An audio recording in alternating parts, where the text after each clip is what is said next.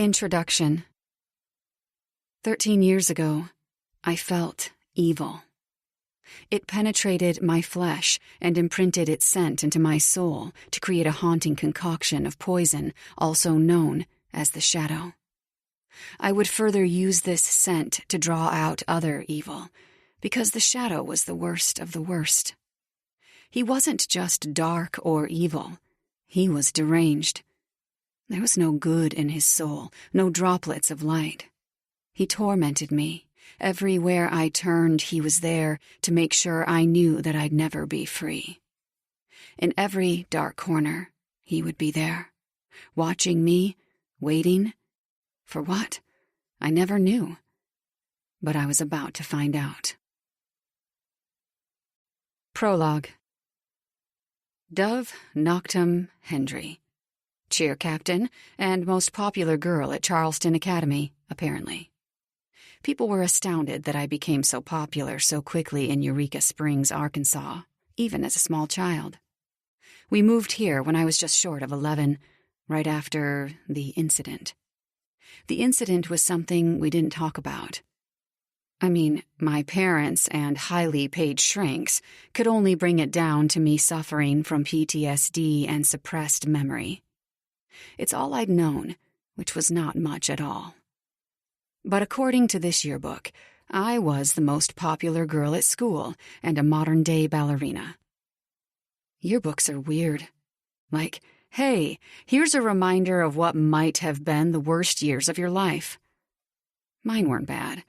They were actually pretty great. I just didn't like reminders in general. A knock on the door pulled me out of nostalgia. "Come in," I yelled, closing the book. My dad was standing at the threshold, his collar loosened around his neck and a smile on his face. "We're thinking of getting takeout for dinner. What do you want?" I fluttered my eyelashes. "Thai." Dad nodded his head toward the hallway. "Thai it is. Come on before your mom starts yelling about your ballerina slippers being left out in the foyer." Mom complained about everything, but she liked to pick even more when it came to me. I was used to it. When you'd been cultivated by the neglect of your own mother, it's easy to acclimatize to the callousness of the world. Her emotional desertion only somewhat stabilized me in a way, making me stronger, and anyway, I was 100% a daddy's girl. Climbing off the covers, I dashed into my closet to pull on my Ugg boots. My mom did nothing but stay at home and work on her garden beds, and my father was into political science. He wanted to run for office one day, probably sooner rather than later. I treaded down the marble stairs, an extra bounce in my step. I had been reciting the cheer that would no doubt take home nationals, so every single step was a dance step. "Come on, kiddo." Dad pulled me under his arm, kissing the top of my head, just as my mom smiled at me, opening the door. It happened fast. Pop, pop, pop. I remembered my dad shoving me behind him and the desperate screams coming from my mom. We all dropped to the ground, my father lying on top of me, his back to my front, shielding me from harm. "You need to run, Dove, run!" Words were caught in my throat, threatening to choke me. The door swung open, and 4 men stood still, all with their guns raised. They were wearing plain black bandanas, and on any other day I would have thought they were street thugs, maybe wanting money, until I noticed a couple of them were wearing suits. The main one tilted his head, and just when I thought he was about to say something, my dad opened his mouth. "Dove is going to leave before you do anything." They seemed to think over their next move, words being silently spoken between the distance of each breath. "Dove." My father leaned up onto his elbow, his eyes coming to mine. A dark pool that's deep enough to spill over his cheeks. "You're going to leave." His voice was slow, hushed, but forceful. I shook my head, not wanting to leave my dad. Not like this. Not ever. "Little bird," he pleaded, tears finally leaking over the edges. "Please." He shoved me back, and the first thing I felt was the warm liquid seep through my clothes and stick to my belly. The first thing I smelled was the strong metal slosh of blood. The first thing I heard was the dying screams of my mother. But the last thing I heard before everything went black was his voice. "We'll be back, Dovey. I'll hear you when you speak. I'll see you where you dance. I'll always be watching you." His voice sounded juvenile, not as old as what I would think they all were due to their size and shadows. Another man stepped into the pact. This one I felt was older. He was wearing a fedora that shaded his mouth, and a cigar was hanging between his lips. "Leave." I felt him in places that I shouldn't have felt. Through foster home after foster home, he was there, existing between the furnishings and oxygen. I could sense him when I thought I was all alone. The shadow was everywhere I was. It existed between what was real and what was in my mind. It tormented me for what felt like all of my life, and the worst part about being tormented by something you didn't know was that you never knew when that torment would end. 1. Present. I was 14 years old when I stopped expecting the world to soften its edges for me and learned to roughen mine instead.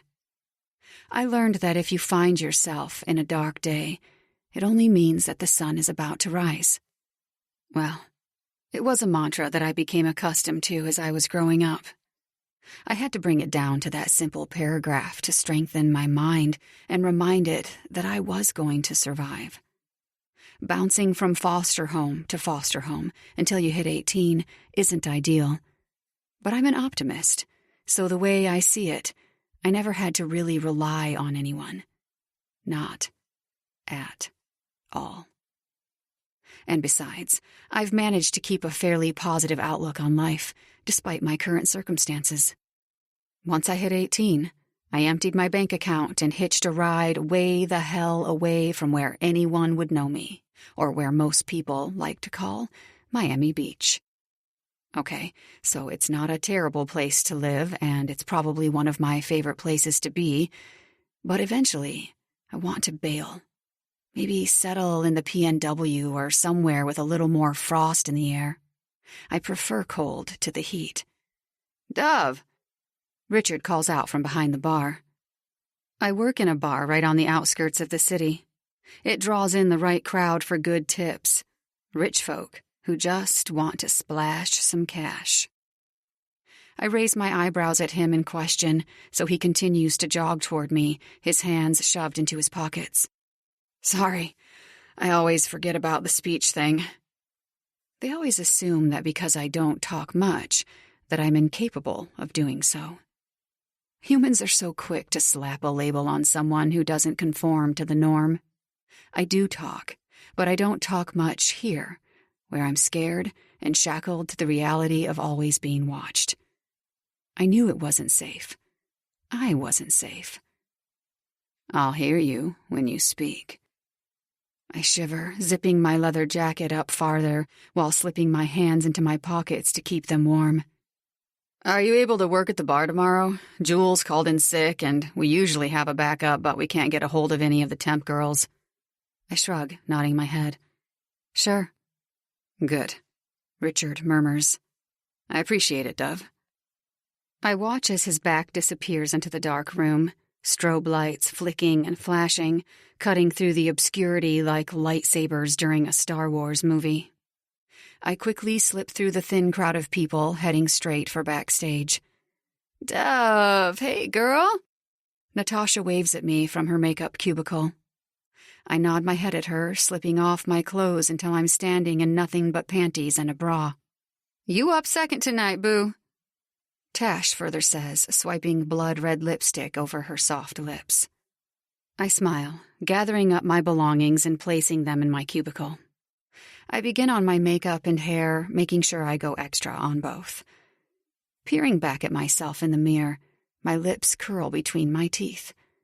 My skin is silky smooth, with a natural tan, and my hair is a deep red. Girls used to be envious of my skin, because it's never seen one freckle or imperfection, and unlike most redheads, I don't burn in the sun. I tan. I pile my hair onto the top of my head and get started on my makeup. Lining my dark green eyes with black liner, I giggle as Tosh begins rapping beside me. It's what she does to warm up every night. I love Tosh, but I feel sorry for her. She has a 5-year-old daughter and a shit excuse of a husband. I know that if she could, she wouldn't work here. I've asked a couple of times why she does, but she shrugs me off as if she's made peace with her fate. It makes me uncomfortable, and we're not that close, so I leave it. 30 minutes later, and I'm ready. I step out onto the stage, all lights cutting out as a single spotlight flashes on me. Clutching the pole in my hand, Voyeur Girl by Steven starts playing. It's the song I always open to. Now it's almost as though the beat and lyrics are inscribed into my bones, orchestrating my fluid movements as I dance around the stage.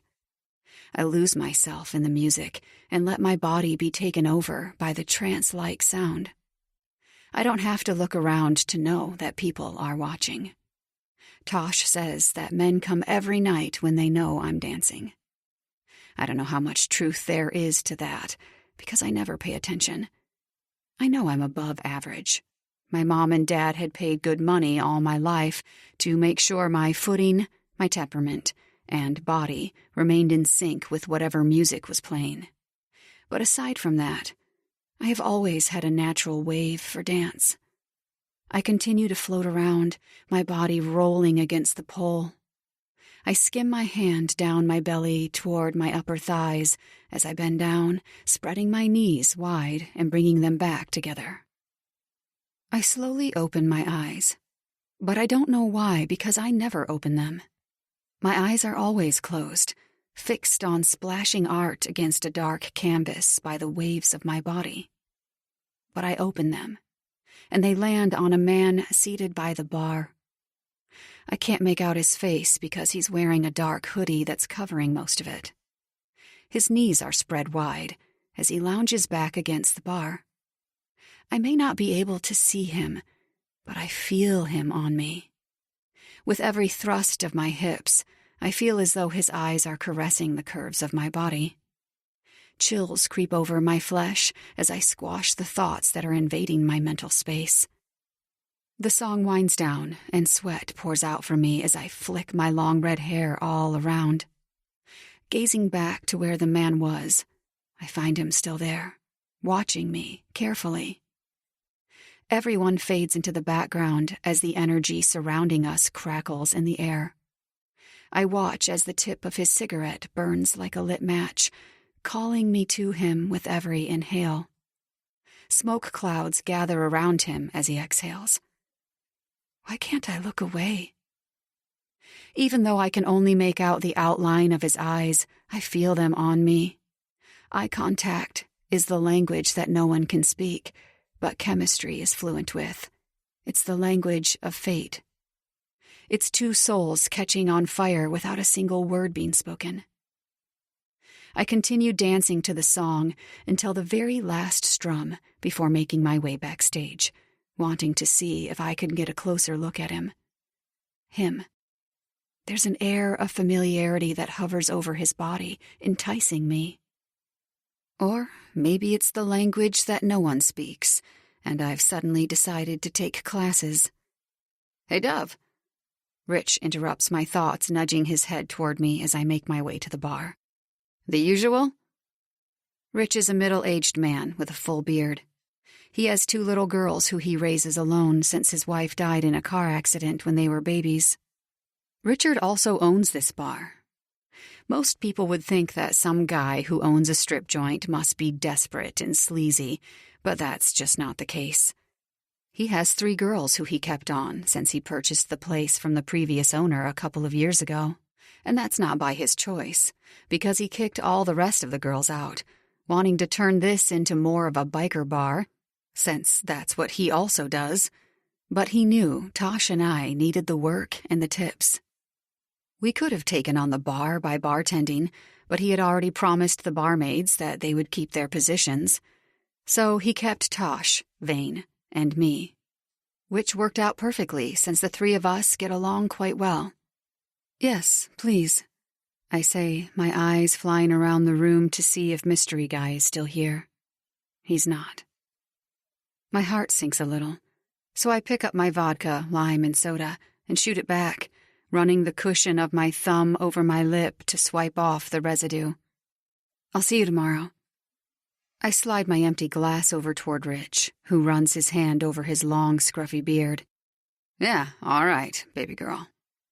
I slip to the back of the bar, toward the staffing area, grabbing my long coat that drops to my knees and buttoning it up. I pull my phone and headphones out of my pocket, swiping through Spotify to find a new song. Something I can maybe sweat out to when I go back to my run-down apartment. I love to dance. It's something that keeps my soul alive and my limbs on fire. Music is the cure to all of my troubles, for the exact minutes that it plays.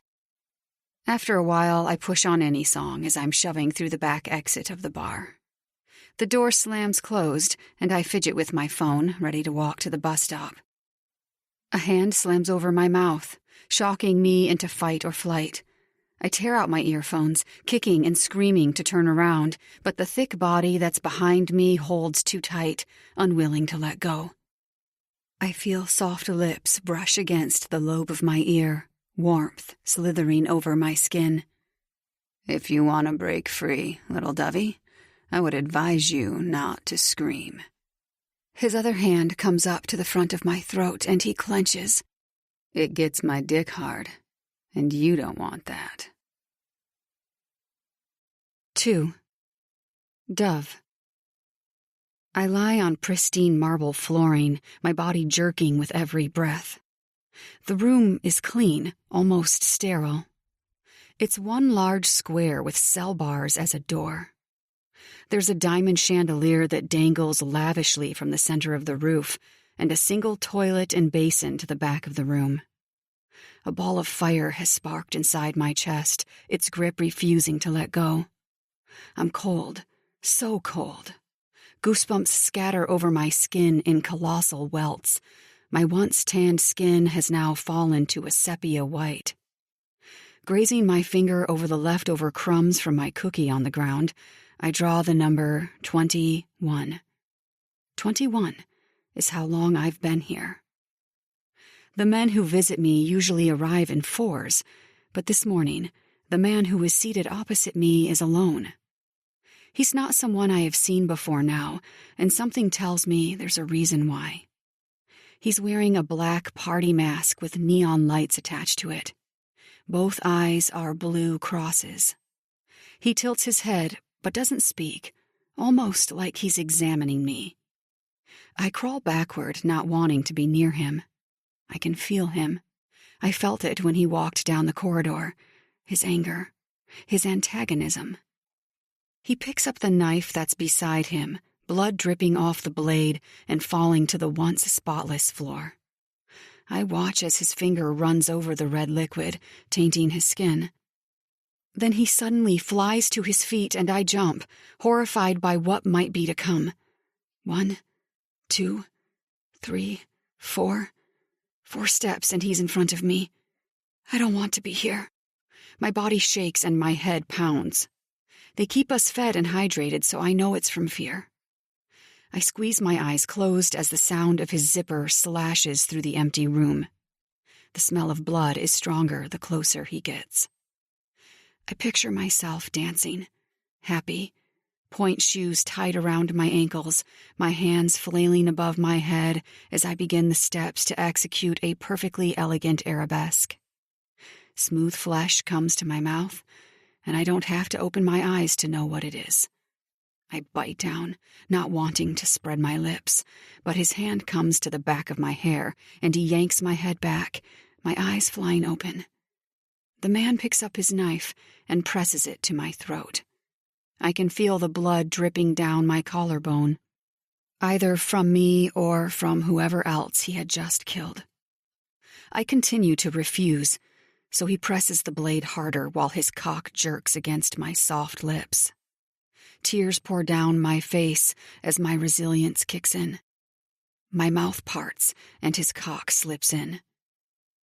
I've never been raped before, never felt forced. Something happens when you've been taken advantage of. It's as though they take some of your humanity and replace it with their odor. His dick slides in and out, fast, forcing himself down my throat. When I bite down on it roughly, he leaves it lodged down my airway, cutting off my breathing. Once he's had enough of me fighting him, he shoves me backward and crawls up my body, his hand cupping my pussy. He shoves through 2 fingers, then 3, before tearing off my shirt with his other hand. With every thrust of his fingers, he takes part of my soul, and I don't want it back. He didn't need to put his dick inside of me to rape me, but I'm still thankful he didn't. This was something else. There was a reason to why he exhorted himself into me by using his fingers only. He had a message to send, and unfortunately, I was going to be the deliverer. Once he leaves, I fall asleep with tears crusted over my cheeks and memories flashing through my head of my father and the Thai food that I never got to eat with him. Soft sobbing echoes around the room, along with snuffling and shuffling of a body. Do you know why they took us? The voice asks, but I don't pay it any attention. She is one of many, one of 21, making her 22. She starts crying again, and I have to fight the urge to tell her to be quiet. The tears only enforce their sick games, I am sure. Do you talk? Actually, I do, but I don't want to reply to your pathetic cries for help. 21 girls have cried. Nothing I do or say can comfort you. I remain still, going over the number until I can see the gray marble that sits beneath the old crumbs. 22, I write. I finally sit up, resting my back against the wall. The girl's eyes come to mine. They're brown, the same color as the floor on which we sit. Her wrists are bruised by the shackles that keep us locked to the walls. Water drips down my back from the crack in the concrete above us. She's pretty, but they all are. You're pretty, she whispers, swiping her long brown hair away from her face. Tears had left clean streaks down each of her cheeks. I don't speak. She tilts her head. I gather we're probably going to die in here. She leans her head against the wall, drawing her long legs to her chest. I want to be nice to her. Tell her that maybe they won't kill her. Tell her that I don't know what happens after this. But I don't know. I never know. They come and they go, and I stay. For 21 girls. Some girls are in here for longer, some only a short time. Time. Something I've lost track of. The sun sets and the sun rises, but my world remains still, confined to these walls that keep me locked inside. I examine the new girl closely. I've noticed how all girls are similar in one way: age. That's as far as I've gotten. I take it you don't speak. She exhales, her head bowing. It's fine. I guess it makes sense in a way. My name is Rose. I'm 20 years old, and up until yesterday, I was a dancer at... I jerk forward, my eyes narrowing. Wow, she murmurs, flinching backward. I don't blame her. I probably looked crazy. But all the girls who have been in here, none of them have spoken much to me. Mainly, they all cry, scream. Then there was the one who tried to claw her way out of the bars on the door, her fingernails detaching from her flesh as blood seeped down her hands. None of them directly blurted their story to me. Were they all dancers? Like me? Maybe. Rose searches my eyes, her face morphing. You understand me? She must think because I don't speak right now that I don't speak English. I nod. She licks her dry, cracked lips. Why did you jump? Are you the same age as me? I shake my head. No, she mutters. I nod. You are. I roll my eyes, getting tired of this. I want to speak. I open my mouth, the words teasing the tip of my tongue gently, but like always when faced with something I don't want to deal with, I choke, and my mouth slams closed. You're broken, Dove. You will always be broken. I shiver, the shadow's voice echoing over my flesh. He followed me everywhere. I woke during the night and swore I saw him lurking in the dark corner of my room. Everywhere I went, I could sense him. Is he here, too? Wait. Rose interrupts my internal meltdown, inching forward. Dancer? You were a dancer, too? My head snaps up, my eyes eating up the distance between us. I nod, my long red hair falling over my shoulders. I lick my swollen lips, wanting to force words out, but they don't come. They never do. But then... Yes. Wait. Her hand comes up to silence herself. You do speak? I chew on my lip. Yes. I just don't like to, and I have issues when I'm faced with unfamiliar trauma. It's a defense mechanism that happens when I'm scared. I shake my head, forcing myself to be quiet. I don't want to sound weak. Rose seems to understand without understanding. My chest begins to flutter. Can I like her? I don't like anyone. Well, I danced at a hip-hop club. For money. Having no family and being broke as shit isn't always fun, but fun doesn't pay the bills. Rose is beautiful. Her skin is a few shades darker than mine, but more on the lighter scale. She's clearly part African American. When she smiles, her straight white teeth beam. I'll go through the dance styles and you tell me what yours was? I nod, excited with the new lead. She eyes me up and down. Ballet? I freeze. Ballet? She asks, smiling. I was right? I shake my head. No. She was right, in a sense, but it has been a long time since I hung up my slippers. Now, I don't dance for pleasure. I dance to live. Literally. Damn, I was sure you looked like a ballet girl. I roll my eyes at her judgment. Okay. She laughs. All right, I know that was bad. Okay, how about hip-hop? I shake my head. No. Jazz. Shake. She raises one perfectly manicured eyebrow. Stripper? I gulp, my lips curling under my teeth. I nod. Damn, she laughs.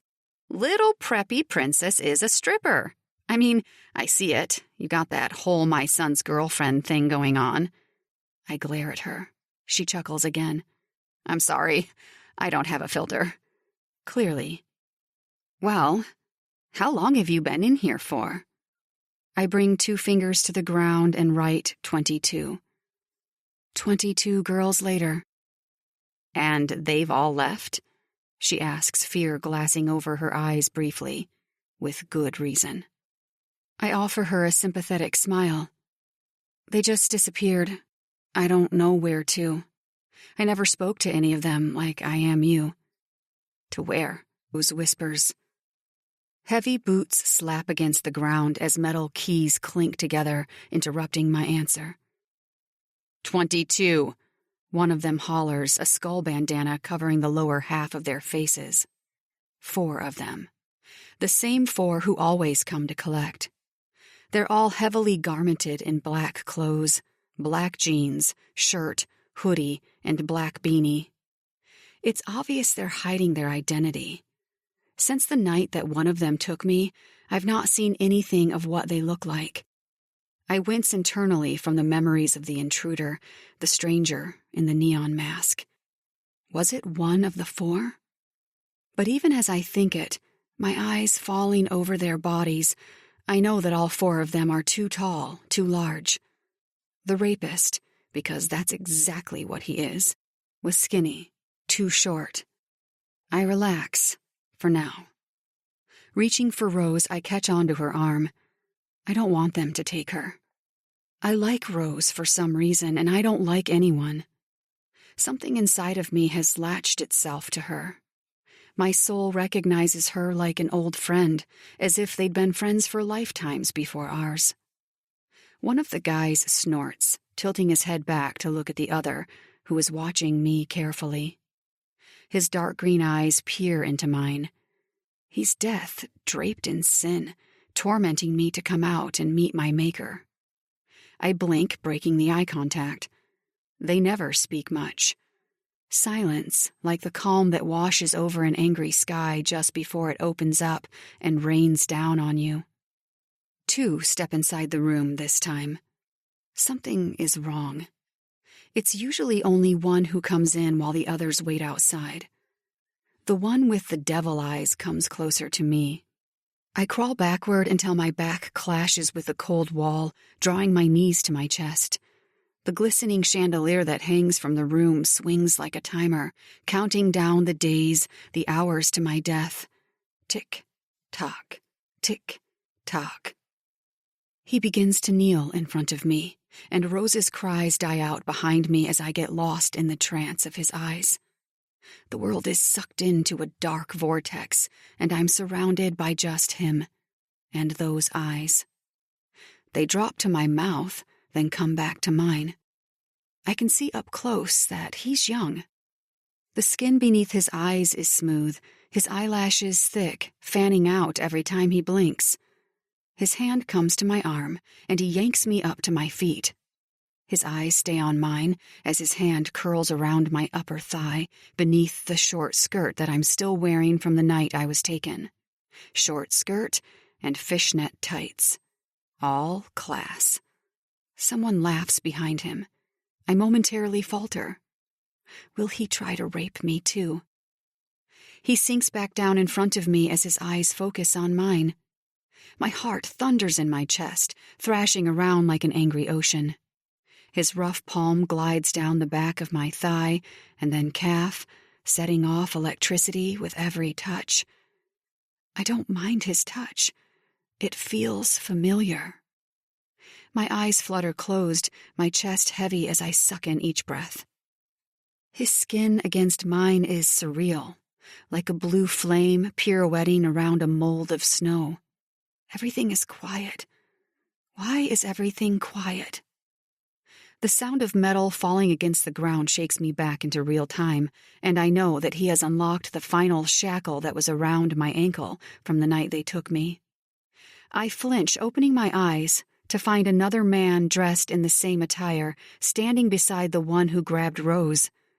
Rose is smirking at me, one perfectly arched eyebrow cocked.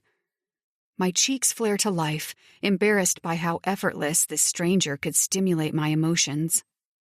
In an instant, he's standing back in front of me, leaning forward until I smell his inimitable cologne, leather and cigarette, doused in honey and then set alight to burn. That'll be the only time I ever get on my knees for you, little dove. His voice is like silk, soft enough to coax, but strong enough to wrap around my throat and choke me.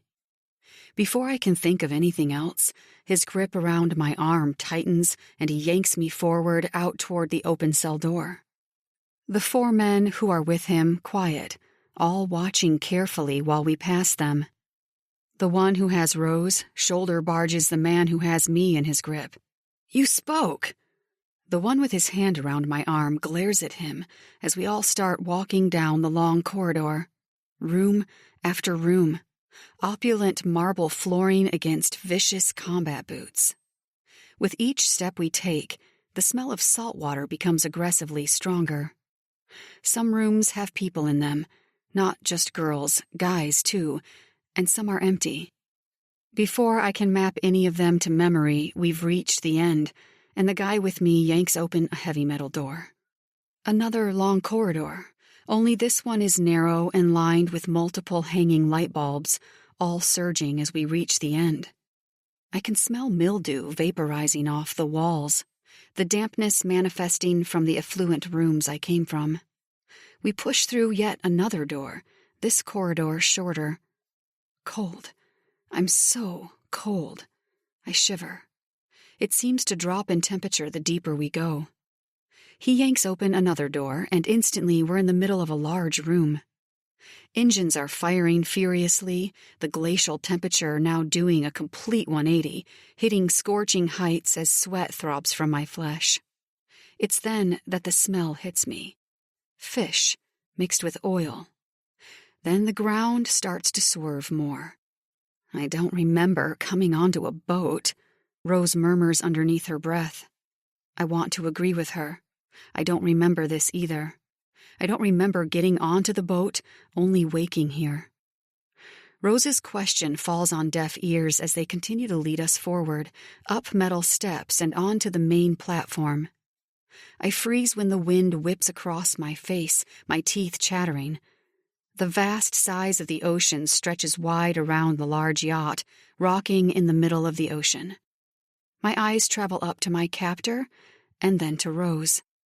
Just as Rose is about to open her mouth, the loud sound of helicopter blades cutting through the air interrupts her. "What's going on?" Rose yells. The chopper begins to slowly lower to the helipad on the front of the yacht, the wind rushing around us in a frenzy. There's a black 7-point star that's on the helipad, with lights flashing on every point. I slowly step back just as the doors open. I watch as all of them, one by one, remove their bandanas. 4 guys. 4 very young guys, probably around my age, maybe a bit older. I scan them closely. The edgy one who has taken it upon himself to attach himself to me has thick brown hair that looks naturally ruffled, as if he doesn't give a shit what he looks like. His eyes are as green as tainted jade, and his skin is so annoyingly flawless that it bothers me. His shoulders and arms are a vivid display of how hard he trains at the gym, and he must stand at least a foot taller than my 5'4" I've decided I'll call him 1 until I know his name. 2, who I gather is the big mouth in the group, judging by his smirking face pointed directly at 1, has dark brown, messy hair and bright blue eyes that dance in mischief. His eyes remind me of Atlantic ice. I'm not sure how to take him for now, but I shall call him 2. The third, now named 3, has black hair, is brooding, and looks almost bored with everyone's existence, like us breathing the same air as he is an insult. He has a sharp jaw, a straight nose, and a little cleft that's indented into his chin. The final boy is glaring right at me. His eyes are like whiskey, and every girl is probably parched. He has a square jaw and larger lips, with tattoos sneaking out from beneath his collar and up his neck. It's obvious that he's beautiful. They all are, especially 1. 1 pushes buttons inside of me that I didn't know I had. Without saying a word, he's saying a lot. 1 tugs on my arm, leading me toward the helicopter and rudely interrupting me from my observations. They're all tall, with 1 being the tallest. They're all lean, with 4 being the biggest. "Get in." 1 points up the little steps to the sleek black chopper, and I abide. It's not like I have any other choice. "If you haven't figured out yet, this is your lifeline." I try not to look at him for too long because he's pretty. If you can even call someone like him pretty. There's a fine line between pretty and scary, and 1 uses that line as a tightrope. It's not just his appearance either. It's the way he carries himself and takes charge. You just know a true alpha when you see one. They don't need to bite because their bark is more like a roar, terrifying enough to scare away anyone who comes near. Rose glares at 1 as she takes her seat opposite me. "And if you haven't figured out, she doesn't speak much." 1 kicks his foot out. "You assume I don't already know that." His finger hovers over his phone as his attention comes to me. As soon as the chopper begins to lift off the ground and the other 3 guys are seated, 1 opens up his phone and the rest of us fall into a long, stretched silence. We descend onto a helipad that's in the middle of a large field. This helipad has the same 7-point star as the one that was on the yacht. Interesting. There are large green shrubs that surround the helipad in one circle, blocking every view of the giant mansion I noticed on our way down. As soon as we land, one opens up the door, and I follow closely behind him. He looks between Rose and me, his face placid. "Will you follow my instructions carefully?" 2 chuckles, licking his lips and standing beside 1. "You think they got it in 'em?" 1 glares at me. "No." Rose's hand comes to mine, and I give it a little squeeze. Doesn't do much for reassurance, but at least I know she's beside me. A stranger can fill the void of a gaping hole that panic punched into, so for that, I'm thankful I have her beside me. 3 and 4 remain behind Rose and me. "Answer me," 1 demands, his eyes strong as steel. "Will you follow instructions?" "Yes," Rose hisses. 1 steps forward, and it's then I realize he's coming closer. His dark shadow expands like an umbrella around me. "Dovey, if you don't abide by the rules that will be set out for you, there will be consequences." I don't answer, my eyes flying across the grass as if I'm in search of something, anything. Maybe what I'm searching for are the words that flutter over the tip of my tongue, threatening to slice him across the neck. I flinch when his finger wraps around my chin, tilting my head up to his.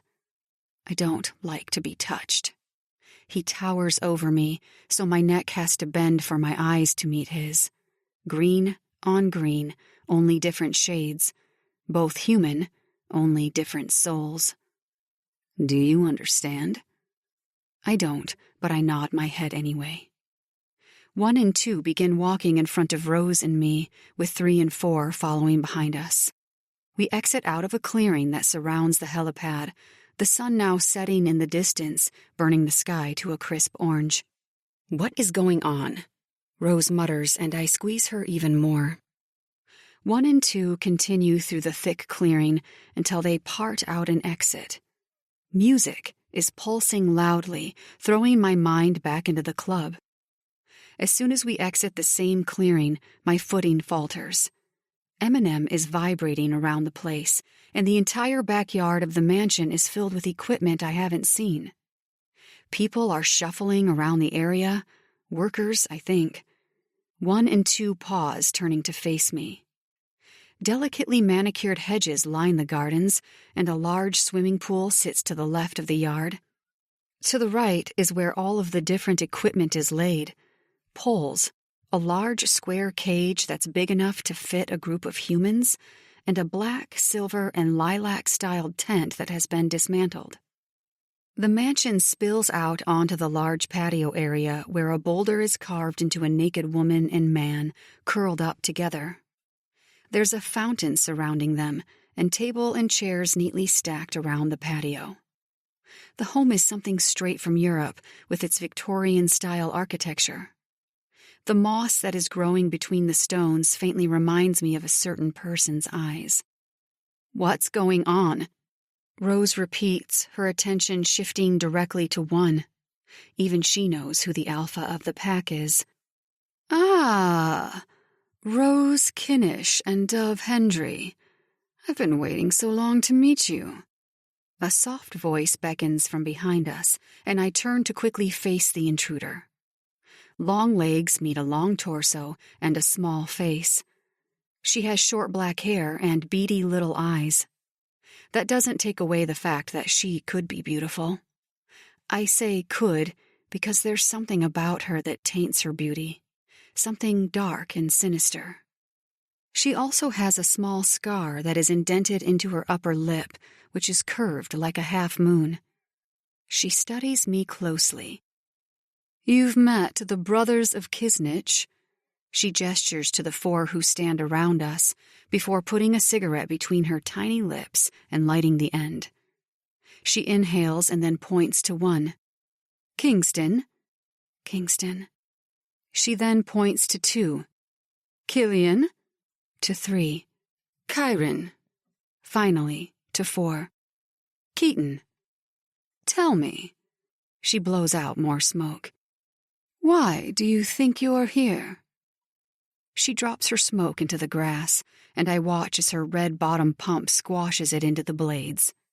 She steps forward. I have to fight the urge to retreat back. When we don't answer, a small smirk glistens over her mouth. Interesting for you, she points to Rose. Not so interesting for you. She comes back to me. Why are you telling us this? Rose interrupts. Her eyes clip to Rose. Wouldn't you love to know? She continues. I run a show, and I only have the best of the best, but the art in which we gather our performers is different to how others do. I like my performers broken and unamendable, but of the purest construction. Her eyes shift to Kingston. Or, just emotionless, I gather machines, not humans, and I orchestrate them in becoming money-making puppets. I want to say that I'm not a puppet. I want to say so much.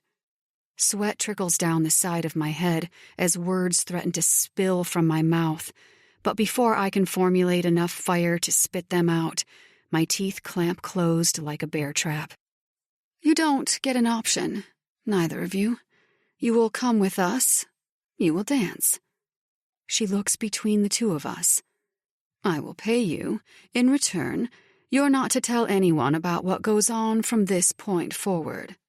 You sign the dotted line, and Midnight Mayhem owns you. You never walk away. You never have that option. Her eyes once again fly between us. Do you understand? You cannot have a life outside Midnight Mayhem.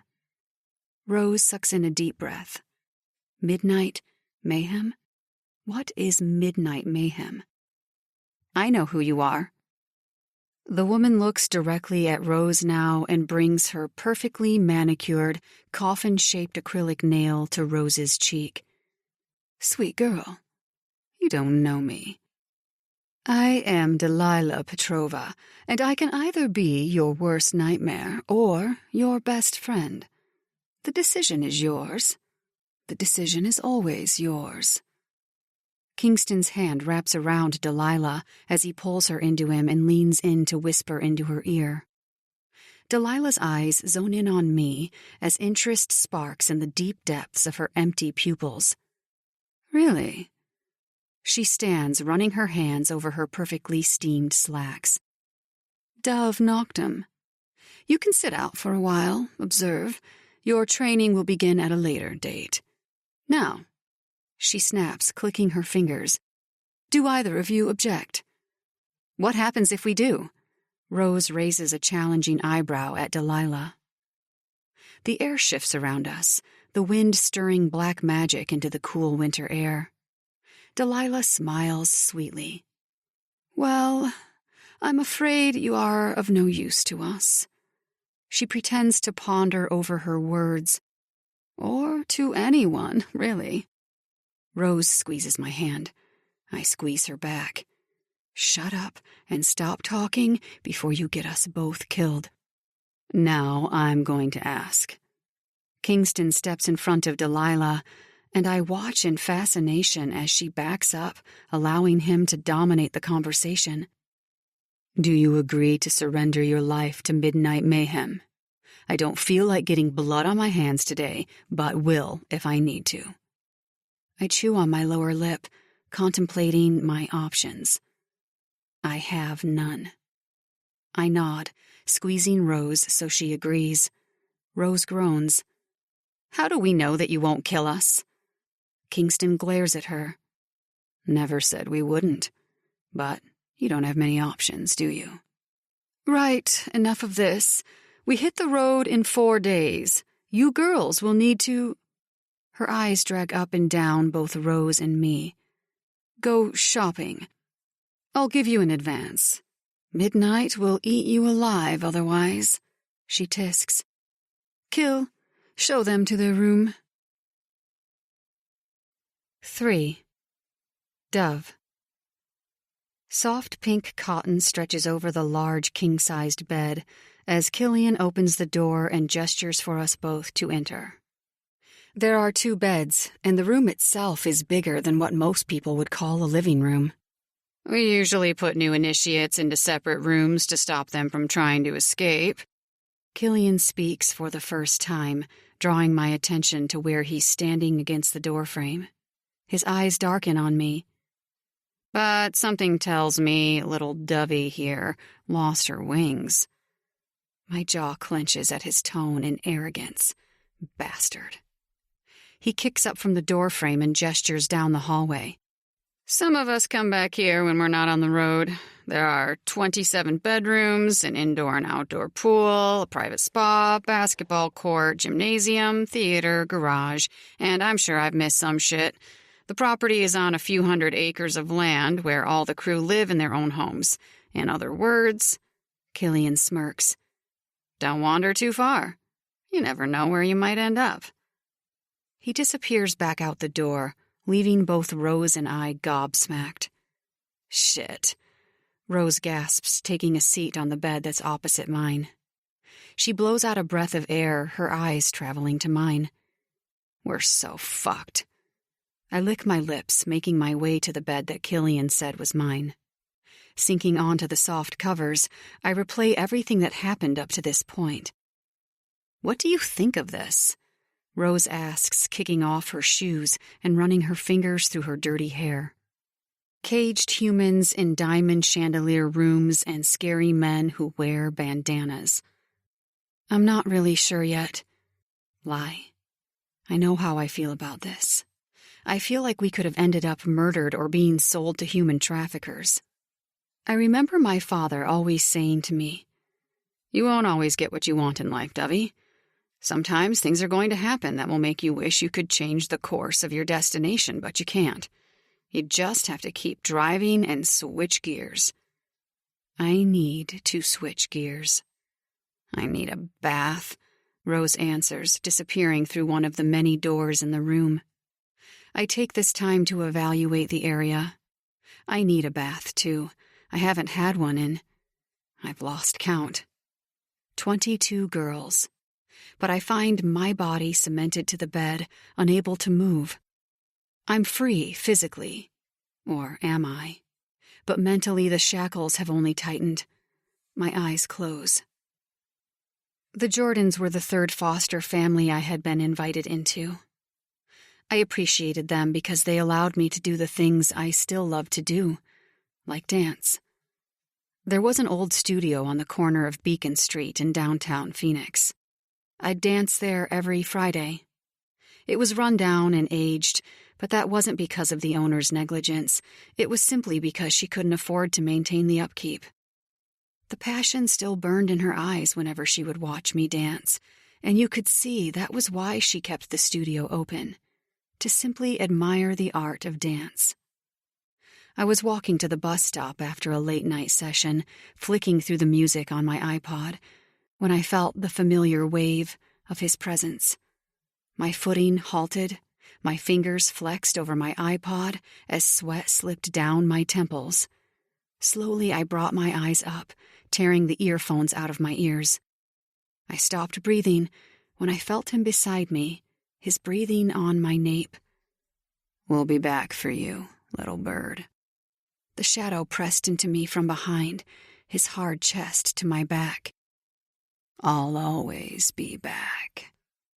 I suck in a breath at the familiarity of the voice. Do I know the shadow? The more the voice replays in my head, the stronger the familiarity. Or maybe I've just heard his voice and words so much that I've started to think that I know him. Once Rose is out of the bath, I slip in and remove my soiled clothes. Clothes that I never thought I'd be rid of because they were stuck to me like a second skin, rotting into my pores and leaving their stale stench embedded into my bones. I give the tub a quick wash before filling it up. There are delicate soaps sitting on a small table that's beside it. a copper bowl filled with bath bombs and salts, and a monstrous-size glass Chanel Chance perfume bottle sitting on the bathroom counter. The walls are a clean white, a complete contrast to the people who live here. The tiles are a deep mahogany red, an interesting choice, I think, but it only intensifies the opulent ambiance of the overall house. I drop one of the bath bombs into the water and watch as it fizzes, filling the room with sweet aromas that have me sighing in release. I quickly dip into the bath, wincing as the hot water drowns my sins away. Stings pinch at my skin from the temperature, biting me all over my flesh. I duck beneath it, my hair floating in the water as the world silences. Everything is so quiet when you're underwater, like you can block out the world and be alone with your thoughts. Thoughts I don't necessarily want to be alone with. I pop back up, brushing the hot water away from my face, scrubbing away the excess from my eyes. I jerk up when I see Kingston at the end of my bath, glaring at me. I should scream. I want to scream. I can't scream. Instead, I sink farther into the water in hopes that the purple dye from the bath bomb hides all the parts I would rather he didn't see right now. I clear my throat, trying to find another word for what the fuck are you doing in here that won't get me killed. His jaw tenses. I can see the muscles on either side flexing with each clench. His eyes are dark, moody, and brooding, and I'm every bit intimidated by this man. Can I help you? Can I help you? The first words I speak to him, and there can I help you? His top lip curls slightly, his eyes dropping to my lower body. Undecided. What are you doing in here? I clench my thighs closed further, in pure paranoia that he can see beneath the dyed water. He stares at me, dropping all of the dead expressions that he had on his face just seconds earlier. What's your name? What? I exhale, puzzled by his question. What's your name? He repeats, his expression remaining the same. Dove? There's a long stretch of silence before he kicks up from the tub. Everything slows as he passes by me, his smell drowning the sweet scent of my bath. I'm confused. He pauses right beside me, and I look up at him from my position. He's studying me, but I can't understand the method in which he's learning. Good. Oh, and Dove? Lock your fucking bathroom door. Then he disappears, and I sink farther into the warm water, watching as it caves over my skin. I don't know if I'm reading too far into things, or if I'm right in the way I feel about Kingston. I don't know if it's from my past terrors that are threatening to rise to the surface. You see, when I was a little girl, a shadow chased me, an entity. Instead of stepping out from behind it to feel the sun against my skin, this shadow ruined every expectation I had of seeing the light. 4. Dove. After a long day shopping with Rose on the advance Delilah gave us, and exploring the mall that's nearest to her mansion, we found ourselves in the tent, stretching out our bodies and warming up. I've noticed we've had a guard beside us today, guiding us where we are to be without telling us where we need to be. Every now and then, he'll speak into a little headpiece and then direct us to where we are going next. It works for me because otherwise we would both be wandering around aimlessly, but hopefully it's not going to be a forever thing. After Delilah said that I wouldn't have to perform yet and that I'd sit out for a bit, I thought that meant training too. Judging by the gray sports bra and gray sweats that I'm now wearing, I was clearly wrong. You good? Rose asks, lathering her body with scented coconut oil, one eyebrow quirked. I lick my lips and brush my long red hair into a high ponytail. Yes? The door slams open behind us, and I turn quickly to see who's entering. 3 girls waltz in, and I don't even get a chance to inspect any of the others because the blonde ringleader snatches my attention first. Her long wavy blonde hair hangs to her tiny waist, and her tattoos float up the side of her ribs, up her left breast, and come down her left arm. She has tight, tanned skin and a bitch face that makes you want to either punch it or sit on it. She stares me up and down. Ew. Punch it. My eyebrows immediately shoot up, surprised by her obvious hostility. Just as I open my mouth, Rose steps in front of me, her arms pushing me back. We got a problem, princess? I tap Rose's arm to move her. I can fight my own battles. I don't need her to do that for me. But Blonde One and her minions slide past us and make their way behind the makeshift curtain. From my understanding, Delilah has something set up in the back of her mansion. A tent dipped in black with the softest lilac trimmings. No signage on this one. I got the feeling that this was purely for practice or training. Hey. Rose's hand comes to my chin, tilting my face up to hers. I like Rose's eyes. They're gentle, soft, just like her soul. She has a small heart-shaped face and a petite body to match. Over the past 24 hours, I've been asking myself how I would have lasted these past couple days if it weren't for her. You okay? Resilience is absolute when you've had your life ripped away from you at such a young age. But finding a person who takes some of the tension that the world has given you and slaps on some armor, ready to square up against your enemies, is an irreplaceable friend. Yes, I nod, smiling. I'm fine. I will beat that bitch straight in the mouth if she becomes an issue, and I don't give a shit who she is. I stretch my neck, letting Rose's ranting drift into white noise as I try to focus on the task at hand, getting through tonight alive and not messing up my steps. I roll out my shoulders, inhaling and exhaling through each stretch. What do you think they'll have us dance? Rose shrugs, brushing the wand of her lip gloss over her lips. Not sure.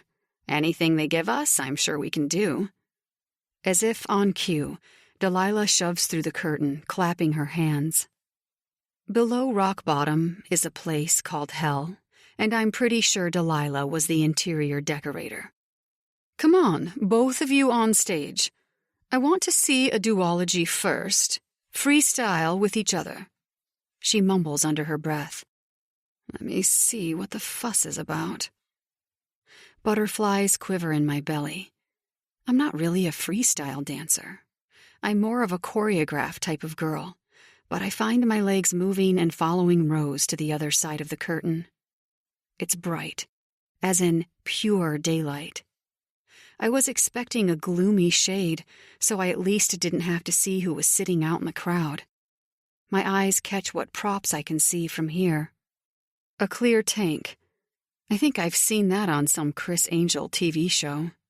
A gymnastics balance beam? The trapeze equipment? 3 massive rings connected by long metal bars. I can imagine what that's for. I've seen it before. At least I've seen something similar to it, but this one looks different. A couple large hula hoops. 4 black dirt bikes with a Harley-Davidson emblem on them. Dove! Delilah snaps from the front seats, ringside. When you're ready.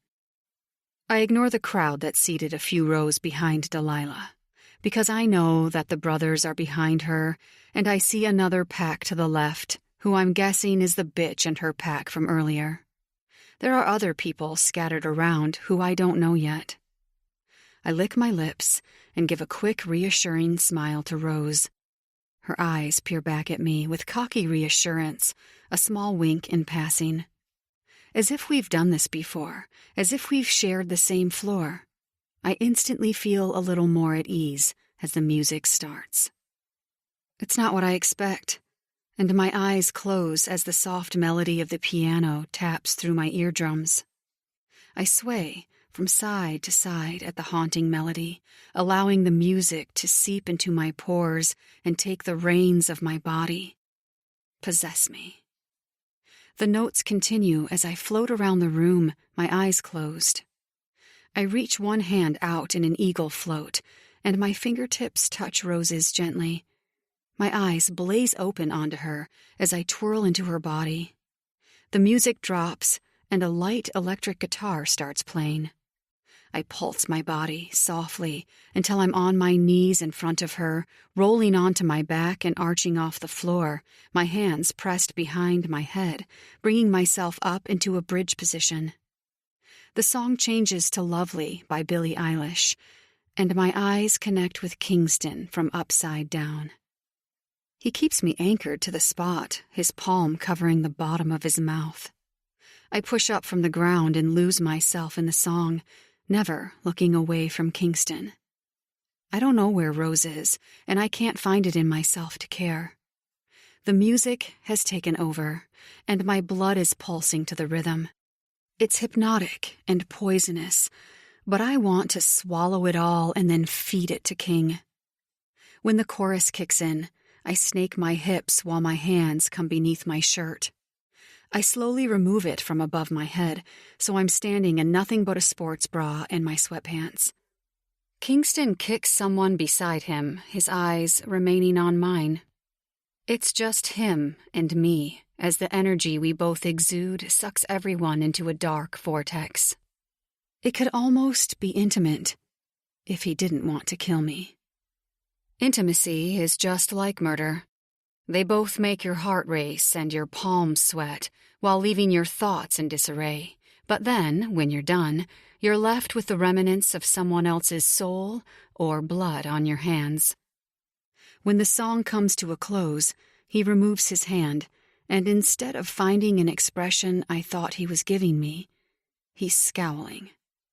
He pushes up from his seat and storms out of the tent. The music cuts, and I freeze. That vortex we sucked everyone into, now cracked open. I didn't realize Delilah had stood up until she says, "Wow." She's almost directly in front of me, her head tilted. I step back, searching for Rose. "Where's Rose?" Delilah waves me off. "Don't worry about her. She's going to a more suited position."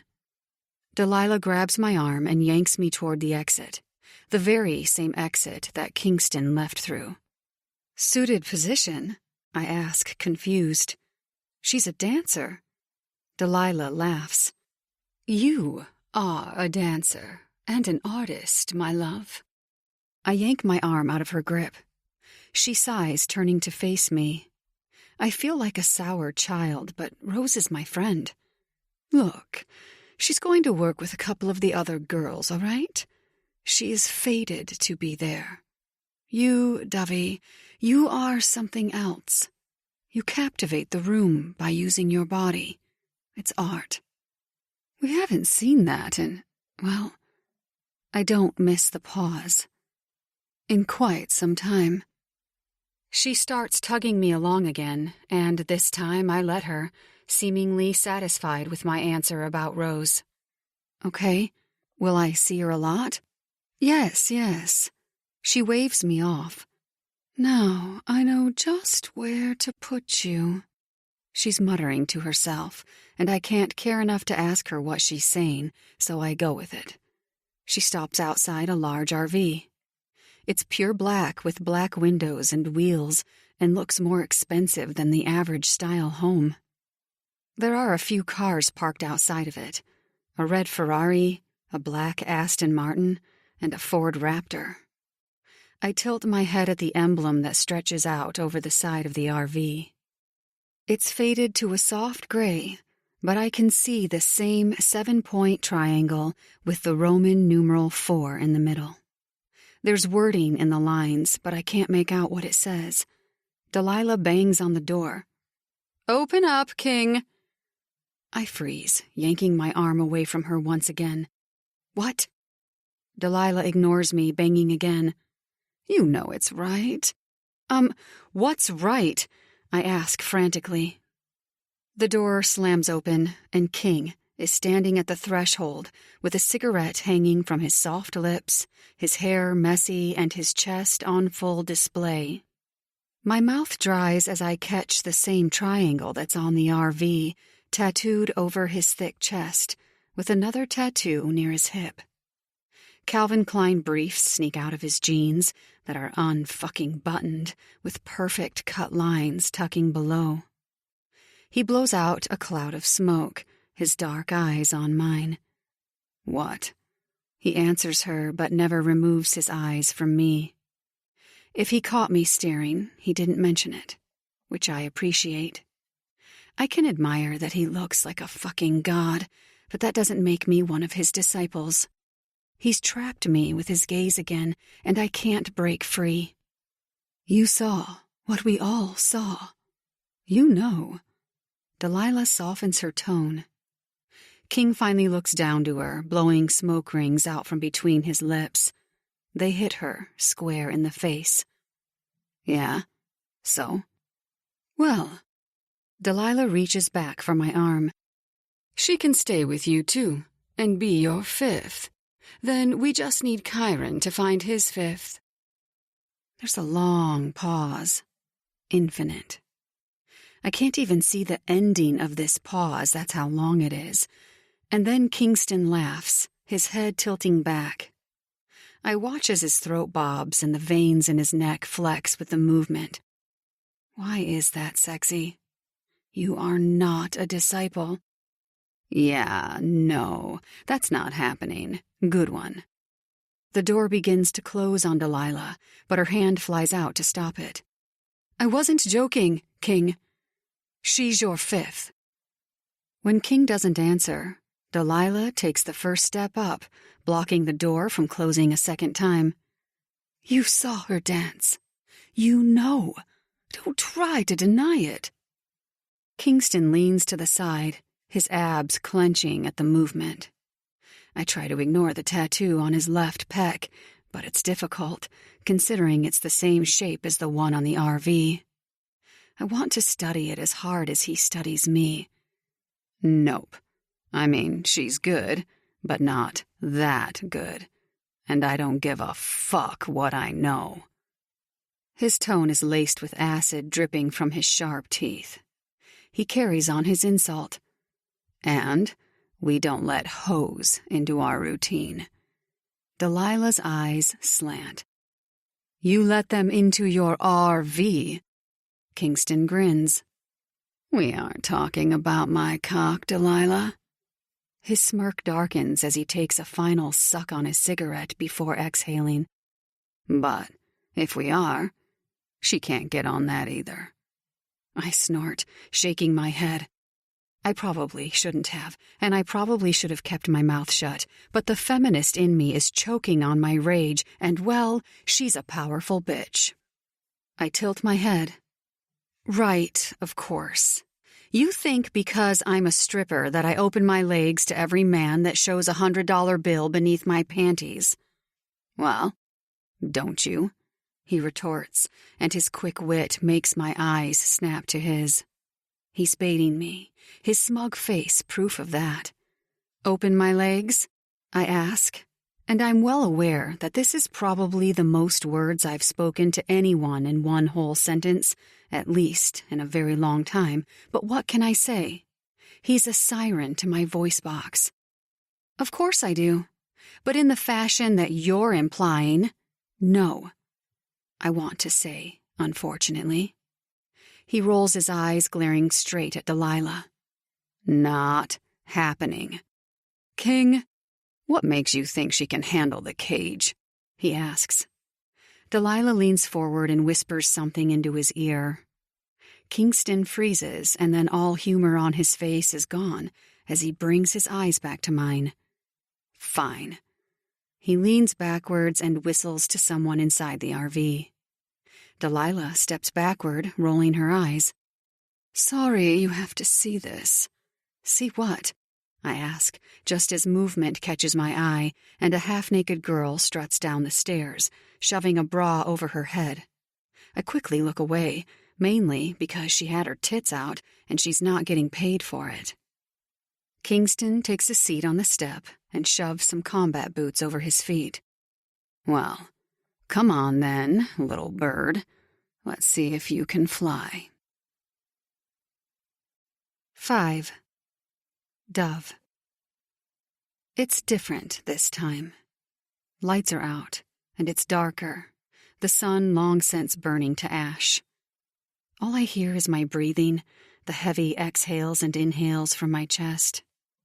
I run my palm over my legs in an attempt to swipe the sweat, but that's all just an inner ploy to distract myself from the fact that I'm standing in the middle of a makeshift stage in the pitch-black night with no idea on what is about to happen to me next. I close my eyes and lick my lips, focused on my breathing. If they wanted to kill you, Dove, you'd be dead. Chill. The first thing I feel is the sand beneath my shoes vibrate. The first thing I hear is the clinking of metal, and the first thing I think to myself is, what the fuck have I gotten myself into? Breathe, little bird. A voice whispers over the nape of my neck, sending chills down my spine. Something covers my eyes and is being tied to the back of my head. We're not going to hurt you. Much. That was a different voice, and I turn in an attempt to chase the owner, but I'm met with darkness everywhere. I can see a spotlight through the blindfold, but it's not clear enough to make out who is around me. Fingers drag up my arms, setting off goosebumps. I flinch away. Someone chuckles, only this chuckle I recognize. What's the matter, little dovey? Kingston starts, and then he leans forward, his lips skating over the back of my ear. Don't like shadows much. I still, my blood turning cold. What? I whisper, reaching for the blindfold, but someone halts my movements by forcing my arms to my back. Cold metal from the handcuffs latch around each wrist. What did you say? He ignores me, and I'm being pushed down to my knees. Did he just say the shadow, or did I imagine it? It wouldn't be the first time I've imagined myself into thinking the shadow is present or has whispered something into my ear. It usually comes during a nightmare, but I'm almost certain Kingston just said what I think he did. Regardless, he's obviously meaning the shadows that I see through the blindfold. My paranoia will kill me one day. Stop! Delilah yells out from somewhere. I didn't say perform one of your acts on her. I said incorporate her into the act. First of all, I think that's Killian. How are we supposed to incorporate her into it without showing her what it is we do, Dee? Silence. Because we can save that for her first night. We don't give swimming lessons. We throw people into the deep end and hope they can swim. I pull on the cuffs. Can someone take the blindfold off? No. Kingston growls out. Goosebumps stand to the surface of my skin. Well, can you remove the handcuffs? I need my arms to dance. My wrists are set free as quick as they were locked. You're right. Delilah finishes, and just like that, the blindfold is torn off my eyes. We can't have her in there without knowing what to expect. She eyes me up and down, and I squirm. I don't like Delilah, nor do I trust her. We will wait until we're on the road. For now, she says to me, a smirk on her mouth. Make yourself at home. Get to know people without getting to know them too well, and, for the love of God, Dove. Her fingers wrap around my chin, directing my face up to hers. Don't get yourself killed. She pats my cheek and smiles sweetly before stepping back and looking out to the audience of performers. We leave tomorrow night. First stop is here, New York. She starts walking away when she grumbles. Hopefully we can find another Beatrice while we're at it. When Delilah is out of earshot, I turned to face Kingston and the other 4. Want to explain to me what it is that you do so that I can at least get a feel for it? No, Keaton says, turning to leave behind Delilah. 6. King. She can't be your 5th. That's too close. Keaton kicks out his legs, lighting up a cigarette. My finger continues to caress my upper lip as I watch all 3 of them. I see where they're coming from, but at the same time, it makes my task easier. He's right. She can't. I mean, she's good, but you haven't had a 5th ever, Kyron argues. What the fuck? How can none of you see what I see? You all need some glasses or have something to tell me? That girl dominates the room when she dances. You're telling me that that's not his 5th? Killian, being himself, is fighting for the girl. Good for her. She'll need all the fans she can get. But that still doesn't argue the fact that I'm going to destroy her. I clench my jaw. Their bickering is balancing on my last nerve. I know it's my last because I used up all the rest of them when Dove walked up in here. Once, twice, and have you ever seen someone as fucking hot as her? The doe eyes and dark red hair. I'm fucking digging it. It's the same color as my Ferrari. Killian still won't shut the fuck up, and he's managed to now introduce his pride and joy. Enough, I growl, glaring at Killian. The fact that he's the first one to have his balls in the palm of his hands over this chick isn't surprising. I don't want her in my space any more than any of you, only for obviously different reasons. Keaton shakes his head, his fingers diving into his thick mane. Why didn't Delilah put her in Midnight? They could do with another. Because Midnight has Rose, and Dove is too advanced for them, I answer fluidly, needing either a joint or a glass of something strong to take the edge off. I kick off my bed and make my way to the front of the RV, where Justice is sitting in the driver's seat. Why are you on the chair already? We don't leave until tomorrow. Justice is our driver, and when we're on the road, he bunks with us. Our RV is the biggest one out of the Mayhem family, so he fits into our dynamic easily. He's older than the rest of us, hovering in his late 30s. There have been rumors going around about him and Delilah for years, but he denies it all. I'm not a dumb motherfucker, though. I can smell the pussy on him some nights when he rolls into bed. We have 4 bedrooms in here with a small 5th should we need it. And by 5th, I mean it's the room at the very back of the RV with nothing but a bed inside and a curtain to keep it separated from the rest of the RV, which is where Justice sleeps. Didn't you hear? Justice teases boldly. Why the fuck are you smirking? I narrow my eyes at him. Just as he opens his mouth, there's a loud knock on the door. I'm still glaring at him as I back up and pull it open. What? I snap, finally dragging my venomous glare away from Justice and to, what the fuck do you want now? Dove flinches. If I were a better man, I would feel a little guilty about it, but I'm not. I'm not even in the vicinity of a better man, and aside from that, why does she always look so broken? You fucking know why. Sorry, she murmurs, licking her lips. I have to. Her voice drifts into the background as I take in what's in her hands, a small suitcase. Justice chuckles from behind me, squeezing my shoulder. Good luck. You're gonna need it. I watch as Justice disappears into the distance with his bags before I bring my eyes back to Dove. You're fucking kidding me. I slam the door wide open and step aside to let her in. She takes the steps up, and when her feet land on the final one, I tower over her and lean into her ear as she passes. Well, well, well. Look who's going to be sleeping with monsters. She pulls away from me just as Killian walks his overconfident ass down the stairs that lead to our rooms and bathrooms. Hey! He smiles at her, his arrogant face lighting up when he spots her. She ignores him, turning to me. If I gave a fuck, I'd be a smug bastard over that, but I don't. My fucks are with my last nerves. I point to the back of the RV. Your room is down at the end. Bathroom is to the right and the kitchen is to the left. Seating is here, and there's a bar, but that's upstairs where you are not welcome. She nods. Sure.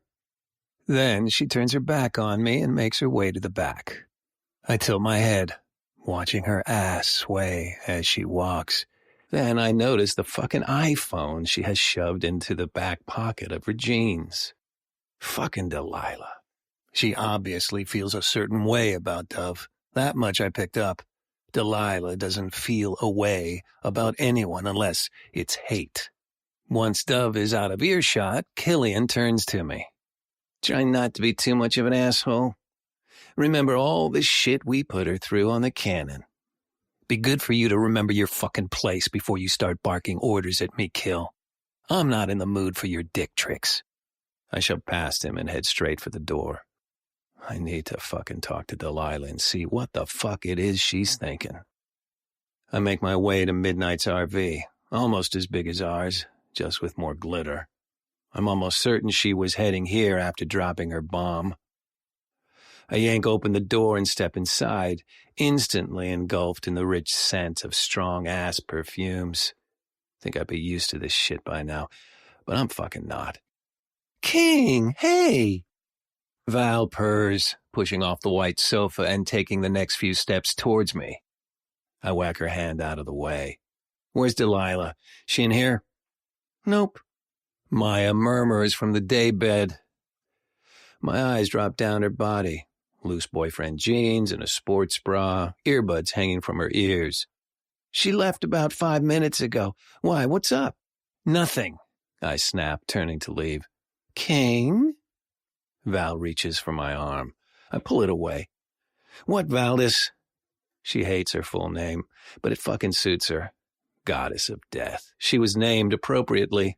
Never mind, she mutters, sulking. I slam the door once I'm back out in the open. She should know better than to try any bullshit with me. I care about very little, and I like it that way. Usually, we'd be all in our houses, but because we have an early departure in the morning, we're already in our RVs. All of us have homes built here, in our suburb, but we also own houses in other places. Aspen, LA, Australia, Rome. We always have a place to go when and if we ever need it. I go straight for Delilah's RV, bypassing everyone else's. Pure white crystal chandeliers hanging from her roof. All of that type of shit. Swinging her door open without knocking, I catch her mid-walk. A silk robe on with white and pink lace panties and bra. She leans back on the counter, her robe spreading open wider while tilting her head. What have I done now? You know what the fuck you've done. This isn't part of the deal, Delilah. You don't run boss bitch on the brothers, and you damn well know it. Get rid of her. Delilah's eyes slant. It's interesting that you want her gone so bad, King, considering who she is. I chuckle, licking my bottom lip. I don't give a fuck who she is. We don't need another fifth. She can do one show with us, one. Put her on the fucking Chinese poles for all I care. Delilah's eyebrows raise. Really? Interesting. She brushes me out, closing the door slightly. I'll take that show, King. But mark my words, you'll find that she is the missing piece you've needed. I slam the door myself, frustrated with how things have slightly altered. Pulling out my phone, I dial my old man. I'm calling a huddle. Your brothers will all meet us there. My father said. Loosening the tie that was around his neck, he tossed it onto the kitchen counter. My office in an hour. And King, he muttered, gaining my attention. Get rid of that sad fucking face. He disappeared out of the kitchen, and I silently flipped him off, spooning another serving of granola into my mouth. Dad calling a huddle wasn't unheard of. Midnight Mayhem was back in New Orleans, so that meant pack huddle. Most kids would be fucking ecstatic to be home to see family. Nope, not fucking me. I wanted back in my RV and back with my brothers faster than anyone. I hated this time of year. 3 days before Halloween, it brought back heavy reminders of bullshit that I didn't need reminding of. I emptied my bowl into the sink and put it into the washer before making my way down to my dad's office. It dripped in opulence and power. You walked into my father's office and you knew a bad motherfucker owned this joint. And he was. The worst. My father was the head of the Romanian mafia, and so was my grandfather and his grandfather, and so on. We had tight alliances, but our strongest was and always would be with the Russians, or more importantly, the Romanovs. Vladimir Pakyan Romanov is the Kristiny Arts of the Russian Bratva. He's also my father's oldest friend. I kicked the door closed as I entered, surprised that Kill, Kai, and Keaton were already seated with their fathers behind them. What's going on? Do we have another task? I asked, looking pointedly at my dad. I fucking hope so, because I'm in the killing kind of mood. Dad leaned over, pressing the palms of his hands against his executive-style mahogany desk. Just a quick one, before you're back on the road. I watch as he reaches for a Brazilian cigar from the humidor and places it between his teeth. You might need a distraction. 7. Dove. After folding all of my new clothes and putting them away in the small dresser that's hidden in the closet, I flop back down onto the bed and look around the small room. There's nothing to it but a bed and a marble door that leads to the closet. I'm at the back of the RV, though, so the entire back wall is glass. I'm guessing it's tinted so people can't see in, only I can see out. The bed is my favorite. Wide enough to fit 5 people comfortably, and plush enough to liquefy your day into dreams. I have to admit, even being around all of the extravagance of the mansion and the riches of the atmosphere, I'm still taken aback by this RV. I originally came from money, so I know wealth when I see it, and this is wealth. These boys are rich, and every single person who performs in Midnight Mayhem oozes lavishness. I see it. This isn't a normal carnival-type vibe. There are no ex-cons or drunks. These people aren't on the road to run away from something or someone. They're on the road to chase people for the fuck of it. They're here to make the mundane feel exotic, if only for a couple hours. Sighing, I pick up the new phone Delilah bought and set up for me, and open up a Google search. I've been thinking about Delilah and how I feel about her and Rose. Whether or not I should confide in them with what happened back on the yacht with the neon-masked rapist. I want to. I feel dirty and violated from what he did to me, while knowing it could have been much worse. But another part of me doesn't really know if I can trust anyone to confide in yet. No matter how close Rose and I are becoming, I'm still not comfortable enough to talk about it. I'll deal with it on my own, and then allow people in when I'm ready.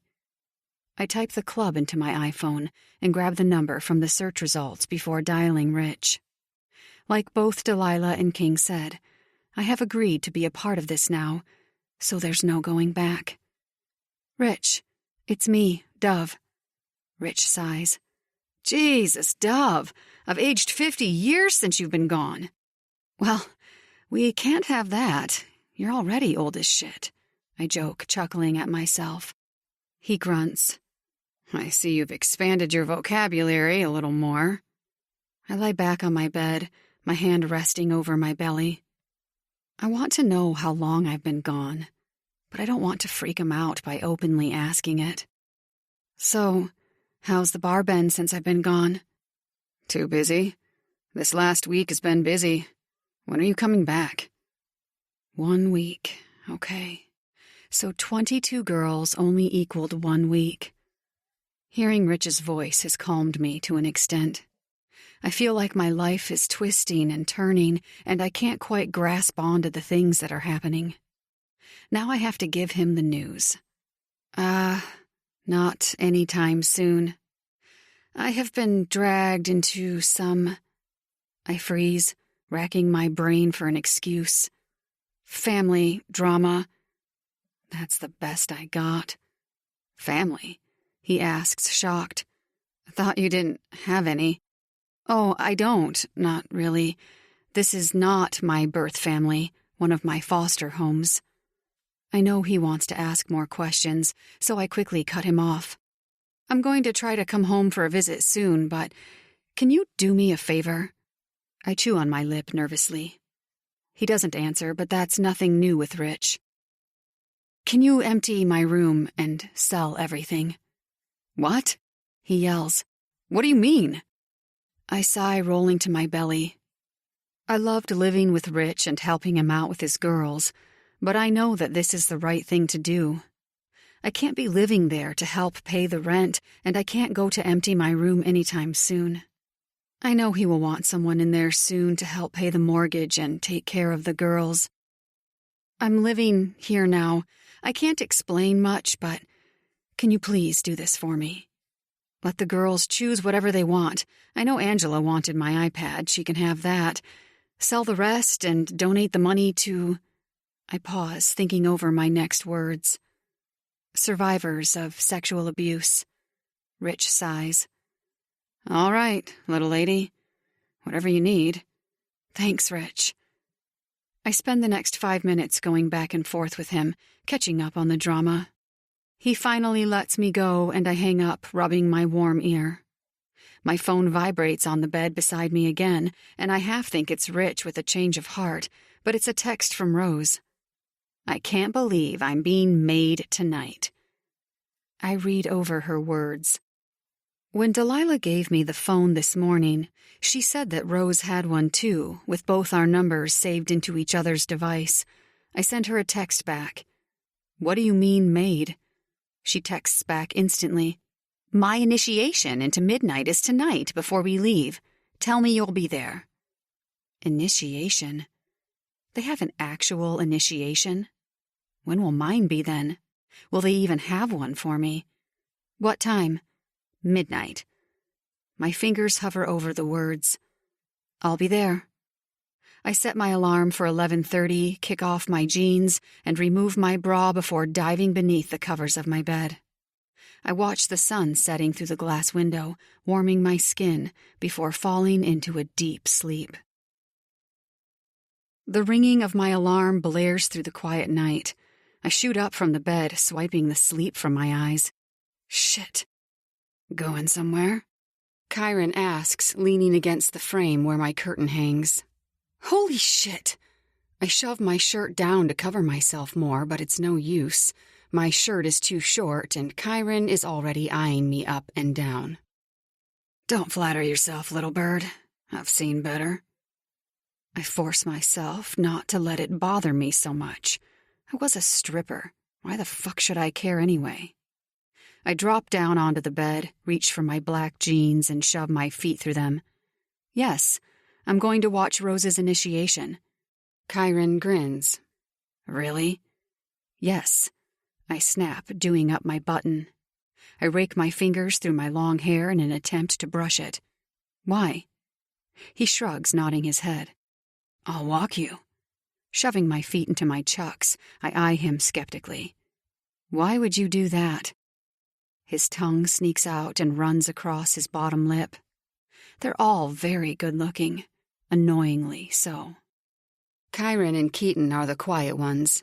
They're the monsters who sit in the corner and watch everyone kill each other before they come in and feast on people's battered souls.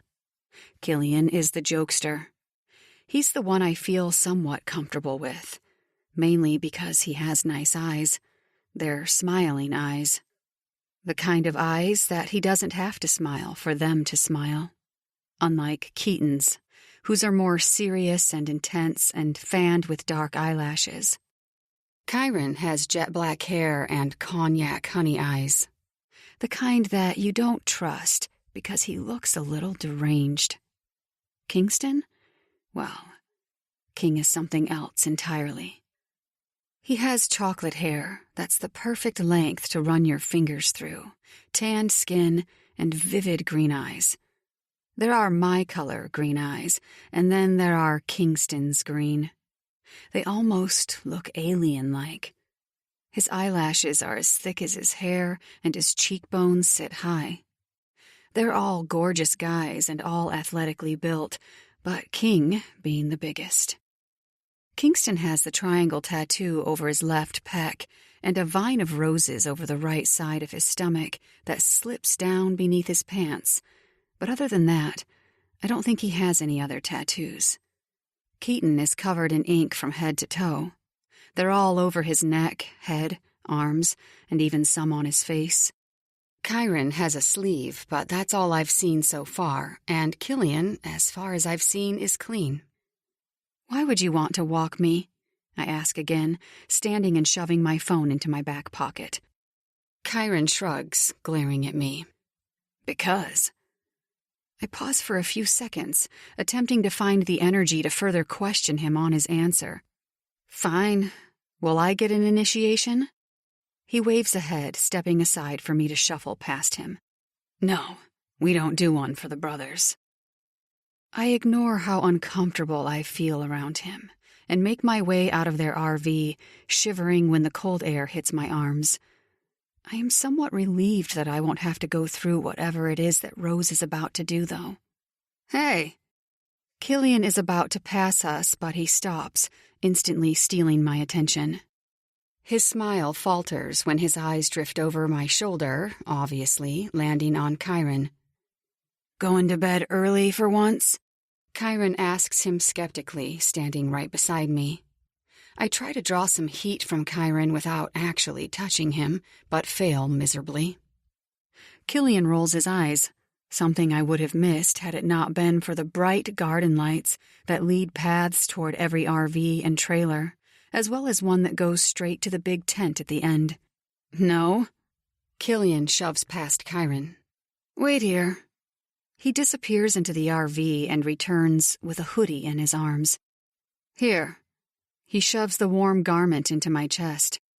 "My cock is shriveling up just watching you shake like that."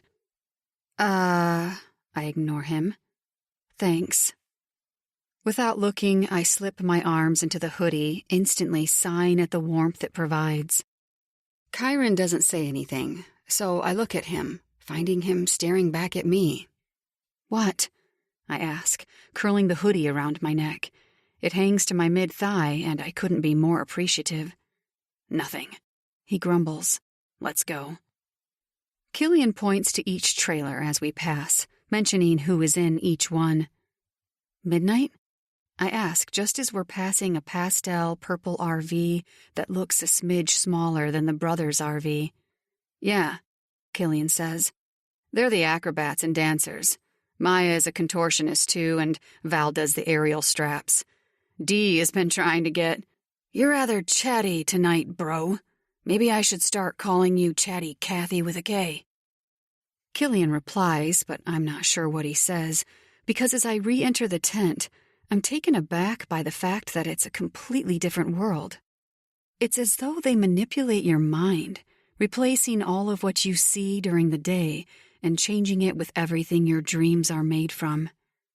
"Wow," I gasp, taking in the droplets of neon purple lights that dip around the ceiling.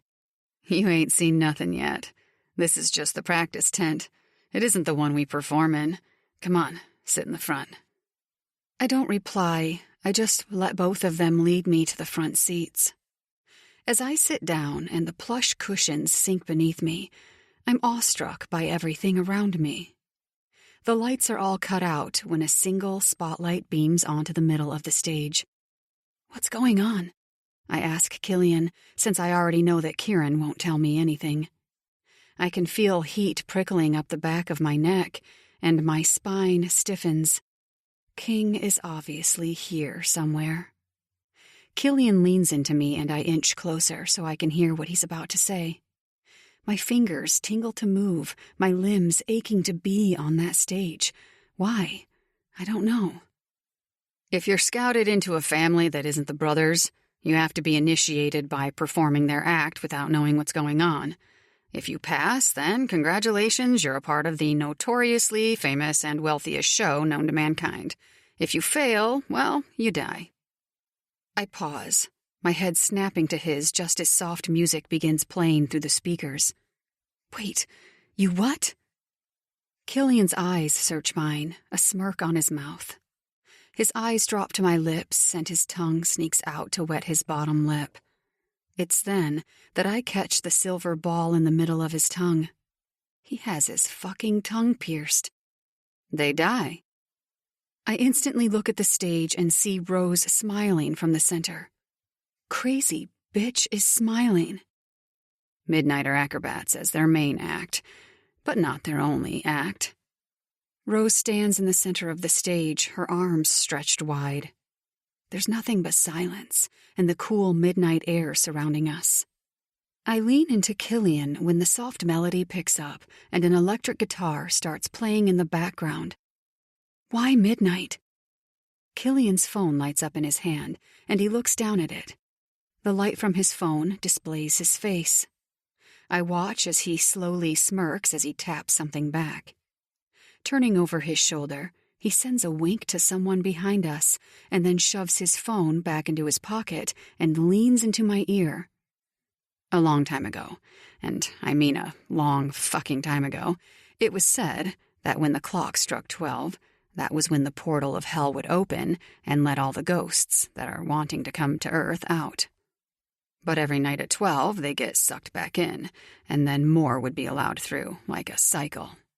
They got 24 hours here and so on. These ghosts were said to come from a small town in Romania. I look out at Rose and watch as she wraps one of the aerial ribbons around her wrist, trying to pull herself up.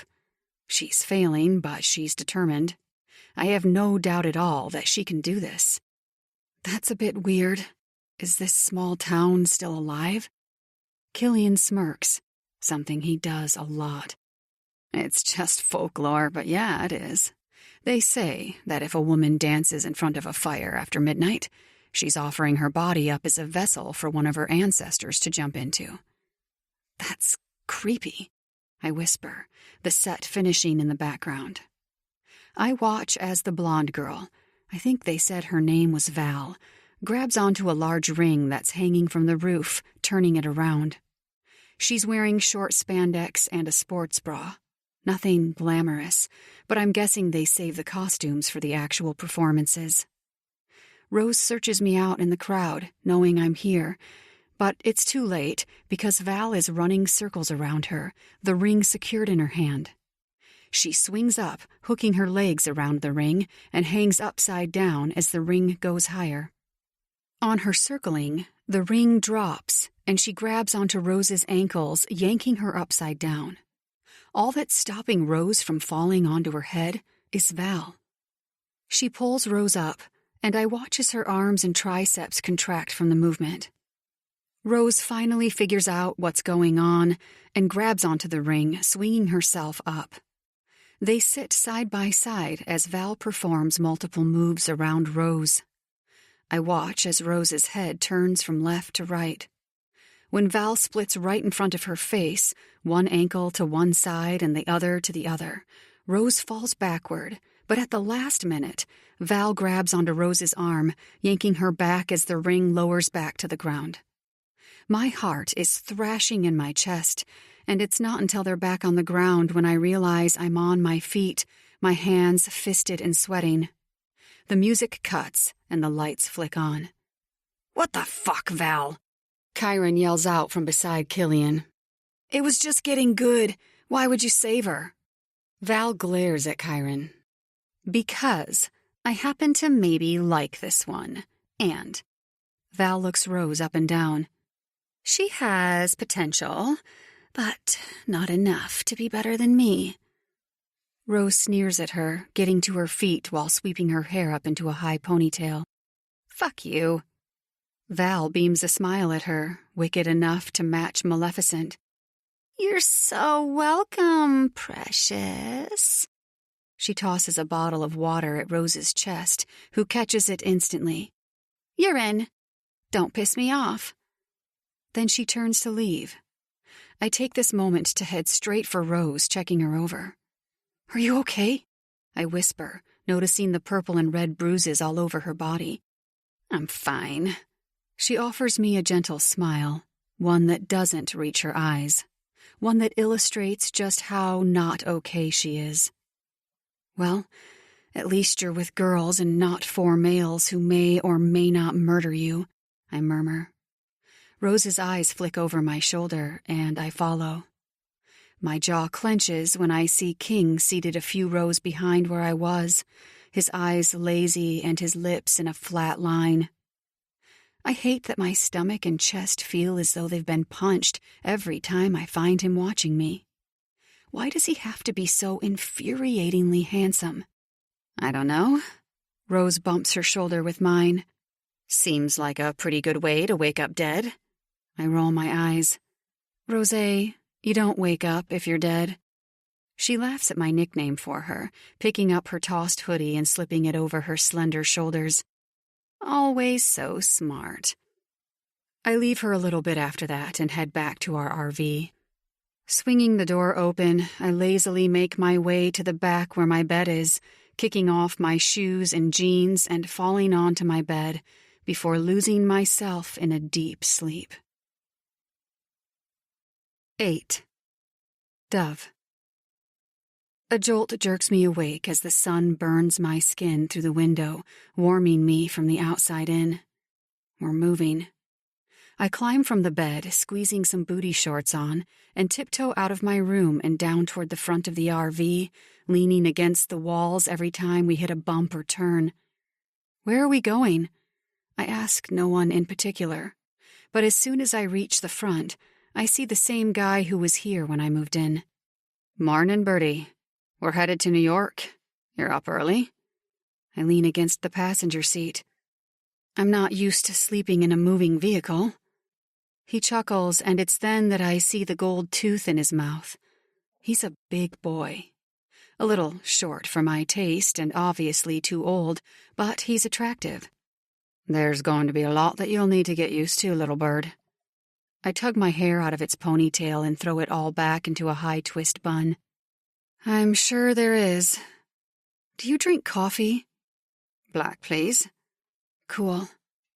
I turn around to head into the kitchen as Kingston walks down the stairs, wearing only gray sweat shorts that dangle way too low on his hips. Focus. I ignore him and start the coffee. I'm grabbing 2 mugs when I feel the heat radiating from him. He's right beside me, reaching for something above my head. I freeze at his proximity, the smell of lathered soap, honey, and ash quickly becoming a heady combination of sin. Jesus. I close my eyes and exhale, rolling up the sleeves of the hoodie I'm still wearing. I reach for the pot of coffee and pour 2 cups. I need to get the fuck. The side of his midsection brushes against my arm, and I involuntarily flinch away from him, unwilling to acknowledge the zap that coursed through him to me.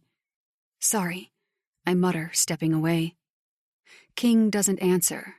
He doesn't so much as pay me any attention as he pours granola into his bowl. His proximity is toxic, the invisible grip of his fist around my throat, threatening to choke me, giving a whole new meaning to take my breath away. After pouring black liquid into mugs, I turn for the cutlery drawer when the RV swerves, and I fall into his warm chest. I'm sorry. I shove away from him, but then yank my hands back when the feeling of his skin almost electrocutes me.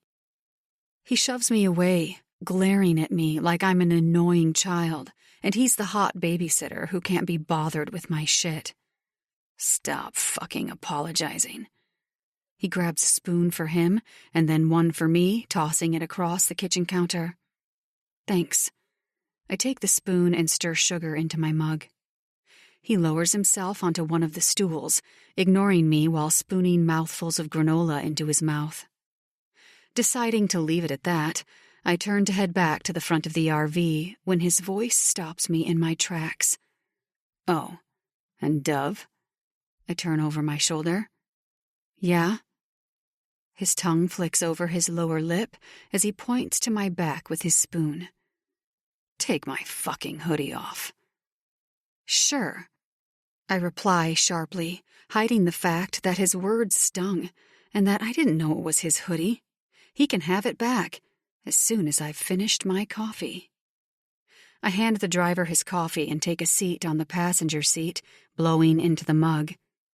There's a long silence before he says something. "I'm Justice."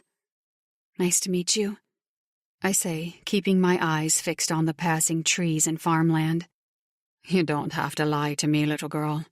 I know damn well it's not nice meeting me, considering your circumstances." He grunts, taking a sip of his coffee while keeping one hand on the wheel. I run my palm over my forehead.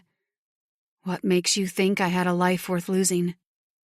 Justice pauses, and I watch as the corner of his mouth turns into a smile. "Touché, little bird."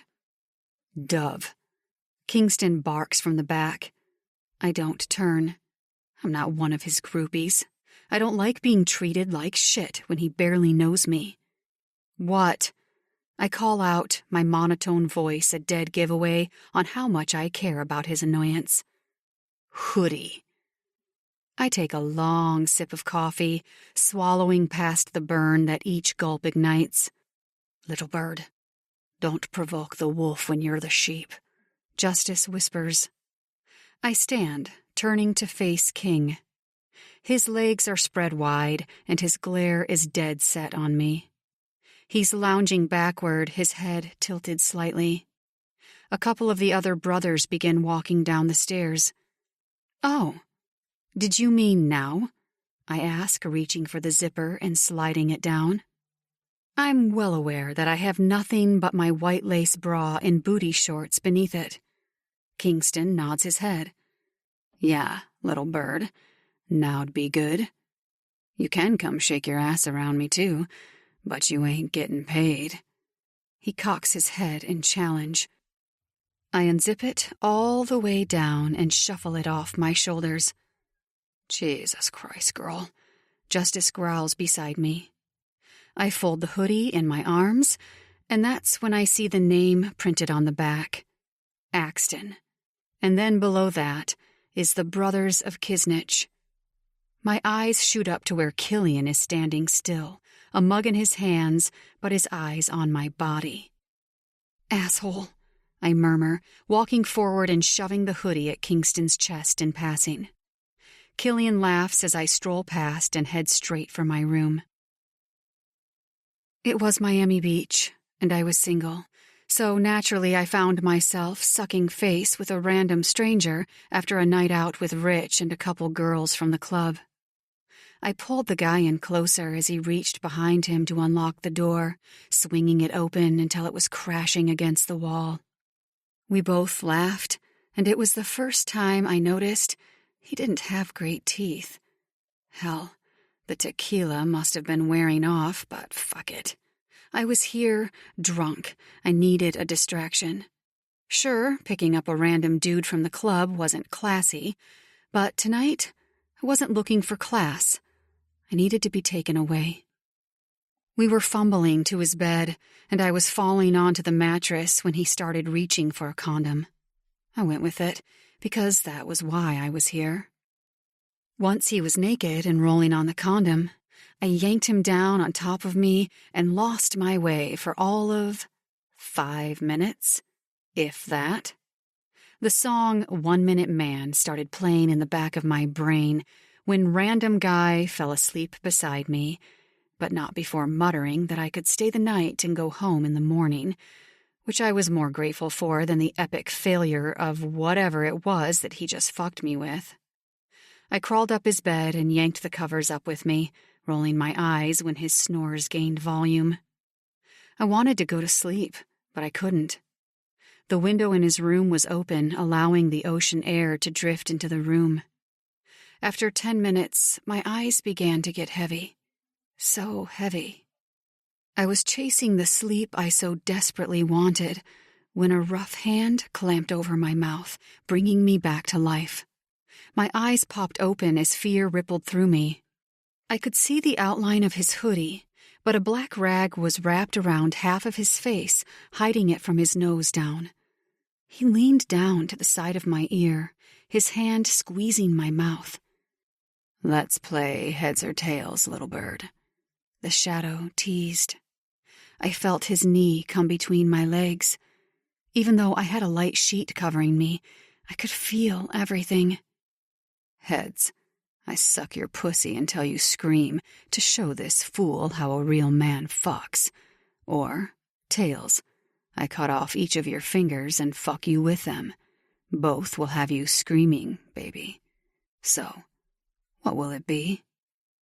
I kicked and turned, but I knew it was no use. The shadow would come, and he would go. It was what he did. He shoved me away, and I swiped the saliva away from my mouth, tears prickling my eyes. The day he started was the day my parents died, and I knew that it had something to do with them. But I wasn't sure how long I could hold on until he finally took the one thing he craved. Me. Slowly he stepped backward, and I watched as he pulled a coin out of his pocket.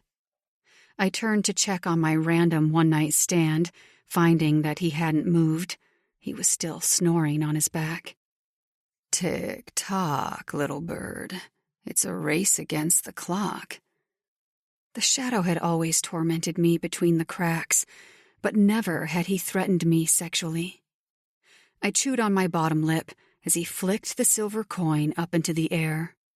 I watched as it curved, flipping around and around until it landed in the palm of his hand. He paused for a second, and then his fingers flexed as he checked what it landed on. He grabbed it between his two fingers and flashed it at me. I squinted my eyes to get a better look, but it was obvious that it was heads, I whispered. He made his way back to me until his body hovered over mine, both fists sinking into either side of me. "A deal is a deal, little bird." He pulled the sheet off my leg. "Spread your legs," he growled, and a dangerous concoction of fear and heat began to brew in my belly. Slowly I inched my leg wider, flinging my arms over my eyes. I am not about to do this. Not here, not now. Not with the one man who I have feared for years. Truth is that as the years have gone on, I had somewhat become accustomed to his presence. Fear made me do reckless things, but this was by far the worst. Before I could run from the room and away from the very thing that was chasing me, his warm mouth was on my pussy. My back arched off the bed from the sensation as his tongue flicked around my clit. He sucked, licked, and teased me savagely as whimpers left my body.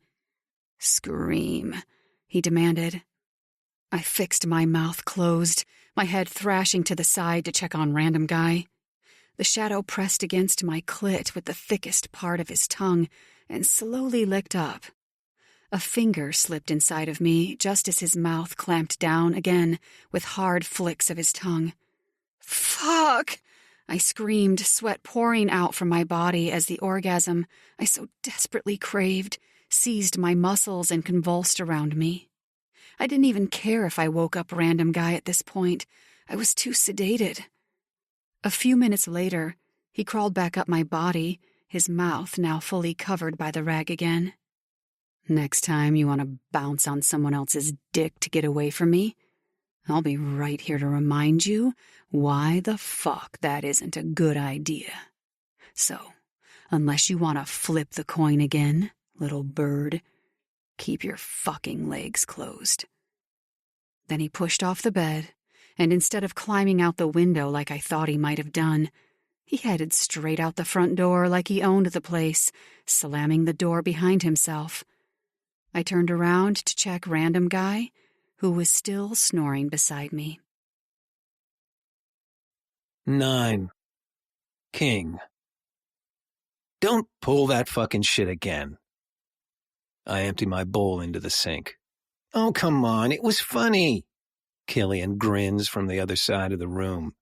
We all know how much you can't stand her. I turn to face them, squeezing the counter. Figured out what we're going to start with tonight? I feel like throwing some shit, Keaton says, casually drinking his shake. Killian takes a seat beside Keaton, grinning from behind his mug. I flip him off and head back upstairs to shower. Fucker.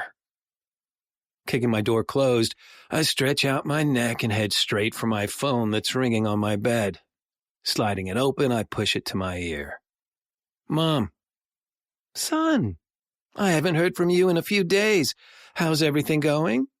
I head for my closet and take out a pair of jeans and a beat-up Harley-Davidson shirt, tossing them onto my bed. It's going. Silence. Your father wants an update. I hear her click her fingers in the background, probably at our maid. Sepa tu de obliscaros, son. Don't forget your task. I still, my muscles flexing from the tension. I haven't. Son? Mom, I gotta go. I hang up my phone, tossing it across the room. Have you ever heard of that mom who drove all of her kids off the cliff, killing her entire family? Yeah? Well, pretty sure that bitch reincarnated into my mom. If you think I'm bad, which I very much fucking am, then you need to meet my mom. I head for the shower, leaving any and all of the conversation I just had behind. Stepping under the hot water, I rest my head against the marble wall. She can't fucking know who we are. I mean, who we really fucking are. I smirk as the water drips down my face. Revenge isn't always sweet. Sometimes it's a bitter reminder of the demons you missed. So you need to cock back, aim, reload, and bang. 10. Dove. Okay. I laugh, resting my legs up on the dashboard. It's mid-afternoon, and we've been driving for what feels like days. We have around 4 more hours to go before we get to New York. You might be right about that. I chuckle at Justice's poor attempt at thinking up conspiracy theories. But I think the Avril Lavigne clone thing is a little far-fetched. I mean, you're giving the human race way too much credit. We are not a species made to last. Justice chokes on his drink. Why do you say that? Easy, I say, nudging my sunglasses down my nose and looking at him from over the rim. We live in an economy that thrives on the underprivileged staying under, and the rich getting richer. We have wars happening all over the world, and now people are so damn sensitive. Everyone is offended by being offended and then get offended that they're offended. Okay, you lost me, sugar, but I see your point. I shrug, pushing my glasses back up. So, tell me something about you. Justice laughs. Nope, not going there. Little bird, come here. Killian calls out from behind me. I've been purposely ignoring them the entire trip, making small talk with Justice. But this is the first time any of them have actually called for me. I turn around. I'm good, thanks. Yeah, that wasn't a question. Kyron bites, pouring vodka into a glass. He looks at me over the rim as he tosses it back. You act like you're not a prisoner. Maybe I should remind you and tie you to my bed. Killian laughs, throwing down his hand of cards. You're scaring her, Kai. Kyron glares at me. Good. I like them scared. It gets my dick hard. King's walking down the stairs interrupts our back and forth, thankfully. I really want to go up there to see what it looks like, but it was made clear at the very beginning that up there was out of bounds for me, and right now, I don't feel like testing their restraint. King goes to the fridge, pulling out deli meat and mustard and getting busy on a sandwich. I know that he's the leader of them all, but it's a weird dynamic. They all move fluidly, even though King doesn't really hang with them, from what I've seen. Or maybe he's just not social. Just as that thought breezes through my brain, King drops down on the stool beside Chiron, taking a massive bite out of his sandwich with his eyes on me. It's creepy, as though he can hear the thoughts inside my head. Chiron slides over a glass of what looks like some mix of alcohol, or Coke, maybe. King's eyes stay on mine as he picks it up and takes a long drink. "Little bird, come play," Killian taunts, snapping me out of my Kingston trance. "Play what?" I ask, watching them all with suspicion. Killian raises a perfectly arched eyebrow. "Well, if I get to choose." If I play a game with them, cards by the looks of it, what could be the worst that could happen? "Go on, little bird. They don't bite," Justice adds faintly. "Oh, don't we?" Killian teases, sending me a wink. King kicks out the chair opposite his, nodding his head toward it. "Well, come on, little dove." He leans forward, resting his elbows on his knees while pinning me with his icy glare. "Don't you want to see if we bite?" My legs shake beneath my weight, and my breath catches in my throat, but I find myself heading straight for the chair. 1 step, 2 step, 3. I sit, noticing the cards laid out on the table. "What are we playing?" King leans back in his chair and grins. "You." I clear my throat. I've never seen his smirk, and now I wish I hadn't. It's deadly, like something you'd imagine in your nightmares. The only difference between him and the monster that awaits you in those nightmares when you close your eyes is that Kingston comes dressed as everything you've ever wanted. He's kidding. Keaton stares at me blankly. "Or is he?" Killian teases. Chiron rolls his eyes, dealing my hand. "The game is called Sixers." Chiron hands me 6 cards and continues. "The object of the game is to read people. Can you do that?" "Honestly?" I answer, scooping up my cards. "No?" Chiron pauses his dealing, his eyes going around the table. He keeps talking. "Well, you might learn or you might not. I guess we're about to find out. So, the object is for all of us to pick up the cards. The dealer, who is me for this hand, has 3 questions. You start with your left and go around the circle. Use your 3 questions wisely because that's all you get before you have to guess the 1 card they pick out of the 6 they have. You get it right, you get that card. The player with the most cards at the end of the game has 1 dare to use. So, say if I won, I could choose one of you to do anything that I wanted, and you'd have to do it." I raise a challenging eyebrow. "And if we don't?" Chiron flicks the deck of cards between his fingers. "We've never had someone tap out before, so who knows, little dove. I guess it would put you in an awfully fragile situation." I gulp quietly so I don't exhibit my fear. "What are the rules?" I ask, peeking at my cards. This was an awful idea. Chiron pours another glass of vodka, sliding it toward me. "You can't ask the color, the family, or whether it's an odd number." "What?" I gasp, ignoring the drink. "How am I supposed to figure out the card?" "I guess you're about to figure that out," Keaton murmurs. Chiron places the rest of the cards into the middle of the table and turns to Keaton. He searches his eyes for a few seconds. "What's your favorite color?" "Black." "Really? I thought it was red." Keaton glares. Chiron chuckles. "King of Hearts." Keaton flicks the card around, revealing the King of Hearts. "What? That's impossible." I don't understand the dynamic of many card games, but I'm almost certain I have never seen one played like this. Killian leans into me. "This will be hard for you because you're new and we're intimidating, but I'll tell you a secret." He leans in farther, close enough for me to feel his lips over my earlobe. "People usually display what they hold."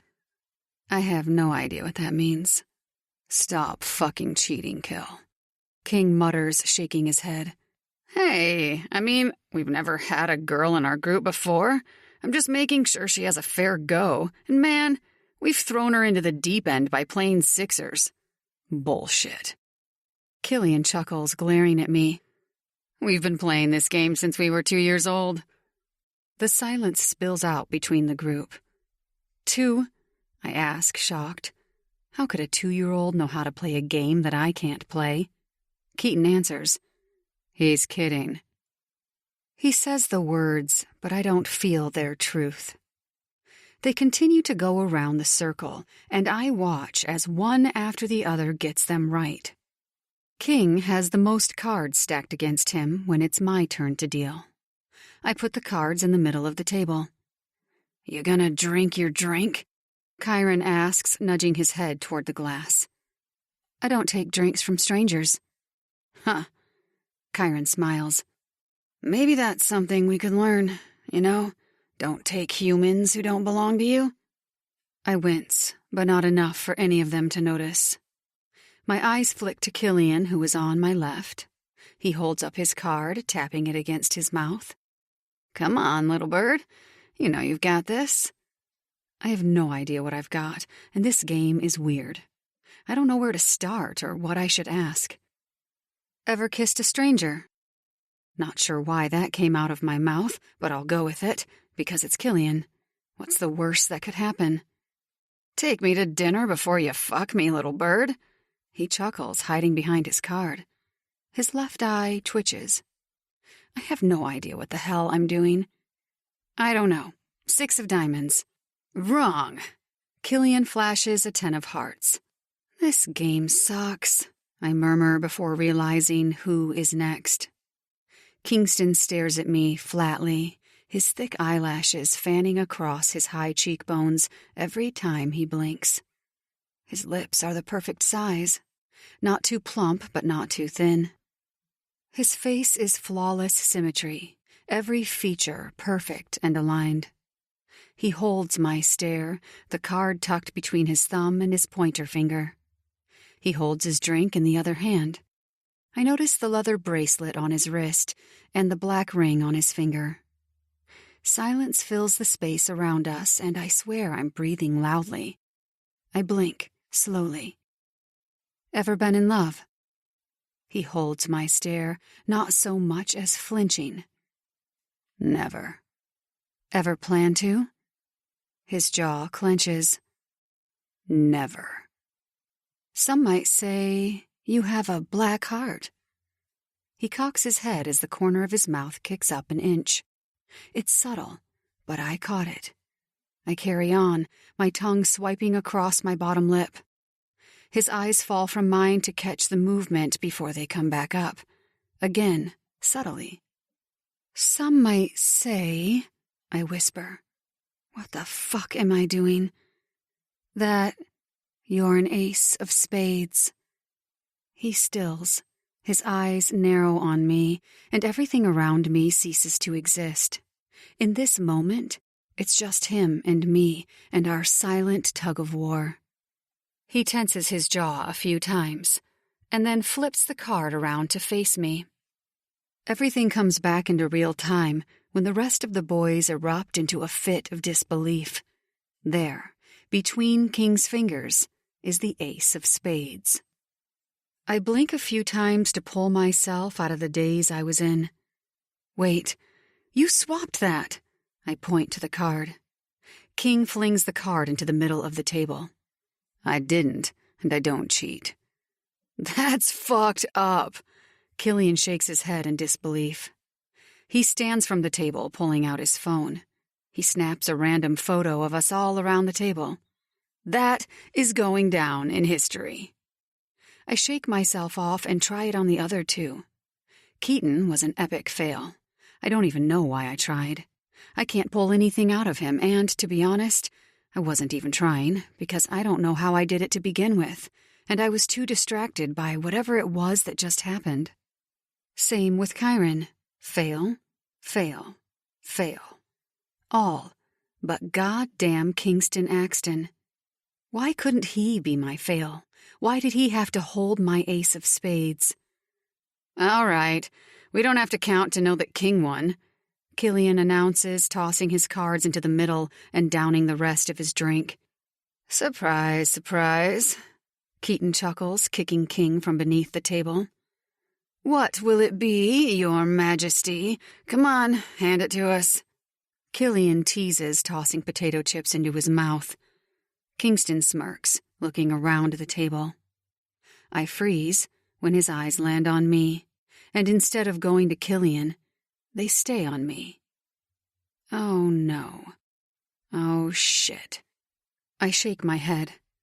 I'm new. You can't include me in this. His eyebrows raise. Oh, but I can. He grins, his index finger working his upper lip. Yo? Justice calls out from the driver's seat, saving me from whatever King was about to say. Thank God. We're here? I look down at the time that's on the dashboard. 7:37. Crap, that time went fast. I stand from the table, taking my glass to the sink as the rest of them disappear left, right, and center to do the things they probably do, which I know nothing about. I spin around to find King still in his chair. I'm partially annoyed because I have to pretty much brush past him to get to my room. I could sit up with Justice a bit longer, but I think our chit-chat has successfully died out. I begin heading for my room while holding my breath. When I reach King, his hand finds my inner thigh, stopping my movement and my fucking heart. I pause, my breathing ragged. As I look down at him, he smirks up at me. His fingers flex around my thigh, and I have to internally talk myself down from combusting.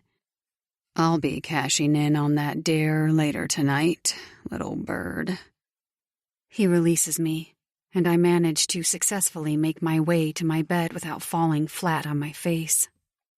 My phone vibrates just as I catch my breath in my pillow. I reach for it, opening the text. I'm going to kill Val before tonight's over. Give me girl drama over this any day. I remember being in high school and freaking out over the smallest bit of drama. Now, up against this, it feels minuscule. Even the fact that before I had been taken into Midnight Mayhem, I was starving, broke, and paying my way in life via dancing on a pole every night seems so diminutive, considering my now drama. Killian interrupts my reply by pulling the curtain open. Can I come in? Sure. I swallow, keeping my eyes locked on the ceiling and placing my phone to my side. Killian drops down onto my bed, kicking off his shoes and climbing up farther. I turn my head to face him. He's leaning back on one elbow, his smirk hiding behind his hoodie slightly. Want to know what's weird? His blue eyes dance in mischief.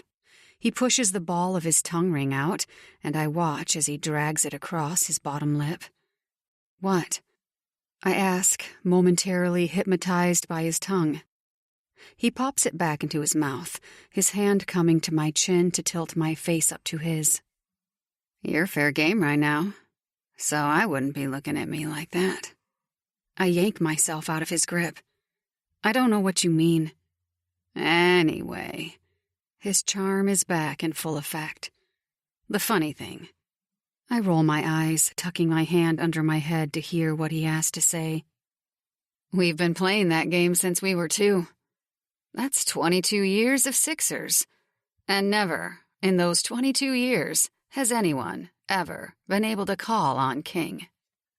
I blink a couple of times, a few inhales of breath later, and I ask, wanting more, needing more.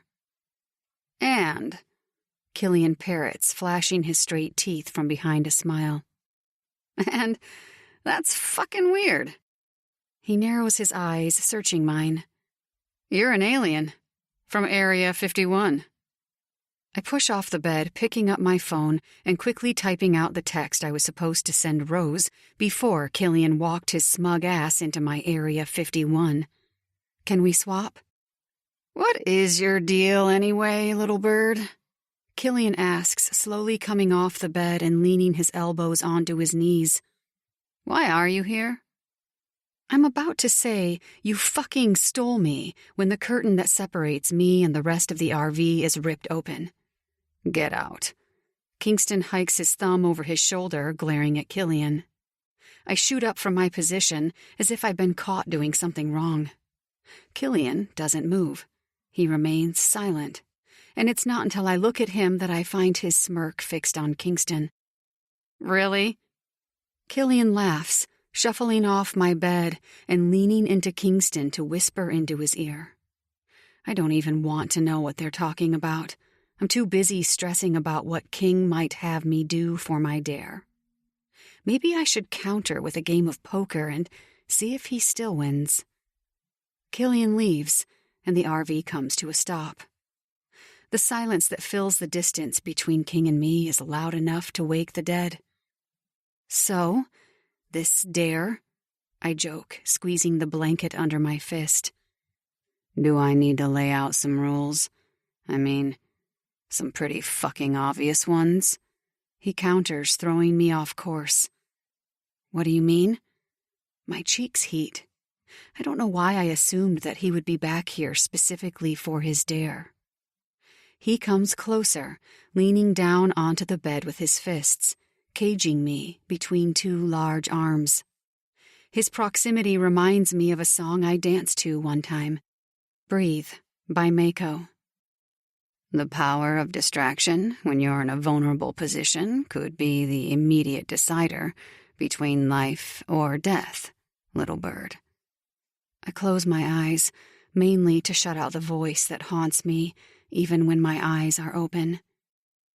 You're not to fuck, kiss, or so much as touch any of the brothers. Do I need to put that in writing for you to get that through your pretty little head?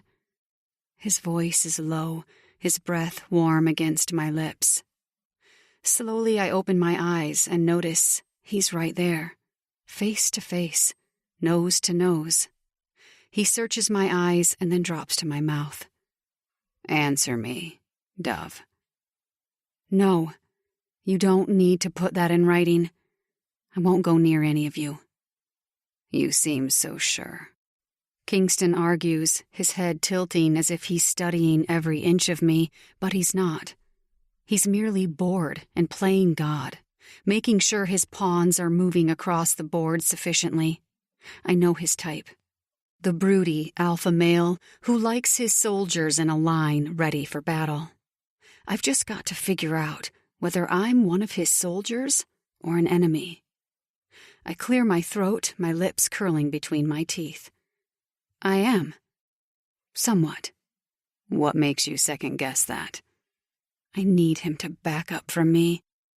I want to say, you fucking make me second-guess that, but instead I shake my head. He pushes back, squaring his shoulders. We'll see about that. He leaves, and I watch as he disappears into the darkness of the RV. The only light illuminating the area is the bulb on the roof. Justice stretches his arms above his head, yawning.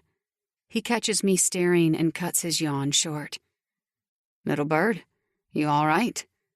He has an accent, and I have no idea what it is. Scottish, maybe? It seems almost gypsy-like.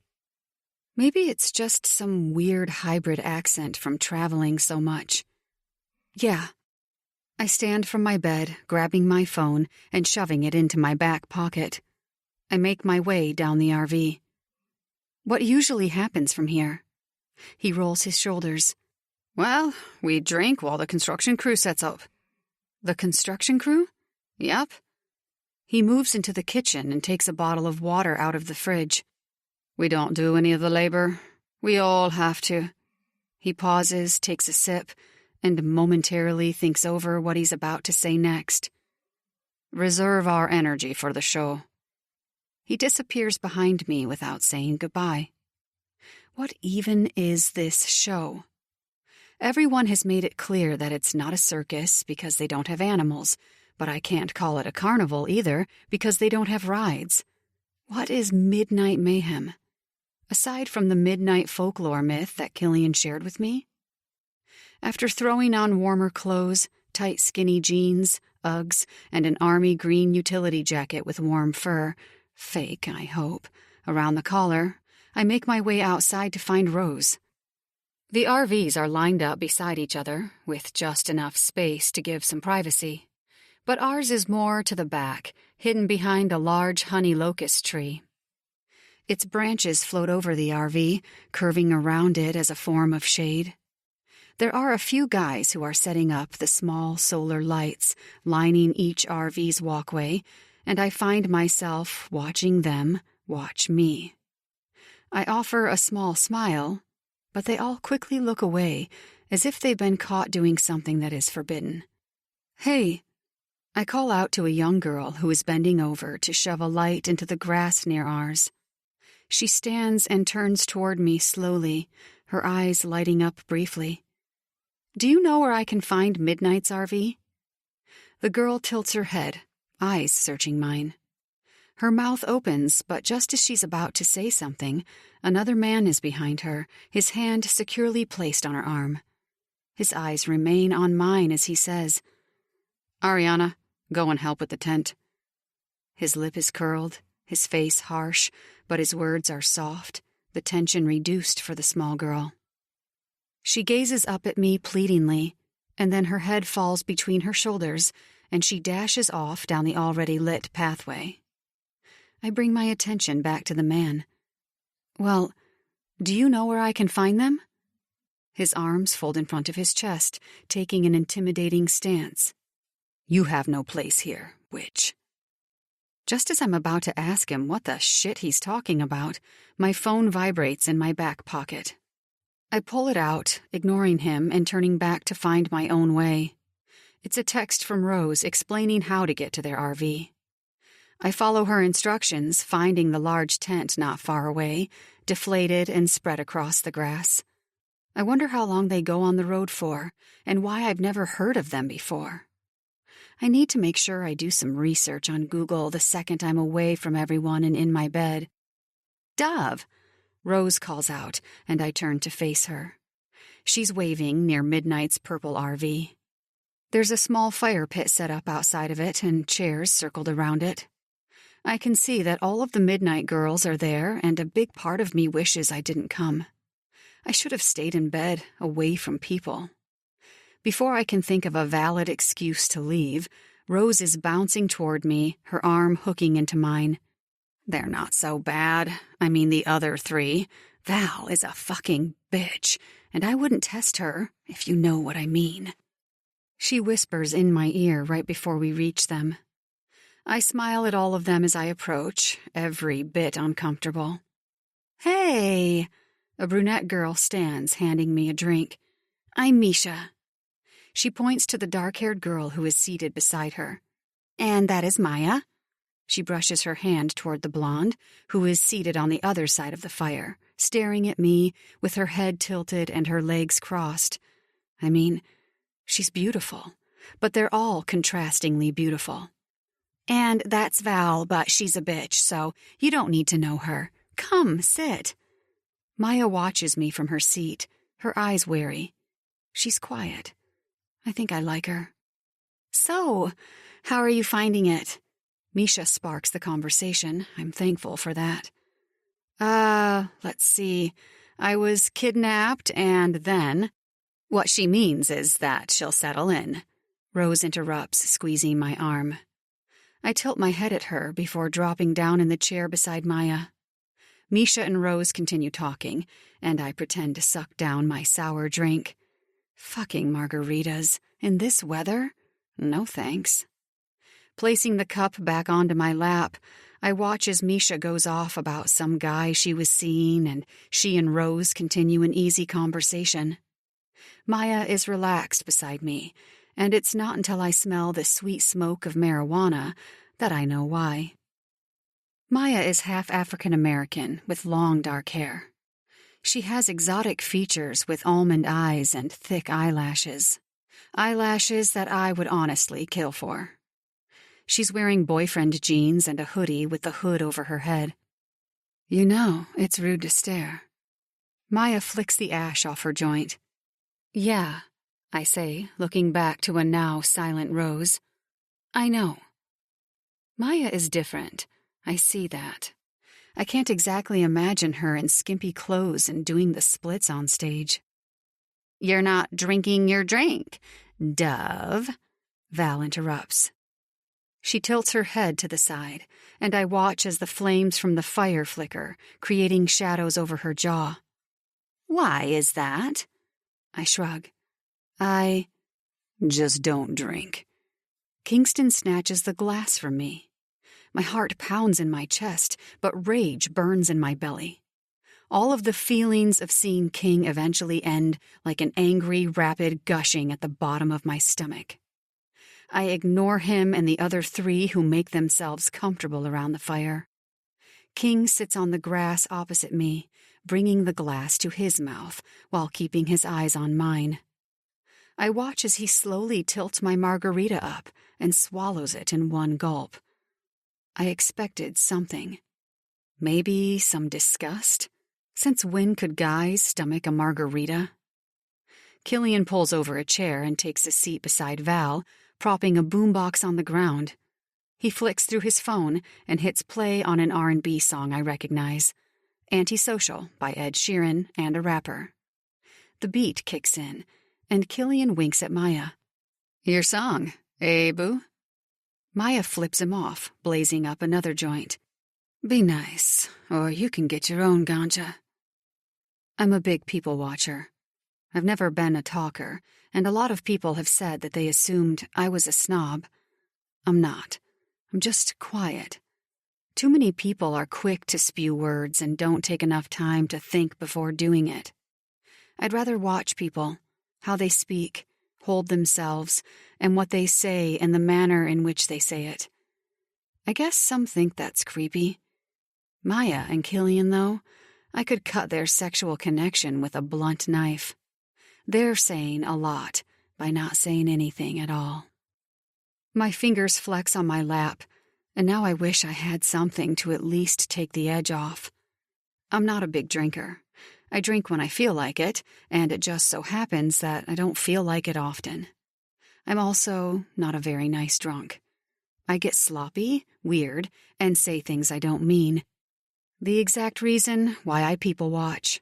So I try to avoid it or keep it to minimal sips at best. And why don't you drink, Dove?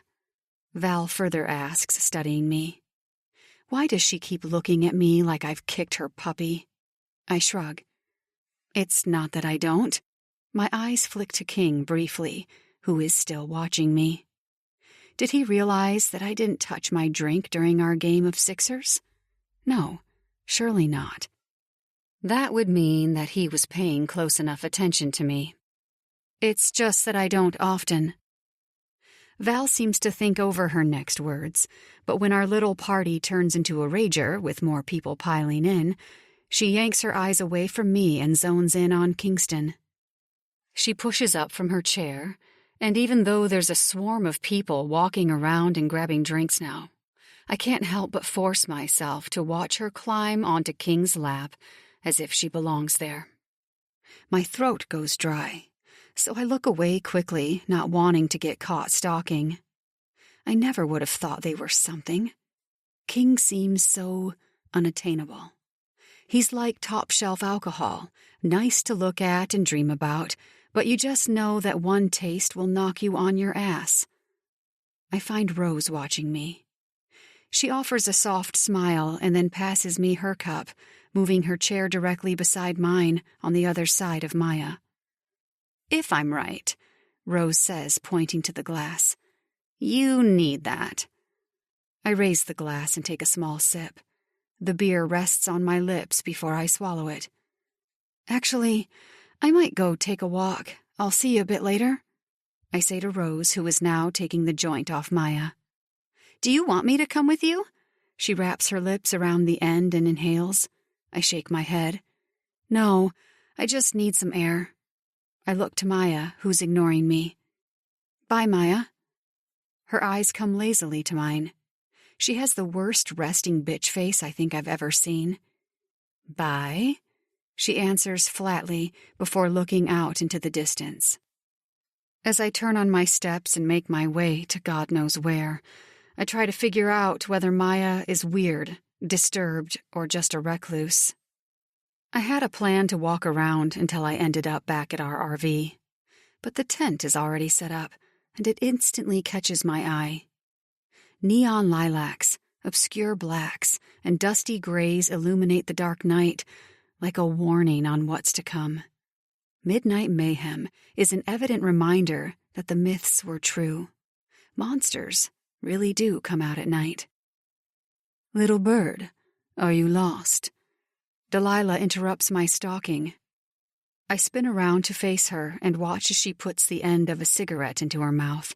She inhales and then exhales softly. "No, I was heading back to the RV. Delilah comes forward, taking my hand in hers.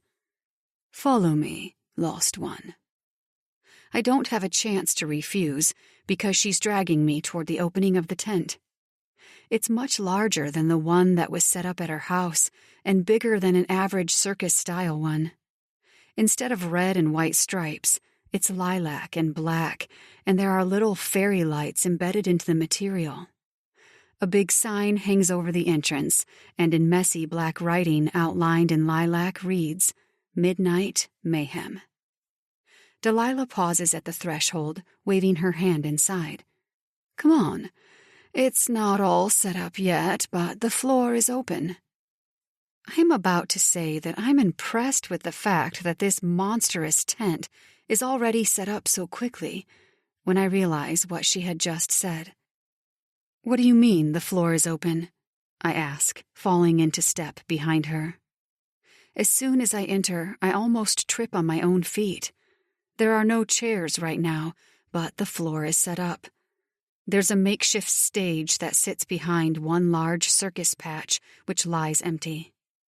"I mean," Delilah stomps on her smoke, putting it out, "I want to see you lose yourself."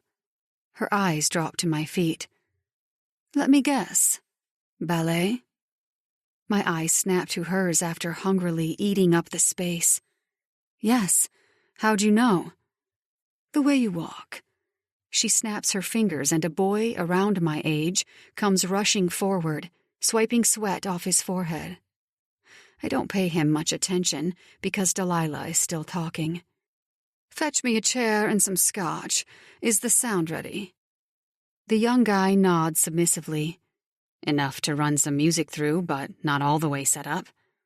Delilah nods and he disappears, running off to grab Her Royal Highness her items. She watches me carefully, as if intrigued. "You're not drinking with the rest of them. Why?" She lights up another smoke, and I seriously wonder what this woman's act is and how she keeps so fit while smoking so many cigarettes. "Drinking isn't really my scene." She answers, sitting down on the chair the young man brought back. He also places a small table beside her that holds a bottle of scotch and a clear tumbler glass. "Interesting for a girl of your age." I want to remind her that I'm not a teenager. I don't need to party like one either, but instead I say, "When life has taken control of you in the form of tragic incidents, it's hard to allow something so hollow to fill the empty parts of your life." She flicks the smoke between her thumb and her index finger. "Huh. You're smart. Lucky me." She exhales, flicking her wrist to the stage. "Sorry to say I don't have a leotard, but there are some slippers there and shorts and a hoodie. I want free, Dove. I don't want a dance that you have to work for.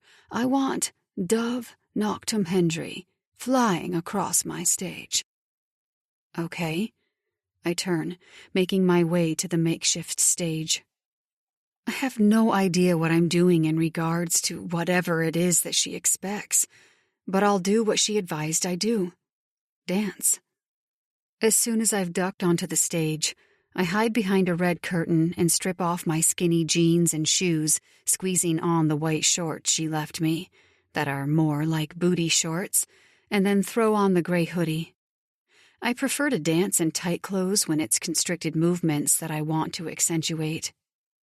Pink silk slippers catch my eye, and my heart slows in my chest. I haven't worn them in so long, since before my parents died. I tug at my hair, pulling it down from the high ponytail. I run my fingers through it as I weigh my options. I want to see if I still have it, but another part of me thinks I'm not ready. The part that thinks I'm not ready is usually the same part that keeps me awake every night from overthinking. Sorry. The guy from earlier interrupts my pacing.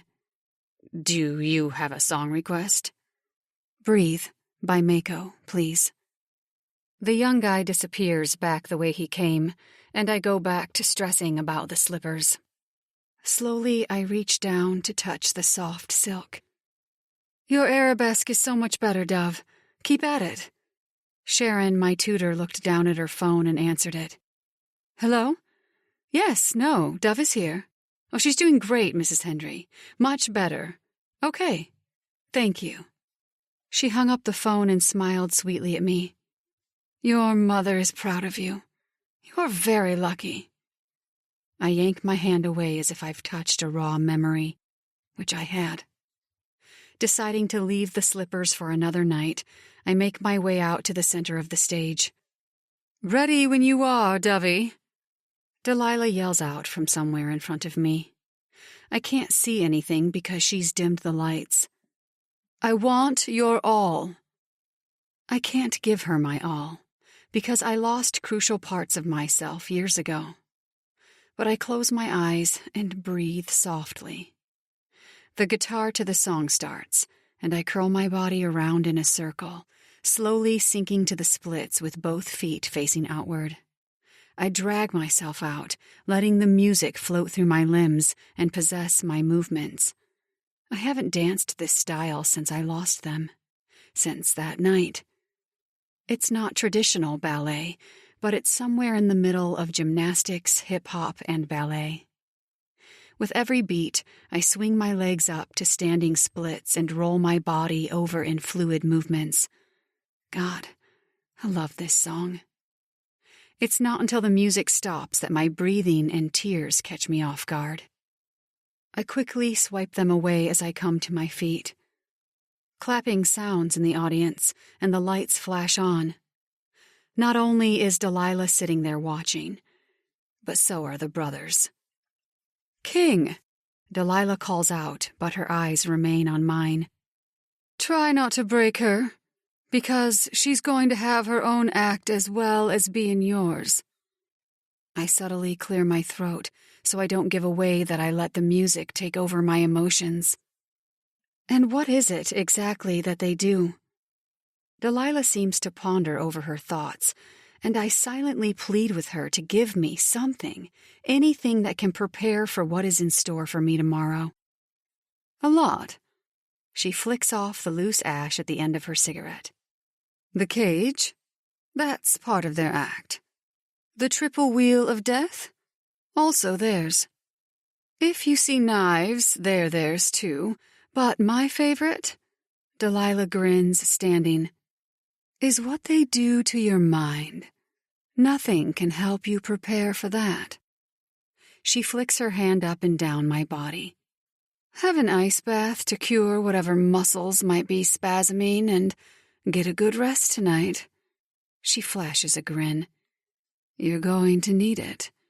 She spins around and leaves me here, alone, with all four of them. Little bird. Killian interrupts my panicking. I give him my full attention, mainly because I don't want to risk looking at Kingston. Killian's eyes lock onto mine. Dark blue swirls in a pool of dark water, entrancing me to swim into the deep end. He quirks an eyebrow. Come here. I start walking toward him. I don't know why, and I can't stop it, but I do. I'm directly in front of him, standing between his legs, when I feel his palms touch the back of my thighs, his knees spreading wider. "What are you doing?" I ask. My mouth is moving and words are coming out, but I don't know where they're coming from. Killian smirks as his hand continues up the back of my thighs. I clench them together to get him to stop touching me, and he chuckles. "Does little bird want to play?" No, I don't want to play. "Yes." Killian looks up at me from beneath his eyelashes, a grin on his mouth. "Touch King." "What? Why would I touch King? No. I sidestep out of Killian's legs and find myself right between King's. My heart thunders in my chest as sweat trickles down the side of my temples. King is laid back farther into the seat, his ripped designer jeans hanging leisurely off his hips and his military boots tied loosely at his feet. He's leaning to the side on his elbow, and his t-shirt is slightly up, showing off his V and the Tommy Hilfiger briefs. Oh, God. He sucks a smoke into his mouth and blazes the tip, his eyes closing in as he concentrates before bringing them back to mine. He blows out a cloud of smoke. "Preserva." "Put your hands on his knees." Killian's eyes darken, flying between King and me. I do as I'm told, bringing my hands to his knees. I squeeze roughly as the scent of burning nicotine drifts up my nose. "Remove his shirt." Oh my God, no, what the fuck? My hands come to the end of King's shirt, and I try my best to ignore the electricity that passes through his hot skin and into my knuckles. Gripping onto the edge of his shirt, I slowly lift it further up. My lips curl beneath my teeth as I fight the urge to obey my body. It's as though Killian's words are the strings and I'm the puppet. King leans forward just enough for his neck to skim over my mouth. Hot skin brushes over my swollen lips.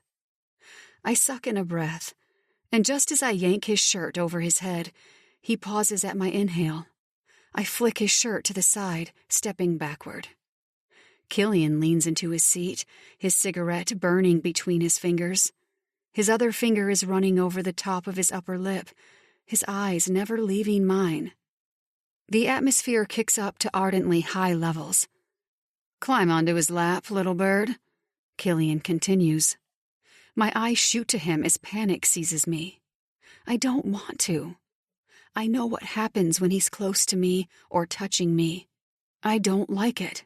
I don't like anything that makes me feel things I don't want to feel. And right now, Killian is making me do things I don't want to do. Feel things I don't want to feel.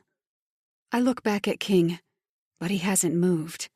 His eyes are bleak, his expression bored. I bore him. Slowly, I step forward and sink my knees into the hard chair that he's sitting on. Biting down on my lip, I slowly lower myself onto his crotch.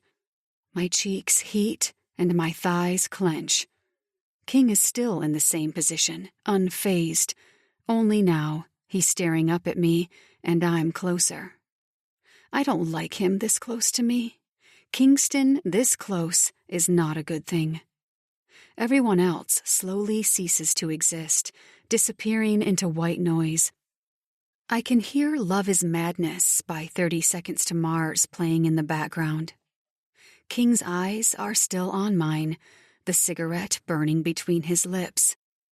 Before he can inhale again, I remove it from his lips and bring it to my own. Inhaling softly, I roll my body in his lap to the music.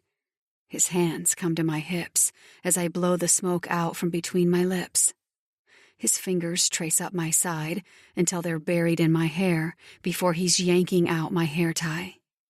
I swing my hair around as I flick the smoke behind me and bring both hands to the back of his neck. When the chorus drops, I brush my chest against his. My face is so close that I can feel his lips against mine, and the words stop. Everything slows, and the music fades into the background, my breathing thickening. Just as I'm about to pull away, he locks his arms around my back and pulls me in harder. I can feel him between my legs. He raises his hips up and grinds against me. His lips are hovering dangerously close to mine, and just as he opens them, he ducks to the side and bites down on my earlobe. If you want me to fuck you like a groupie, keep doing that. But I don't pay for my pussy. I don't blink, unfazed with his cruelty. Leaning backward, I bring my hands to his cheeks. He thinks I'm a whore. As in, he thinks I wasn't a stripper, I was a whore. You probably couldn't afford me anyway. I swing my legs off his lap, shoving him away. Everything comes back into real time as the cackles of laughter erupt from around us. I forgot all about the rest of the brothers who were here, and Killian, the little shit. Before anyone can say anything, or worse, Killian gets inside my head again, I run out the door until the hot congestion of the tent is replaced with the cold night air. How did I get here? I had a family who loved me. My future was bright. That's changed now. I run to our RV and swing the door open, angry with myself for getting into this situation, even though it's not exactly like I planned it. Tearing all my clothes off, I slip in and out of the shower and shimmy into a long shirt before any of them get back. Opening the back curtains, I sink into my pillow and gaze out at the stars. It's always been therapeutic for me to watch space. You don't know what's up there, just as much as you don't know what's in the ocean. We think that what we see is all we know, but that's not true at all. My eyes close slowly as I drift into sleep. 11. Dove. I wake before the sun comes up and throw some sweats on. I need to exercise before the brothers wake up. If that's what Killian is capable of, then I don't want to know what the rest of the boys can do, particularly King. Pushing my wireless earbuds into my ears, I push play on So Far Away from Martin Garrix and manage to sneak out of the RV undetected. I don't know where I'm going per se, but I know a little about New York and the surrounding suburbs. My legs carry me towards a track that has a dirt path, which leads God knows where. I sweat it out and run until I can't feel my limbs and my legs burn. By the time I come back to camp, I'm drenched in sweat, and Delilah is marching straight toward me. I tear out my earbuds. What the hell do you think you're doing, Dove? What? I squeeze the pods into the palms of my hands. I went for a run. Delilah glares at me. Well, we will see how much that was a good idea later tonight when it comes to your act. You only train excessively when you have a rest day the day after, which is why most of the crew work out before we come and before we leave. The rest you gain from the show. She clicks her fingers together, and that same young man comes rushing to her side. Get the stands ready, please. Avron and Beat are joining us tonight, and I want to make sure they're taken care of. She looks back at me. Your lack of caring is beginning to get a little unnerving, Dove. Are you a liability? No, I answer, even though I want to say that I don't care what she thinks. Once Delilah has disappeared as quickly as she appeared, I find myself walking aimlessly back to the RV. How the hell was I supposed to know that we weren't allowed to train on the day of a show? I pause as I come up to the RV, finding King and Killian talking with a few guys I've never seen before. They mustn't be in the show either, or I'm sure I would have noticed them. Killian hands them a few tickets before turning his eyes to me. Where'd you fly off to, little bird? I scan the new guys with careful eyes. One is absolutely inked, with a pretty enough face to feature on every cover of GQ magazine. One is dark and broody, and reminds me way too much of a certain male I've come to know. And the other one, I feel uncomfortable even looking at because he's that scary. But I can't look away because he's fucking hot. Killian catches me staring. "Little bird?" He gestures to the guys. "Meet Nate, Bishop, and Brantley, a few of my oldest friends. They're coming to the show tonight." King puts a smoke in his mouth and dismisses me. "You can leave now." My mouth slams closed as I give the boys a wave. "Nice to meet you." Quickly, turning back to the RV, I pick up my steps, desperate for a shower. If only the water could wash away the dirty look King just gave me. The crowd is quiet. I can hear Delilah's voice expand through the speakers, summoning everyone's attention. If only I could see. I yank on my arms and legs, but I'm tied spread eagle while standing. "Ladies and gentlemen, welcome to Midnight Mayhem." Welcome to Midnight Mayhem. People should run. "This is neither a circus nor a carnival. This is what happens when the clock strikes 12, and all of the monsters you thought never existed expose themselves."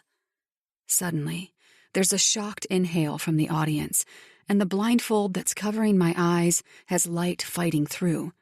I tug on my hands again. "Sit back, relax, and keep your mind closed, because if you open it, you don't know what will creep in." She ain't lying. I hear the loud rumble of a bike. Multiple bikes. I don't have to hear them to know they're here. I can feel them, their presence and their power. The crowd cheers, only enticing my fear. I clench my fingers around the rope that's tied around my waist, using it as a way to keep myself together. The bikes grow louder and louder until I'm squeezing my eyes shut. Some strangeness washes over me from their deep rumble, but I can't quite put my finger on why. They're close now, so close. I can no longer hear the crowd or the heavy metal music. An engine is revved and then another, and another, and another, until I hear them zip forward into what sounds like circles around me. I wonder in the back of my head if they're on the Harley-Davidsons I saw earlier.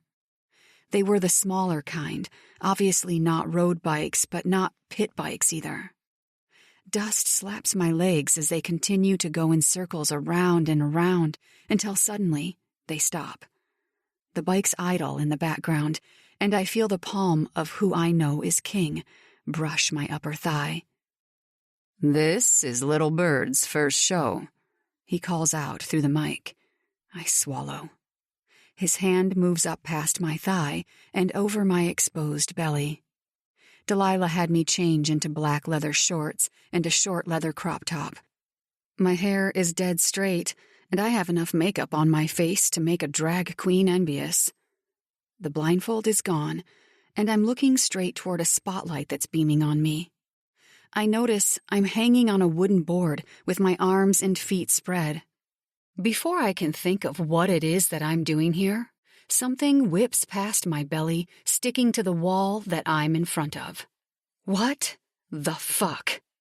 Another on my other side. It's then that I notice the black handle of knives. I yank and pull on the cuffs when the crowd goes silent. My heart beats in my chest. Another one that lands right near my cheek. I can feel the cool metal of the blade press against it. Fear ripples through my bones, and just when I think I'm going to pass out, Killian is beside me, his hand traveling up my leg. Only his face is completely camouflaged by distorted clown makeup. Blood drips around his eyes, his pupils covered by white wolf contacts.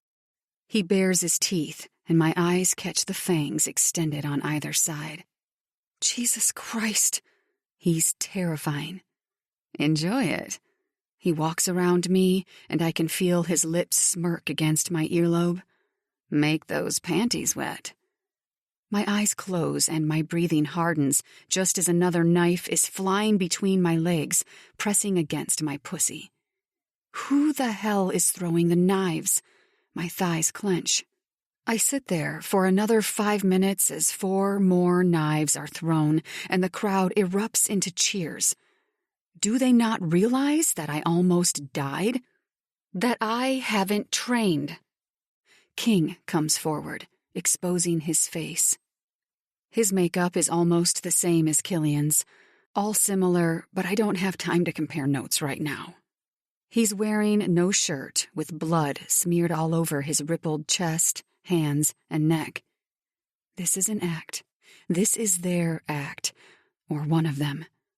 He tugs on the binds that are around my wrists, unclasping them. The curtain is drawn across, and in the background, I can see people quickly moving around, removing the wooden plank and replacing it with the triple ring of death. Kingston yanks off the ties that are around my wrists. I stretch them out, massaging where the rope indented my flesh. "What's that?" I ask King just as his hand comes to the large metal ring. There are 3. 3 large metal wheels with no sides. They're connected to multiple long metal poles. They look as though they go round and round in circles. "You'll see." He grabs my hand and pulls me into him. "You're good at reading people. That game, Sixers, teaches you how to explore the expression of others, which will help you in this scene, amongst others." My eyes drift over his shoulder, my focus waning. His fingers come to my chin, forcing my eyes back to his creepy ones. "This is when you need to focus. You need to watch my cues and what I'm doing." Why? Everything is such a riddle when it comes to these acts. I don't understand it, but I have felt what they're capable of. The thing with riddles is that people underestimate their underlying meaning.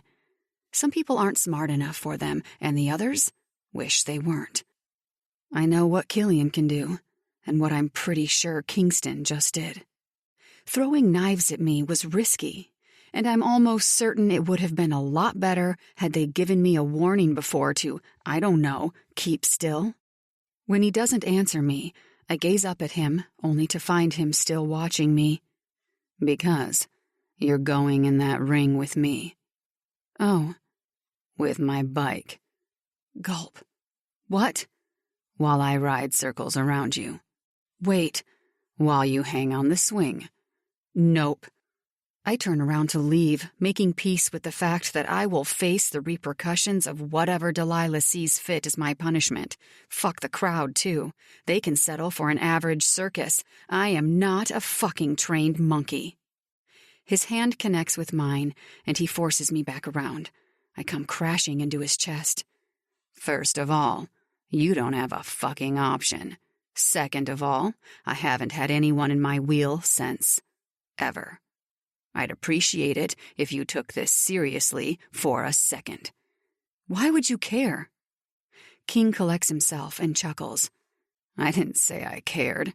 I'd just rather not wipe your blood off my bike." He leans in, his lips brushing over my ear.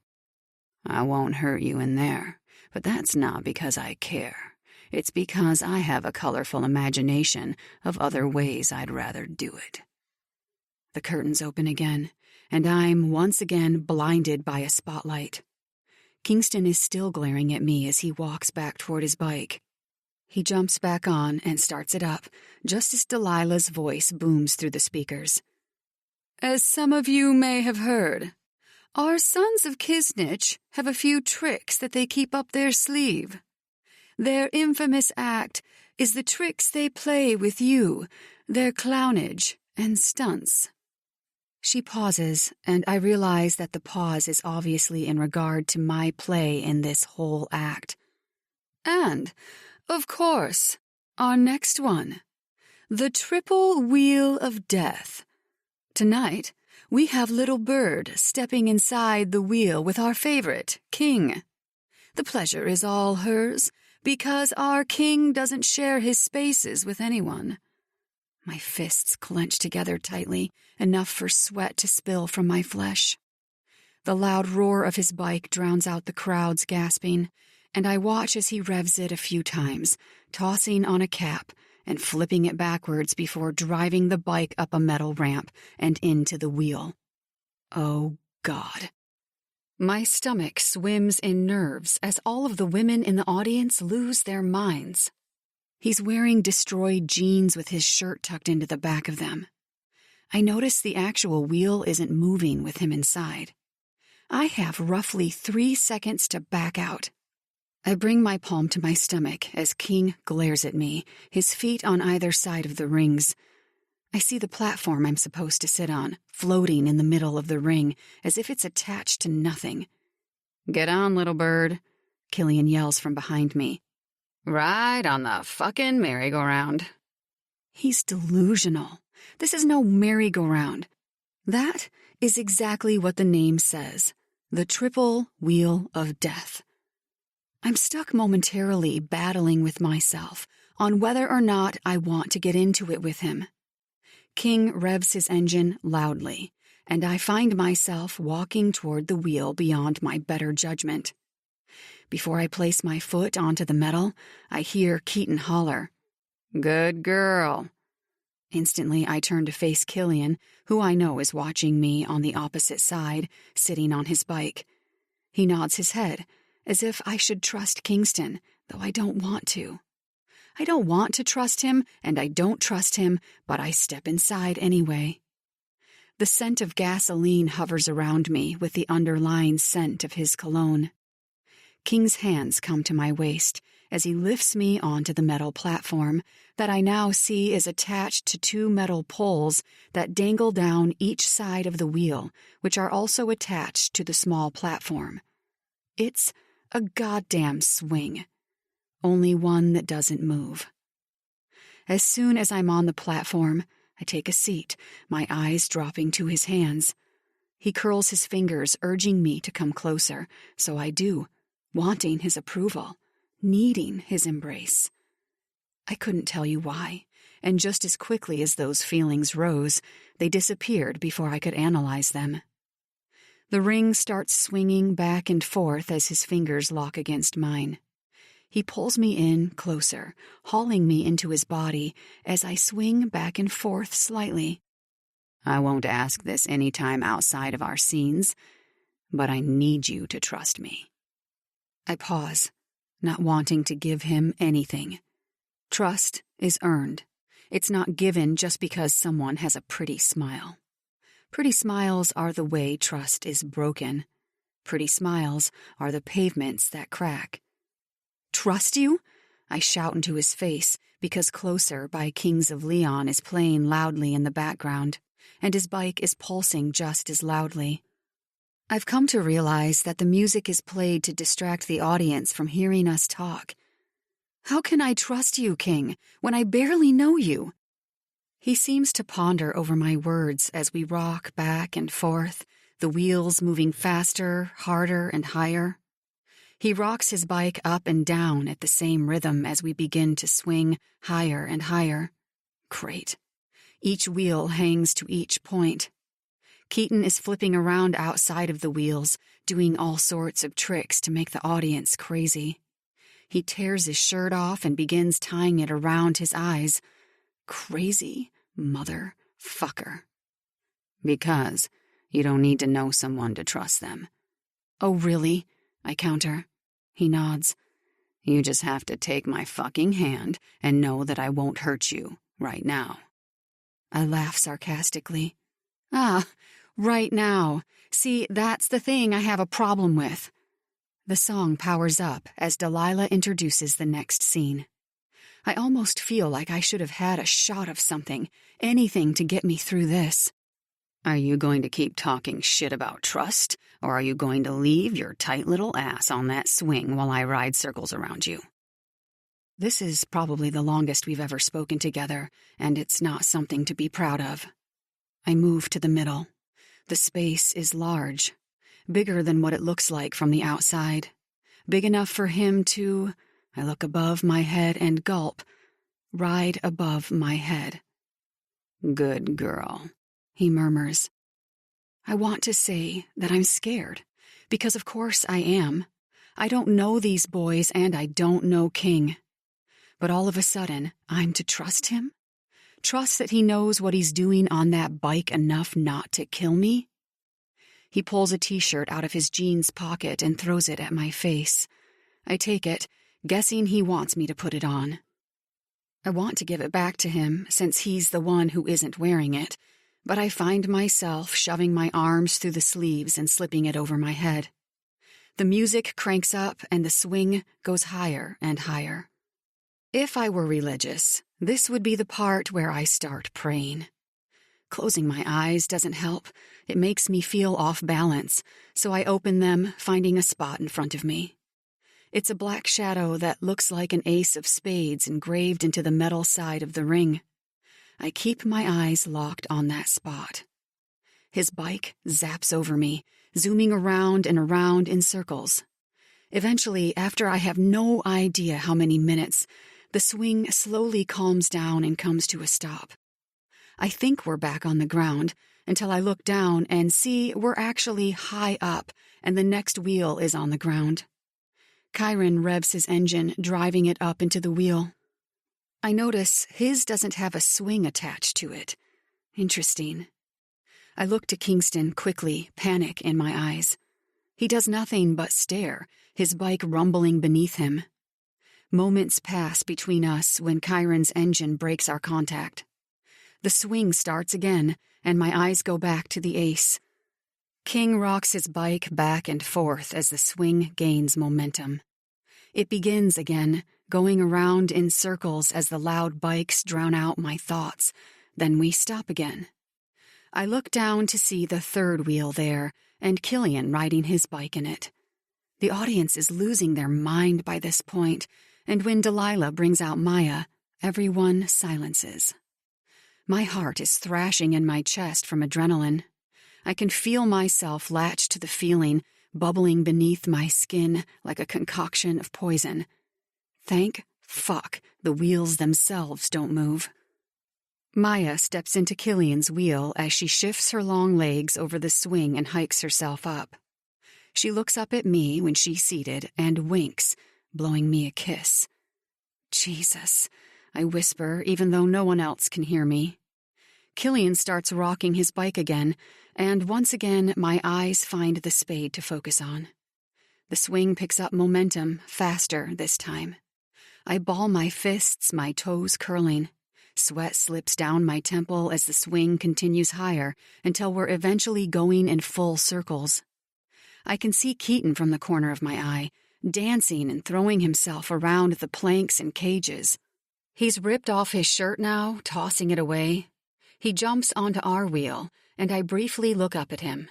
His fingers are clenched around the bars of the bike, his clown face makeup smirking back down at me, and then he's jumping somewhere else, and my eyes find the ace again. The crowd is roaring with praise, so loud that I can hear them over the bikes and the heavy metal music. Slowly and many minutes later, the ring reduces finally, and I break my focus from the ace of spades. I don't even realize that we're back on the ground until King grabs my hand and pulls me to the back of his bike. I swing my leg over and squeeze him with my thighs as he drives us out of the wheel and down the ramp. He stops in the middle and revs his engine again, swinging us around and around in circles until the dust from the ground has kicked up all around us and no one can see in. His hand finds my outer thigh, and I pause at the connection. He goes higher and higher until his hand has slipped under my leather shorts. I suck in a sharp breath, one I'm sure he caught, because he squeezes my thigh and then releases me, going back to his handlebar and driving us out toward the back of the tent. The cool air whips across my face as I climb off his bike. He switches it off just as Killian and Keaton come up behind us, kicking down their stands and switching off their bikes. "Where's Maya?" I ask Killian, searching behind him. Killian chuckles. "She doesn't ride, bitch. But that's not from a lack of me trying. There's a 30-minute intermission before we open again," Keaton says, staring at me. "Okay. And you need to know that the next act is going to be like what Killian did." Keaton and I haven't spoken many words to each other since meeting. He is about as unapproachable as King, only he's dripping with tattoos and almost always has a scowl etched onto his face. I look straight to Killian, who's smirking at me. "What are you going to make me do?" His grin deepens. "Whatever I want." "Killian, He chuckles, pushing off his bike and lighting his smoke. This is Midnight Mayhem, sweetheart. You can't fight it, but it'll only make the show better. My eyes fly to King, who is watching me carefully with a blank expression. I don't understand why I'm here. You stole me, I get that, and you steal people in general, I'm guessing, which I don't understand, but it clears up the how I got here part, but... King steps into my space, his hand coming to my throat. He squeezes hard enough for me to wheeze out a cough. Stop digging and asking yourself questions, because you won't like the answers. You think that you being in that cell was a coincidence? His head tilts. He studies me carefully. From my lips to my eyes to my neck. You're wrong. He leans down to my ear. And I think you know that. I pull away, or rather he lets me go. Stepping backward, my hand comes to my throat, massaging where his hand was just a second ago. Chiron comes around the corner, his eyes swinging around the group. What'd I miss?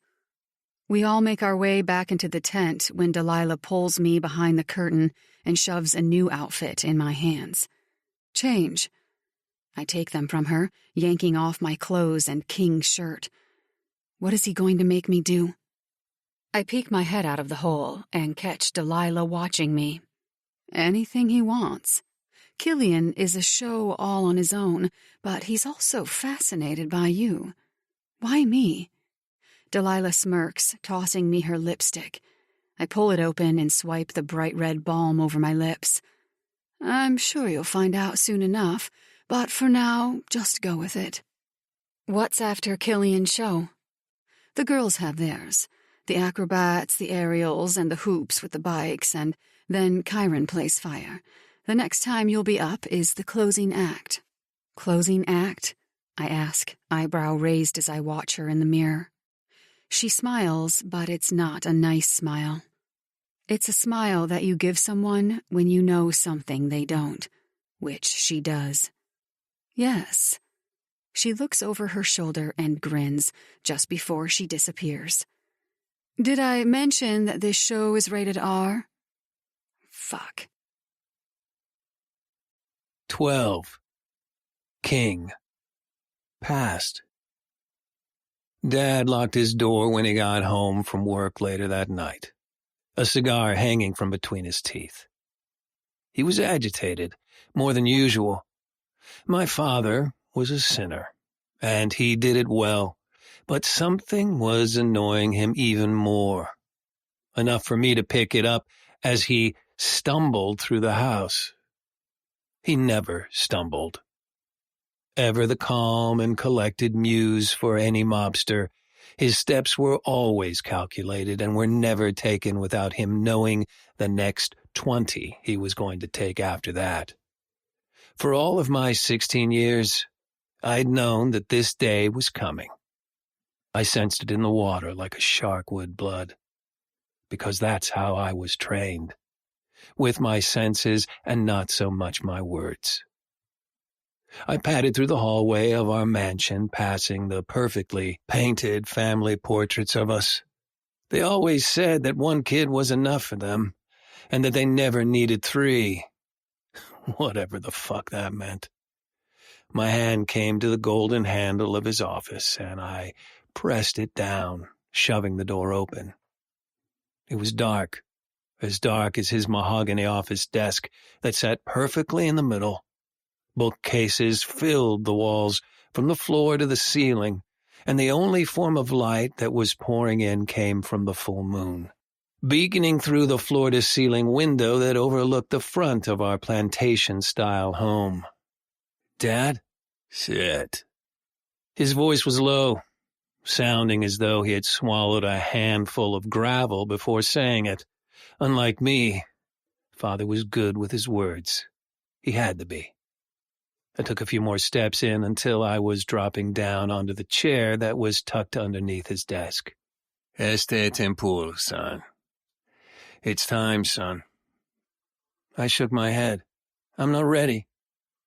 His head that was bowed between his shoulder blades raised, his eyes connecting with mine. "You're ready, son. The only reason why you think you're not is because I'm here. I scratched over my heart, where my Sons of Kisnich tattoo was stamped.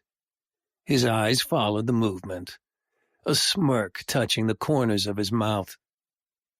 My father spoke fluent English, but Romanian was his first language, because it's the land of our family.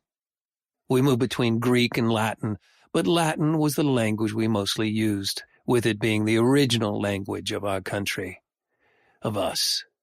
You need to rise. You need to gather your brothers and begin your journey. I'm 16, I blurted out through my amateur mouth. Of all the things I could have thought of, I'm 16 was the first thing that came spewing out, like it mattered, like the fact I was 16 had stopped me from committing the most heinous crimes, like the fact just a few months ago I killed for the first time. Or the fact when I was but a child, I became so obsessed with someone who would later become a pawn on my chessboard that I would eventually do anything to be near her, even if that meant breaking her in the process, because breaking her only meant that I was close enough to her to do it. Dad sank back in his chair, opening a drawer and slapping down a manila folder. Delilah needs you, all of you. Whether you think you're ready or not, King, it's time for you to do what you've been training your whole life to do. We've done our rounds.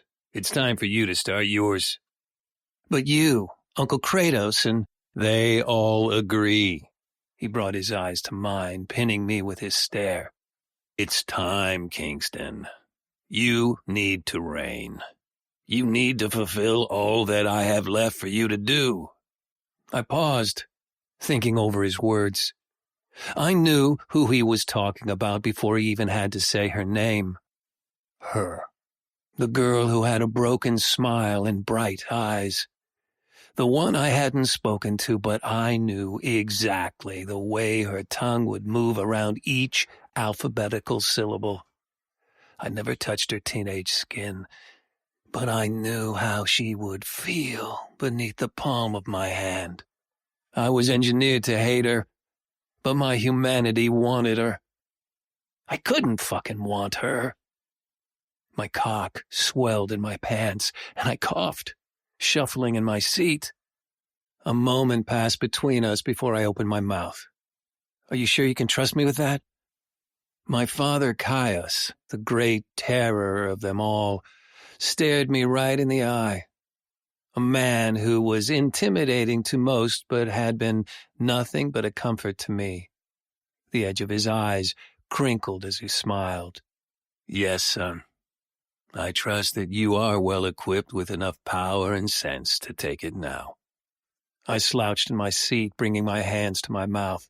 She reminds me of her. Dad chuckled.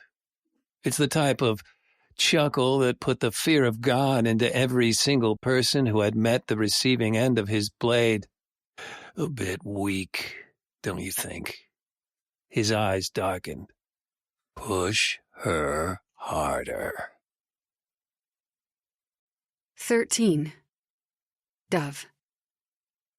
I learned that between midnight scenes, there are also others who have small acts. I don't learn too much about theirs, mainly because it goes for so long.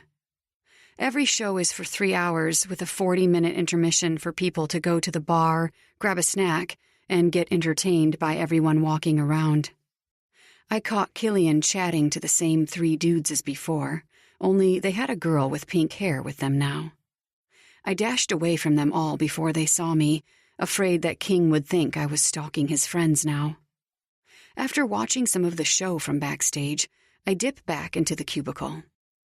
The next scene is Killian's before the final, and I'd be lying if I said I wasn't worried. I am. Very.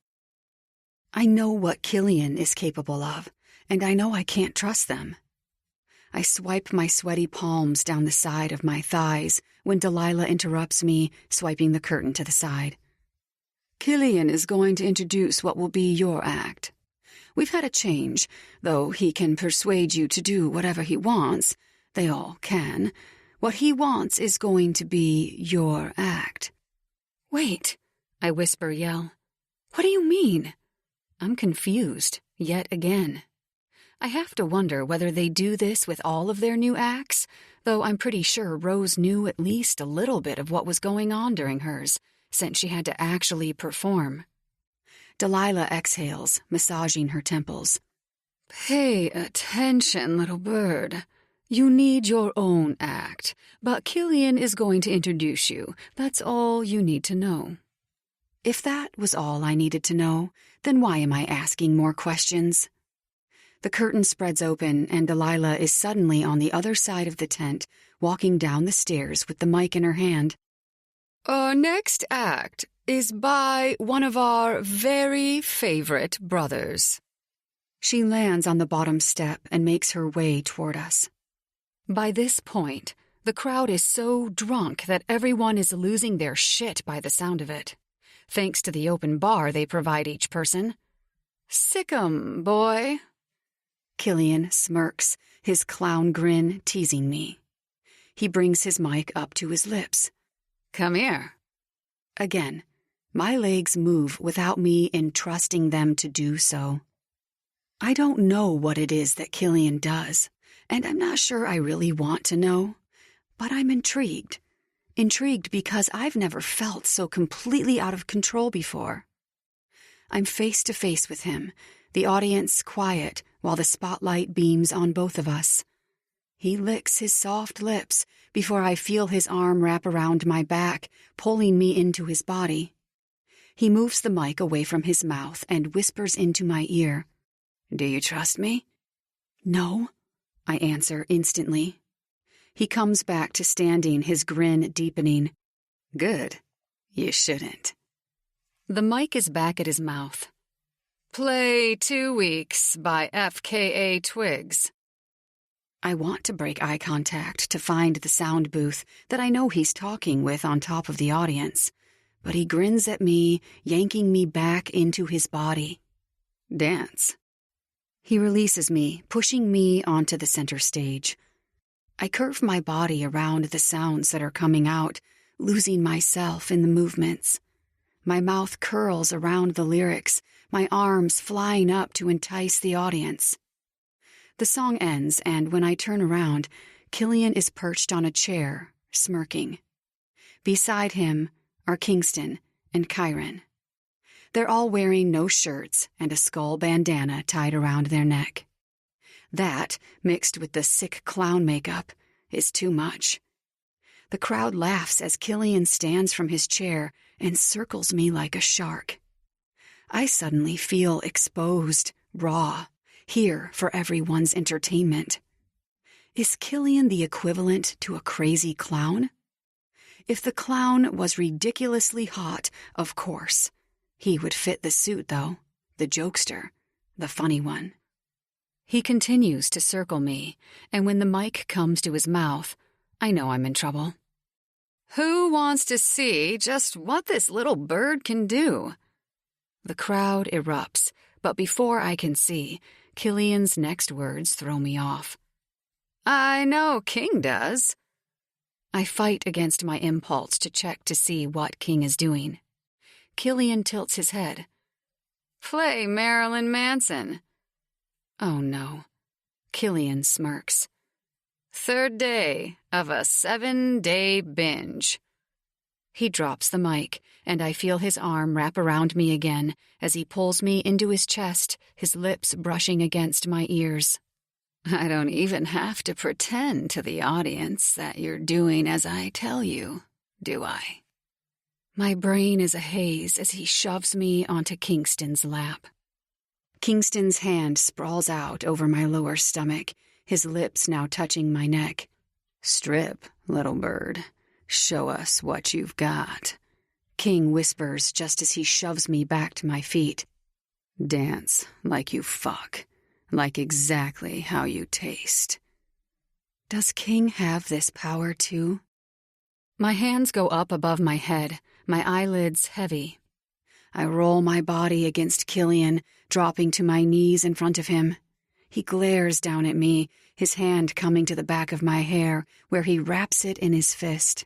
Just as he yanks my neck back, King's hand comes to my throat from behind, and he's pulling me backward until my head is in his lap, and I'm looking up at him from a bent and very fucking uncomfortable position. "Don't push me, little bird." His words spark a fire inside of me. Something I didn't know I had, or maybe something that someone has never had the power to ignite before. I stand back to my feet, just as coming undone by corn mixes in. I slowly unzip the front of my crop top, flinging it at King as I turn back to face him. The chorus starts, and I drop down, with Killian behind me, flinging my hair and twisting my body around, grinding my ass into Kingston's lap. I feel him against my ass, and it only intensifies the power I think I have. Killian grabs my hand and shoves me into his chest, turning me around to face the audience. Not that I can notice anything right now, as he bends me over, his hands on my hips. Just as I'm about to continue dancing, Killian's gone, and Kingston is in front of me, with Kyron right beside him.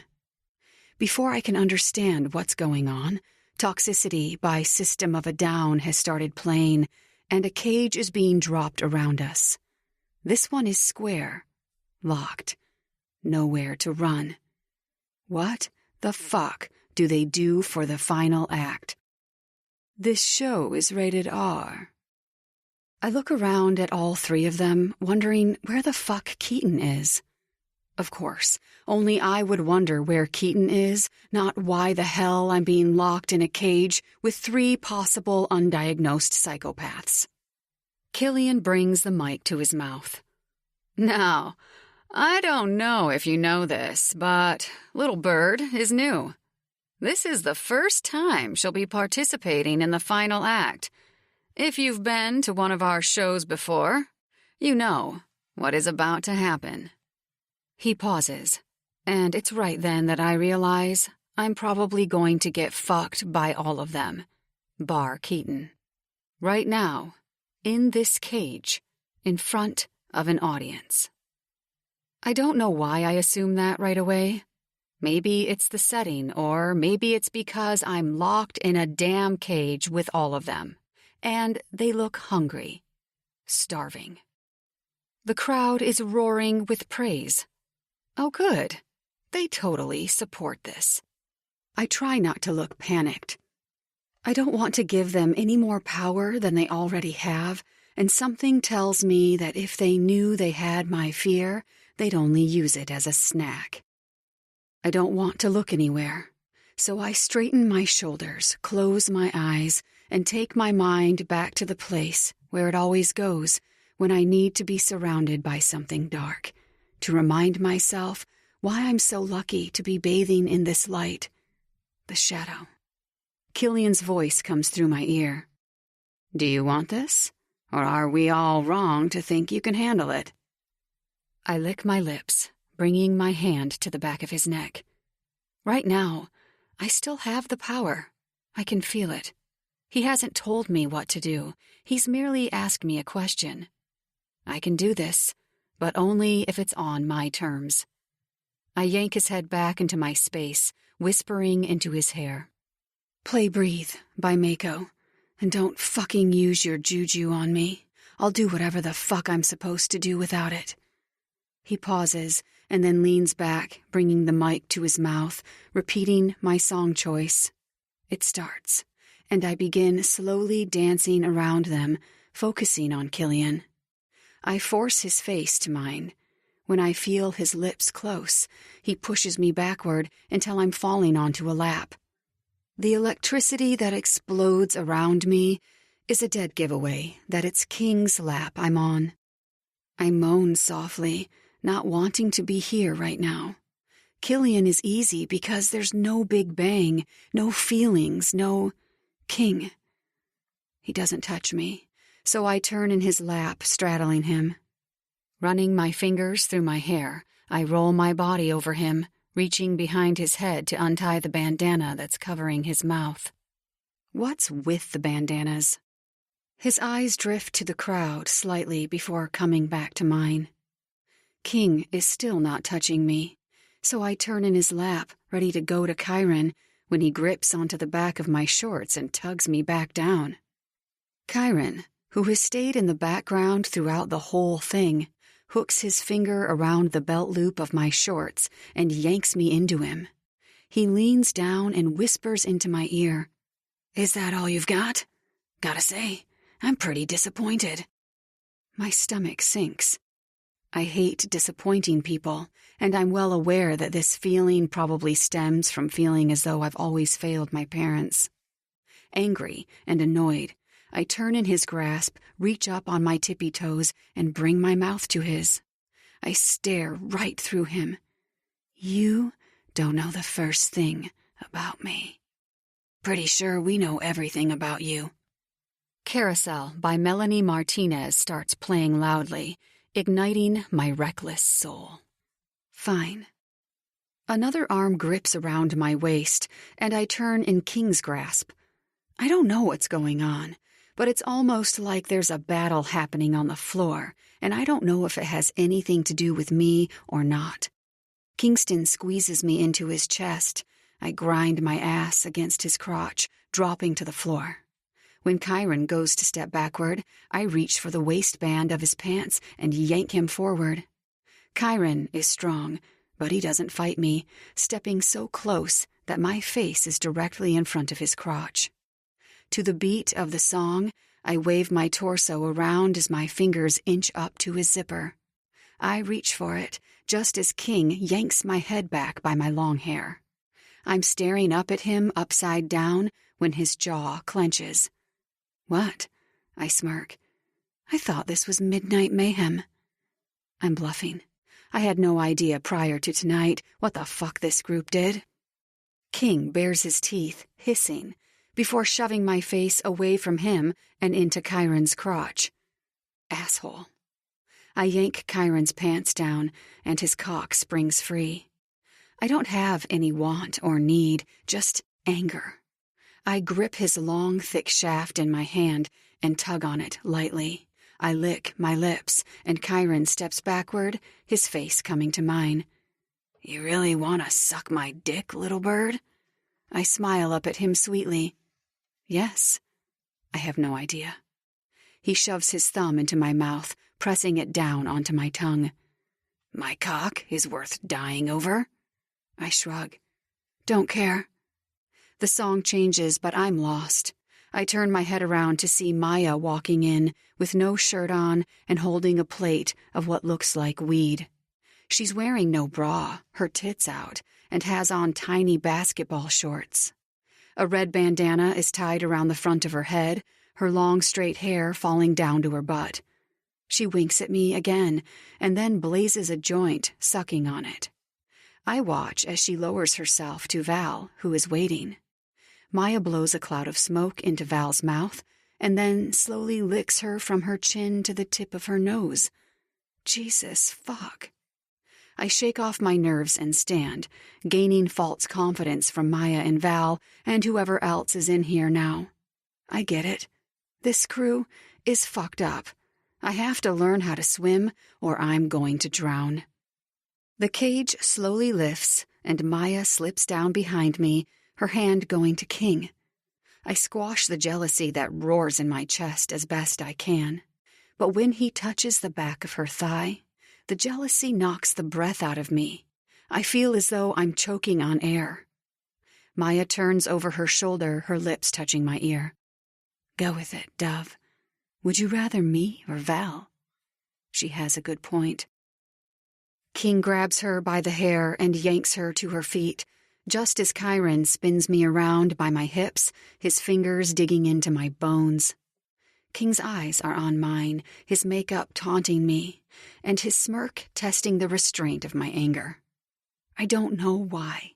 It's not like we're anywhere near being able to call dibs on each other. My jealousy is arbitrary, unwarranted. He yanks the zipper of his pants down, and I watch as his palm grips the length of his cock. He pulls on it, softly. "Girl?" Maya whispers from behind me. This isn't my first rodeo, so I apologize now. Then, her attention is on his cock, and I have to stop my chest from exploding and killing everyone in this fucking room. I flash a smile at King that says, I take your dirty blowjob and raise you a fucking pounding. I grip onto Chiron from behind me, my fingers latching around the back of his neck.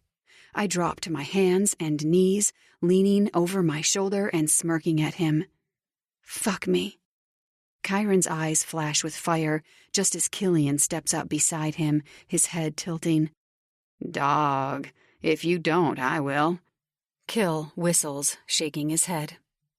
Chiron's eyes fly over me, and I don't have to guess to know where he's looking. I turn around and face him, yanking his pants down instead.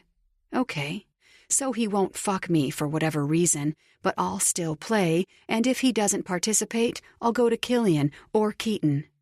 I grab his dick, and before he can say anything, I wrap my lips around his tip and fucking suck, drawing him in deeper until I feel his pre-cum latch to the back of my throat.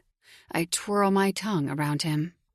The crowd is quiet as I suck, every single person in that audience disappearing. Chiron pulls out of my mouth and smirks, gripping my chin and yanking me up to standing. I know he almost came twice because his cock was pulsing in my mouth. You play dirty, little bird, but can you keep it up? His eyebrow cocks before he disappears and grabs onto Misha, yanking her into his exposed dick. She moans, rolling her head and sliding herself down over him. Oh my God, is this even legal? Maya leaves King, and I'm left gasping, the song switching to Nightmare by Halsey. Everything fades as King stares at me through his makeup. Little bird, do me a favor, Killian whispers into my ear. My attention doesn't move from King. See if he'll kiss you. He hands me a shot glass filled with white liquid, and I take it, throwing it back. I take one step, and King's eyes narrow. Another step closer, and I can almost feel him around me, suffocating me without contact. Quickly, I throw my hand around the back of his neck and pull his face to mine. My lips graze over his. Why am I the only one not naked? I lick his lips softly. Just when I think he's not going to take the bait, he leans forward and bites down on my bottom lip. Because you're not for them. What the fuck does that mean? I grind into him, reaching down. I grip onto his cock and tug on it. Either he can get hard really fucking fast, or Maya didn't finish him off. He hisses, biting my earlobe between his teeth and yanking on it. His fingers dig into my thighs as he lifts me off the ground. My legs wrap around his waist. Who am I for? I can't believe I said that out loud. Not for them, but most importantly. He sucks on my neck, and his fingers slip beneath my panties. He slips between my folds, and I tremble in his grasp, my pussy clenching around him like a vice. I don't care what's going on out there, even though I know what is. I just hope everyone is too busy watching someone else to catch King and me. He circles me while his thumb presses against my clit. Not for me either. His finger continues bashing inside of me, his thumb on my clit. My stomach clenches as familiar waves crash over me, my release gushing over his hand. Remember, the next time you want to try to make me jealous.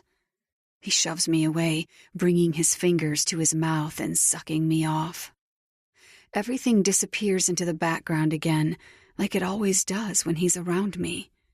I panic, my heart thundering in my chest.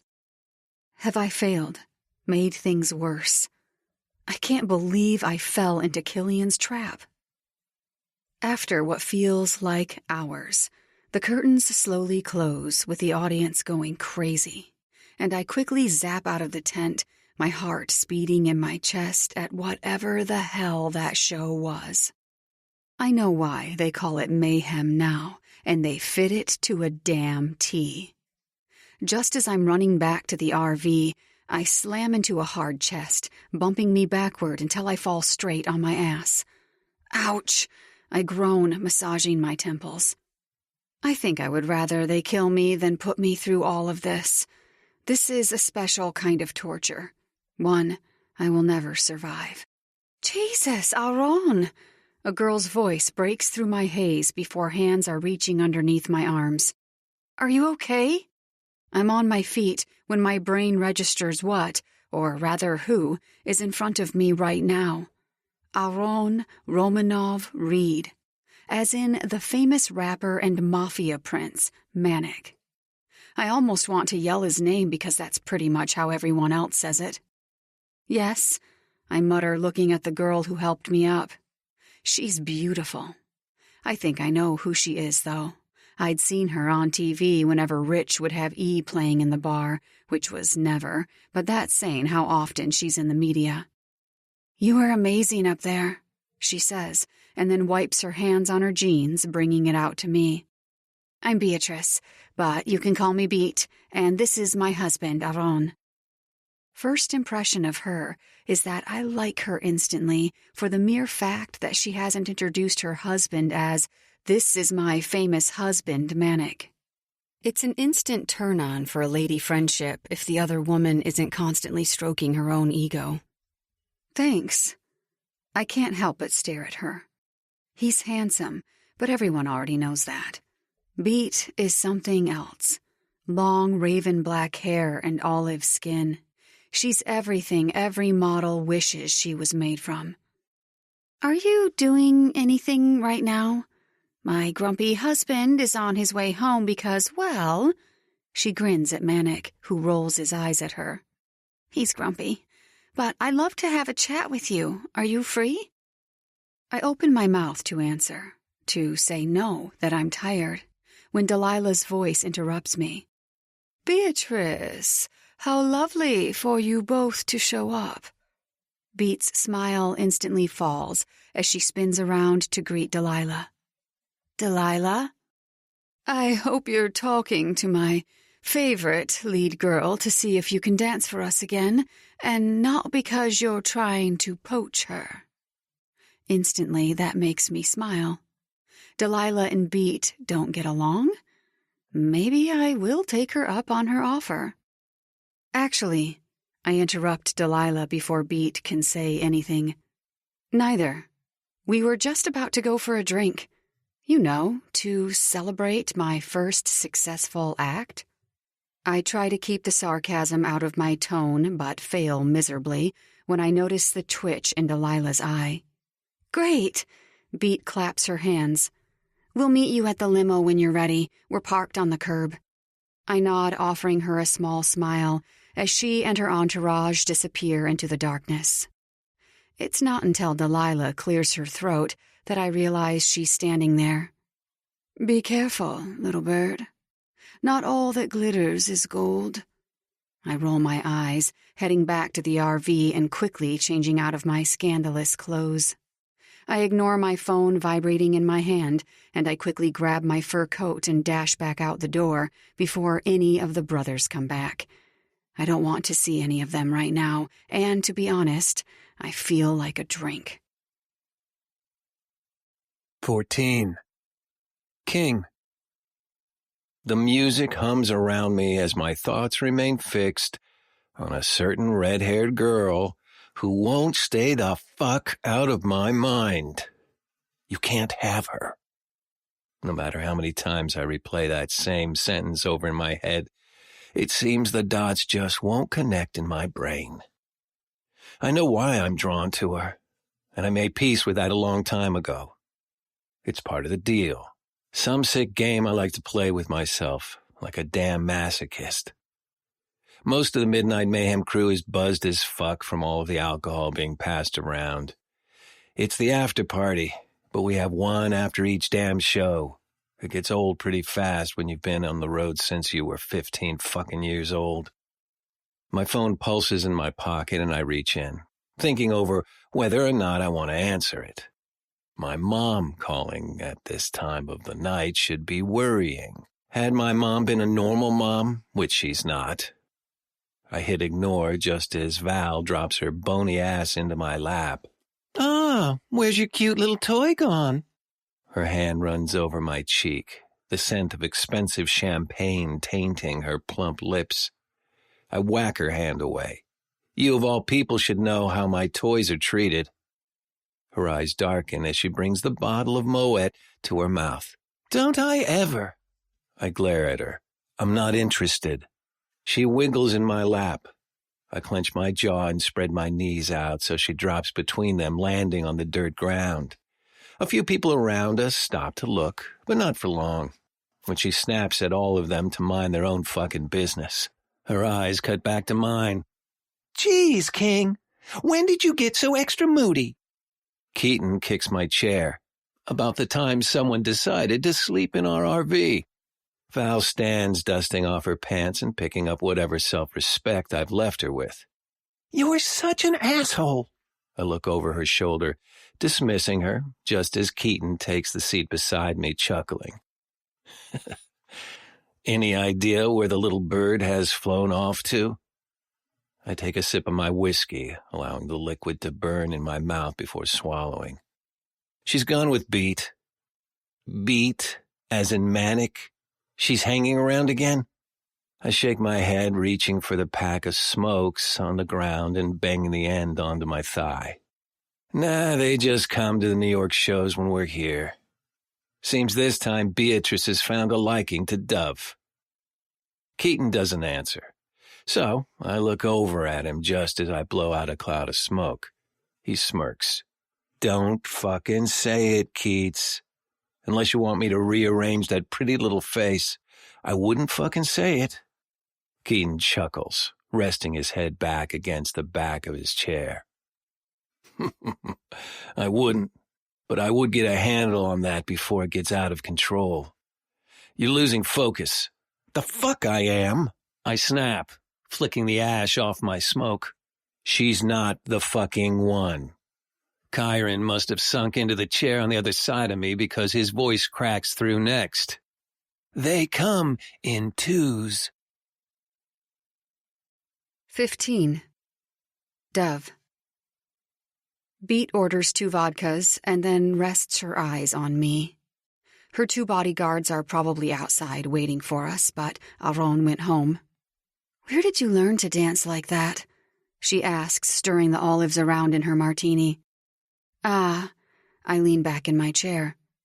My mom ruled her expectations with a heavy foot, and that foot usually had a ballerina slipper attached to it, so... Beat laughs, flicking some peanuts into her mouth. "I get it. I mean, I don't really get it. My mom, and... Oh!" I shake my head, thankful for the drink when it finally arrives. I take a sip before answering. "No, I mean, it was great, but they died when I was young." "Oh." Beat softens her tone, her shoulders sagging. "I'm sorry to hear that."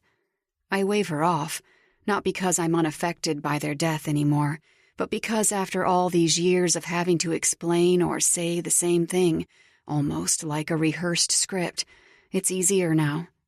It was a long time ago. Lie. You're still affected by it. Shutting out bad memories doesn't help you cope. It's the easy lie that we blanket ourselves with for a false sense of security. "So, how has Delilah been?" Beat changes the subject. I shrug. "A total bitch at the best of times." The alcohol is warming my blood and fueling my confidence to speak. "So, still the same, then." Beat rolls her eyes. "You used to be in Midnight Mayhem?" I ask. Her shoulders sag. "Yes, a long time ago, but essentially, yes, for a couple shows anyway." "How do you find it?" I'm intrigued by her on a level that I'm not sure I can quite grasp yet. Fascinated. I want to know her, in a way. "Well," she exhales, "I was running away from my husband because he kidnapped me. Then there was this whole he might kill me thing, and I didn't feel like dying." I laugh, throwing my head back. I laugh so hard my belly tightens. When I finally come down from my fit of giggles, she's watching me with surprise. "You're not freaked out by what I just said?" I swipe at my eyes. "No, I mean, if you knew how I came about my current position." Beat searches my eyes. "Oh, I think I have an idea. Maybe, though I'm not sure." I shake my head, sighing. I feel relaxed for the first time in a long time. Being around so much testosterone has taken its toll on me. I swear you could write a really creepy book about my life. Beat snorts, leaning into her bag that's near her ankles and dropping a book onto the table. She points. "Join the club." My eyes fall on the cover, the bright green title catching my eyes first. The title is simple. Manic. The cover image is of Aaron's chest, but where his face is supposed to be, there are ravens flying out. "Wow, you have a book?" She waves me off. "I didn't write it, but yes. It's the story of how Aaron and I met.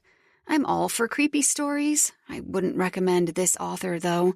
She drinks too much, procrastinates a lot, and is easily distracted." I laugh, running my hand over the book while sliding it back to her. "So, why did you want to have a drink with me tonight? Or this morning?" Her focus drifts. "Well, I was really just hoping to pick your brain on how you dance. I run Aaron's backup dancers now, and they're driving me crazy.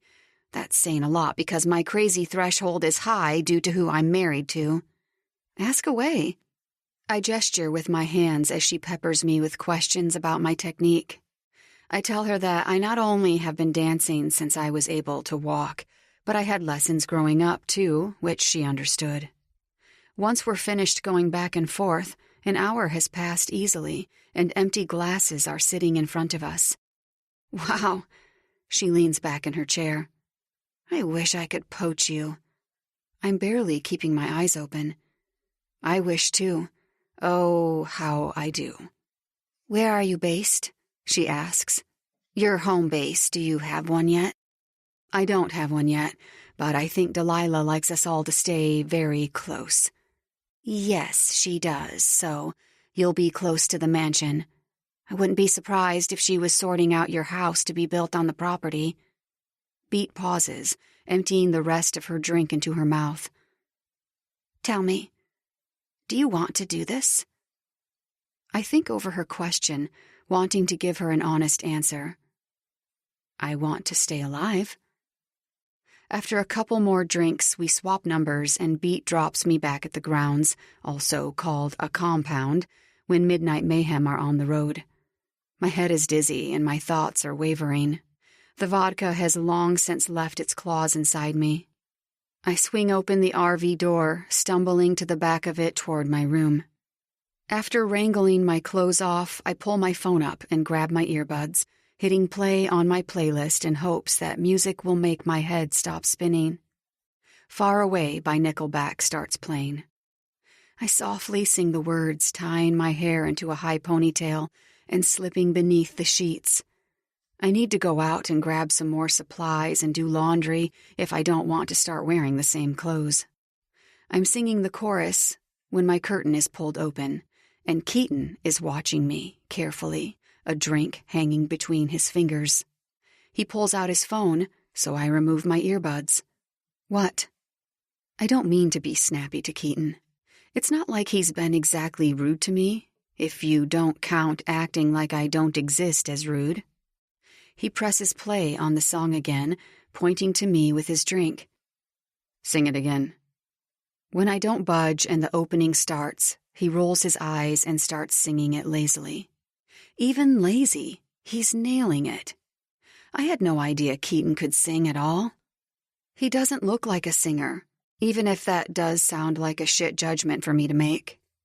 When the chorus comes in, I power it out, and our voices merge together in perfect harmony. As the guitar plays, he drops down onto my bed, dropping his drink on the floor in the process. He continues the song, and I come in again on the chorus, hitting the high notes with him merging through the rough notes. He tilts his head, watching me with a new fascination. "Who taught you to sing like that, little bird?" "I was born with it, and then my mom had me take singing lessons every day after my ballet classes." "She sounds like a bitch." He bites out, stumbling up from my bed and reaching for his bottle. I lean over, snatching it out of his reach. "She wasn't. She was just driven, and I think you've had enough." Lying backward on my bed, he lets the bottle slip to my fingers. I catch it just in time. My head spins, but I curl my lip beneath my teeth to stop my laugh. "What's funny, little bird?"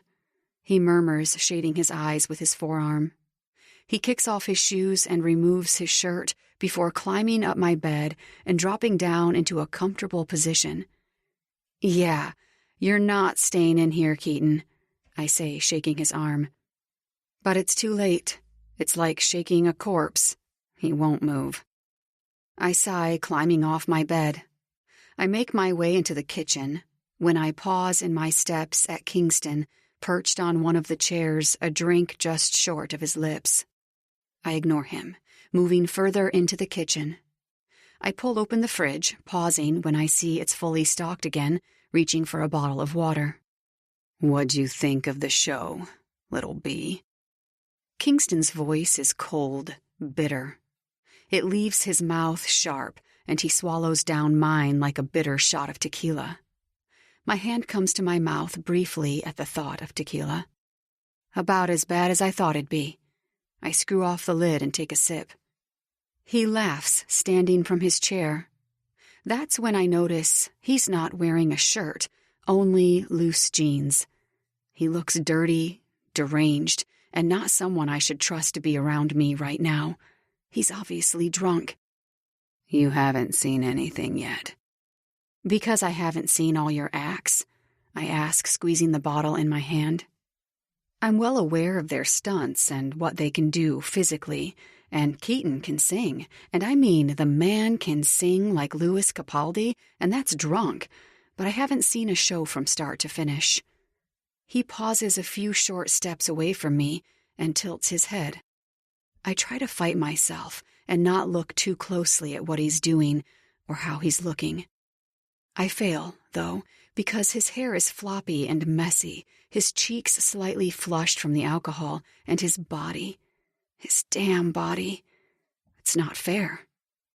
I catch the 2 roses that are inked over his left hip, ducking beneath his briefs. One sits just above the other over the edge. It looks to have less detail, less love. The one that slightly dips underneath has clarity and precision. It has passion. "Getting a good look?" he asks, shoving past me to put his glass in the sink. "I'm getting tired of you eye-fucking me, little bird. I might just see if those eyes can match the promises they're giving out." He turns to face me, and I can feel his breath over my flesh. I close my eyes and shove away from him, needing to be away from him, from the fire that threatens to burn me to a crisp. He brushes his chest against mine, and I back up, slamming against the kitchen counter. Each hand comes to the counter, caging me in. "Just to be clear, I hate you." "You don't know me," I snap, bringing my eyes up to his. He searches mine and smirks. It sends chills down my spine. "I know more than you will ever know." I shiver, taking my attention away from him. Only his hand comes to the back of my hair, and he yanks on it, pulling my eyes to his. "I don't have to like you to want to fuck you. So, just in case you get bored one night, my room is the one at the end of the hallway upstairs. Before you even think of wrapping those pretty little lips around anyone else's cock again, I'd advise against it." "Why?"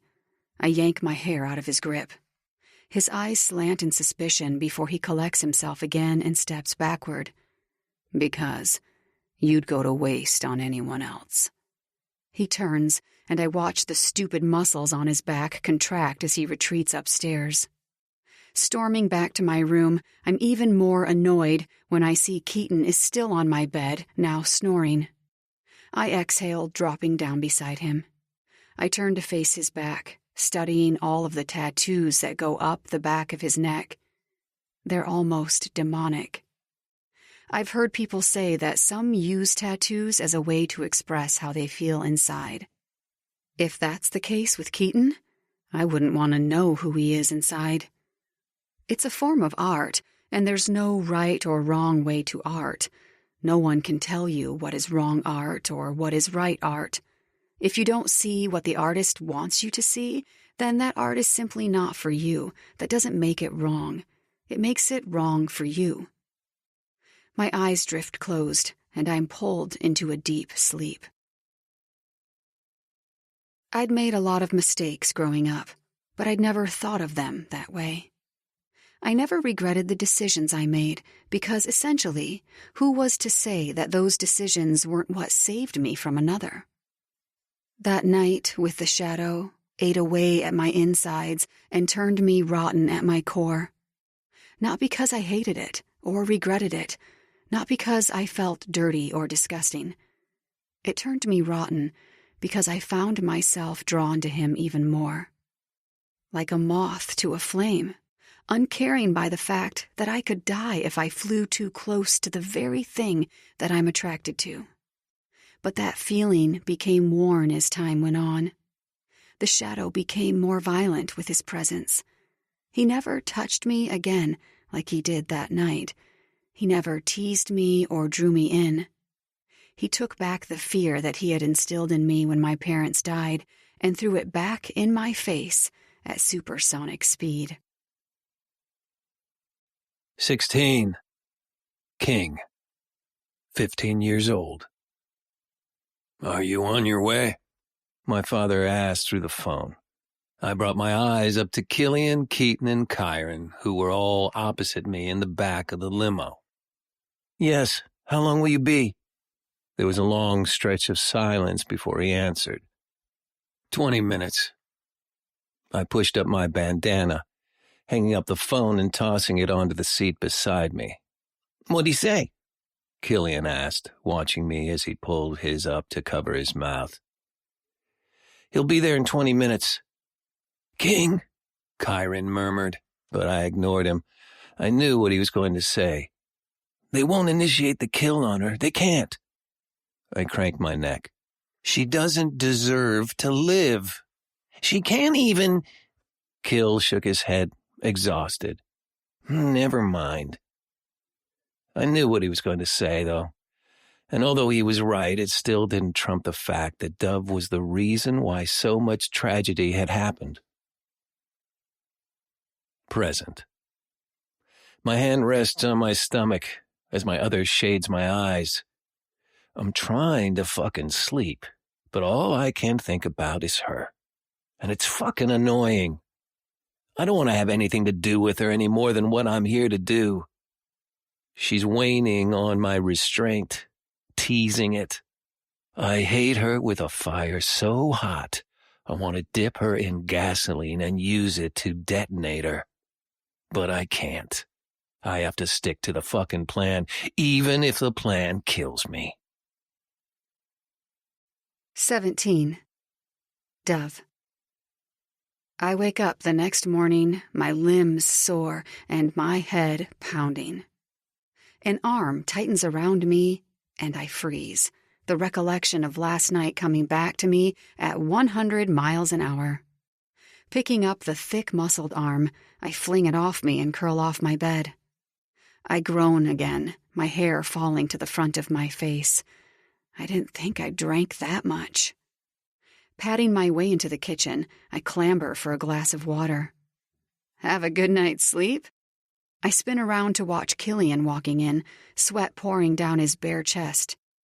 I notice that the star that King has on his chest, Killian has over his lower left hip. He catches me staring because he clears his throat. "You're a little pervy," I snort, turning back around to empty the water out of my glass. Not at what you think. He chuckles, his hand coming to my hip. I freeze at his contact when his lips touch the side of my shoulder. Chill, he whispers, sending goosebumps over my flesh. I'm not king. I'm not like the rest of them. My eyes close as I relish in his untrustworthy words before shaking him off and spinning around in his grasp. It doesn't matter, Killian. You're all bad.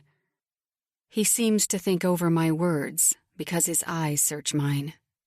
I take a moment to admire his bright blue eyes and tanned skin, and the way his dark hair flops over his forehead slightly. Yeah? So what if we are? I pause. That's your answer? You're not even going to pretend that you're not bad guys? Killian smirks, and for a second, I want to step backward, but I can't. The damn kitchen counter is once again pressing against my ass. If that's what you want, little bird, to have us reassure you that we're not bad people, then you're tripping. Oh, really? His eyes narrow, his mouth opening. Just when he's about to say something, I notice another shadow behind him. I feel him before I see him.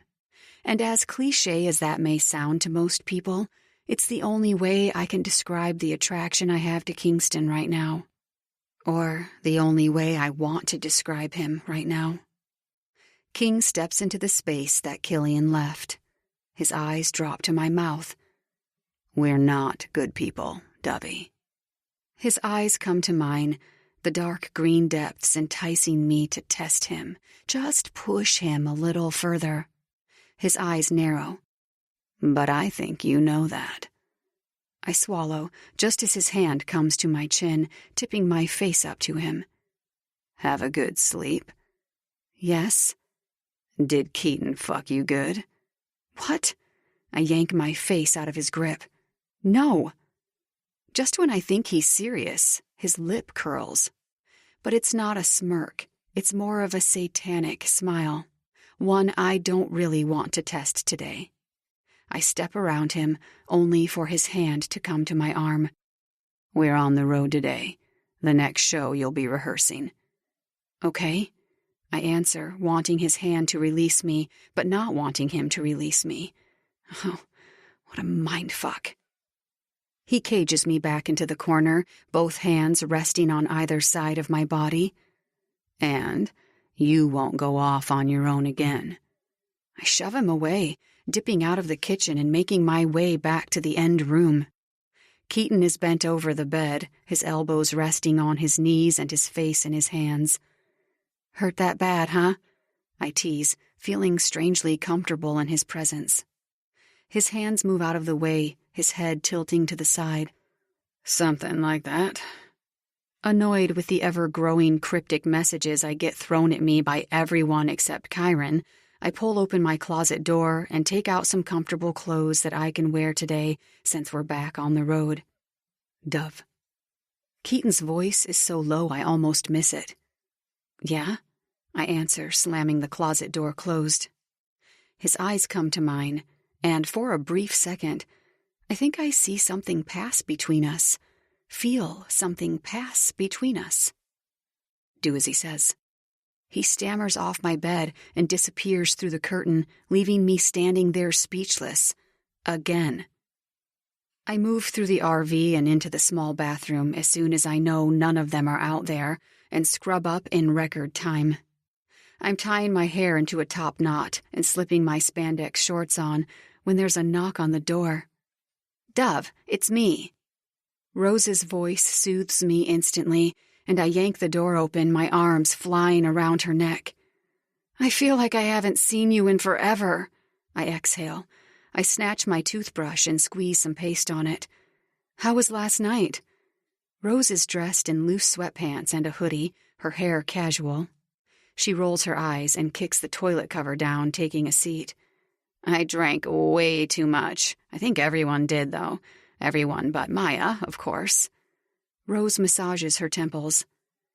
What is going on between her and Killian? They're driving everyone insane. I pause my brushing, then spit and rinse and repeat. I don't know. I sensed something, too. Rose opens her mouth but then closes it when her eyes go over my shoulder. Her eyes turn distant and her body tenses. What's wrong? I murmur around my toothbrush. King walks in, snatches my toothbrush from my mouth, and pops it into his own. He licks the edge of his lip as his eyes drop to mine. Get your friend out of my fucking space. King! I instantly snap. I don't really answer back, mainly because I know what he and they are capable of, and I happen to enjoy being alive, even if my life isn't in stellar form right now. His eyebrows raise in challenge, his white teeth clenching down on the shaft of my toothbrush. Want to fight me on that? Because I can do with some cardio this morning. Rose's hand comes to my arm. She smiles weakly at me. It's okay. We're all heading off soon anyway. I just wanted to see you. I can hear King brushing his teeth with my toothbrush. I let out a breath of air. I'll see you at the next stop, which is Texas, Rose answers. Texas, right. How and why do I not know this? Why do I feel that even though Rose and I were both captured at the same time, I'm not being shown the same courtesy she has been shown by Midnight? Rose leaves after another hug, and after I promise her that I'll have a drink with her after our next show, or before. My eyes find King's in the mirror, only he's already watching me. He gargles the water in his mouth, his eyes still on mine, before he spits into the sink. What? Can you try to be nice to her? Why? He asks, tilting his head. I don't know, because she hasn't done anything to warrant your wrath? No, but you have, and when I'm rude to her, it affects you. He wipes his mouth and steps closer to me. You're making this game way too easy for me. Why? I yell, just as his hand touches the door handle. He pauses. I carry on. Why do you hate me so damn much? He inches his head over his shoulder. Because you took something from me. I didn't take anything from you. I only just met you. It's a shame that I have to point out the obvious, but I don't think he's getting it through his head. You don't have to know someone to take something from them. He leaves, and I'm once again standing like an idiot and left with a disarray of thoughts. 18. King. How long? Killian asks, his foot on the dash as I drive us out. Because the drive is 26 hours, and Justice has to drive Keaton's Ford Raptor with our bikes and trailer on the back to the next stop. We're all switching drivers as we go. When it's done, I already know that Kill is going to hammer me about Dove. We all know that. It's in his DNA. To be a fucking pain in the ass. You're acting like it was her fault, he whispers, and I have to fight the urge to elbow him in the face. Dove's laugh breaks out from the back, and my eyes fly to the rearview mirror, catching her laughing with Keaton. That's just fucking weird, Kill adds. Seeing Keaton smile is about as rare as seeing you smile. Pair of serious bastards. It's not as weird as you think.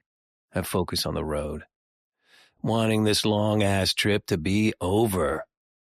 A few hours later, we pull into a gas station. I kick Killian's leg, waking him up.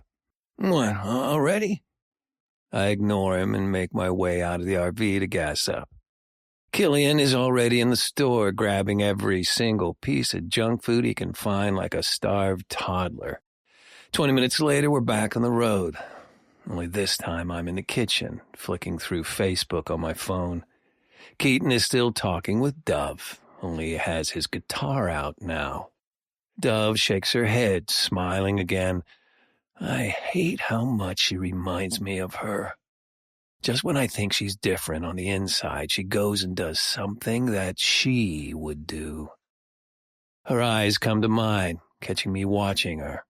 Her cheeks flash red as she quickly looks away from me. Pussy. She can never hold eye contact for long. Keaton starts playing Joe Satriani on his guitar when I start to drown them out and search her up on Facebook.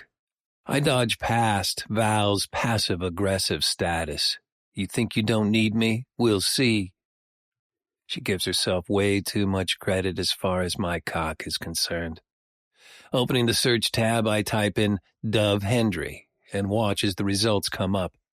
I find her instantly and click on her profile photo. My eyes go up to where she's sitting with Keaton before going back to my phone. Her profile photo is of her on a snowboard wearing the entire getup. The board is flipped to the camera and she's making the hang loose sign.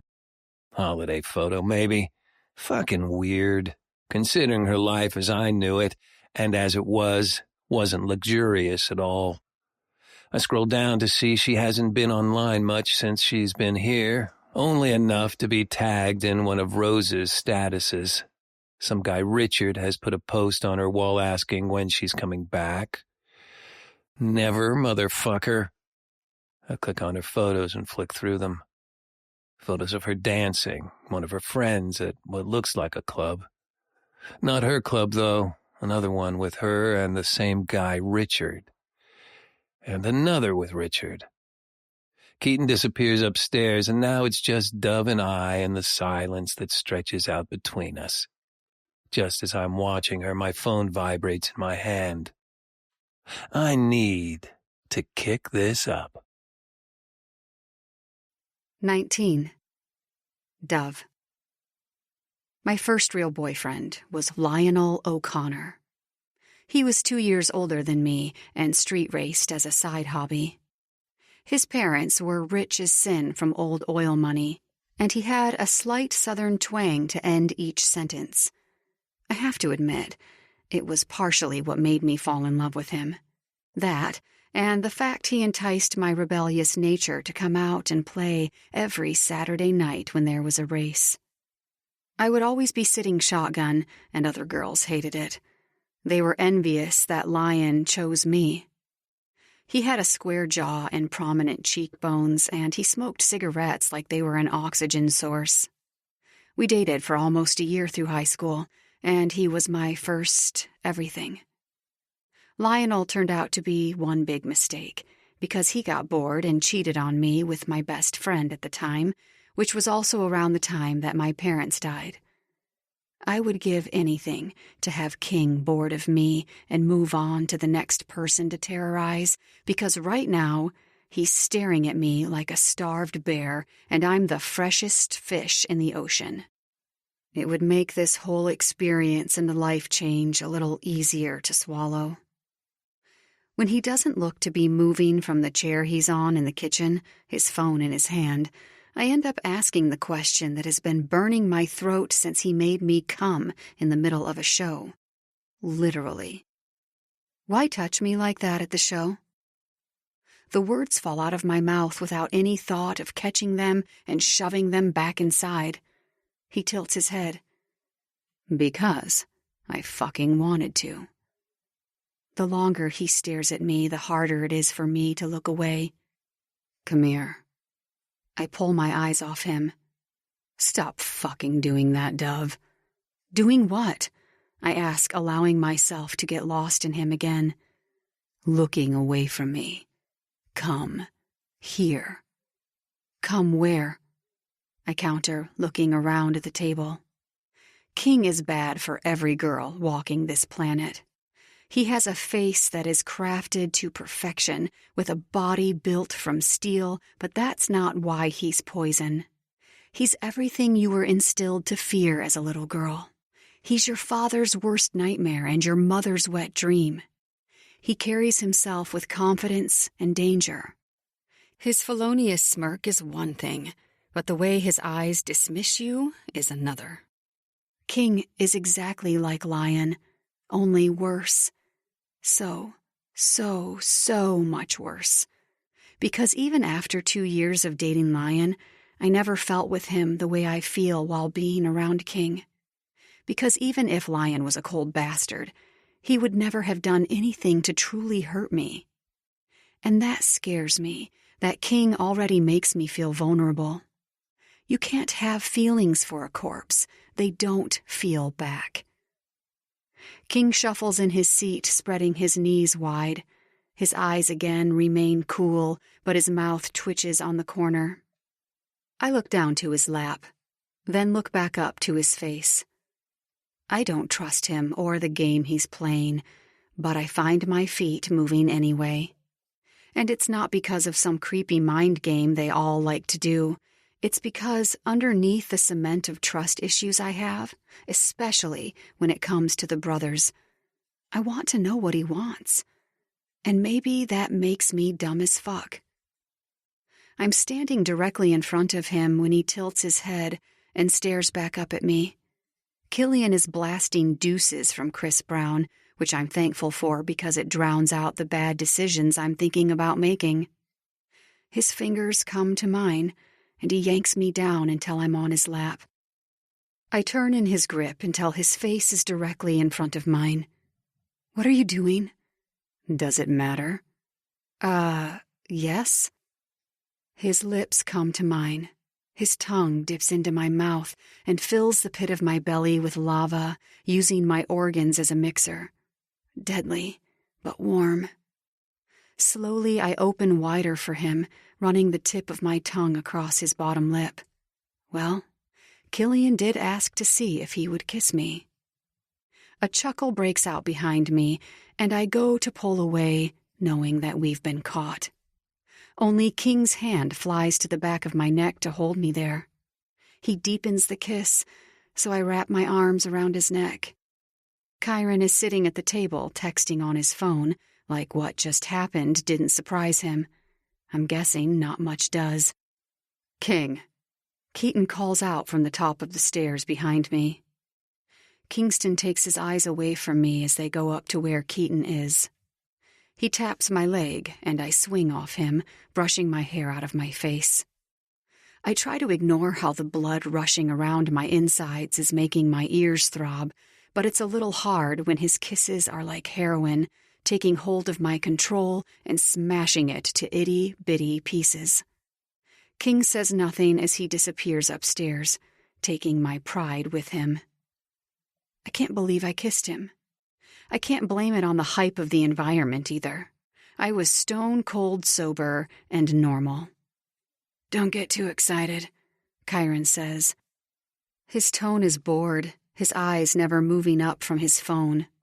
It's probably the most Chiron has ever said to me. I'm not.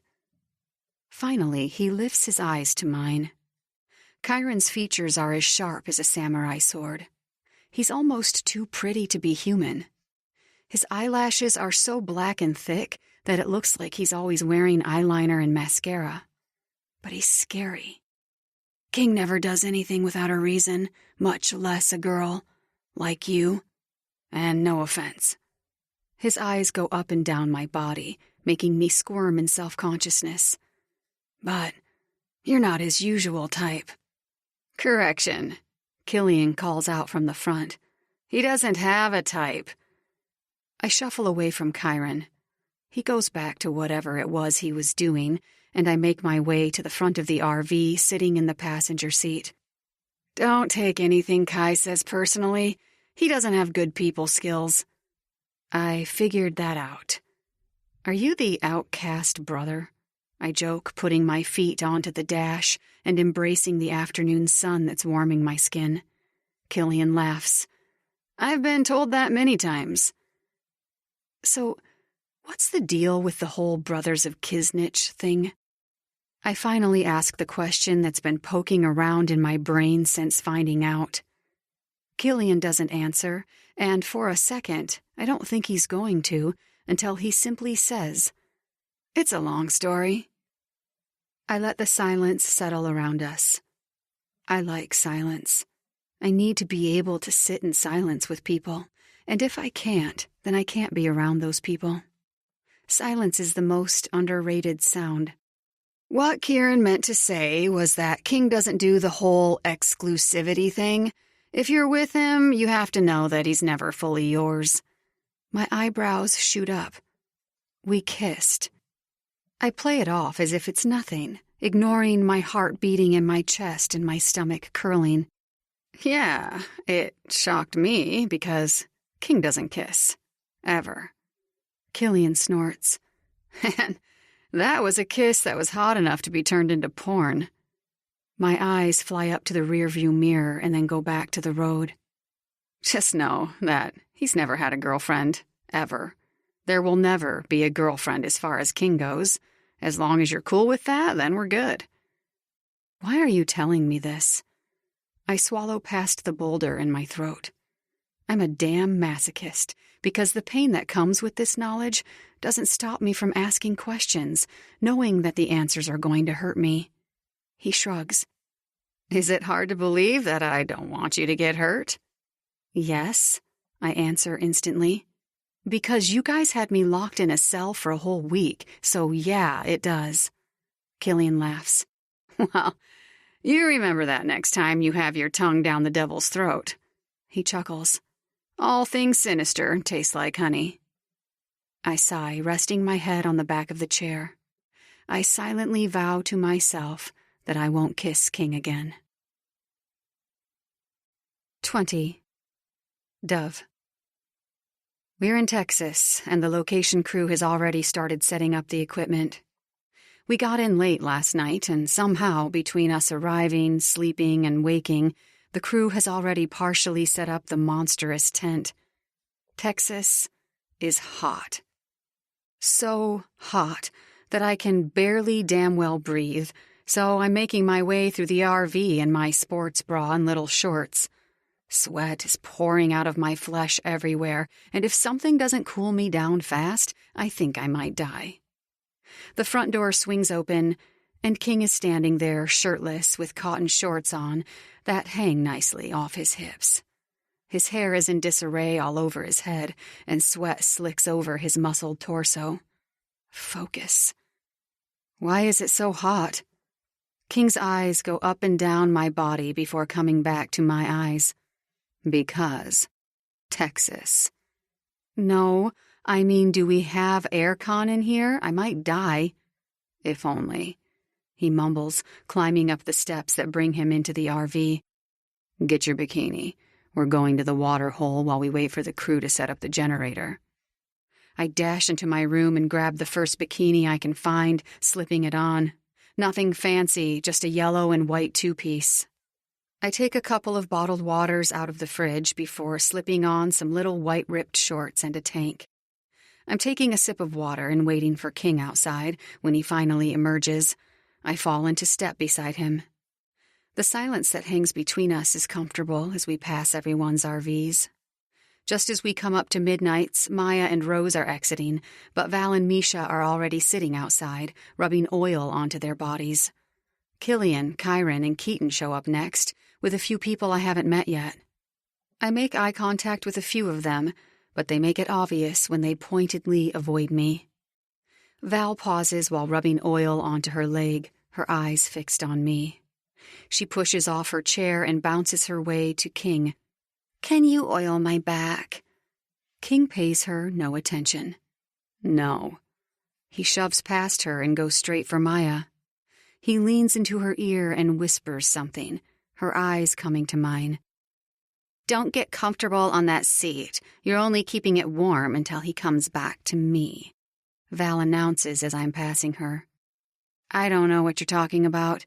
I throw back over my shoulder, mainly because I don't. Unless she's picking up something that I haven't yet. Or maybe she's just insecure because I'm staying with them. Rose comes over to me wearing a little red bikini and nothing else, her arm hooking with mine. I need a swim before I melt. Ditto. Hey. She tugs on my arm just as we all start walking toward God knows where. Are you okay in there? You can ask Delilah for your own trailer. I heard her speaking with Justice the other day, and they both agree that you're going to have your own show on top of the SOK scenes. SOK? I ask before I connect the dots. Right. I don't know what she would want me to do. Rose rolls her eyes. Dance, of course. I drop my sunglasses over my eyes. I'm nothing special. You are so wrong. Rose turns her head over her shoulder slightly before coming back to me. When you dance, Dove, you create a new world. You captivate the entire audience. There's peace in your movements. King's arm wraps around my torso, pulling me into him as he walks behind me. Yeah, but always remember that in peace always lies havoc. I try to wiggle out of his grip to no avail. Once we're in the parking lot, King pulls out a set of keys and pushes the unlock button on his keyring. A black Ford Raptor lights up. He points to it. Get in the car. Can she ride with us? Rose pleads. I haven't seen her in so long. King pauses, cutting her with his corpse eyes. No. At least he's not an asshole just to me. It's an overall personality defect. I'll see you when I get there, I tell Rose, making my way to the truck. I go to slip into the back when someone picks me up from behind and puts me in front of the passenger's side door. I turn around to find Killian smirking. Little bird rides shotgun. Sighing, I open the door just in time to see Val glaring at me from the other side of the parking lot. She's about to slip into a white Range Rover, but paused her movements to make it known to me that she hates me. Don't worry about her. Killian catches me off guard by whispering into my ear. She's just jealous, because King has never paid her any attention that goes past the bedroom. What? I say, turning to face him. Killian shrugs. King fucks her and disregards her. And when I say fuck, I mean just fuck. He never touches her, never kisses her. Everything they do is in the bedroom, and nothing past the door. And it's her door, not his door. Are you both done gossiping? King starts up the loud truck, and I pull myself up by the running board, sinking into the leather seat. I can feel him watching me out of the corner of my eye, but I ignore him. I'm confused by the sudden back and forth. At what point did he and I establish something? I missed it. That's what worries me. It was organic. The knots and bonds were knitted without me noticing. Now, I don't know how to untie all the knots because I missed how they were woven together. Stop thinking too much into whatever the fuck Kill is trying to fill your head with. King drives us out of the parking lot, following behind the Range Rover and another car. I'm not. He chuckles. Yeah, you are. And you can read my mind now? I tease, chancing a look at him. His jaw tenses, and for a second, I want to hit myself for joking with him. It's bad enough that I can't stop kissing him or being on his lap, let alone joking with him. And anyway, he probably can read my mind. I wouldn't put it past him, or any of them. He hits the stereo, and we let the music fill the empty space around us, which is a lot because this truck is massive. Hail to the King by Avenged Sevenfold starts playing. I roll my eyes at the irony of the song and distract myself with all of the passing trees and buildings. The road turns to gravel, and we're bouncing down a bumpy road. I spin around and look at Killian, Kyron, and Keaton, who are in the back. Killian's already smirking at me from the middle. What? Scared we're taking you somewhere to kill you? Actually, that thought didn't cross my mind, surprisingly. But where did the rest of them go? Lost them on the trip. Keaton catches my attention. Talking with Keaton on the way here was probably one of the highlights of my trip. He's not someone who looks like he makes a lot of friends, but for whatever reason, he's chosen to make one out of me. I turn back around just as King pulls up to a clearing. Wow! There's a long waterfall that's pouring over a cliff, crashing into the clear water below. Wait, how do we know there aren't gators or anything in this water? King shrugs, climbing out of the truck. As soon as his door is opened, the humidity slaps me across the face, and suddenly I no longer care. Anything to take away this sticky heat. Just as I'm closing the door, the Range Rover and other truck pull in, parking beside us. I'm instantly annoyed that Val is here. They all stammer out, and Rose yanks at my towel. Take your clothes off, Dovey. She hands me a wine cooler, and we clash our bottles together in a cheers. I take a sip and watch the rest of the girls strip half naked and all go diving into the water after the brothers. "You all right?" a voice says from behind me. "Why aren't you in the water?" I turn around to find a guy I haven't met yet. He's tall and slender with kind brown eyes. He's attractive at first glance. "I'm getting there," I chuckle. He laughs, and I notice his white teeth instantly against his tanned skin. His eyes fall on me. He has a friendly face. "I'm Jackson, but people call me Jack." My hand meets his. "Dove." "I know who you are." He winks, removing his shirt. No ink. Not even the star that the brothers have. Interesting. He dives into the water just as I slip out of my sandals. "Oh, come on, little bird, get in the water," Killian yells. "What are you scared about?" Val snaps, climbing up one of the rocks, shaking the water from her toned body. The brothers don't pay her any attention. Shrugging off my towel, I toss it to the ground, placing my wine cooler on top. I pad my way to the rock that Jack dived off of. "Tuffy, holy shit!" Misha is laughing from the water. "That dancer body, though." "What?" I look down at my soft curves but athletic frame. I have a tight six-pack and more muscles than bone, but essentially I still wiggle in places. I like it that way because I love food. "You're insane. You're all fit." "And you're not?"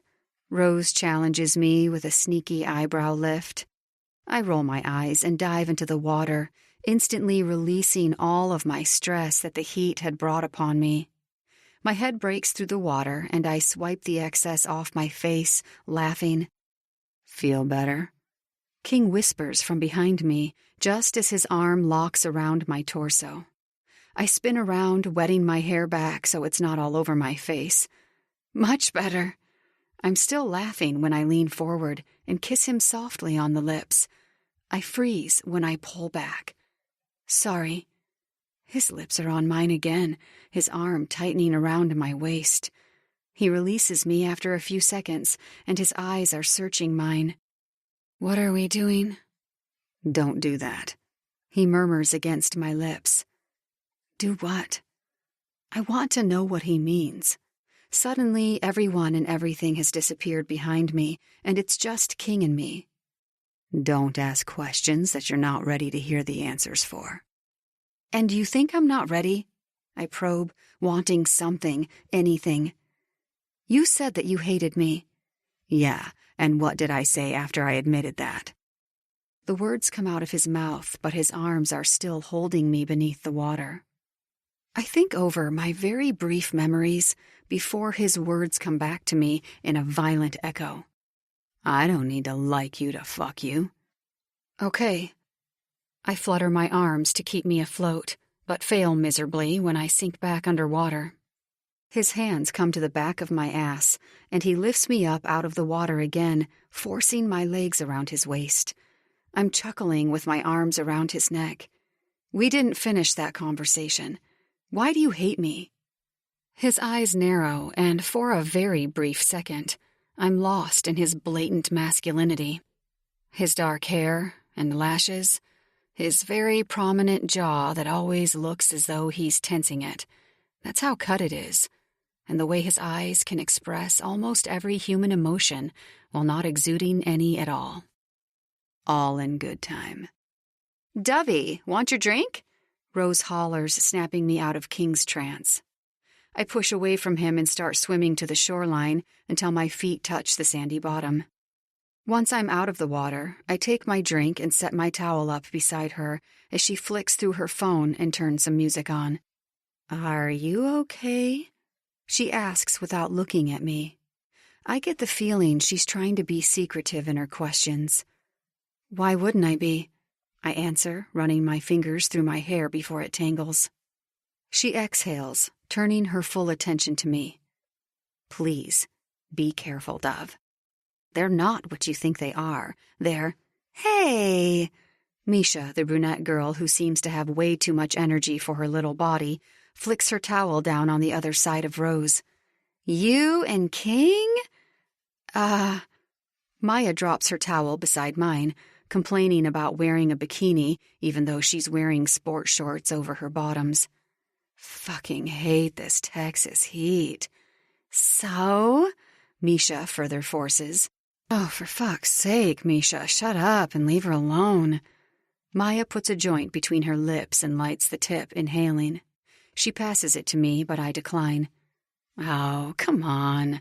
Maya smirks. I just put her in her place. The least you can do is have a puff on me. Trouble. Killian teases, and instantly Maya's face drops.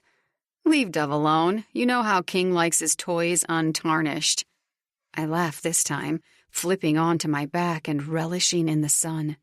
Well, then he better find a new toy, because I'm definitely a shade darker than tarnished. I wiggle my fingers toward myself without even looking at Maya, gesturing to the joint. I want to say that it's partly because of what happened in the cell, but I don't. I don't want them to know anything about what happened, because that'll probably just give them more satisfaction to my pain. My chest tightens with that knowledge. My crush on Kingston Axton is poison, but apparently I'm willing to die for it. I feel the smoke between my fingers and bring it to my lips, inhaling deeply. I hold it in my lungs for a beat longer before blowing out. Once I give it back to Maya, Rose has finally stopped fighting with Misha about the music before a song starts playing, one I don't recognize. I'm serious, Dovey. Rose whispers. She's on her stomach now, her head resting in her arms and her face toward me. I exhale, turning onto my stomach and turning my face to hers. No one can hear us because the music is loud and we're so close we don't have to yell. Why? Me being here? She whispers. It was part of their initiation. Everything that Delilah had explained was why I was here. Okay. I search her eyes. And me? The heat is not helping my buzz. In fact, it's intensifying it. A lot. You were not a normal recruit, Dove. That's why you were there for so long. Why you're with them and not on your own or with another family. And what is it that I should be worried about? My heart pounds in my chest. I'm not naive. I know there's something else. It's why King likes to tell me that I've done something to warrant his wrath. It's why he apparently hates me and that I took something from him. Do not fall for King. Am I interrupting something here? Val drops down in front of us, the sand kicking up and flicking me in the face. I actually want to kill her. I sit up, shading the sun from my eyes. I'm feeling a range of emotions, but one that trumps them all is the lack of control that I have. I've lost my life to 4 men, and they haven't even killed me yet. I groan, standing, and make my way back to the water. King and the rest of the brothers are up by the truck, but Jack is still in the water with the people he came with. So, he starts, his head bobbing in the water. Nope. I laugh, shaking my head while sinking in. If you're going to ask me about King, the answer is no. Jack laughs, which makes me want to laugh. I realize I genuinely enjoy his presence. I've known him for all of 20 minutes, but I feel at ease around him, like I know him or have met him before. I know that I haven't, though. I remember his face. I haven't met such kindness since Richard. I've known King for a while, and I've never seen him like that before, Jack further says, swimming closer to me. Oh, really? I dig, kicking out to the deep. He follows closely behind me while still keeping a safe distance. I appreciate that. When I'm far enough out, I turn around and he's a few steps in front of me. My eyes go over his shoulder and to the truck, where the boys are now all watching us. How well do you know him? Jack runs his hand through his hair. Well, since I was 9, his family is close with my family, you know, that sort of thing. Ah, right.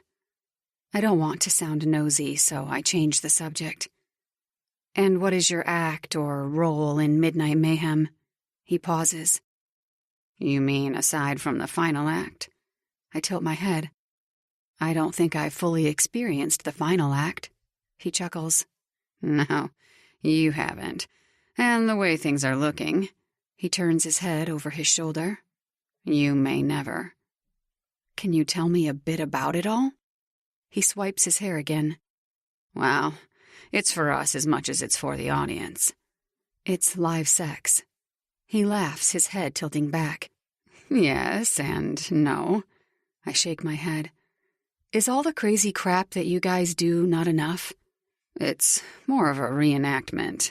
You'll see tomorrow. Whether you're involved wholly or partly like before, I'm sure you'll see. And who is all in the final act? He smirks. Everyone. A whistle breaks through the air, interrupting our chat. King waves us to shore. I grumble. We've been summoned. We both start swimming back. Is he always moody? I ask just as my feet touch the sand again. Nah, Jack says. He usually has a coping mechanism. Before I can ask what that means, Jack is heading over to the other guys he came with, throwing a towel around his back. His friend slaps the back of his head, and Jack laughs, turning around to face me and sending me a wink. These people are strange. Not the kind of strange that's enticing either. They're the kind of strange that you don't want to be a part of, or even admire from a distance. Maya is heading my way wearing a cap flipped backwards. You got a death wish, Duffy? I know what she's implying, what with King right there. No, just making friends. Hey, Maya calls out as I pass her. I turn around. You should come drink with us tonight. We're having a fire pit lit and all the rest, since, you haven't yet, and you went drinking with Beat first. I smile. Sure. Dove. King bellows from across the grass. Oh, girl, Maya chuckles. You're in trouble. I turn around to face him and see the rest of the boys climbing into the truck. Get in the truck. Rose tosses my towel at me, and I catch it, glaring at her. I mean it, Dove. Be careful. She's not lying. Val mutters, flipping onto her back. I slowly make my way to the truck, and King climbs into the driver's seat as I get into the passenger side. He slams his door before I'm putting my belt on and floors the truck forward. Really, Dove? You just had to poke the bear? What? I turn to face Killian, who shakes his head. Figuring we're all in one car, I turn to face Kingston, leaning my back against the door. What did I do wrong? What gave you the impression that you did anything wrong? He answers, but his voice is detached, distant. Well, I don't know. Maybe the fact that you yelled at me from across the damn field. He laughs sarcastically. Because I yelled at you? He takes his eyes off the road for a second to pin me with a stare. If that's what has you shaken up, then you're weaker than I thought. I grit my teeth and remain quiet the whole way home. I realize the longer I'm with them, the more comfortable I get to speak my mind. It's like the longer I'm here, the more I forget everything that they have put me through to this point. King opens the glove compartment and grabs out an envelope. He points to it. That's yours. Everything that's inside is yours. Use it as you need. I open the envelope and a single black card drops onto my lap. Why? Because you're one of us, Keaton adds.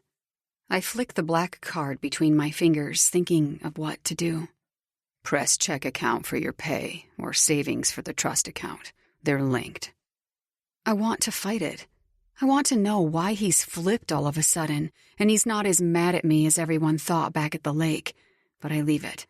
Because I'll choose my fights with King, and I don't think this is one to exert energy on right now. At least for now. We pull back into the compound, and I take a few seconds to climb out of the truck. Everyone leaves, and it's just Killian and I inside. I turn around to face him. For some reason, I trust you. Killian freezes. Well, don't. Why do you say that? I ask, genuinely wanting to know. Because As much as I like you, little bird, the brothers are my family. This family is deeper than your mind could even imagine. There are secrets and bonds and all kinds of crazy-ass shit that you can never know. That's why you shouldn't trust me. Because if I was ordered to put a bullet between your eyes, I wouldn't flinch when doing it. I may be nice to you, little bird, but don't mistake it for loyalty. Someone like me, like them, we can never be happy with a girl because of it. He climbs out of the truck, slamming the door in his retreat. I remain seated, frustrated and angry, and most of all lost. I feel lost. Like I don't know who I am anymore, or even where I fit in. I'm not delusional enough to think that with the Brothers of Kisnich is where I would fit in, but I thought I trusted Kill. Pushing open the door, I drop to the ground just as Delilah comes heading straight for me. Little bird, where have you been? Come, I have something I want to show you. I close the door and do as she says. Delilah is probably a lot of things, judging by what Beat has said also. But as far as I stand, she's not threatened my life yet, so that's saying something. I follow her to the tent and inside. She waves her hand toward the stage. You will have your own act. My palms sweat, and I rub them down my thighs. Dancing? She nods, her black bob bouncing with the movement. Yes, I'll leave it up to you. Different dances would be preferred, but it's up to you. You get 5 minutes. You may use any of the props. There's a pole there, too, if you need it. I tilt my head. You do know that pole fitness is a sport, right? Not just for stripping? Delilah exhales. Yes, Dove, and I'm hoping that you use it. Practice some today, and we will have you ready for tomorrow night. She disappears down one of the aisles. I'd be happy to actually have my own act. I know I'd still have to take part in at least King's Act 2, and the final one, but to have my own gives me a sense of individuality and makes me feel as though I have some sort of purpose here, something that doesn't involve the brothers. In record time, I run back to the RV to change. I pause when I find shopping bags lined out on my bed. I take a peek inside one and find they're all filled with new clothes. Shrugging, I slip into some tight Nike shorts and a sports bra, throwing over a Valentino crop jersey. Grabbing some leg warmers, I quickly run my brush through my hair and make my way back to the tent. I don't want to see any of the brothers right now, and especially not King. 1 second, he's kissing me, and then the next, he's yelling at me, and then he's telling me he hates me and that I took something from him. There has been no bigger mindfuck than being on the receiving end of Kingston Axton's attention. I'm not sure I want it. I order a couple of the boys who are wandering around to bring the pole out to the center stage. I can see out of the corner of my eye that Val is stretching on a beam. Ignoring her, I focus on my practice. Val! I yell, and she turns to face me, her golden hair looking every bit Serena van der Woodsen. Do you care if I put music on? Val rolls her eyes. No, little bird, I don't. Tim, I think Delilah said his name is, points to my phone. Hook your phone up to the Bluetooth system and you'll have free reign.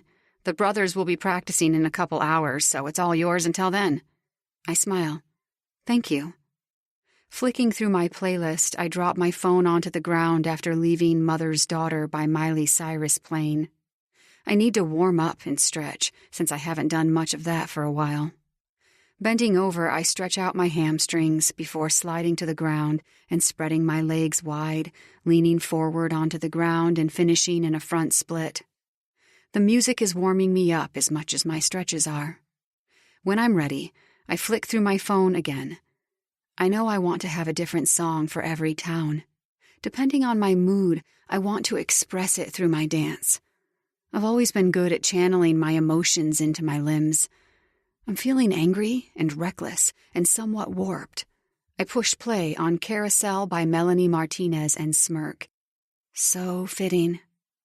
When the beat kicks in, I grab a hold of the pole and swing around it. I'm lost for 3 minutes and 50 seconds. I hit repeat, deciding this will definitely be the song I'm dancing to tonight, and work on my routine. 21. King. We need to talk about her.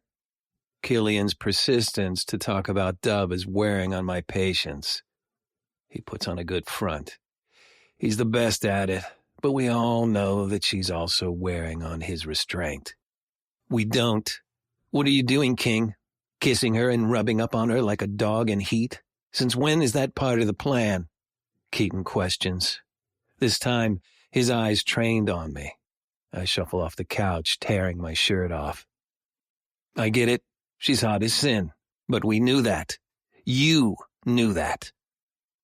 Flopping back down, I place a smoke in my mouth and light it up. I'm playing with my food. So what? King, Killian warns. Not a good idea. What happens when we have to do the delivery? I glare at him, bored. What the fuck are you talking about, chatty Cathy? I've seen the way you look at her. Because you want to get your dick wet all of a sudden? Keaton argues. He wants my attention. And now he has it. I get off the couch and make my way to where he's leaning against the door frame. What are you afraid of, Keats? Scared that if we play some games with her that she'll break? I tilt my head and search his eyes. Her finish line is rather fucking close. So why not? She's not what I was expecting. Keaton's shoulders are straight, his eyes lighting in defiance. What part of her? The part where she was always the pawn in our game to end a long-time beef? Keaton growls. I don't fucking know. She's just not what I expected. I lick my lips and smirk. Yeah, I could have an idea why that is. Keaton's eyes narrow, his suspicion growing. And why is that? I make my way back to the couch and drop down, blowing out a cloud of smoke. I have two options here. I can tell this idiot exactly what he needs to know to put him out of his misery, or I can add it to my bag of tricks and save it for later. My phone vibrates in my pocket and I pull it out, answering instantly. Mother, Kingston, I need an update. I can already imagine what she's doing. Sitting behind her long table, a smoke in one hand and a glass of vodka in the other. I lean back. Where are you? Italy. I'll be back in the U.S. in a couple of weeks. Tell Killian his father is calling a meeting too, which we will need you all to attend. I smirk. Into my bag of tricks it goes. 22. Dove. One of my earliest memories was of my mom dropping me off at my ballet class with tears strolling down her face. I never knew why she was crying. I would have been all of 6 or maybe just turning 7. I can't remember anything prior to this memory, and any time I would ask my mom about it, she would say that I suffered from PTSD as a small child, and part of my condition was that I blocked out memories prior to that. I would counter what she said and say that usually people would at least have black spots or flashes of events that happened early, but I had nothing. Zilch. It was a strange feeling, not having any early memories. Not even some monumental thing that had happened. It's something I have always thought about while not really thinking about it, hovering in the back of my brain like a bad memory. I never did find out why she was crying that day. My mother never cried. Shedding such raw emotion is not in her nature. Was not in her nature. So seeing her cry moved me enough to make it stick in my brain. Even now, as I make my way back to the RV after practicing a solid 2 hours on my act, I'm here thinking about something that happened over a decade ago. Dove. Maya calls out just as I reach the RV. I turn to face her. Hey. She's slightly out of breath, huffing and puffing. Sorry, God, I hate exercise. You hate exercise? I giggle. Your act? She waves me off, rolling her eyes. I sing on a swing and let the boys drive their bikes through hula hoops. I don't, no. I do not do what Midnight does. I'm not even in Midnight. I just stay with them because... She shakes her head. Anyway, that's not why I'm here. Hand me your phone. I give it to her and watch as she pushes buttons. I've programmed my number into your phone, and now I have yours. So, you can't skip out on our drink tonight. She hands it back to me. I wasn't planning to. She tucks her unruly, curly hair behind her ear. Good. See you later. And she's off again as quickly as she showed. I make my way into the RV and head straight for my room. I need to put away all my new clothes and wash my laundry, but when I open the closet in my room, my dirty clothes that were in my basket have been washed and folded and are sitting inside of it tidily. I step back outside my room, looking around to see who is here, when a lady starts making her way down the stairs. Oh, you must be Miss Hendry. Your clean washing is folded and put away, and I've refurnished the cupboards and fridge. Ah. Obviously, based on her very cliché maid attire, I know who and why she's here, but I just didn't know we had one. Sorry. She apologizes, wiping her hands with the rag she has hanging out of her front pocket, and puts her hand out to me. I'm Rhonda, the maid. Each RV has one, and I'm yours. Nice to meet you, Rhonda. My hand meets hers, and she squeezes it gently. Have you been the brother's maid for long? Long enough, Rhonda jokes. Well, if you need anything, just text 777 and you'll get my cell phone. She makes her way through the kitchen again before leaving me in the RV alone, which is peaceful. I pad my way back into my room and take a quick shower. I promised the girls a drink tonight, so a drink I will have. Gunshots ring out. Bang, bang, bang. One after another. They pierce through the air and ricochet into me, leaving fragments of blood splattered all over my sundress. Shaking myself out of my flashback, the Texas heat leaves me drowning in sweat and not wanting to put any clothes on at all. So after my shower, I settle on white shorts that cut off around the curve of my ash cheek and a tight tank that rides up and shows my belly. I couldn't care less. It's hot. I'm uncomfortable. So if wearing next to nothing is what's going to make me feel just a smidge better in this heat, then I'm going with it. I try to straighten my hair dead straight and let it flow down to my tailbone, but the humidity has it frizzing back almost instantly. My skin has a natural tan glistening since our time at the lake today, and my cheeks are flushed. I usually wear makeup. Not much, but some, but tonight I kept it low-key natural. Bronzer, blush, and some mascara. Really, I'm looking forward to spending some time with girls instead of 4 very intense boys. Hey! I wave to Rose as I walk up. There are chairs scattered around their small fire pit. I almost want to say it's way too fucking hot to have that blazing, but I sit down anyway. Maya hands me a glass of something and clinks her glass against mine. Bottoms up, little bird. Her tone is docile and bored, but I've learned over the time that I've been here that that's just Maya. We clink glasses just as the crowd thickens. I can feel their presence before I can see them, but I ignore everything going on around me and keep my eyes locked on the flames that flicker through the darkness. Music is blaring loudly, so loudly. It's a wonder anyone can sleep through it, or maybe no one is, and they're all here. There's that many people here. You actually came. Jack sinks down in the chair beside mine. Hey, yeah, I did. Though I don't know how long I'll last. I was rehearsing all day and my muscles are tired. Jack laughs. I understand that. I take a second to watch all of the people who are here. I'm starting to learn that there are more people than I know who are in Midnight Mayhem. So, we're going to play a game. Killian calls out, shutting off the music and interfering with my people watching.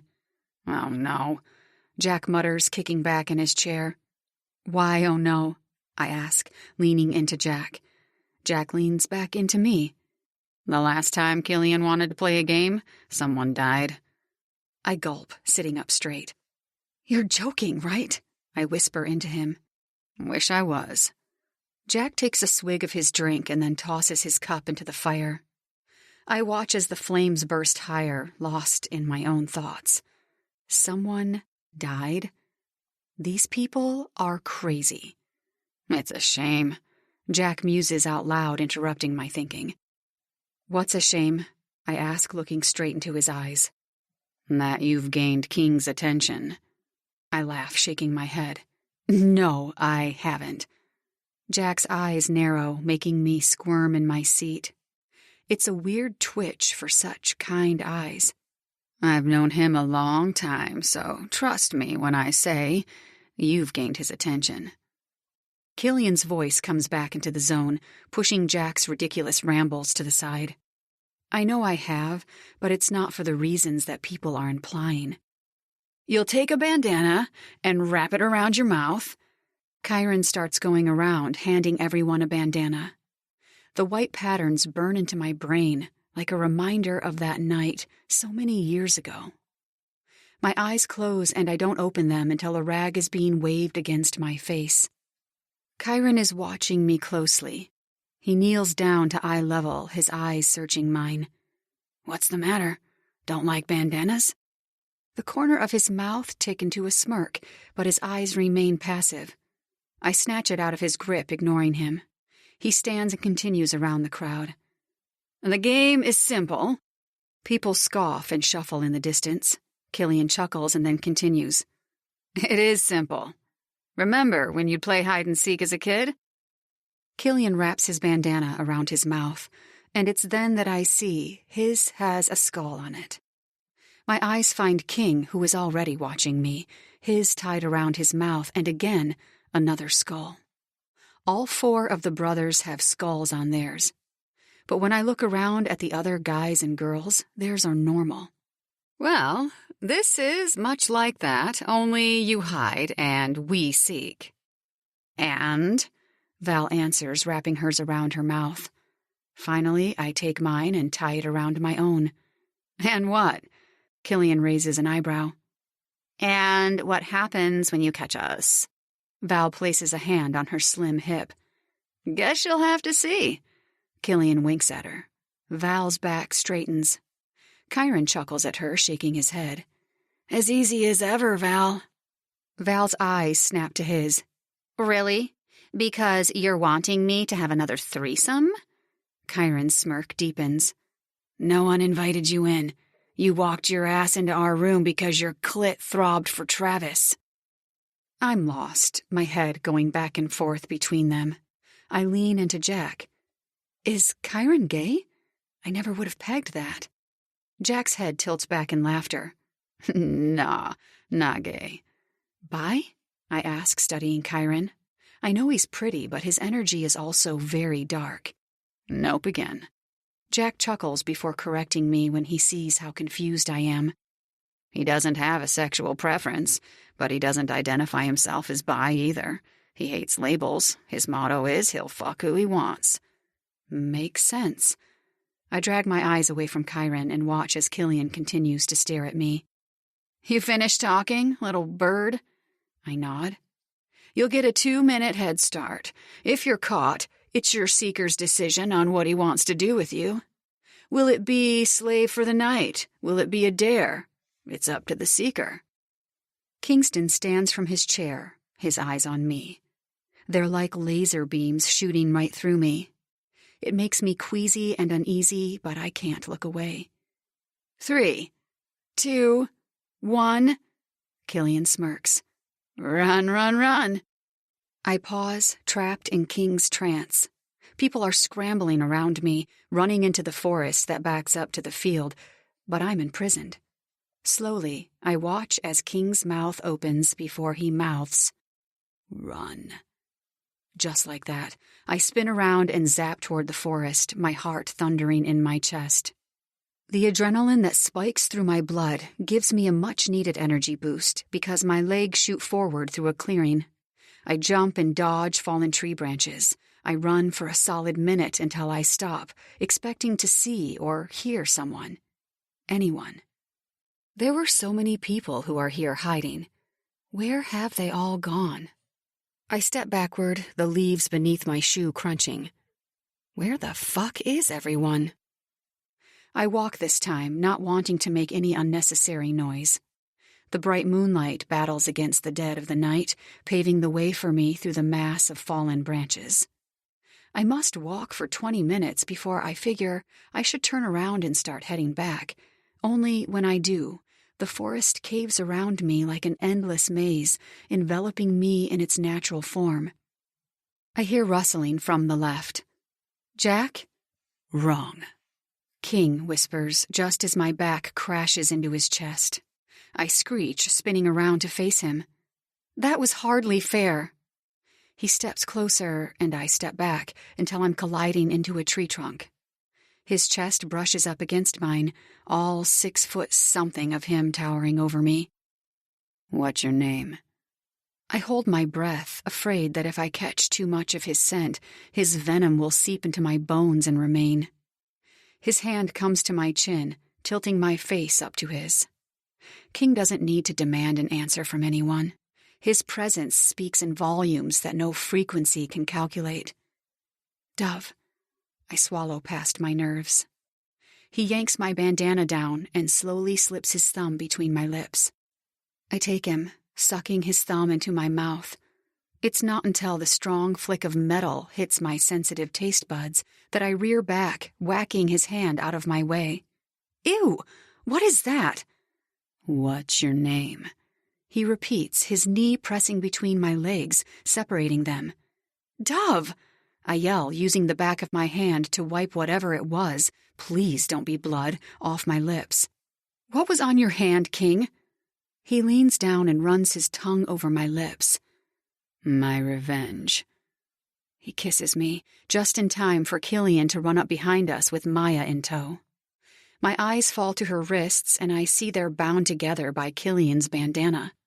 Killian! He shrugs, and Maya rolls her eyes, bored. Killian searches King. You ready? King grabs my hand, stepping out of my vicinity and pulling me behind him. We'll meet you back at the RV. I follow his steps, the silence stretching out, as Maya and Killian disappear into the distance. Are you going to tell me if that was blood? Does it matter? He picks up his stride, tucking his bandana into his back jeans pocket. Do you ever wear shirts? And yes, since you shoved your thumb into my mouth. When he doesn't answer, I reach out to his hand. It's like an electric voltage passes between us, and he spins around, pinning me with his glare. What, Dove? Suddenly, the air is thicker and my chest is heavy. Why do you keep touching me and then hating me? Sounds juvenile, but it's the one thing I want to know. Even more than whose damn blood I just sucked down. He reaches forward, hooking his hand behind my neck, and pulls me into him. His lips crash into mine, and I open, wanting more of him, needing him to feed me with the fuel I so desperately want. Only, it's never enough, because every single time our kiss is finished, I'm only left more famished. He stops, pulls back, but rests his forehead against mine. I don't fucking know. He shoves me away and disappears behind one of the RVs. Dove! Rose bounces toward me, a drink in her hand. I'm still left flabbergasted by King's words that I haven't even registered that she's still speaking to me. Here. She shoves a drink into my chest. Did King get you? I swallow the entire contents whole, swiping my mouth. Yes. Are you being careful? She asks, hooking her arm in mine and leading me back to their RV where everyone is drinking. As careful as I can be. I head straight for the fridge they have outside, taking out an entire bottle of wine and dropping down onto one of the seats. A few people are scattered around, but I notice Val is missing. My eyes land on Maya, who is sitting next to Killian. I pop the bottle and take a long swig, my eyes staying on Kill. What's with you two? I ask, gesturing to both of them with my wine bottle. Maya stares at me blankly as if I've interrupted her space and I should apologize. She's hard to read, I've gathered that, but I've also found that she somewhat tolerates me. I hope I don't test that when I ask my next question. Are you sleeping together? Killian freezes, his eyes coming to mine. No, little bird, we're not. Why don't you just worry about who will be in, or under, your bed tonight? His eyes darken. A few seconds pass between us. In the corner of my eye, I can see more people coming in, having been found. I drink more wine. Listen, Rose says, leaning into me. I found this in our RV. I feel like it might have something to do with you since it's a dove, but I don't know if it means anything. I feel her hand slip beneath my shorts, tucking what feels like a piece of paper into my underwear. Just don't look until you're alone. I don't think I was supposed to find it, if you know what I mean. I shrug. I'm confused. About what? Rose asks, taking the bottle of wine off me and having many sips herself. I look directly at her, the flames from the fire warming the right side of my cheek. Kingston. She pauses and then slowly lowers the bottle down onto her lap. I can understand why you might be confused, what with how he's been acting around you. Maya said that he's never been like that around or about any girl, ever. I don't know, I answer, taking back the bottle. I sip on it, even though deep down I know that I shouldn't, and that I've probably had enough. I inhale deeply and exhale, the sweet tang of wine simmering behind my throat. I got the feeling that there may have been someone else, at the very least another friend. Rose's hand rests on my thigh, and my eyes instantly snap to the connection. Have you fucked him? What? I should be shocked by her crass outburst, but instead I find myself laughing and drinking more. No, that is... no. Well, he made me come, but he hasn't fucked me. She shrugs. I mean, I'm just saying it would be hard not to. I sigh, resting back in my chair. I know what she means, but I've seen many good-looking men in my days, so I've somehow built a restraint against them. I'm more interested in how someone makes me feel, as opposed to what they look like. I'm losing that battle with King, though, since he makes me horny most of the time. Or angry, or a combination of both. We sit there for a few minutes, and I watch as I think almost everyone is back, except I haven't seen Jack come in yet. My mind is swimming from the alcohol, my head buzzing. I feel good, warm, and good. The song switches to Company by Tinashe. My head starts swaying from left to right. Maya starts dancing with a joint hanging out of her mouth, gesturing for me to come to her. I obey, dancing toward her and laughing. The beat is intoxicating, and I already know I have my next song to dance to. Every thud of the beat, I move my body to it. Maya starts singing and swaying when Rose joins us. Spinning around, I see King is back, in his chair, his legs spread wide, and his finger tracing his upper lip. Now, I can't move my eyes from him. He leans up from a sitting position and hooks his hand in mine, tugging me back onto his lap before he carries on the conversation he was having with Keaton. Being this close to him is both calming and frightening. It's a concoction that should never be stirred, let alone felt. His hand comes to my belly, and his fingers spread out, securing me to his lap. Bored and a little drunk, I turn to the side until I'm facing the other person beside him. I was expecting Killian, but instead I get Delilah. Delilah? I nod my head with a small smile. Her face remains passive, her smirk wide. Little bird, you look rather comfortable on King's lap. I snort, and then I want to kick myself because I freaking snorted, and then I'm mad that I thought of the word freaking. I'm a cheap drunk. I have an idea, I mumble, watching her. It's true, I do, but I only got this idea about 2 seconds before I found myself on King's lap. She waves her hands, bringing her glass to her mouth. Well, go on. I wriggle. Okay.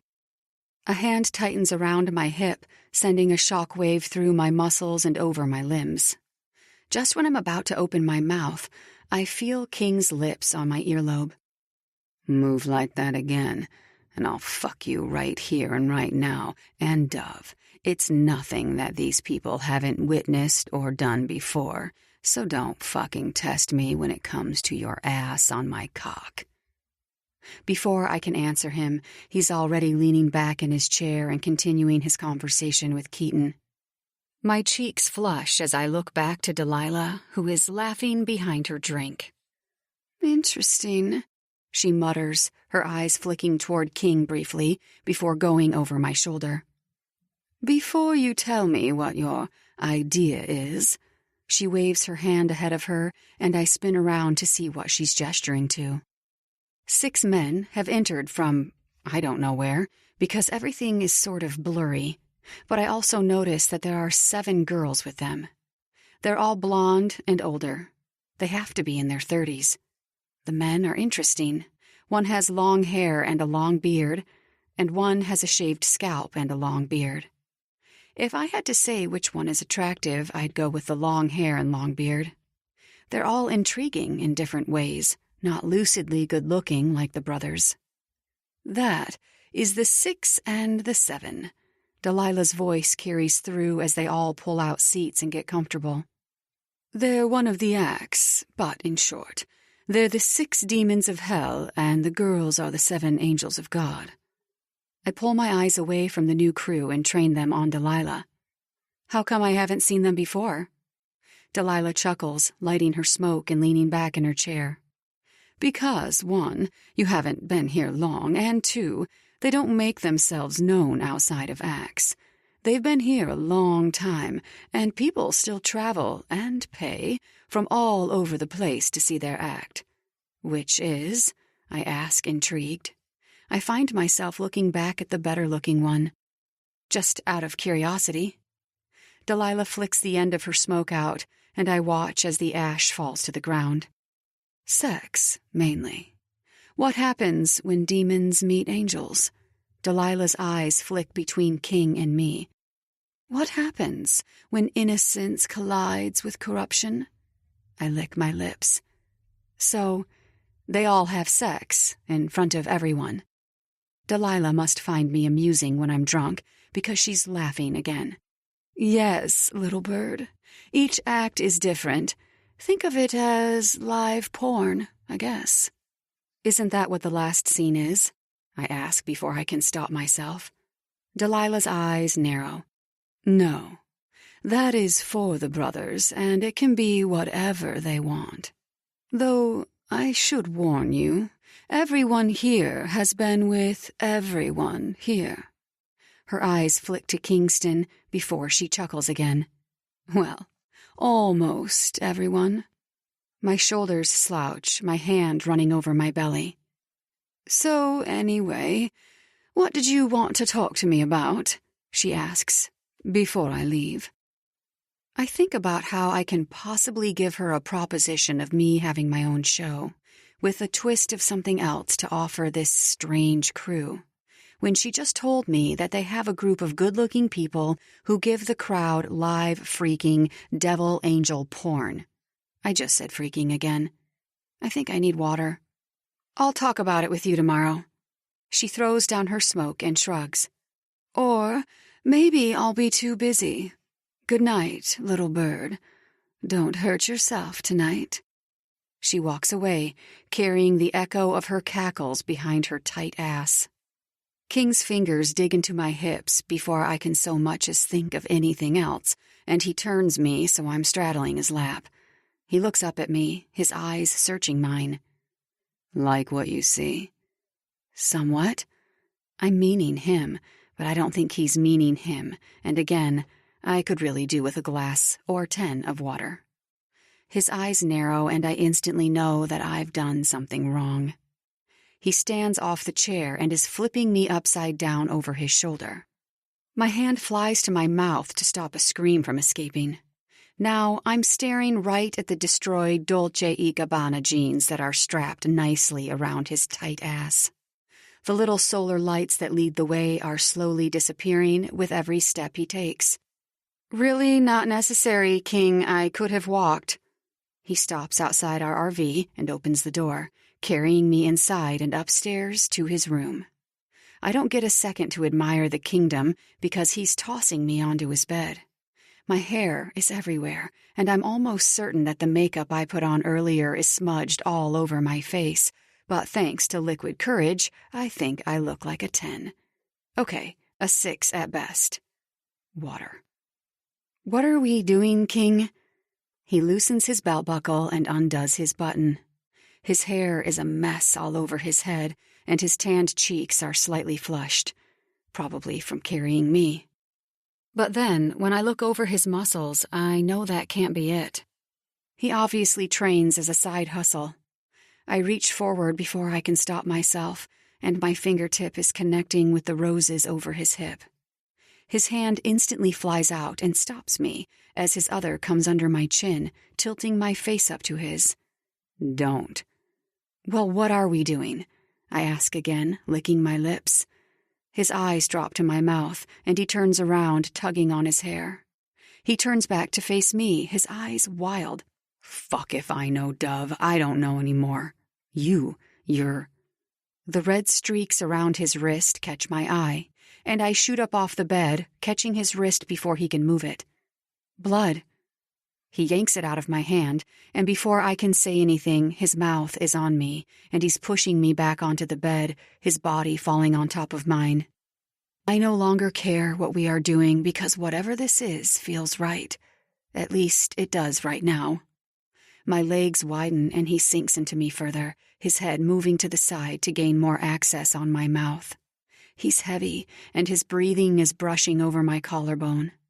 All of these factors contribute to the flight of butterflies that are roaring in my belly. I think of that Halsey song where she's saying that sometimes the warning signs feel like butterflies, but those thoughts evaporate when he grinds against me. I'm sticky from the Texas heat and from running through the forest, but on top of that, we have the alcohol and the sexual tension that has been about to snap for far too long.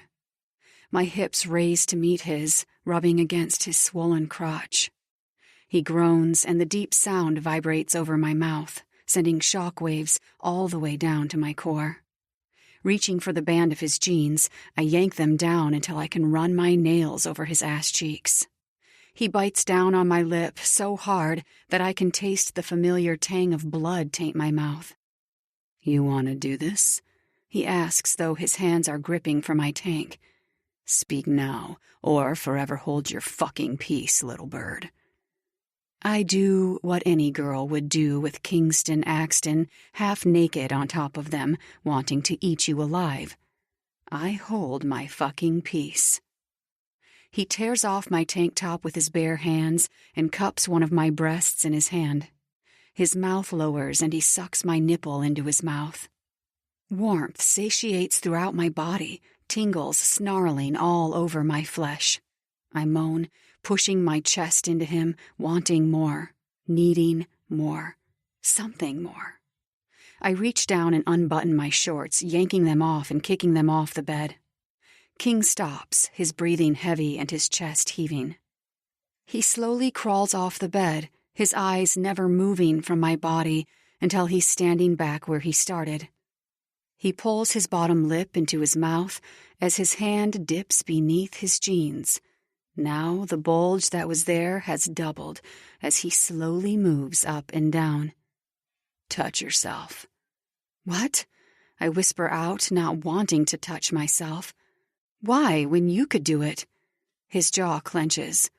Because I can't have you, so I want to watch you have you. He pulls his jeans down, and his cock springs free. My mouth waters at the sight. Tight skin around a thick shaft. There's a piercing on the tip of his crown that goes from the top to the bottom. How did I miss that before? God, my back arches off the bed like a hungry fucking lunatic. Touch yourself, Dovey. Show me what you do when you're all alone. I chew on my bottom lip, and my eyes widen as I watch him slowly pump himself. The sight is traumatic. It's like everything you've ever wanted, but being told you can't have it. Instead of doing what I usually do, ask too many questions, I go with it. I slide my palm over my nipples before slowly dragging them down my tight stomach. Everything is slick from both of our bodily fluids, so my hands slip and slide all over the place. When I find a spot below my belly button that's a little more wet than others, I lean up on one elbow and see the smudge of blood. His eyes turn to fire as they catch mine, and he watches with aching pain as I swipe my thumb through it and bring it to my mouth, sucking the blood off my thumb and making an extra effort to roll my lips over with the movement. It isn't exactly hard, since my lips are one of the larger assets of my body. He turns feral, and a deep growl vibrates through him. The atmosphere thickens around us, and I know I've hit something dark within him. Something untamed and violent. I don't care. I want it. I want all of him. I run my hand back down my body until I'm cupping myself. I slowly sink my index finger inside of me, turning slightly so he has the best view. Using my thumb, I rub my clit in circles and watch as he squeezes the tip of his dick.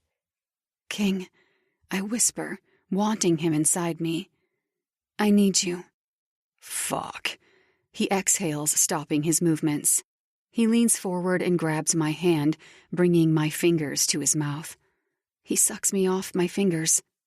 "Finish yourself off."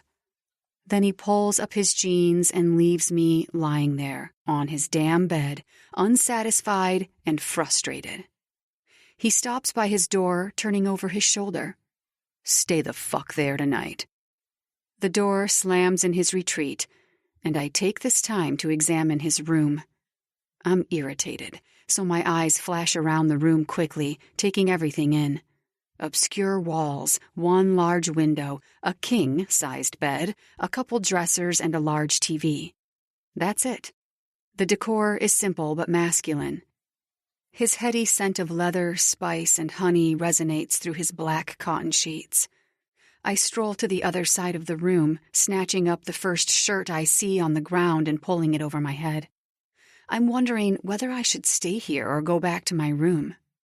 Squeezing the doorframe, my frustration gets the better of me, and I back up, hitting his light switch off and sneaking back down to my little area. I notice that no one is in the RV, but I don't care to think more of it. Right now, I just want to sleep. I can smell King all around me as I drop face first onto my bed. And before I can register that I'm about to sleep in his shirt, my eyes are drifting closed, slipping into a deep sleep. 23. Dove. The next morning, I wake feeling a lot better than I deserve. Yawning, I spread my arms wide, my agitation only growing between my legs. I remember everything from last night, which doesn't help. I'd rather I not remember him turning me down mid-whatever that was, with me spread eagle on his bed, playing with myself.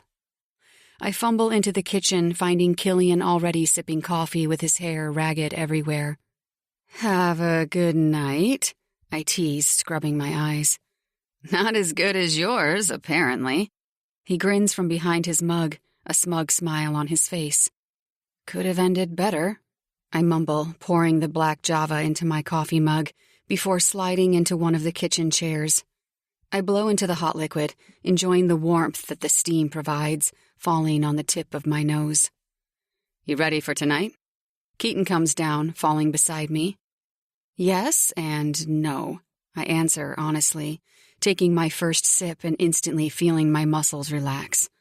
"You'll be fine," Keaton assures me warmly, squeezing my shoulder blades before disappearing out the front door. It's so fucked up to see him be an actual human to someone who is not himself or us. What do you mean? I spin around to face Killian. I mean, he's Keaton. Killian's eyes then drop to my shirt, and his eyes shoot up in surprise before being replaced by his menacing smirk. You two are fucking weird. I look down at my shirt to see I'm wearing King's from last night. It has a few tears in random places, but the material feels quality. It's obvious that it has been destroyed for vanity and from age. I groan, standing from my chair and emptying my mug into the sink. Don't get me started, please. Killian's smug smirk falls when his eyes go over my shoulder. His jaw sets and his grip tightens around his mug. I start to turn around to see what warranted his change of mood, but his hand comes out to stop me. I shove him away, continuing to turn, when my eyes connect with Val's smug face walking down the stairs. Really? I shake my head, fighting the urge to fly across the room and tear her eyeballs out of their sockets. She shrugs. I did try to warn you, little bird. You're a seat warmer, and I'm the trophy. She continues out the door, slamming it in her retreat. I hate her, I answer out loud.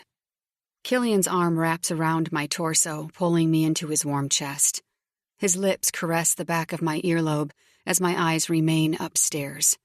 The very same fucking bed I was just in, where he turned me down and simply replaced me with Val within the same fucking night.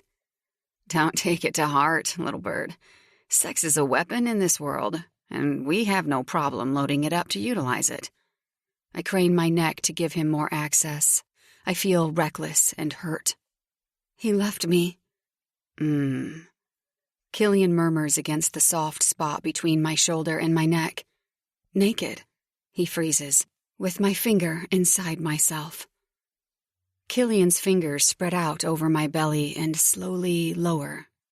My eyes close as I inhale the possibility of doing this. I'm worked up and underfucked, thanks to Kingston. But apparently Val was good enough for his royal penis. Killian's hand slips lower, pressing against my pelvic bone. Wanna show me what you were doing? I promise I will fuck you as hard as he hates you. A door slams from upstairs, and I jump out of Killian's grip. Then, I'm annoyed that I jumped out of his grasp. My cheeks flush in embarrassment, and I quickly dash back into my room to change. I need to exert this energy somehow, and if I can't fuck it out of my system, I'll have to dance it out. I change into some appropriate clothes, yoga pants and a sports bra, and make my way to the tent, swearing under my breath. I need sex. I've never needed sex so badly in my life, although getting it before was never hard. I had my regular guys. By guys, I mean two. One was Richard, yes, the very same, and the other was Ollie. Ollie was complicated and always wanted more than I could emotionally give, so he wasn't my preference. Richard was. Somehow, we managed to keep our lives balanced and not let our sexual activities interfere with our work or home life. Maybe that was because he and I were rubbing on each other since before he took ownership, or maybe it's because Rich and I were just compatible in bed. By compatible, I mean boring, but enough to scratch the itch. It's like scratching your itch while wearing acrylic nails. It grazes it, but nothing gives you the full pleasure like using your bare, raw nails. Morning, little bird.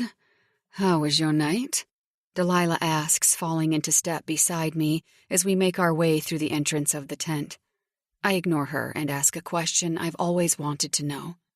Why don't you guys offer, carnival rides? Delilah answers quickly. Quite simple, really. What do carnival rides attract? Realization crashes into me, and for a second I feel minuscule. Idiot. Right. I take a seat on the center stage and begin warming up my body. What did you want to ask me last night? Would you rather me ask you or show you? Delilah grins, lighting the unlit cigarette that sits in her mouth. I'm a showgirl, Dovey. Thought you'd know that by now. I do. But I don't know how I'm going to show her without having all of my plan with me. I've come to the conclusion that I enjoy being on the road with Midnight Mayhem, as much as I'm still confused with how they go about recruiting their showrunners. I didn't have a fabulous life before. In fact, one thing has stopped me since I've been here, and that's the shadow. He hasn't lurked in the club or been waiting for me in the parking lot. He hasn't shown up in my dreams when I close my eyes at night, and he hasn't whispered sweet nothings into my ear when I've been sitting in silence. It's been quiet. Too quiet. After stretching, I make my way behind the main curtain and stand still at the congestion of all the props there. The triple ring of death, the cage, the bikes, bars, and ramps. There are copious amounts of prop equipment and a whole lot of anxious workers running around like bumblebees. I would hate to be behind here during a show. It must be hectic. "Looks like you survived last night, Dee." Maya comes up beside me, wearing oversized sunglasses, an Adidas hat, jumpsuit pants pushed up her legs, and a fluoro pink loose shirt that looks one size too large. She's got a coffee in one hand and a joint in the other. "Good. You?" I ask, eyeing her up and down. "Don't run your judgy eyes up and down me, little Miss Thang. I'm doing what I do." She spins around and disappears through the curtain. Seeing Maya only reminds me that I still need to see King. After last night and seeing Val leave his room this morning, and me deciding that I quite like being here, only solidifies the fact that I need Delilah to agree to what I'm going to propose to her. She's not all that disagreeable, and she can be approachable. But I've learned in the very short space that I've been here that is very selective with Delilah.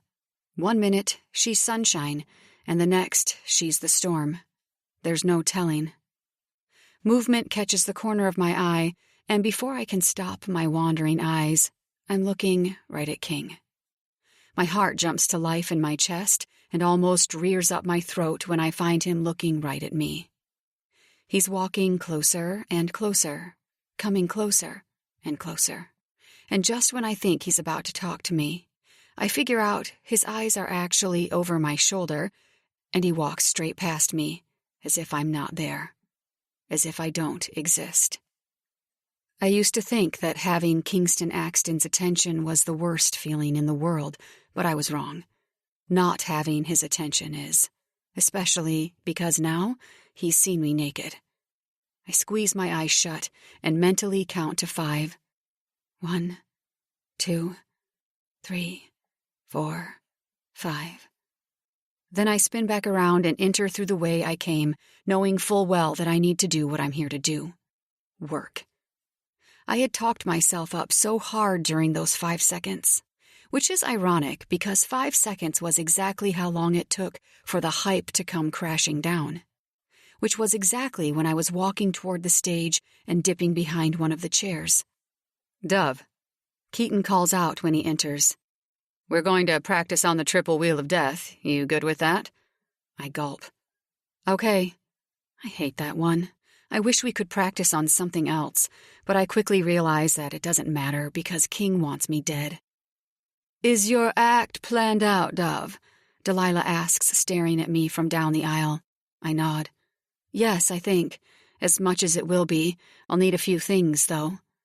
Delilah curls her finger, so I head to her and rattle off everything I need. Nothing major. A couple wine bottles, a waiter's plate. You know, because I have no idea how I'm going to sell this idea that I not only want my own show, but I want to recruit a few people to join me. "Dove." King barks from behind me, just as I hear the loud rumble of his bike vibrate around the large area. I spin around, knowing how awkward and annoying this is going to be. "I'll get your things ready, little bird," Delilah yells over the bikes. Her eyes flick between King and me. "Good luck." Stepping into the wheel, I fling myself up on the swing, and King drives the bike in next. He starts rocking it back and forth. He stops rocking once we're partially in the air with Killian starting his bike down below. They're waiting for Maya, so there are a few seconds when it's just him, me, and his bike, and the seconds that seem to freeze time when your feet aren't placed securely on the literal ground. I want to yell at him. I want to ask what the fuck Val was doing in his room.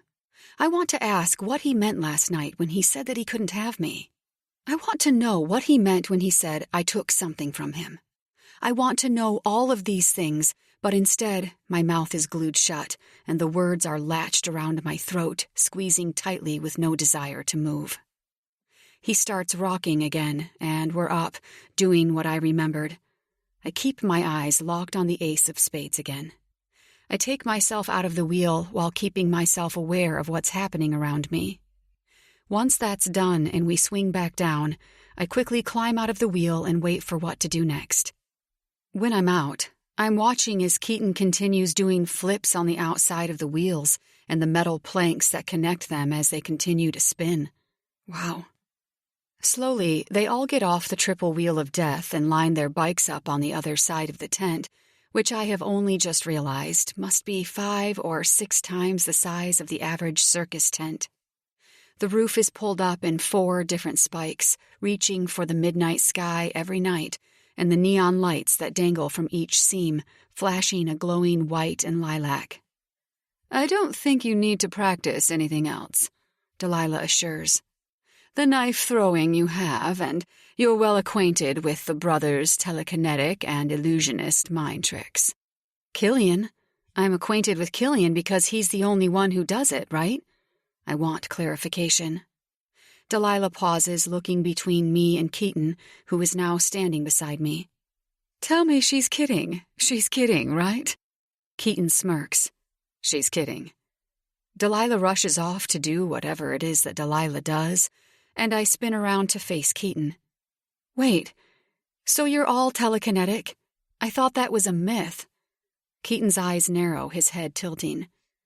"The thing about myths, little bird, is that they're usually true, but humans like to blanket it with the word myth in hopes that people don't find out the truth." He disappears, and I'm left standing near the center stage, thinking over what I've just found out. Delilah assumed that I would be acquainted with the brothers' skills, but I thought Killian was the only one who had that ability. "She can't be here right now, Amber, not right now." My father's voice drifted down our empty corridor and slipped beneath my bedroom door. "What do you mean?" My mom's voice was hushed, but panicked. "This is what we have to do for her. It's what's right for her to save what little she has left." My mom was silent. That said something when Mom was silent, because she always had something to say. "What did I do wrong?" My father was the one who was silent now, before growling softly. "Everything."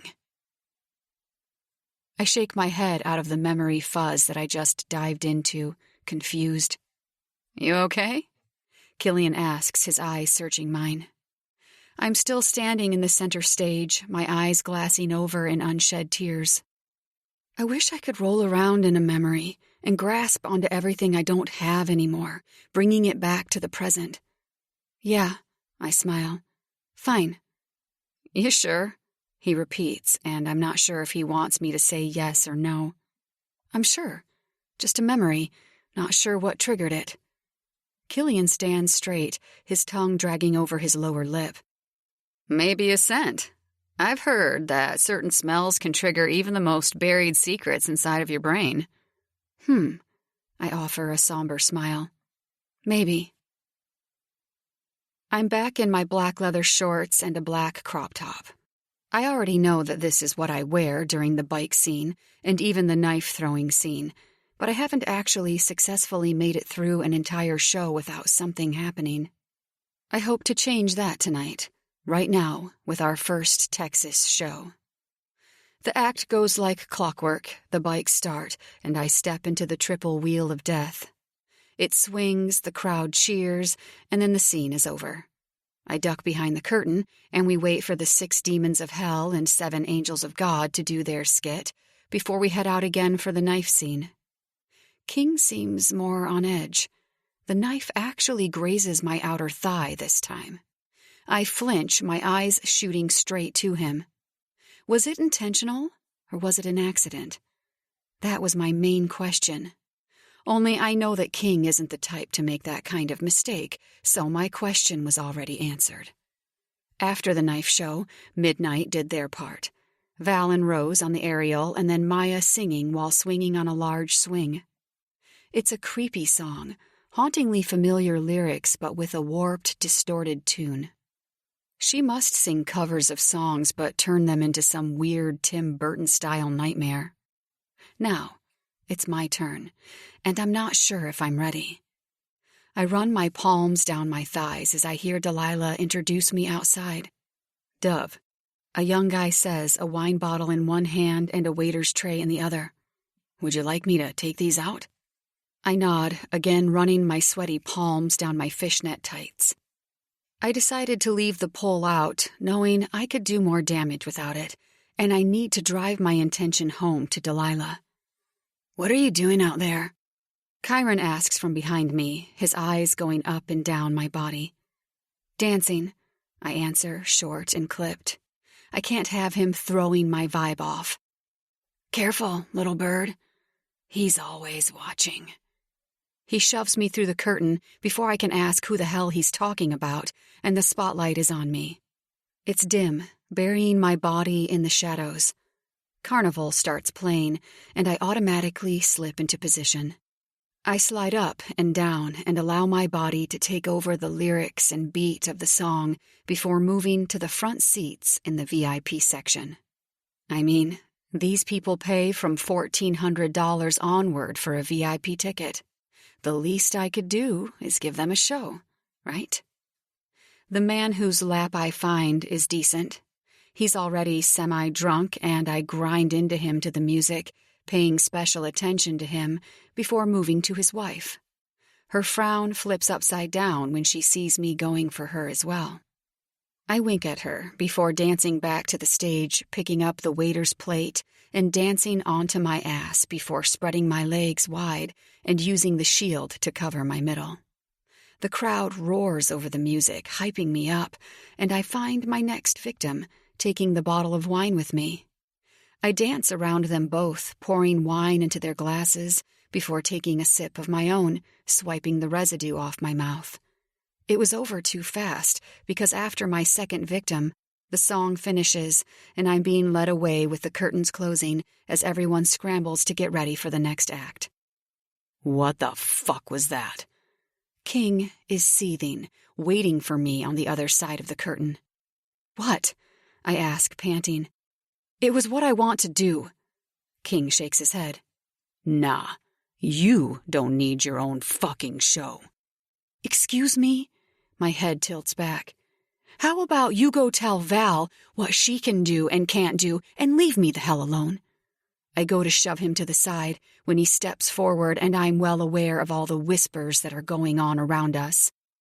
"Dove, you're not doing that fucking act again, period." "But she is," Delilah says from behind me, her hand coming to my arm. "And better yet," her eyes come to mine, "I'm going to allow her to recruit extra dancers." My face breaks out into a cheesy smile. "Seriously?" She rolls her eyes. "Don't act like that isn't what you wanted to ask me, little bird. You're too transparent." "Delilah," King growls.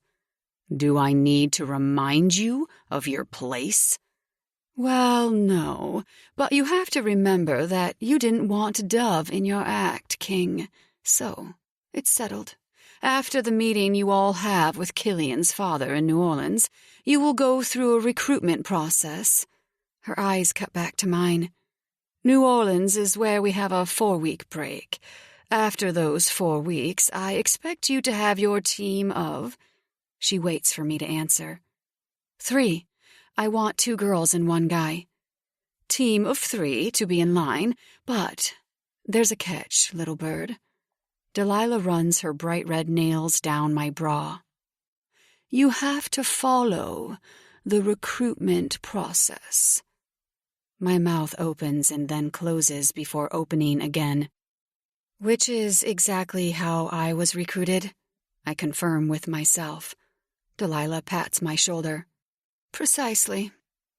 Before I can get her to elaborate, she's being pulled away by Val, who is having a mid-show meltdown. "This isn't over." King glares at me before disappearing through the curtain. I don't know what his problem is. Delilah is right. He never wanted me in the first place. Killian's arm hooks around my torso from behind, pulling me into his chest. "Have you come yet?" he whispers from behind me. "Killian, put her down," Keaton grumbles, dropping down onto the ground to remove his biker boots. "Oh, you don't know?" Killian's looking at Keaton now. "Know what?" Keaton tosses the boots across the ground before getting back to his feet and undressing. Killian chuckles, shaking his head. "Oh, this is great." He looks back to me. "Go get ready for the final act, little bird." He brushes up closer to me, running his hand down my ass. "And wear something that shows your tits." I shove him away playfully, but his face doesn't wave. "I'm not kidding. You owe me after this, though." He winks before walking off. Owing Killian isn't something I want to do. Dressed in black straps that crisscross by covering my nipples, and only my nipples, and my private parts, I'm bound with my arms tied above my head and my ankles tied together on the ground.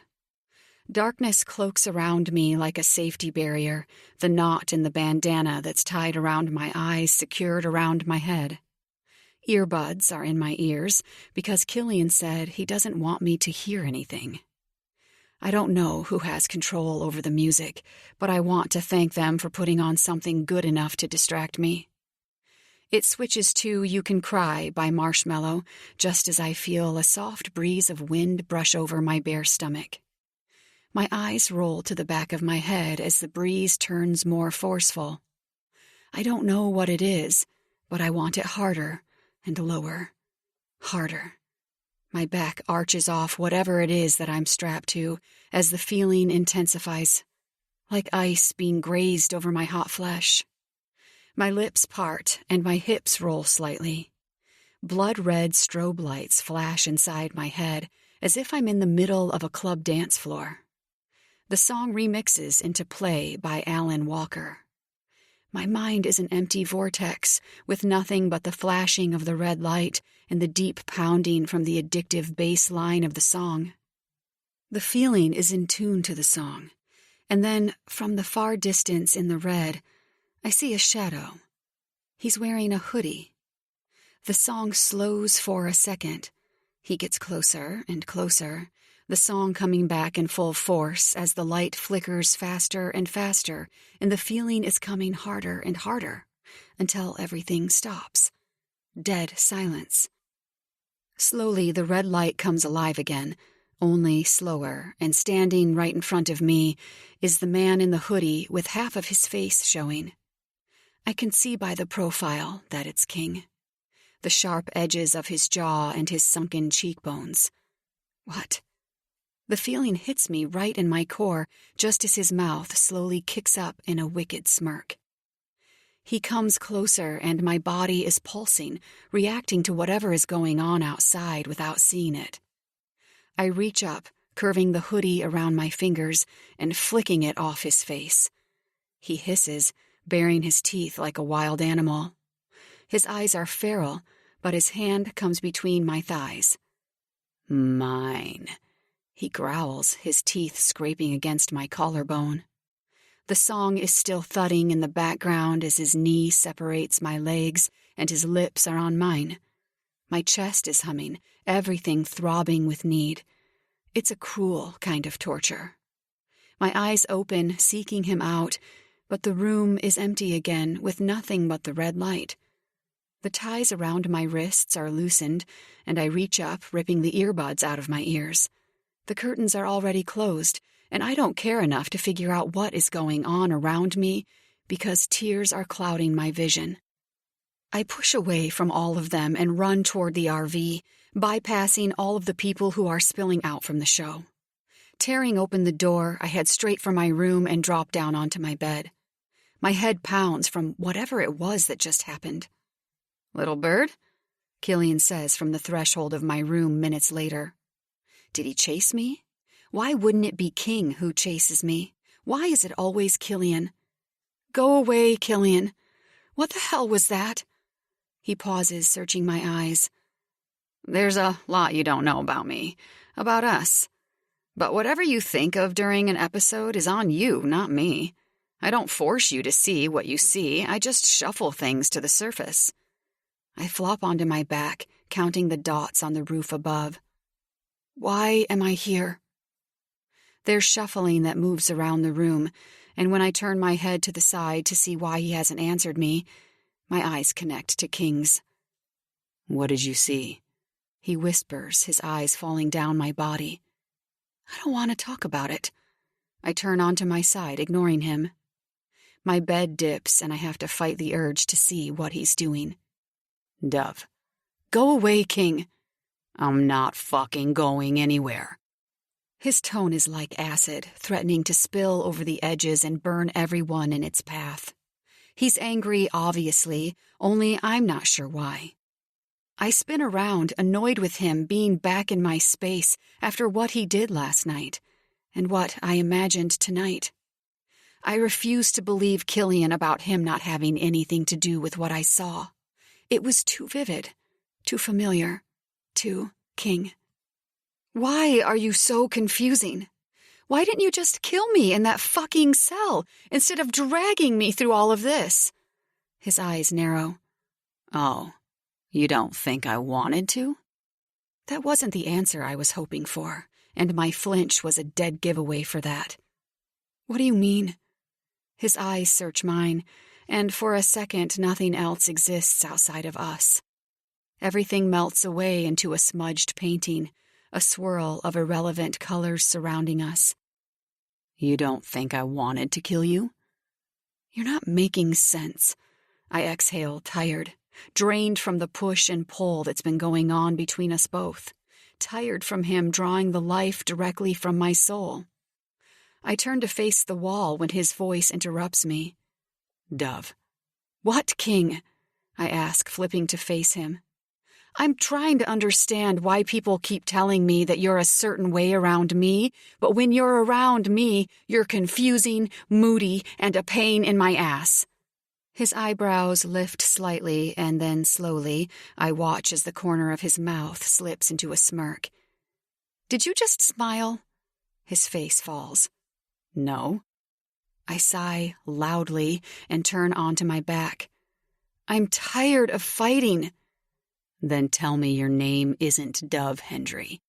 Why would I do that? So I can stop fighting the feeling of wanting to bury my cock so deep inside your pussy, you'll be screaming my name into the night. Tell me, your name isn't Dove Hendry.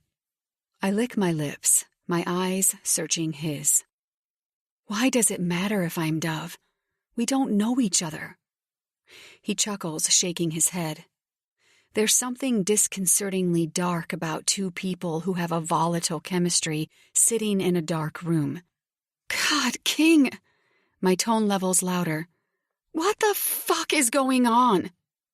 In a flash, I'm being pressed into the mattress, and his body is on top of mine. Everything south is pulsing with need. I slowly spread my legs wide, allowing him to slip between. If I told you, you wouldn't believe me. His voice is rough, but his lips are soft, plush against mine. I hold my breath, overwhelmed with his proximity, but addicted to his touch. I like him like this. I need him like this. His danger has always drawn me in. There's power that comes with being touched and caressed by a dangerous man.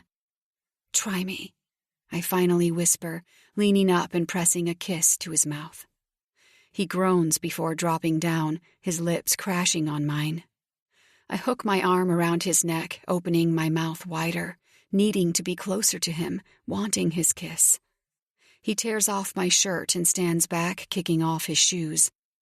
If you don't want this, you have 3 seconds to tell me, because I'm about to give even less of a fuck. Slowly, I bring my hand to my jeans button and flick it off. His chuckle vibrates through the silent bedroom, hitting all the corners of my soul on its way out.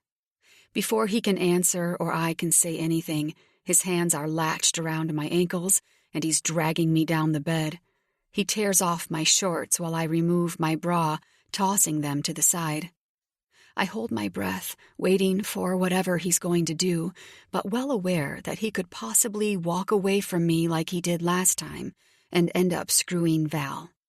His fingers glide down my clit. "How many men have you fucked?" "What?" I ask, panting.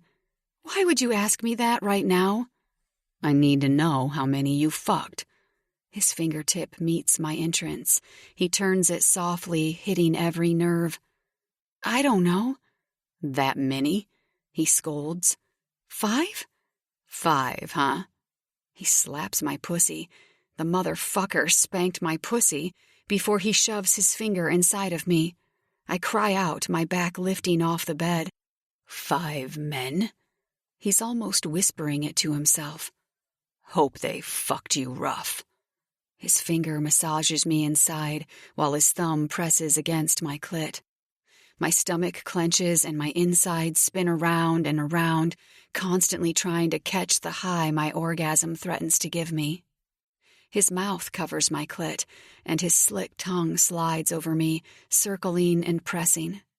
I cry out as my orgasm rolls through me, wave after wave, slowly getting smaller and smaller.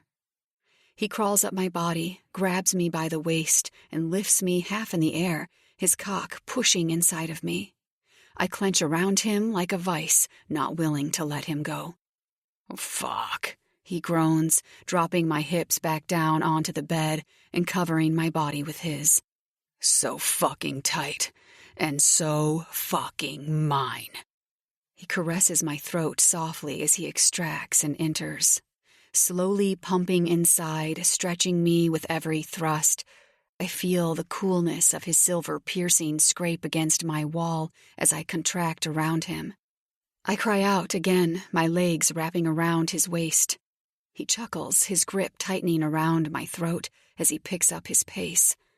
So fucking wet for me. My mouth opens, but he's thrashing into me so hard that my words jerk and swallow. His fingers dig into my thigh as his other hand comes to my wrists and pins them above my head. I cry out in pain. It's too much. The overwhelming sensations are drowning me, not one part of my body numb. "Who?" he growls, biting the flesh on my neck hard and pulling it between his teeth. "Owns you." He dives inside of me again, slowing his thrust. The rhythm is powerful. With every thrust of his hips, he fills me to the brink until our bodies are slapping together in sweat. I scream. Fucking scream as another orgasm slashes me open and has me bleeding out my cries and raw hunger. I throb around him, and he chuckles. "King," I plead, wrapping my arm around the back of his neck. "That's right, baby." He leans up, flipping me onto my stomach. He slaps my ass cheek, the heavy sting biting my flesh. I yelp as he grips into my hips and pulls me up on all fours. Wrapping my hair around his wrist, he yanks my head back, his lips on my ear. He enters me again from behind, his thick length sliding inside of me. I wince at the pain, but when he hisses and his hand comes to my throat, I know I want to go again, even if it might kill me. "That's exactly who the fuck owns you." Tugging on my hair, he yanks my head back with one hand and locks onto the back of my neck with the other as he slams into me relentlessly. Over and over again, I feel my stomach curl, my pussy throb, and my clit swell, just as I release, another scream splitting through the walls. He pulls out, and I feel hot liquid shoot onto my back. I can barely keep my eyes open as I drop back down onto my belly, my eyes drifting closed. I don't even have enough energy to care about the cum dripping down my back. I feel the bed lift from his weight. "King," I whisper so softly and using what little energy I have left. "Will you tell me why you're so confusing?" He chuckles softly. "One day." 24. Dove. I remember my obsession with birds. My mom said I wanted to own a big bird enclosure and keep as many as I could. Of course, that never happened, but I remember the feeling I had, the want, the obsession that overrode my common sense. That same feeling has somewhat come back. I fucked King last night. I groan, rolling onto my side while flinching from the bruises over my hips and collarbone. Deep chuckling reverberates from the entryway, and I snap up to see Killian standing there with a cheesy grin on his face, spooning granola into his smug mouth. What? I swing my legs over the bed, hiding my flinch. I look around the room and wince at the mess. It looks like a stampede of angry animals had run through it. Clothes are everywhere, and the small dresser has been moved to the middle of the room, almost tipping over.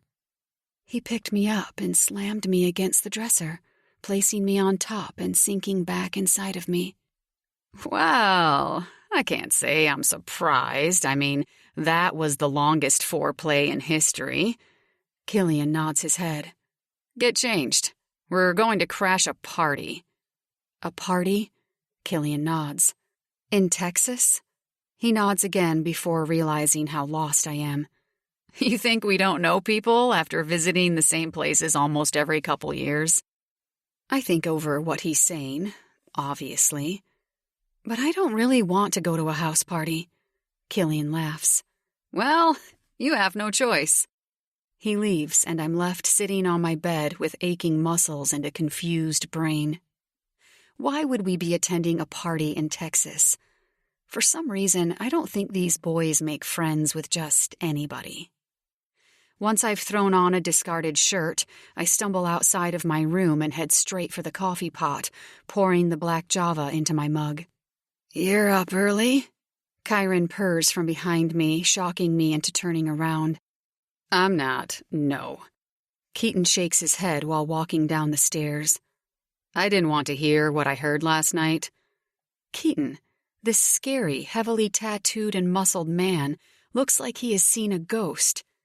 Oh, so you guys are allowed to, but I'm not? I ask, one eyebrow quirked. First of all, we don't bring girls back here, period. Keaton clarifies. Second of all, we're not fucking each other either. I mean, not from a lack of me trying. Kyron grins at Keaton. Keaton flips him off and drops down onto the chair beside me. Ah, I scoff. You do. It was just a few nights ago I witnessed it myself. Before I can stop myself, the words are spilling out of my mouth. What are you talking about? Keaton answers, shaking his protein shake. We don't bring girls here. It's against our house rules. She's talking about Val. King chimes in, waltzing into the kitchen with no shirt on and with freshly fucked hair. He cuts me with a stare that pretty much translates into, who the fuck are you? Which again confuses me. Or maybe he's mad at me for bringing up Val. You brought Val into your bed? I thought you didn't hit that anymore. Keaton glares at King as Killian finally enters. King stares at me. When I say stare, I mean he's looking directly into my soul. It's as though he's reaching through my body and grabbing it by his bare hands, like he damn well owns it. And I don't. His words should relax me, but the intensity of his eyes and the tone of his voice flips my belly upside down. I switch gears, wanting to change the subject and take some heat off myself. So, this party? Killian smirks, leaning back in his chair. His dark hair dances in the soft wind that blows through the RV as someone opens the main door. Well, it's a little more than a party. Dude, I'm going to need all of you to stop talking until at least midday. Maya walks in, massaging her temples while wearing oversized glasses and her hair in a mane all over her face. Tell me that I'm not the only one who drank until the early hours of the morning. Silence falls around us when I push back from my chair. What time are we leaving? I ask no one in particular. Maya interrupts me. Where are we going? Nowhere. Killian cuts her off. Her eyes connect up at his from behind her glasses, and I watch as his hand curls around her chin, his thumb caressing it. "We're just taking Dove for a ride." "That's all you needed to say, Kill. You don't need to be all nowhere." I offer her a polite smile before I make my way into my room, pulling open my closet. I have no idea what I should wear, so I settle on something I would wear if I was at home. My comfort clothing, the clothes I'd like to die in. Wait, I shouldn't say that where these boys are concerned. High-waisted, ripped jean shorts and a loose white Givenchy tee. I tie it in a knot in the middle so it rides above my lower belly. Showing enough, but not too much, like a sliver of skin. Squeezing on my maroon chucks, I run my brush through my long waves and powder up my face a bit before picking up my sunglasses and wallet and making my way out to the kitchen to wait on the boys. I haven't had to use the card King gave me yet, mainly because I haven't been anywhere, but it's good to know that if I need to, I have money there that I've somewhat worked for.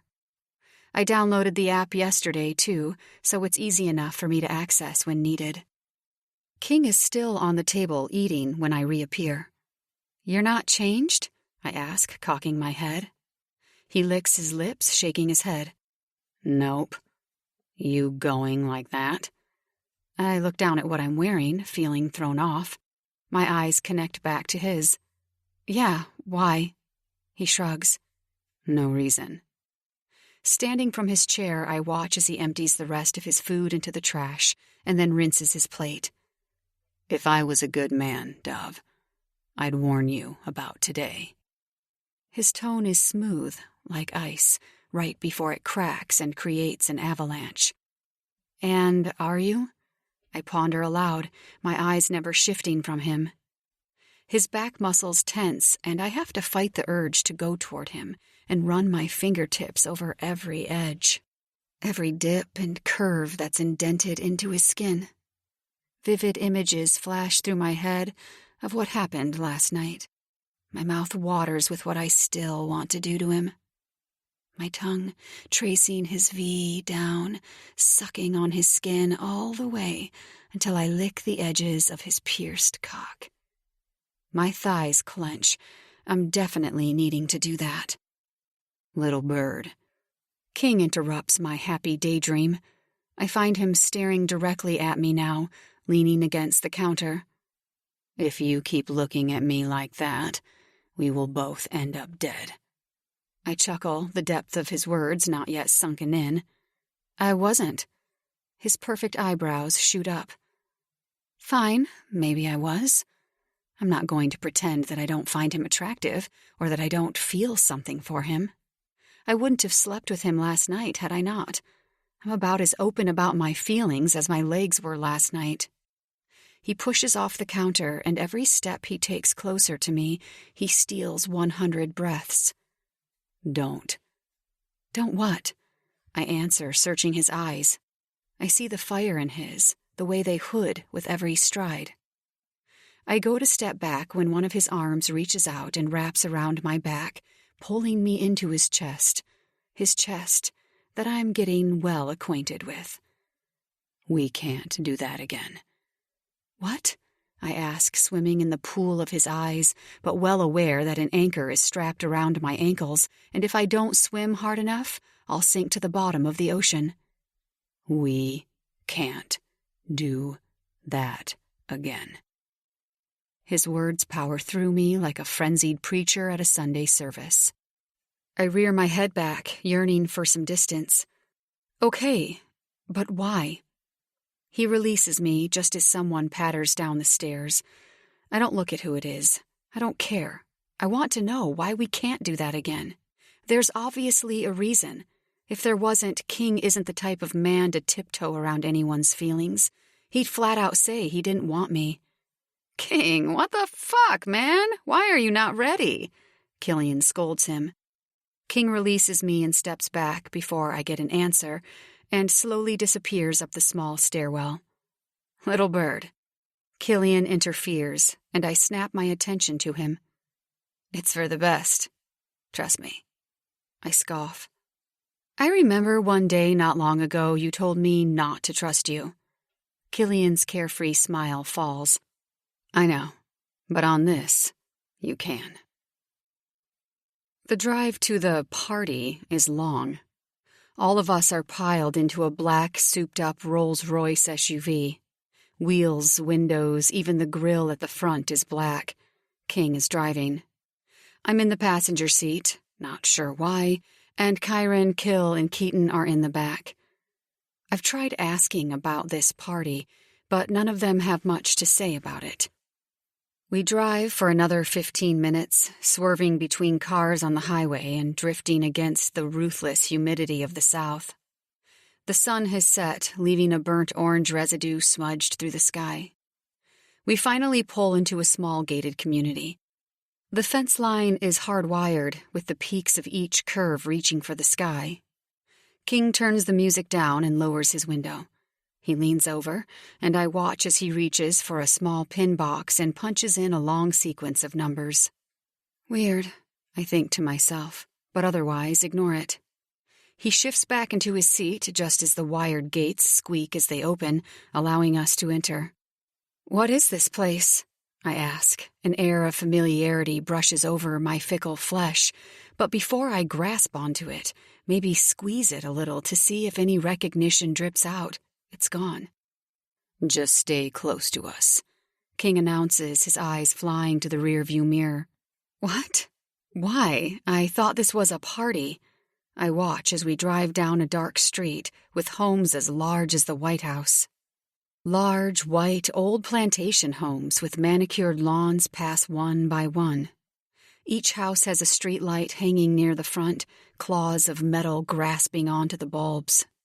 They look medieval, wrong in this type of exclusive setting. King drives us up a driveway at the very end of the street.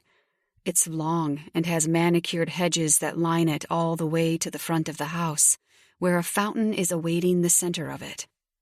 4 monstrous-sized pillars hold up the structure of the home at the front, all glistening white with clean windowsills and a heavy front entrance door that makes you want to run away rather than knock on it. Dove. King interferes my gawking. Yeah? I look right at him, searching his eyes. You don't take anything from anyone that is not us 4. Do you understand? I do, yet I don't. But I understand. I mean, it's a party. I know not to take drinks from strangers, King. That's not my point, Dove. He throws my tone back in my face. It's not your drink you should be worried about. Then his eyes savagely drop down my body, landing straight between my thighs. Okay, I snap. I get your point. I sigh, reaching for my door handle as the rest of them start to climb out.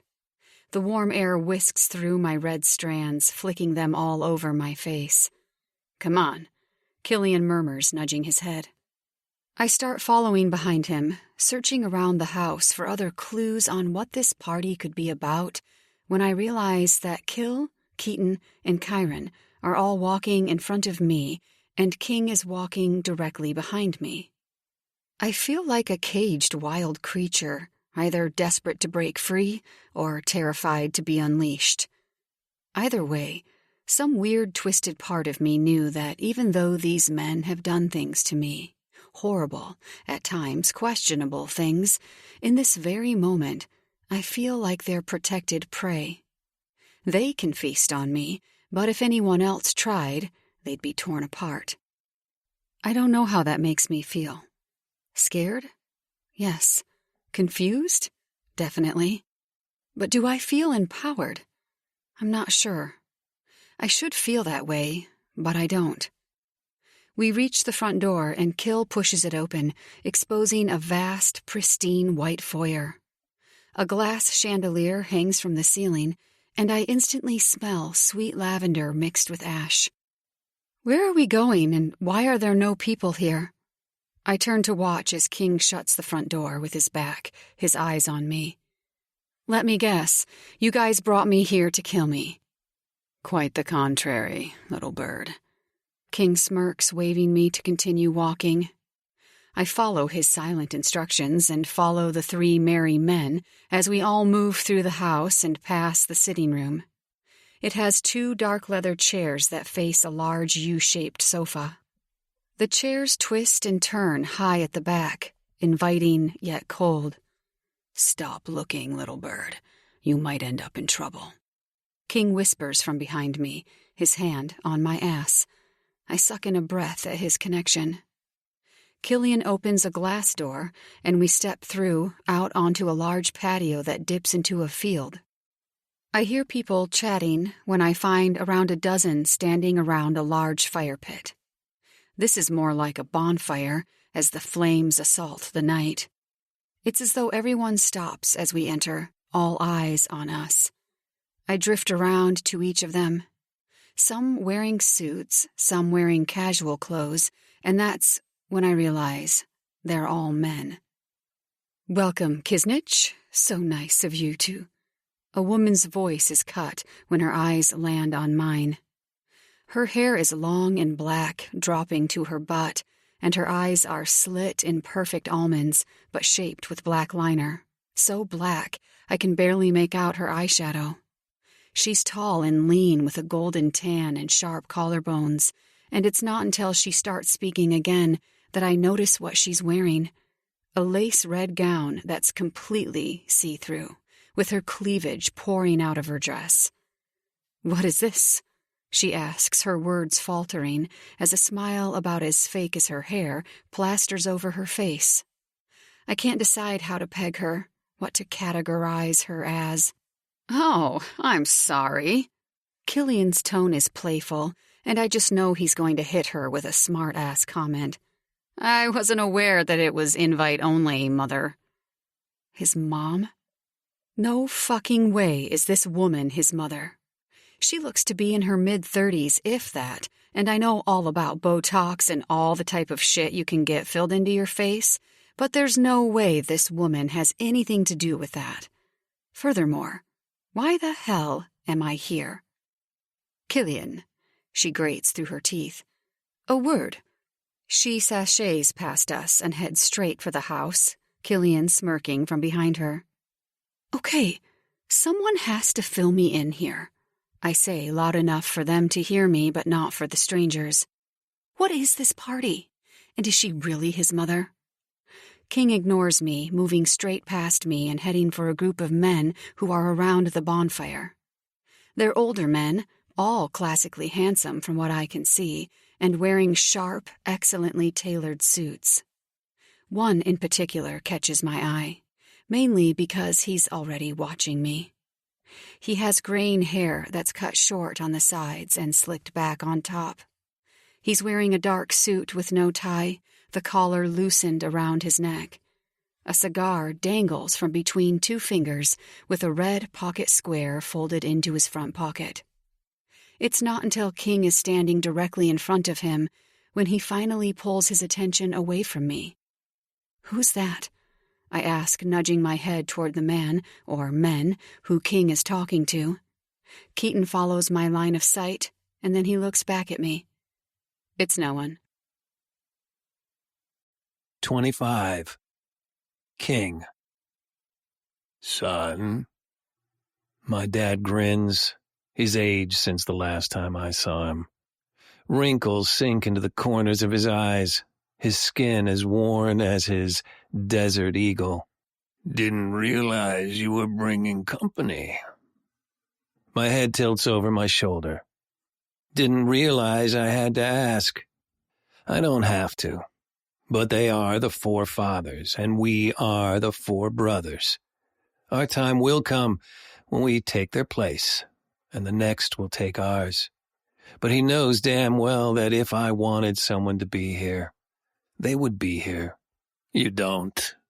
He brings his cigar to his mouth, biting down on the edge. "But are you doing as you're to do, son? Or are you getting distracted from the task at hand?" His words evaporate into the air, my shoulders straightening. I know who comes first, old man. I learned from the best. "Son." My father leaned down to face me, flicking his cigar between his fingers. There's going to come a time where I will need you to do things that you won't want to do. I sucked down on my ice cream, tilting my head. My eyes squinted against the harsh afternoon sun. Like what? I'd always known how my family operated. When you were born, raised, and bred into a community that ran by their own laws and had their own punishments, you learned that way before the way of the world. I always preferred our way, but then again, I was only 10 years old, and Mom and Dad had always made it clear that I was trained like a machine to know the loyalty of the brotherhood before anything and anyone else. Dad's eyes narrowed into slits as he brought the cigar to his mouth. Like live and fight with the same monsters that haunt you in your nightmares. I stopped my licking, my fingers flexing around the cone. I don't have nightmares. He stood tall, his shoulders squaring. You're about to. His eyes pierced through mine, pulling me out of my memory. Good. You have one place for love, and that place is not for little Dove Noctem Hendry. No one said shit about love. I quip, one eyebrow cocked. I pat his shoulder in assurance. We're still playing the game, only we've changed a few of our moves. My eyes fall around the three of them. Lie. 26. Dove. King is still talking with the three men when Killian finally returns with his mother behind him. Hello, she answers, placing her hand out to me. It's the first time I notice her bright eyes, blue-teal, rimmed by black rings. I'm Dreyer, Killian's mom. Her eyes slowly drift to him before coming back to me. Her smile is in half, not authentic. I already know she hates me.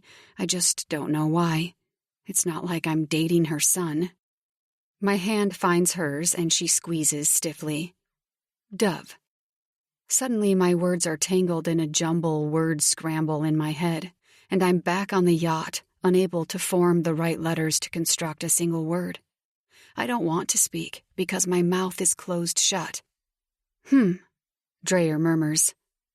Stick around if you want, child, though I wouldn't advise it.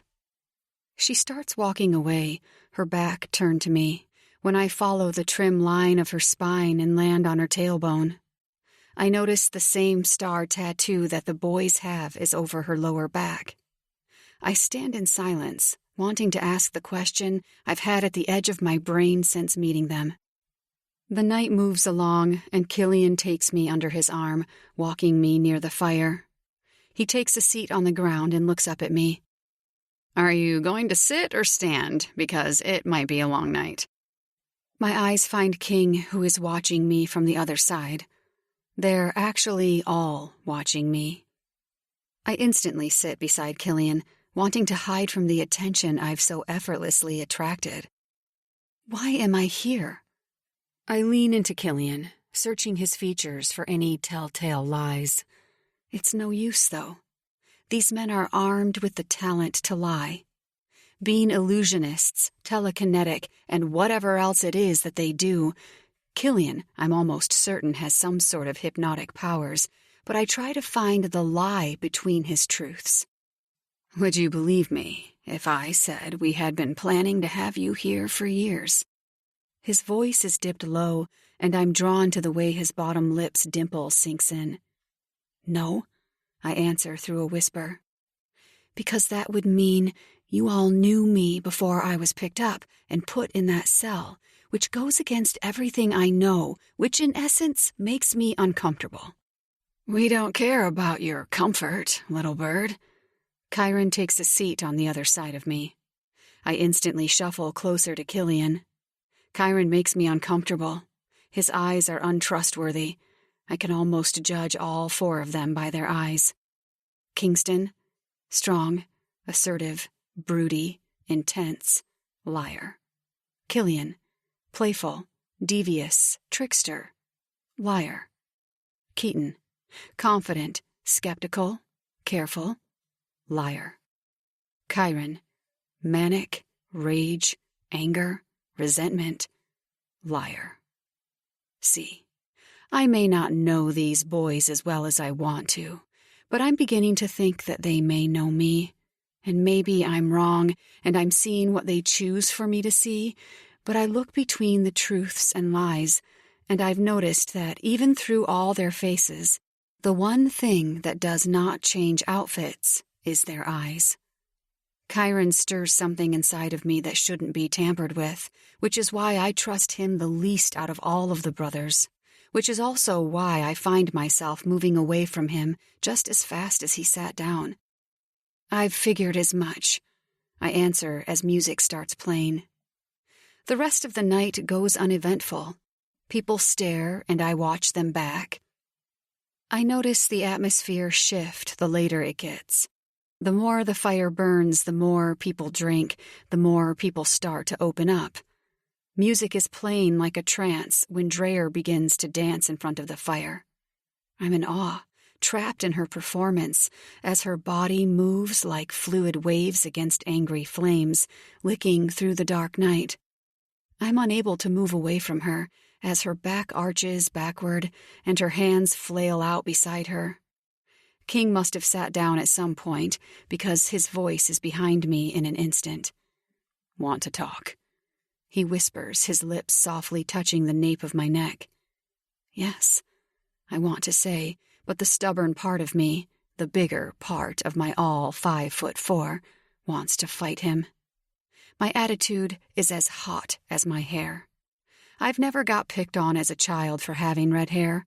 I remember my dad always saying, "The world can't handle redheads. That's why God only created a small amount." I understood. Sometimes, but otherwise I was a fairly chilled-out child. Until I wasn't. Right now, I want to be the child who isn't. "Sure," I answer, standing. I follow him as he leads me away from the crowds of people and up the porch steps of the house. I turn around to have one more look at Killian's mom when I notice everyone watching me, sans Kill's mom. Chills break over my spine from the uncertainty of the atmosphere, but I follow Kingston anyway. I always go back to the fact that if he wanted me dead, I would be. We continue inside and then out the front door again. Aside from my valet driver, who is standing far away from us, it's just King and I. He drops down onto the step and looks up at me. I try to ignore the way his muscles flex when he leans on one arm, or the way his eyes speak to my soul without any words being spoken. Or the fact he's scary as shit, but I can't help but be drawn to the beast. Slowly I take a seat on the same step, folding my arms over my stomach and pulling my knees up. "So, what did you want to talk to me about?" "What happened the other night?" He kicks out his leg. Military boots. Why them, I wonder to myself. "You already made clear where that all stands." I don't waver, semi-proud of myself for keeping my composure. "And if I told you that I changed my mind?" This time I turn to face him. He truly is magnificent to look at, but just as frightening. There's an emptiness behind his eyes that I haven't been able to see into. I would say, why? He keeps his eyes on me, pinning me with the same stare he gave me this morning when he said he didn't sleep with Val. His tongue sneaks out and slips over his bottom lip. Is it not obvious? The corner of his mouth slants up slightly before his eyes drag up and down my body. Right. And what are your terms? I'm not dumb. I know that someone like King doesn't do exclusive. And what if I've changed my mind? He chuckles, shifting and leaning up onto his elbows. He searches my eyes, only closer this time. He's every bit intimidating and even more so up close. Now he's close enough to bite. "I'd say you're a fucking liar." "Maybe," I whisper, my eyes on his bottom lip. "But I'm also stubborn." He smirks this time, and on all things holy it almost knocks the wind right out of me. Someone so sinfully beautiful should never wear the devil's smile. The door slams from behind us and Killian walks out. "We're fucking leaving. I'm not watching my mom fuck any of them." King rolls his eyes and stands. "Where are Keaton and Kyron?"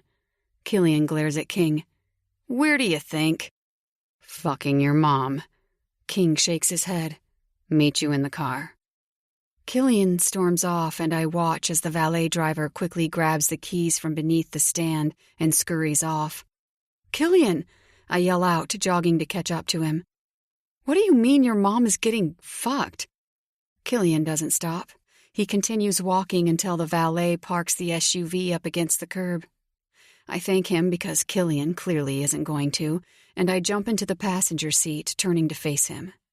His head is turned out the window, his features marred with anger. "Kill?" I question. "What, Dove?" he snaps, glaring right at me. "Why do you fucking care so much?" "Because I just do. It's what the fuck I do," I snap back. "Well, you shouldn't." His eyes glass over, and suddenly, I don't feel as though I'm having a conversation with Killian. I'm having a conversation with the shell of him. "Why?" I ask, reaching for his leg. "You've always been the nicest one to me." He scoffs and then leans forward until his lips are brushing against mine. "If you knew half of the shit that we have done, not just to others, but to you, you wouldn't be so nice. Nor would you be bouncing on King's dick either." He sits back, as though he didn't just razz me with his words. "What do you mean?" I ask, tapping his leg. "Killian!" He ignores me now, keeping his eyes outside. "Nothing, little bird. I'm just playing." I twist back in my seat and sigh, leaning my head against the headrest. The car fills with the scent of marijuana, and I turn slightly to see Killian smoking a joint. I smile weakly at him before the front door slamming cuts me off. Keaton and Kyron are laughing, throwing their shirts over their head as King is scolding them from behind. I never did find out what Killian meant about them fucking his mom. He can't be serious. They all climb back into the car, Kyron sliding in next to Killian. "Oh, come on. You know she can't have King, so she goes for us. You could have mine, but she's, old and shit." Killian flips Kyron off. "Why can't you keep your dick out of her for 3 seconds? Keaton slams the door closed. "In my defense, I think she used her juju on me." Kyron laughs again, and my eyes catch King, who shakes his head and pulls out of the driveway as he drives us back to the tent.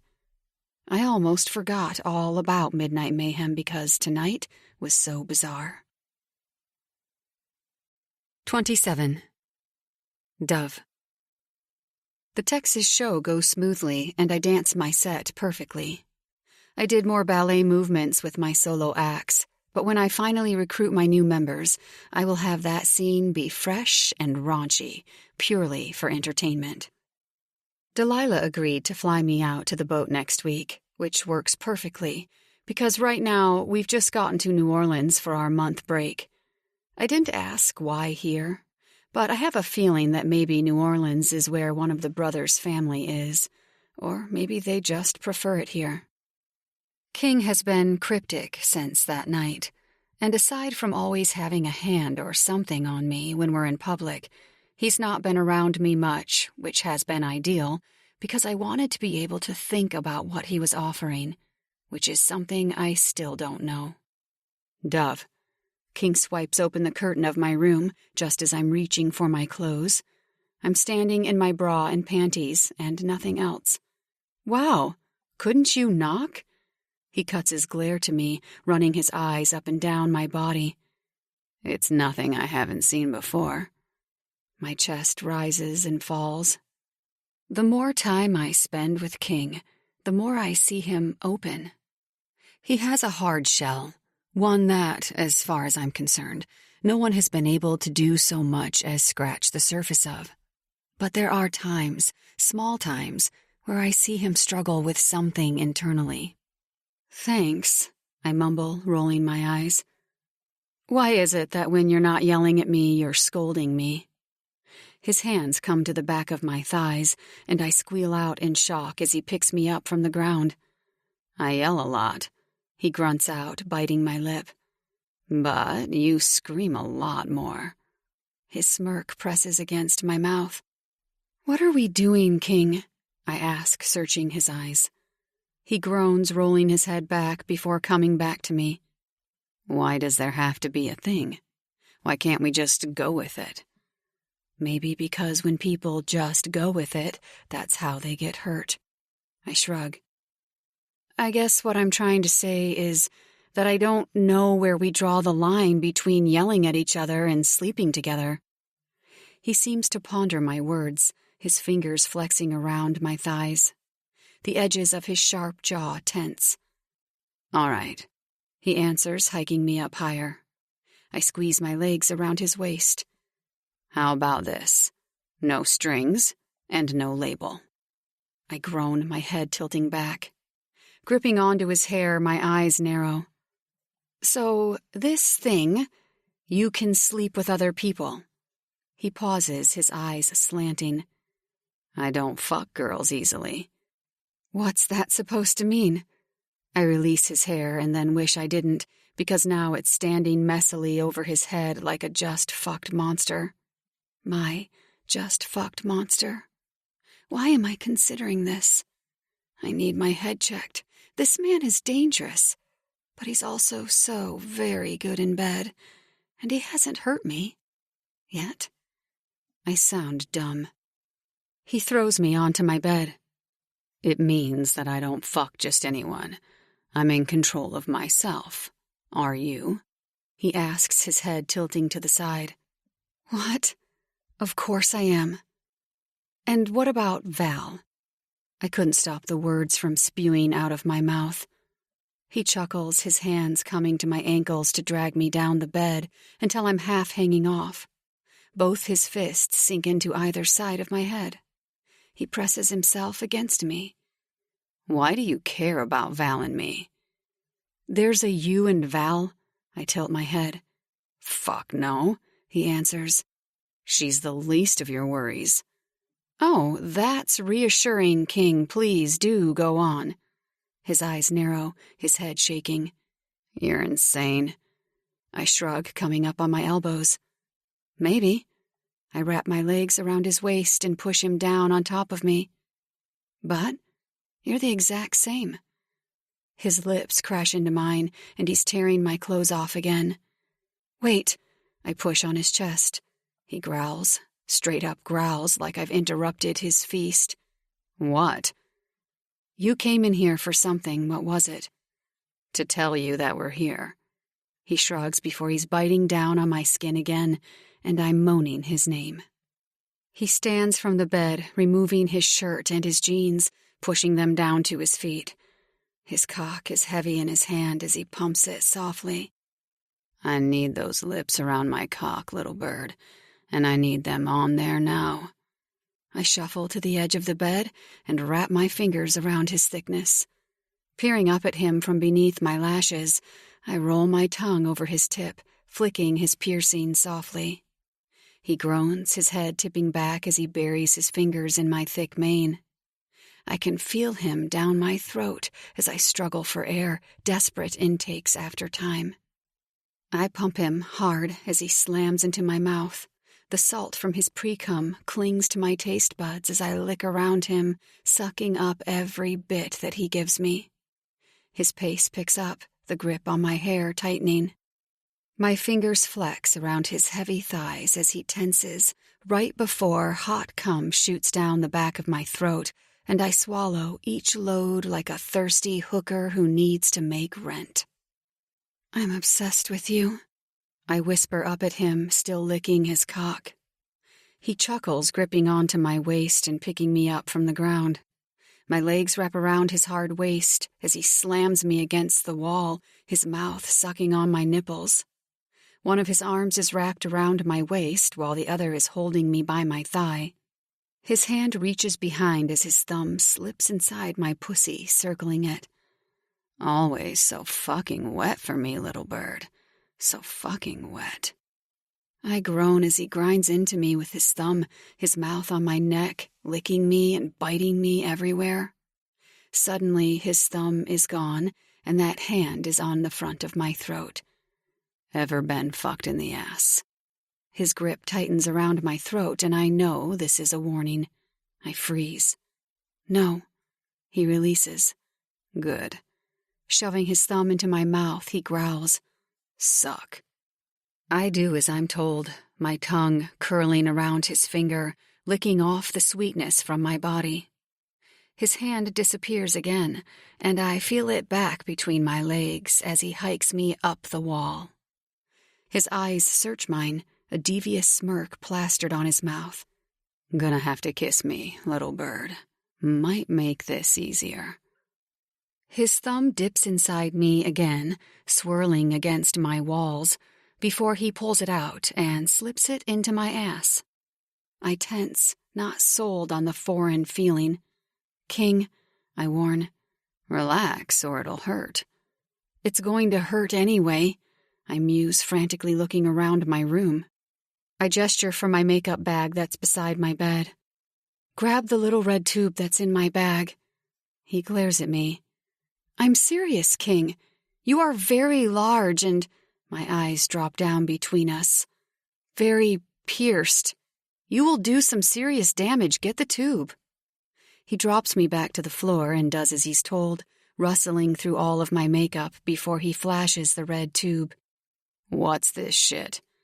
I take it from him and squeeze some onto the palm of my hand as I go back under my ass and he lifts me in the air, shoving me against the wall.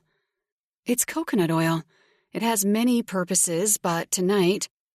King chuckles against the corner of my neck. Tonight, it's going in your ass. He lifts me further and swipes the balm off my hand. Chill. I do as I'm told and feel myself loosen around his thumb. He bites my lower lip and sucks it into his mouth, the friction from his lower belly against my clit and his thumb in my ass, opening a new portal of pleasure. I start to grind against him, his mouth on my neck again, right below my ear. Ready? He growls heavily into my ear. I nod frantically, wanting this. Any way that I can have him. His thumb extracts, and then he's slipping 2 fingers in, stretching me further, and then 3 fingers. I whimper in the confusing sensations that are seizing me, holding me hostage.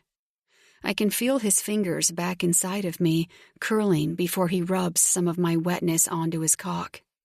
He brings the palm of his hand up to his mouth, his eyes remaining on mine as he spits on it and rubs the saliva over himself and at the entrance of my ass. His lips come to mine and he grins. Always was going to be the first. His cock forces itself inside my ass, and I scream, my nails clawing into his shoulders. Jesus, fuck, he whispers, but not stopping until it's all the way in. You good? I nod, swiping the tears that have pinched out of my eyes. He starts pumping in and out, and after some time, I find myself convulsing around him. His finger comes to my clit as his cock thrashes inside of me relentlessly. I can feel myself chasing that high, like a junkie to the climb and a slave to the fall. I wrap my arms around him as King bounces me up against the wall, my head smashing against it.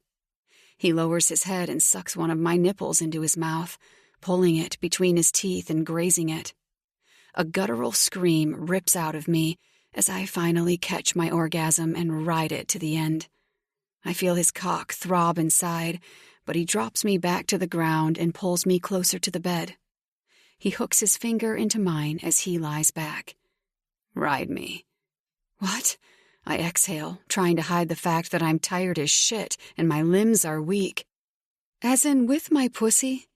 He rolls his eyes and brings his finger to my slit. His finger slips inside and swirls. Really wish I could give you a double penetration experience, little bird, but the thought of another cock anywhere near you damn near makes me violent.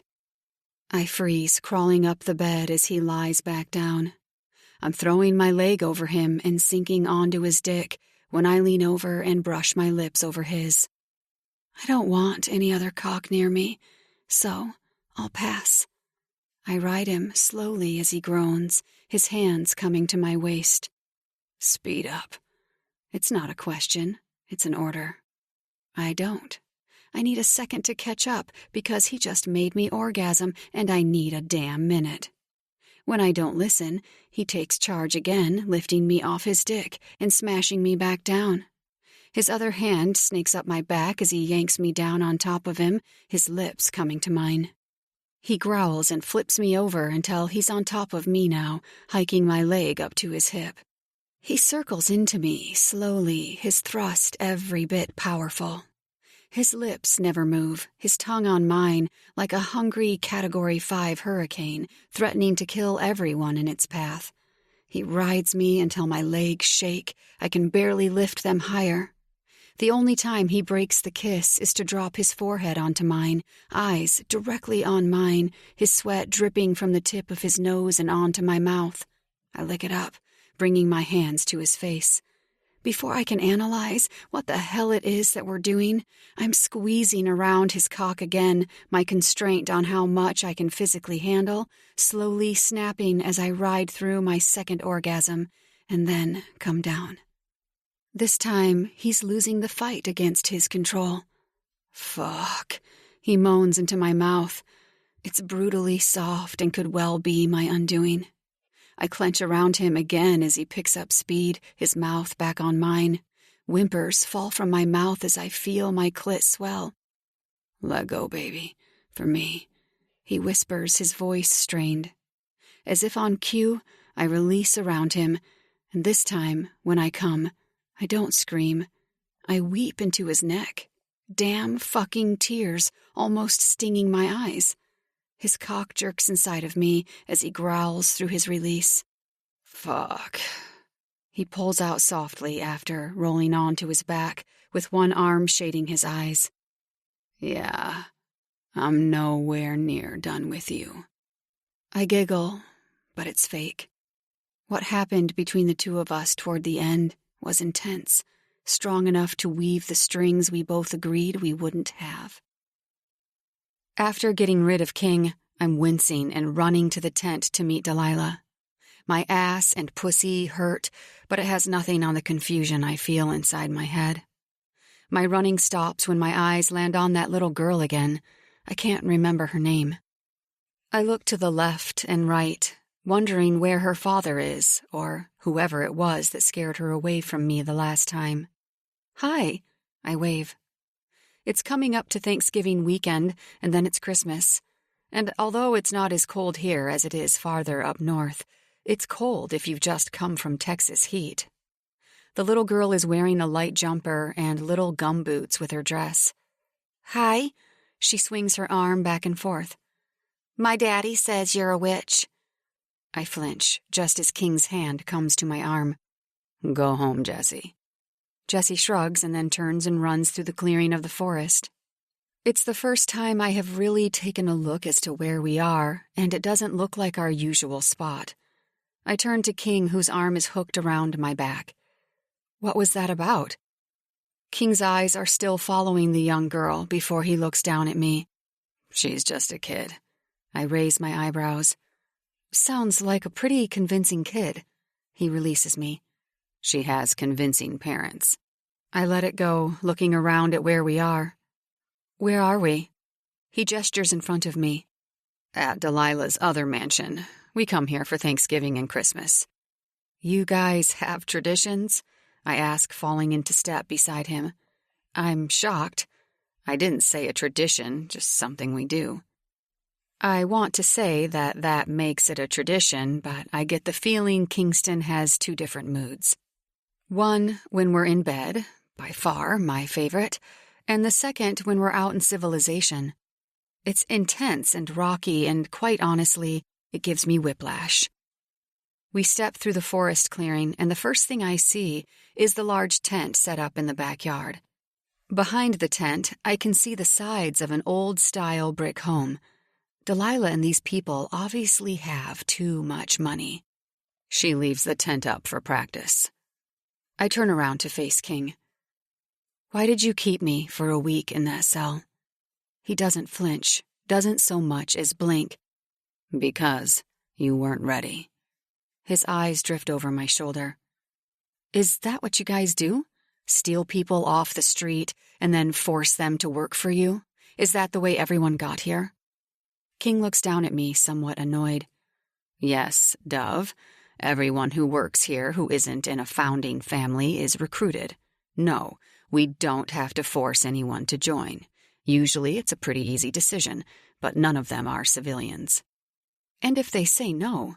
I ask, searching his eyes. I'm guessing by founding family he means the creators of Midnight Mayhem, so I don't question that. Then they say no, he adds without saying anything else. I get the feeling they won't let people walk away from this. They're loose ends. Maybe Delilah wasn't joking when she said that she saved my life. And how do you choose them? I further ask as we make our way toward the tent. I'm dressed to dance. I need to dance. You're awfully nosy tonight, little bird, he jokes, and then his hand comes to mine, and he pulls me through the opening doors.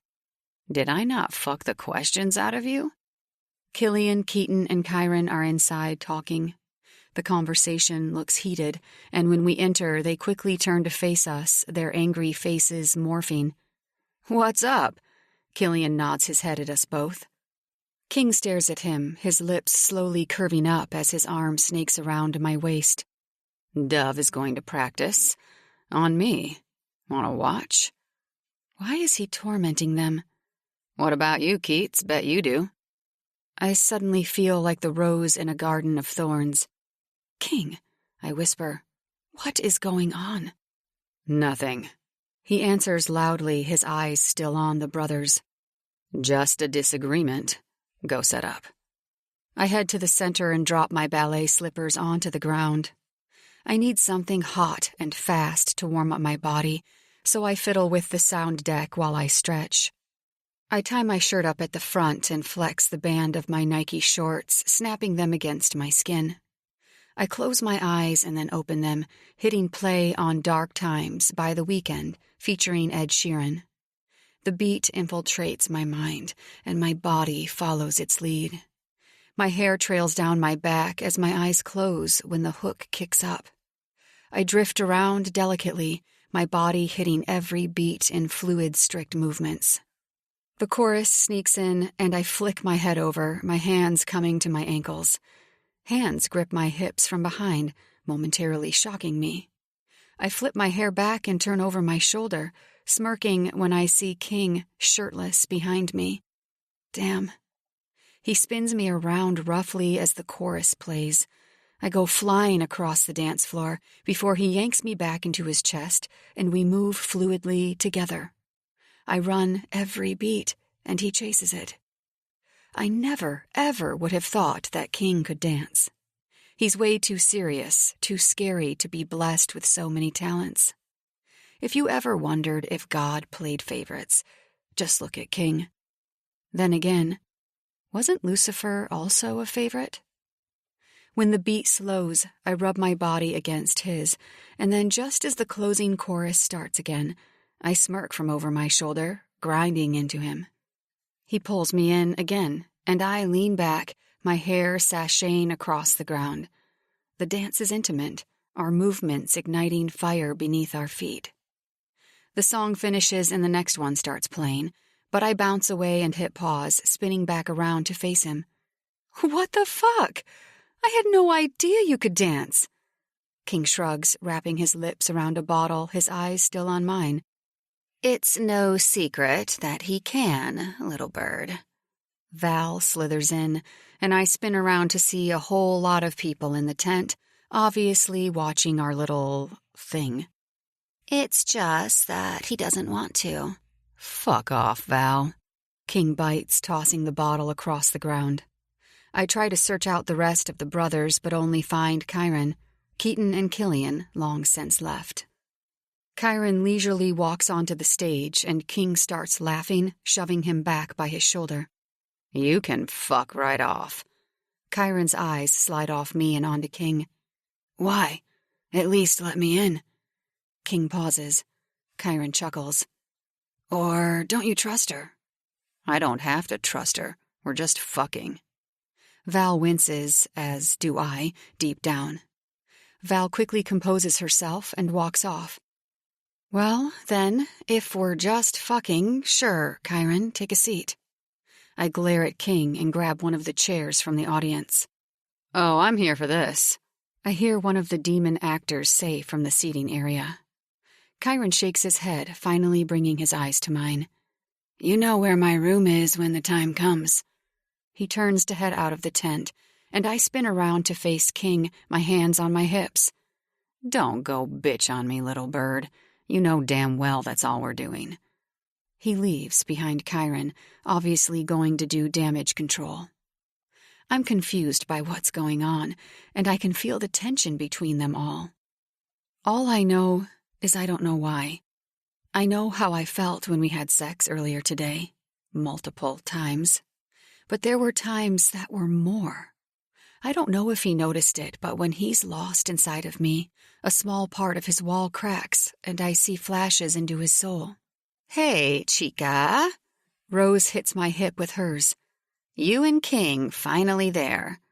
Yeah, I say, bringing my eyes to hers, though I'm not sure if it's something I should be talking about. Hey, she says, looking around skeptically. Did you open that note I gave you? Oh, shit, I whisper. I forgot all about it. It will still be in my room. Come on, let's go. I'm coming, Maya yells out, leaving Val and Misha behind, dumbfounded. She's different, Dove. You can trust Maya. I'm not sure why she felt the need to tell me that, but I thank her anyway. We start on our way back to the RV, and while Maya and Rose talk about some guy who's missing, I'm lost in my head, trying to figure out what the brothers could be fighting about. Is it about me, or is it still about Killian and his mom being some weird sex addict? And what about all those strange men? Killian's mom had the same tattoo. My eyes close for a brief second, but it's enough for a flashback to come over me. Red hair fell over the girl's shoulders as she ran toward a field. I stopped, my hands tightly secured in my father's. I pull on him. Where is she going? Father looked ahead and smiled. Probably to watch the hot air balloons. It's your favorite part of Carnival Weekend. I know. I rolled my eyes at my father's obvious fact. But why is she so excited? Well, you're not the only one who loves hot air balloons, little bird. Your sister does, too. I freeze, my footing falling. We're a few footsteps away from the RV when Rose and Maya both turn to see what's stopping me. Now what's wrong? Maya asks. I think over what I just saw inside my head. The clean, crisp blades of grass underneath the soles of my shoes. The early sunset off in the distance burns against an orange sky. The girl with red hair, who looked like a replica of me. Nothing. I keep walking, my brain fuzzy in confusion. I've never seen that before, never had a memory that dated that far back. Maybe I fabricated it somehow. I squeeze my eyes shut and count to 3 before swinging the door open. What's wrong? King asks, his eyes searching mine. Nothing. I shove past him as the girls follow behind me. King lets them through before yelling, Bullshit. I glance out the side of the window on my way to my room when I see Killian standing outside, staring right at me as I move through the RV. This is a depth I've never seen in Killian, and it frightens me. Enough for my footsteps to pick up. Dove. King blocks me inside my room, both of his bare arms stretched on either side of the exit. I try not to look closely at his chest, but every time I do, I find myself drawn to his tattoos, especially the 2 red roses over his hip. What's wrong? It's nothing. I think I just had a weird flashback. I take a seat on my bed, looking behind him to see Rose watching me from the kitchen. Maya is making herself something to eat, but my eyes lock on Rose like, don't leave me here. It's the same silence we used when we were both locked on that boat. She nods, and I know she understands. I exhale. King tenses. You don't have them often. I shake my head, my eyes landing on the clothes I was wearing that night when I was with Rose, and she tucked the note inside my shorts. I can see the edge of the paper sticking out from beneath my bikini. No, not usually. I actually can't remember anything from before my father and mother were killed. The air shifts, and for the first time since I met Kingston, I feel unsafe with his proximity. The air thickens and darkness caves in around me. I swing around with an eerie feeling that something or someone is watching me. I haven't felt this feeling since they stole me. I haven't felt this feeling since that night. I know what this feeling is. It's like an old friend has walked into the house for the first time in a long time, carrying his aura with him. The shadow, I whisper, standing. I almost trip over myself and land back on my ass when King reaches out and catches me. Thanks, I say, my eyes traveling up to his. When I land on them, they're bleak, black, and send chills down my spine. Suddenly, I don't feel comfortable with his hands being around me. King, I whisper, why did something just change? His jaw clenches and then his eyes soften. What? It didn't. Get changed, he announces, turning back around to exit the room. We're going to another party. This time, it's with my parents. 28. Dove. As soon as King leaves my room, Rose is there, glaring at me. What was that? The presence of the shadow has gone, as if it was never there, and it's left me feeling a merge of emotions, mainly confusion. I honestly don't know. I stumble to the ground and pick up the piece of paper from beneath my clothes, unraveling it. The image is a sketch of a dove. It's juvenile, as if a kid drew it, but not terrible. Weird, I say, turning my head to the side. What does it mean? Rose takes a seat on my bed and draws her knees up to her chest. I don't know. I was hoping you would. I mean, it's a little strange that it's a dove. I examine it again. Yes, it's weird. Rose stands from my bed and kneels in front of me, her hands on top of mine. Something doesn't feel right about King, Dove. Her voice is a whisper, but her eyes are a glare. And with Jack missing? I don't think... Wait, I interrupt her. What do you mean Jack is missing? What? You didn't know? She asks, one eyebrow quirked. He's been missing since we all played Killian's hide-and-seek game, she exhales. What I'm trying to say is that we can't forget how we came in here. Maya? She was born into a founding family. I was a recruit. I pause. Wait, what does that mean? Rose waves me off. That my family had ties to Kisnich, making me instantly a part of the family's. Delilah explained it all to me on my first night here, but Dove... Pain flashes over her face as she takes her next breath. My mom isn't actually dead. She just doesn't want me. Anger roars to the surface. Well then, fuck her. You don't need her. Rose giggles, swiping her eyes. We're supposed to be talking about you and this picture, not me. She takes a deep breath. So that's why I'm here. But why are you here, Dovey? That's what scares me. She has a point. It's something I have been thinking about since meeting Delilah. When I woke up in the cell, I figured I would be sold or something cliché like that, not be pulled into this strange world. Aside from that, if Jack has been missing since that night, why has no one said anything? Why didn't I notice him not being around? There are a lot of people here who I see, but Jack made an impact on me, so I should have realized that he wasn't around. Rose, I murmur. I know. Something isn't right, but I need to get ready for this party, and I don't want King coming in and catching us talking about this. When I get home, I'll come find you, okay? She stands, her slender body towering over me. Okay, Dove, but be careful. I've heard King's family is royalty. Wait, my hand catches her arm. What do you mean? the Brothers of Kisnich family, is the royal family, but the Axtons are like next level. His father is like Don Vito, the motherfucking godfather. They have their... She pauses. You don't know anything, do you? I shake my head. I'll tell you what I know later, but it isn't much. Wait, I repeat myself just as she's about to leave. You have to come to this party. She can't. Maya interrupts, standing behind Rose. It's against the law. Law? I ask, standing. I'm confused. Likely, and make no mistake, that's how they would want you. Maya stares at me until it makes me shuffle uncomfortably. I would come with you, she sighs. But Caius scares the shit out of me. And Delia, King's mom? I swear she's the worst. Thanks, I mutter, running my fingers through my hair. You're really helping. Maya rolls her eyes. You should be lucky. There's obviously a reason why you're still alive.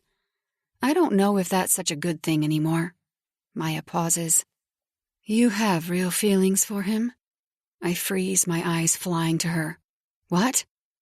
Oh, holy shit, you do. She enters my space, her hands coming to either side of my cheeks. You can't, Dove. You have to protect yourself. Whatever he's saying, you can't trust. I want to tell her that she doesn't know what she's talking about. But she's right. I may have grown something for him over the weeks that we've been around each other, but it's hard not to when I know what he feels like between my thighs, and I know what he tastes like. Maya. King interrupts from behind her, and she pauses, but doesn't flinch. He doesn't scare her, which is interesting considering he scares everyone else I've met. Get out. Maya's eyes turn lazy. Come see me after the party. Then she turns around and glares at King. Because she will return. Maybe. King answers flatly. Or maybe not. As soon as Rose and Maya leave, I look to King. What do I wear? 29. Dove. I remember my mom loving candles. Not just the normal light a candle after a big cleanup type. I mean really loving them. I think she had more candles around our house than she did electrical lighting.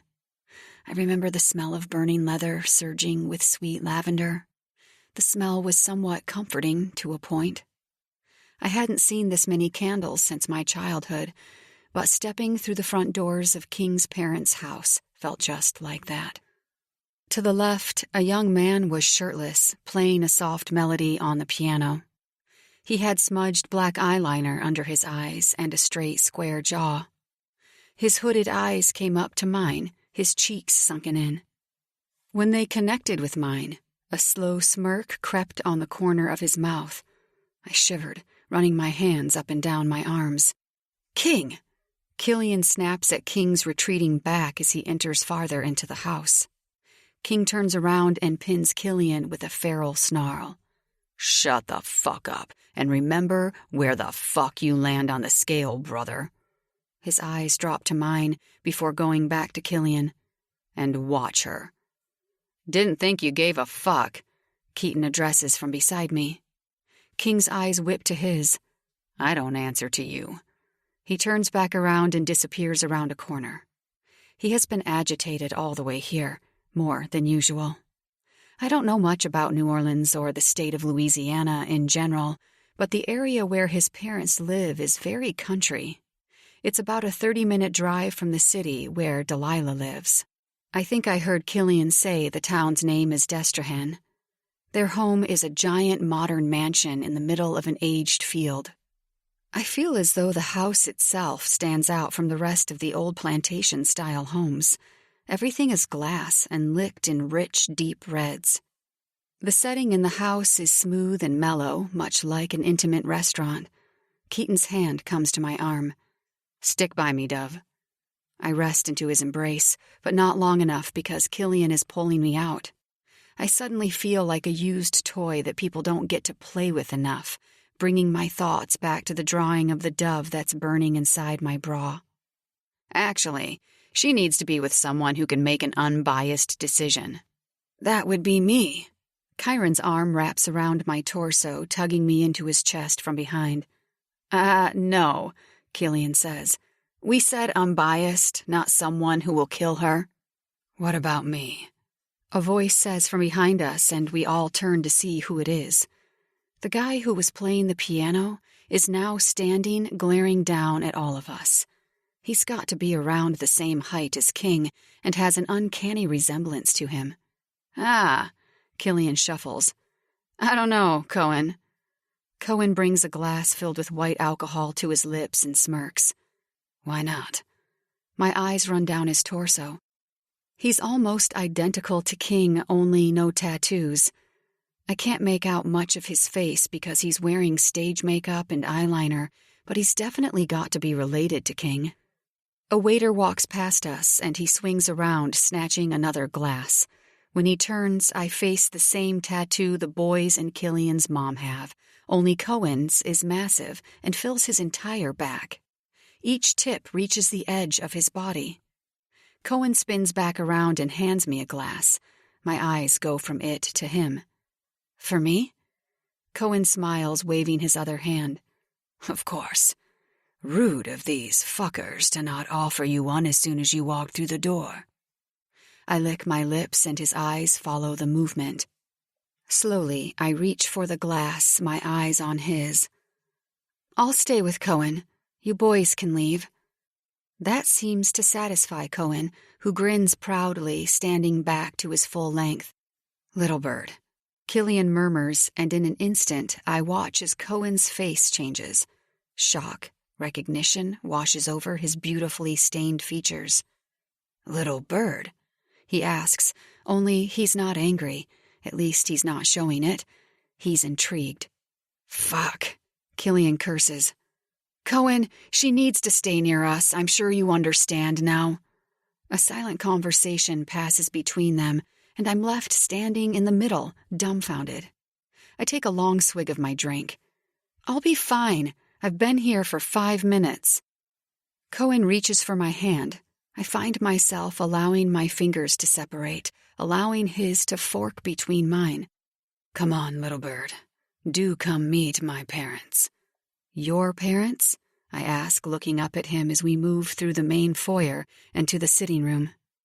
He reaches out a long-stretched hand to a woman and man who are sitting in chairs that are designed for a king and queen. There are other people in the room, but I'm so distracted by the power that's radiating off them both that I'm trapped in a trance, lost, in danger, maybe. Yes, Cohen announces. Mom and Pops. Fuck. That must be King's parents, which means Cohen and King are brothers. Double fuck. I thought King said he was an only child. Or did I imagine that? I must have. Cohen's fingers tighten in mine, and he turns me around to face him. I can't breathe. My chest is heaving, his eyes searching deep in mine. Little bird. He whispers like he's screamed that name one too many times, and I continue to lose myself in his gaze. Where King's eyes are a burning green, Cohen's are pitch black. They're frightening, but there's a simmer to his fire that I find myself drawn to, like a dumb little bird. Do I know you? I whisper, searching his eyes. He exhales, running the cushion of his thumb over my bottom lip. You. Cohen. King growls from somewhere in the room, and I instantly pull away from him like he's a flame that's licked my skin. I find King instantly and hate myself for needing him to touch me where Cohen had just touched me, replace what wasn't someone else's to touch. God damn it, when did I become so fucking whipped? Silence cuts through the air. All of the yapping is silenced. I drag my eyes back to King's parents. Dahlia is staring right at me. Dark eyes like Cohen's and long brown hair that looks like she's put a hair straightener through it one too many times. She's flawlessly intimidating, and she's not even spoken a word yet. Kingston. She turns to look at King. Do I need to ask? Cohen shuffles his feet, standing in front of me. A promise is a promise, Mother. What the fuck is going on? I turn around to seek out Killian. When I find he's watching me closely from behind with Keaton and Kyron beside him, I calm slightly. Maybe. She flicks her nails around. Dove knocked him. Come forward, please. I would like to get a good look at you. I freeze and then run my hands down my white skinny jeans. Sidestepping away from Cohen, I begin to make my way toward her when Cohen catches my arm. Dove. He looks at me, confused, his eyebrows crossed and his forehead marred in confusion. I'd like to see what he looks like without all of the stage makeup, but I'd be lying if I said he didn't pull it off, looking like a hot, deranged pirate. I try to pull my arm out of his grip, but he doesn't budge. Then I see it. The cool, candid guy I met earlier has slipped, and now something else has come over. It's eerie to watch. Cohen's eyes go straight to his parents. She's not Dove. Pardon? I ask, searching his eyes. What? Yes, she is. King says, his eyes on Cohen. I've been around her. She is. Cohen yanks me into his chest, and I throw my hands out, stopping him from coming any farther. Really, brother? Mind if I test that theory? Cohen doesn't wait for King to answer, because his lips are on mine. I keep mine closed along with my eyes and count to 10. 1. A river flashes over my eyes with the same little girl with red hair. 2. She slightly turns her face, and I try to grasp more of it. Instead, my hand goes to the back of Cohen's neck, and my head turns, giving him more access. 3. The girl finally turns around, only it's not me. She looks like me, exactly like me, only different. My tongue slips into his mouth, and he pulls me into his chest tighter. 4. The girl waves, a big smile on her face. 2 dimples pop from her cheeks, only she's not waving at me. 5. I slowly turn around to see who it is that she's waving to when I see 2 little boys, a little older than us. 6. One is wearing a baseball cap backwards, and the other is wearing a small fedora. 7. Cohen picks me up from my legs, and I wrap them around his waist, holding on and deepening the kiss. The boy wearing the cap that's flipped backwards comes toward me. Closer and closer. He's familiar. So fucking familiar. 8. He smiles so bright that his straight white teeth gleam against the sun. The one wearing the fedora strolls straight past me and goes for the other red-headed girl who looks like me. 9. Who is the girl who looks like me? I don't know. But this boy is almost right in front of me now. His fingers stretch around my chin as he tilts my head to his. 10. Cohen fucked around and Mom and Dad are fighting again.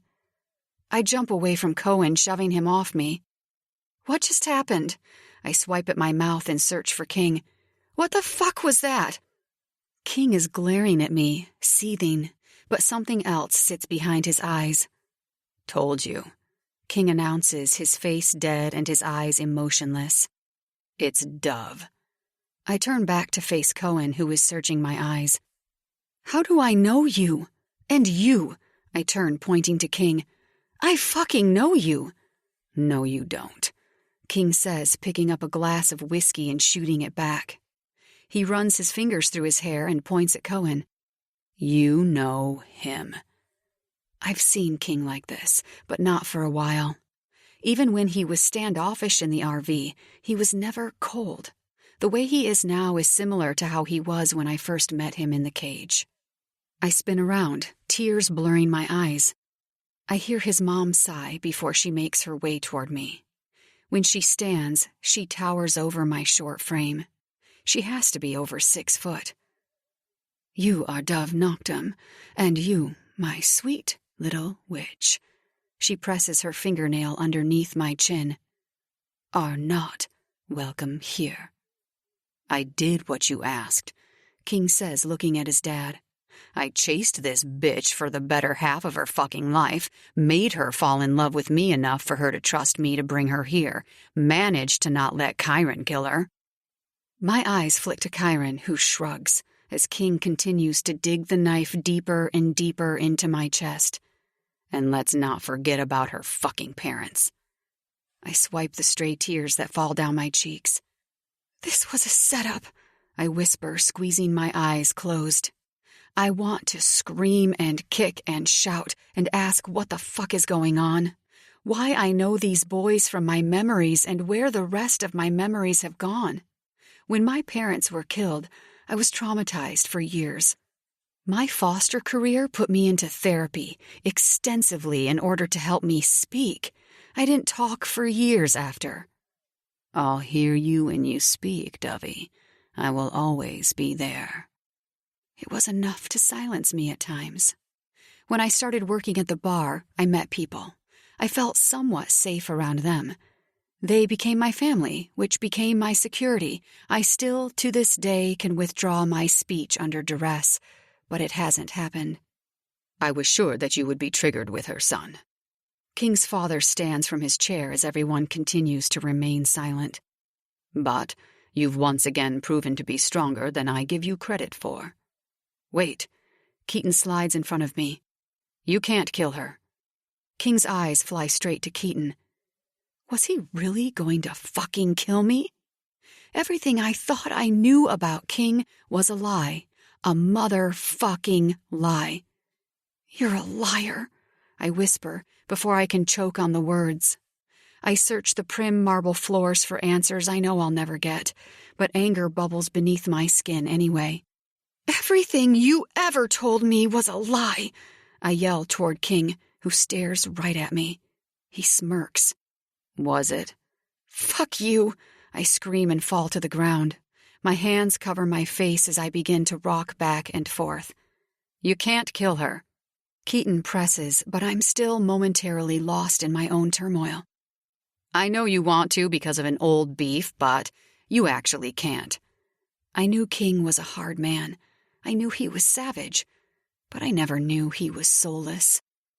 And why is that, Keaton? Please do tell me why I cannot kill someone who belongs to a family that carelessly tried to destroy and expose the Brotherhood. A family whose mother was a deranged psychopath and broke multiple laws, and then who further birthed a little girl who recklessly tried to kill my child in his sleep. The deal was that he put her in a home, not run off with them both and hide. Now my wrath is long since tipped. King's father spits sarcastically. I don't want to hurt that girl, but what I want and what I stand for are two different things. She has done wrong. She was the wrong child. Nothing like her sister. What happened with Dove and Cohen when they were children wasn't in Dove's control. She was not normal. They always played sick little games, wanting to test each other to see how far one could go. Dove was toxic for Cohen, sure, but she didn't mean to hurt him when she pushed him into the lake. She was still a child. And aside from all that, you can't kill her because... Keaton mumbles. He must kneel beside me because I can feel his hand come to my arm. Since when did the darkest of them all have a heart? King's mom says, but it's too late. I'm dead inside. I'm flat. Numb. Coolness brushes over me and my mouth is slammed shut. I don't want to fight. When all you do is fight in life, fight to live, to breathe, to exist, you get tired. I'm tired, drained. I don't know why it is that I know King and Cohen, but I'm tired. I wish I could be back at Midnight Mayhem, but then would Delilah really help me? Or was she in on this whole thing? I can't trust anyone. No one. Dove. Keaton whispers into my ear. I need you to pay attention. I don't answer. My mouth is sealed closed by my unwillingness to obey. What's the point of speaking if everything around me is false? Keaton. Another man's voice booms from behind him, but I'm trapped in my thoughts, swimming in my pity. Karis, Kingston's dad interferes. Please, let us hear what your son has to say. Keaton stands tall, keeping one protective hand on my shoulder. Inhale the pain, exhale the agony, live another day. There's a long pause before his finger squeezes over my shoulder. She's my sister. What? I think that was King's dad. I'm sorry, Dad, Keaton mutters under his breath. They have to know about her, or they will kill her. He must be lying, wanting me to follow his lead in a desperate attempt to save my life. Not sure why. I don't know why Keaton has been so nice to me. I just brought it down to him not being as dark as he looks. Or maybe I was wrong. Maybe this is all part of their plan. I can't trust anyone. Karis, care to explain this? Delia interferes, and I finally bring my eyes up to her. She'd be beautiful if she wasn't so hateful. Her long dark hair and almond green eyes, she looks so much like her son's it's almost frightening. But then you see their dad, and it all makes sense. They get their beauty from her, and their manhood from him. Stand. Killian's hand comes around my arm, pulling me up. I obey, leaning into him and not wanting to bring my eyes to anyone. I trust Kill. It's true.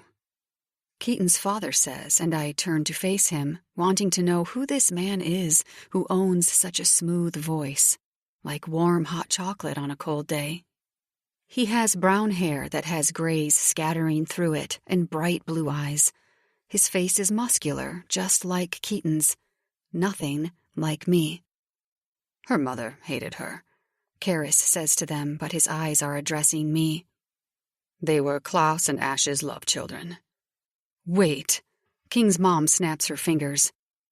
Are you telling me that she's a Kisnich, not a little witch? She exhales.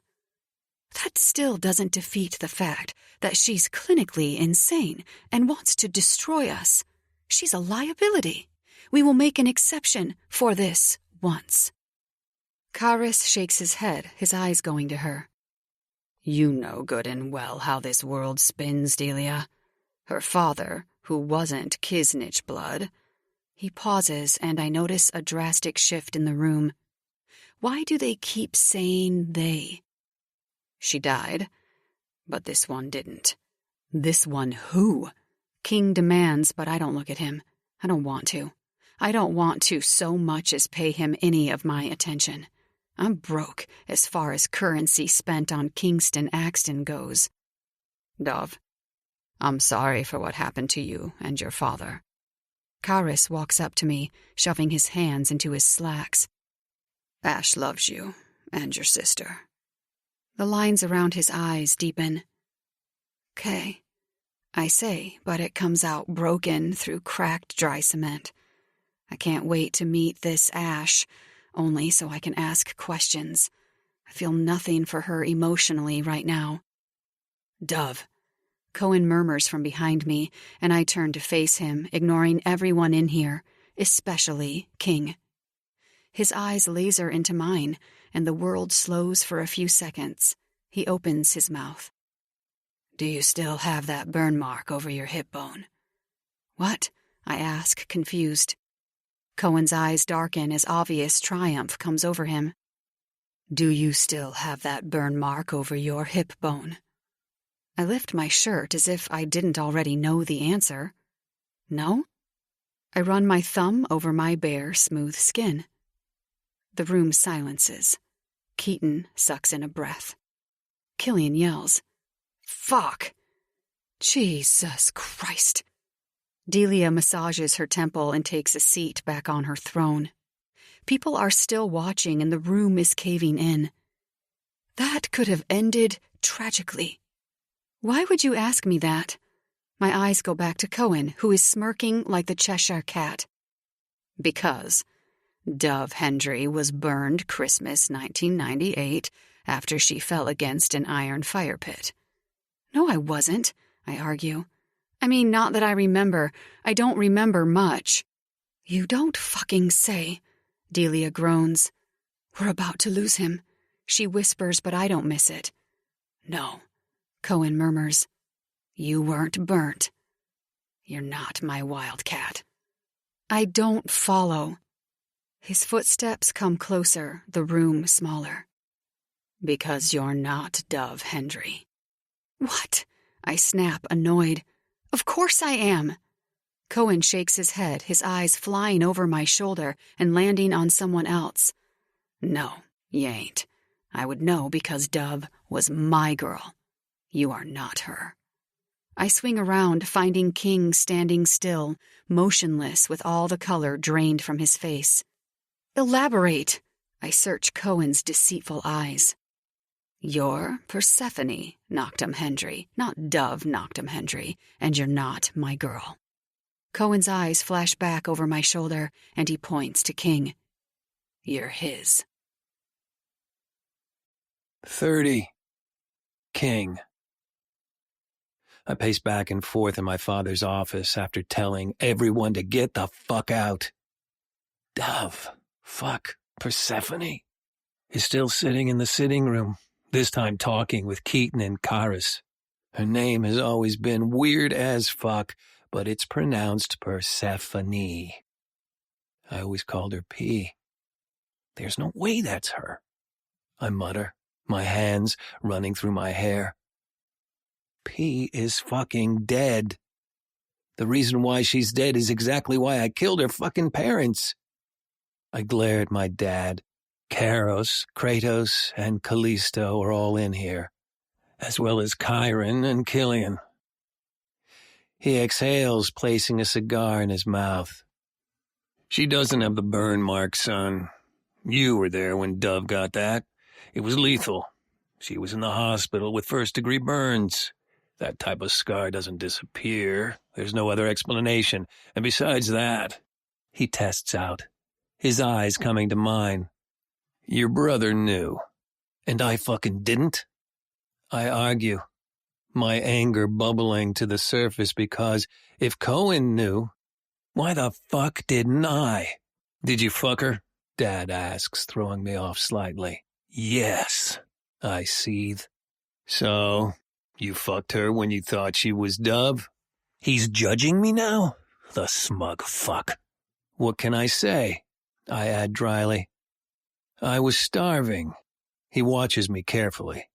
I'm going to pretend you didn't say that, and Cohen won't know. But that girl is not Dove Hendry. She is Persephone. Your brother will now have to mourn the fact that Dove has been dead all along, and it was Persephone that was alive. My fist flies into the wall, and I feel myself slowly start to lose control, everything crumbling around me. How can we give her back her memories that Karis took? I ask, my lip curling as I watch him. I glare at my father. And Cohen is barely sane. He didn't even recognize her when she walked in until one of them barked off Little Bird. Little Bird was what they were both called by everyone. Confusing but convenient when no one could tell them apart. Karis looks at me, his rough edges smoothing over him. It was simple hypnosis, as if dealing with addiction. I didn't take her memories away, I simply made her feel like she didn't need them after the incident. He stands, going straight for the whiskey stand and pouring himself a glass. If she gains them back, she'll know everything.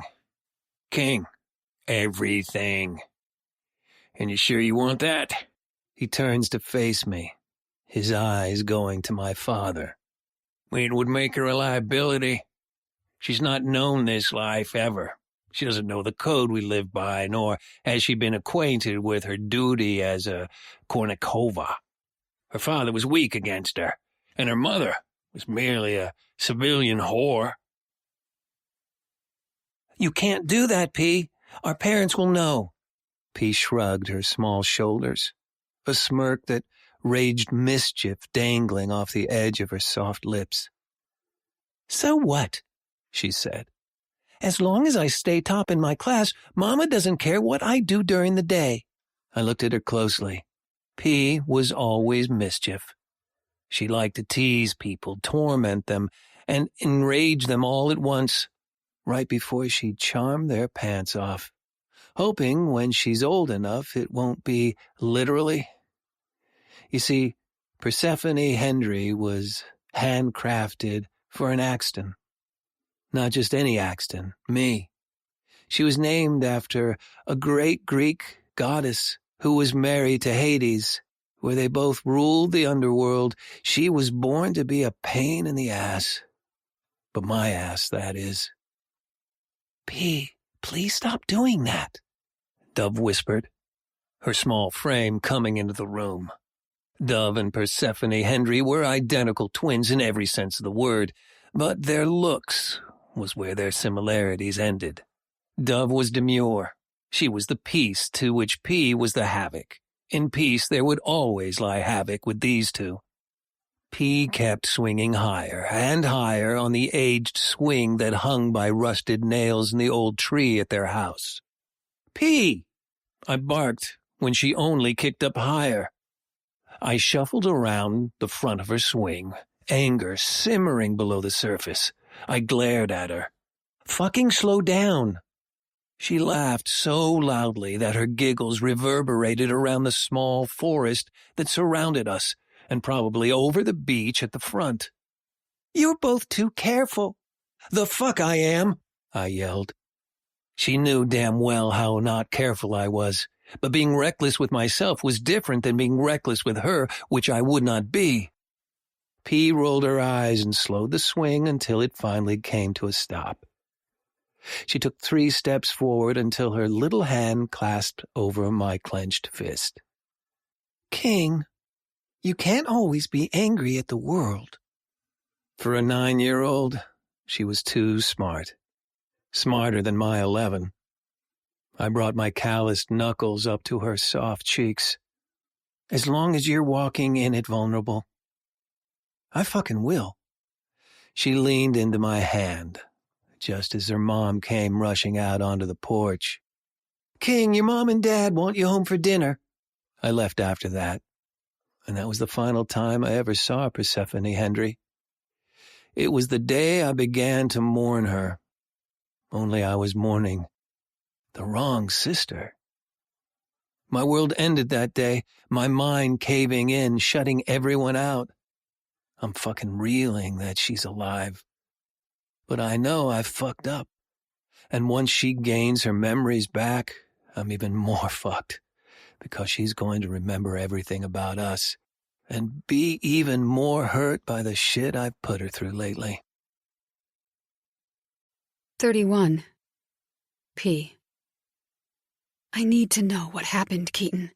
I whisper softly. I understand why you would lie and say that. It wasn't a lie. He takes a seat beside me on the sofa, handing me a glass of something brown. I'm your half-brother, Persephone. I wince at that name. Sorry. Would you rather I call you Dove? Just feels weird calling you that now that I know you're not her. I pause, tilting my head and examining his features. I don't think we look anything alike, but then again, he looks a lot like his father. Maybe our mother was like me. What a mess. Everything I thought I knew about my heritage, my family, was all an illusion. My mother wasn't my real mother. It made sense with her detachment from me. What did she look like? I ask, my eyes zeroing in on the lights that are illuminating near the pool outside. She's still alive. My heart sinks. Listen, Persephone, shit, is it okay to call you that? I shake my head, tipping my head back to take a sip. No, it's okay. It will take some getting used to, and I still don't understand, but I think deep down I always felt a disconnect to the name Dove. The name felt so placid. Keaton chuckles, running his hand over his tattooed neck. I snort. Yeah, placid. I'll tell you everything. He slams his whole drink in one go. What do you remember about the day you moved? I don't remember anything about that day, I whisper, shivering. That's because they didn't want you to remember, Killian murmurs from the entry. I stand staring at him. Why? His eyes stay on mine, but for the first time since I've known Killian and been caught up in this clusterfuck of a life, Kill looks normal. There's no ulterior motive to his words or even a hidden smirk behind his easy smile. Killian points to the sofa after looking over his shoulder briefly. Sit down. I do. Killian walks closer to me, running his hand through his dark hair. You've been getting flashbacks, right? Yeah, I say, twisting my fingers together on my lap. I mean, they're not flashbacks, they're more feelings and images. Like, I remember feeling a certain way and a shed near an ocean, stuff like that. Good. Killian's fingers come to my chin. When you kissed King, did you get anything else? I shake my head. I don't know. I remember dreaming, I think, after he left. Mainly my flashbacks came whenever you were around. Killian smirks. I figured. You fucking knew? King's voice shocks me. I refuse to look at where he's standing, not wanting to give him the satisfaction of my attention. You knew who she was. Killian's hand still's on my chin. I keep my eyes on Killian. Yes, he answers, glaring over his shoulder. But not right away. I saw it. Saw fucking what? King yells, though I still don't understand his rage. He was about ready to dish me up to his father and mother as a fucking 6-course meal. Killian chuckles, shaking his head. Saw it between the two of you, fucker. The fucked up thing is that you didn't, King. You're that fucking detached from feeling any kind of emotion that you couldn't even feel the reason why you switched off those feelings in the first place is standing right in front of you, in the flesh. My eyes begin to water, but I swallow them down angrily, not wanting them to spill over my cheeks and expose my vulnerability. Did I feel it with King? I don't know. I felt something, but I always brought it down to hormones and me being a girl and him being him. Give them back to her, now. King slides down the wall, landing on his ass. I finally bring my eyes to his. I wish I didn't, because I feel my heart split open in my chest and a sob leave my body. His usually somber and stoic expression is filled with turmoil and pain. Regret, maybe? I'm sorry, he whispers, reaching for a bottle of scotch and downing it. I bring my eyes to Killian, ignoring his silent apology. Give them back to me. Well, I can't guarantee anything, but I'll try. One thing you have to understand, Perce. King sucks in a hiss on the other side of the room. Killian continues. Is that along with those memories will come the pain and anguish that was taken from you. My father didn't remove the memories from your head because that would be some sort of vampire shit. He merely hypnotized you into thinking you did not need them. He put them in a box in the corner of your brain and trained your mind to not open it. But hear this, little bird. Killian's fingers wrap around my chin, bringing my attention to him. Once this box is open, everything could come back to you tenfold. You will know, feel, sense things that were put into that box. You may not feel like yourself after. I want to say that I haven't felt like myself in a long time, but that would mean I know who I am, which I don't. I don't care, I whisper, swallowing past the pain. I want it opened. Lie back. Killian murmurs, and I do, lying on the sofa. Someone enters the room just as Killian's fingers come to my temple. Let me, son. She'll have a better chance if I do it. Killian steps backward, and Karis takes his place. We lock eyes for a second, but before I can say anything, my eyes are rolling to the back of my head, my back arching off the sofa. Images flash before my eyes. King, you can't do that. It's cheating, I scold, reaching for his deck of cards. Nuh-uh, little bird. Cohen is the cheater. My eyes flick, my head thrashing from left to right. Karis continues to whisper in ancient language, his tongue wrapping around the dead syllables softly. Persephone, you can't go to the beach house today. I need you to stay home.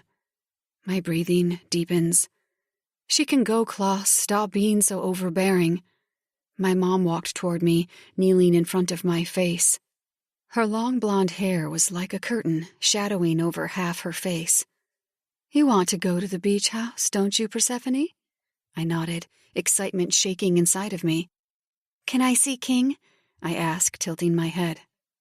My father was a Kisnich, only not like King, Cohen, Killian, Chiron, and Keaton's parents. But my sister Dove and I weren't allowed around them sometimes. The brothers of Kisnich were originally from a small town called Kisnich in Romania. Essentially, my father was a civilian, so I didn't actually know how he became involved in this world. But the Kisnich brothers were all parts of a founding family. The Axton family, Cicero, Nero, Corneli, Kornikova, all founding families who created Kisnich. Back in the 1600s, a show called Midnight Mayhem was created by the Petrovas to entertain the people of Kisnich. Well, that's what Daddy told me, but King told me the shows covered up all kinds of evil. The Kisnich families were all branded as babies and now wear their patch with pride in the art of a tattoo. Cartier was getting hers soon, and she's 2 years younger than Dove and me. She's just lucky she has Chiron as a brother. He always protected her, and Chiron didn't care about anyone, but we all knew she had a big crush on Keaton. Chiron once tried to drown me when I was 4 years old. That was the first time King broke his nose. My mom clipped my chin with the tip of her finger, edging my attention back to her. Yes, King and Cohen will both be there. Yay! Dove said, running down the staircase. I didn't see Cohen last night. I rolled my eyes, not because I didn't understand her and Cohen's bond, because of course I did. If anything, King's and mine was stronger. We shared a crib together as babies, shared everything together. But the older King got, the more I witnessed him shift. As time passed, he was turning more into his father. I figured as long as he had me, he would always keep the part of himself that I loved open. Something was off with Mom today, though. She never wanted us to see Cohen and King. In fact, she despised the entire family of Kisnich, even the branched-off families. I'd hear whispers, and people called Mom a witch, an evil witch. I could see where they were coming from, but in all of my 9 years, she was still my mom. She would say that it was because she was an outsider, and they didn't allow outsiders into the cult. She called it a cult, too, but Daddy said it was more like a family. I was on the fence. I knew King, Cohen, Chiron, Keaton, Killian, and Cartier were my family, but that's about as far as I got. We made our way out to the car. When Mom pulled out of our driveway, I turned back in my seat to watch as my father grew smaller and smaller the more we pulled away. I couldn't help the ball that sat in my throat. Something was wrong. Off. Mom never drove us to the beach house, and Father never let us out of his sight with her for too long. I turned to face Dove, who was watching the trees pass, but I could see it in her too, the uncertainty. She faced me just as I thought it, and her eyes glassed over. Dove, I whispered, my hand coming to hers. Dove was troubled. Papa had said that she sometimes wouldn't be all there in the head, that she had a different personality sometimes, and that, at times, she could even be dangerous. I had seen those sides to my sister many times, but not once had I ever been afraid. I thought she was more misunderstood than she was insane. She squeezed my hand as my eyes went to the rearview mirror. Mother was already watching me, her dark eyes turned to slits. My heart thundered in my chest as she continued to drive us. She took a turn that wasn't in the direction of the beach house and continued to drive just as she reached into her brown handbag that was in the passenger seat of the car. Mom? I asked, because I was always the inquisitive one and Dove the demure. Where are we going? She didn't answer. Her fingers flexed around the steering wheel of her Aston Martin as she drove. No, no, no, I scream, tossing and turning. I don't want to remember. My voice is hoarse, ripping out from my dry throat and shredding my voice box. I have to keep going, King. She's almost there. As soon as she remembers that day, everything else should be unlocked. Trust me, son. Mom pulled onto a long gravel road, and I swiped my tears away to finally see where we were. It was the beach house, only from a different access. Maybe she was bringing us here, and I was wrong. Maybe she had a surprise for us, since we were only a couple days away from Halloween. She didn't speak when she climbed out. Not when she opened Dove's door and pulled her out. Everything slowed as she raised her left arm and pointed a gun at Dove, who was scrambling across the dirt ground. "Mom?" Dove whimpered. She flicked off the safety and cocked the gun.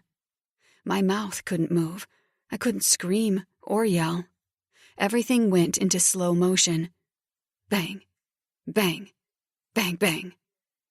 I screamed so loud my chest squeezed as blood splattered all over my mother's white dress. Tears poured out of me as my heart broke, but I was already reaching for the door handle to run. The door swung open as I sprinted forward toward the house that I once called home, past the swing that King and I played on. King. I burst into tears as my battered soul craved his presence. I needed him to latch onto for safety. Bang, bang. Shots fired from behind me as bullets flew past me into the fence in front. I decided to run for the driveway at the front of the house, as it's not that far until you hit the main road or a neighbor's house. The fires stopped and my ears started ringing as pain ripped through me. I didn't know if I had been shot, or if the fact I just lost my twin sister had affected me so severely, but I kept running. My mouth wouldn't move, the words lodged in my throat at what I just saw. My father's Range Rover skidded to a stop in front of me. He ripped open the passenger door and came to me, his face falling as he dropped to his knees in front of me. "Perce, what happened?" The passenger door opened and Ashley, Keaton's mom, came sprinting out. When she saw me, her lips trembled. "What's happened?" Her eyes flew over my shoulder. She squared her stance and her hand came to mine, pulling me behind her body to shield me. "What have you done? You crazy fucking bitch!" Ashley screamed. "I'm going to fucking ruin you!" My father pointed to the SUV. "Ash, put her in the car, please. I need to handle this." "No, Klaus. I will not leave you here with this creature. Where is Dove?" Ashley directed down the driveway again. She always could tell my sister and me apart. I couldn't turn around to see who she's talking to. I couldn't speak. My body was convulsing. My lips were trembling. I wanted King. I needed King. Duh. I managed to say a notch above a whisper, but when I tried to force the rest of the words out, my mouth snapped closed. I never wanted to speak again. It would have only reminded me of my sister. We had the same voice, the same cry, and the same scream. "Mom?" The memory gnawed at my brain, stabbing it with a sharp knife and twisting it until everything turned numb. Everything silenced, and I broke out into sobs, making my way into the car. I slammed the door closed and locked the doors, curling into a ball. My sister was dead. My twin sister was dead. My mother murdered her, and then tried to kill me. A door opened and closed just as I heard Ashley's voice whisper, "It's going to be okay, Perce. We will fix this and make it better." I fly off the sofa, my skin drenched in sweat. She... My legs tremble as I fall to the ground. My hands cover my face as I feel thick arms wrap around my body. "I'm so fucking sorry." I hear King's voice behind me, his lips on the back of my head. I jump out of his grasp as quickly as he put me there, spinning around and pinning him with a filthy stare. "Where were you?" I scream so loud everyone silences. King runs his hand over his mouth, his eyes on me. "We didn't know, P. Mom and Dad didn't know you were going there. Jessica, she set it all up." I run my hands over my arms. "I've been living a lie. I stole her life." "Truth," Cohen says, walking into the sitting room with a bottle of whiskey dangling between his fingers. "I'm sorry, Cohen," I whisper, but he ignores me. "You're sorry." Cohen chuckles, shaking his head while he drops down onto the lazy boy. "Cohen," King warns. "Nah." Cohen chuckles, swiping the dark eyeliner from beneath his eyes. "You lost a sister that day, but I lost my sanity." I believed him. All of the memories are in vivid detail in my head. Every single Christmas, every single argument King and I had. "I thought you thought she was alive and I was dead," I ask softly. Cohen shuts down, his eyes turning on King. "No. I thought you were both dead. Until tonight."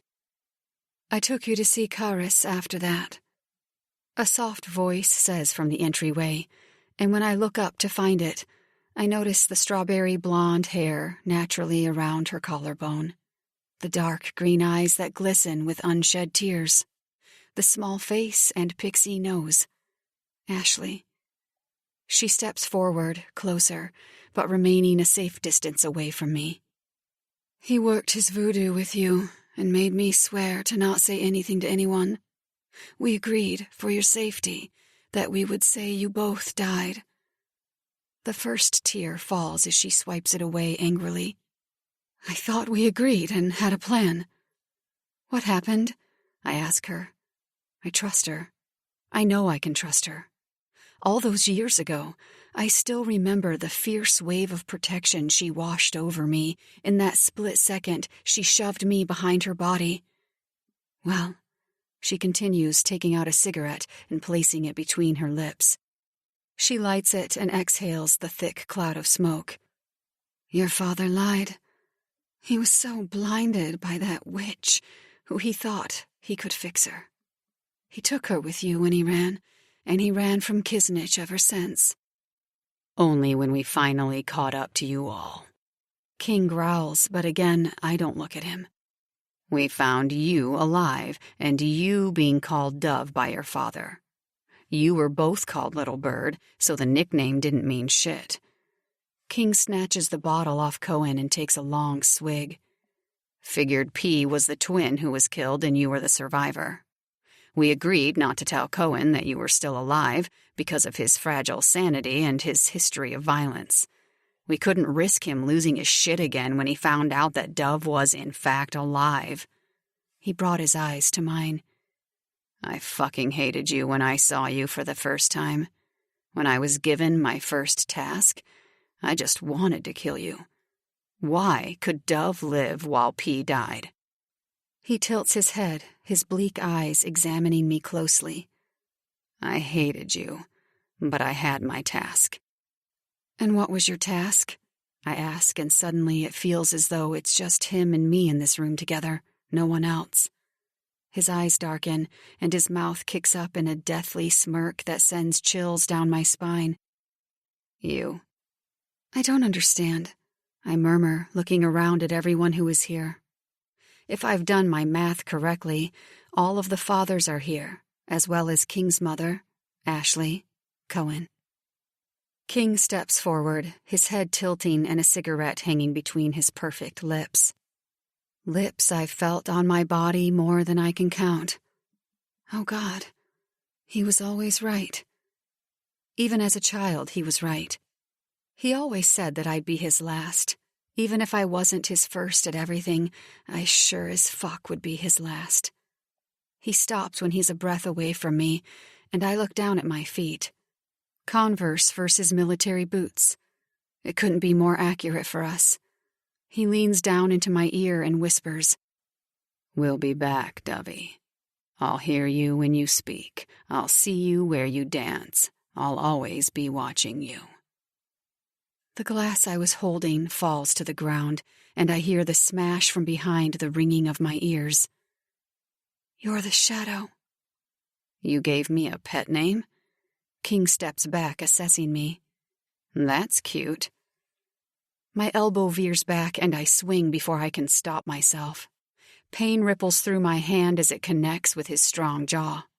He laughs, his face not moving. I go to swing again when he catches my hand and grips it so tightly I flinch. The first one you get for free. The second one will have your ass laid flat out over my knees. Fuck you, I seethe, yanking my hand out of his grip. He chuckles. There she is. Purse. Karis interrupts. It doesn't go unnoticed how effortlessly everyone is using my old nickname. Everyone called me Purse, except for King. I was simply P. It was his name, and fuck if anyone else thought they were using it. The reason you were King's task wasn't because he wanted to kill you.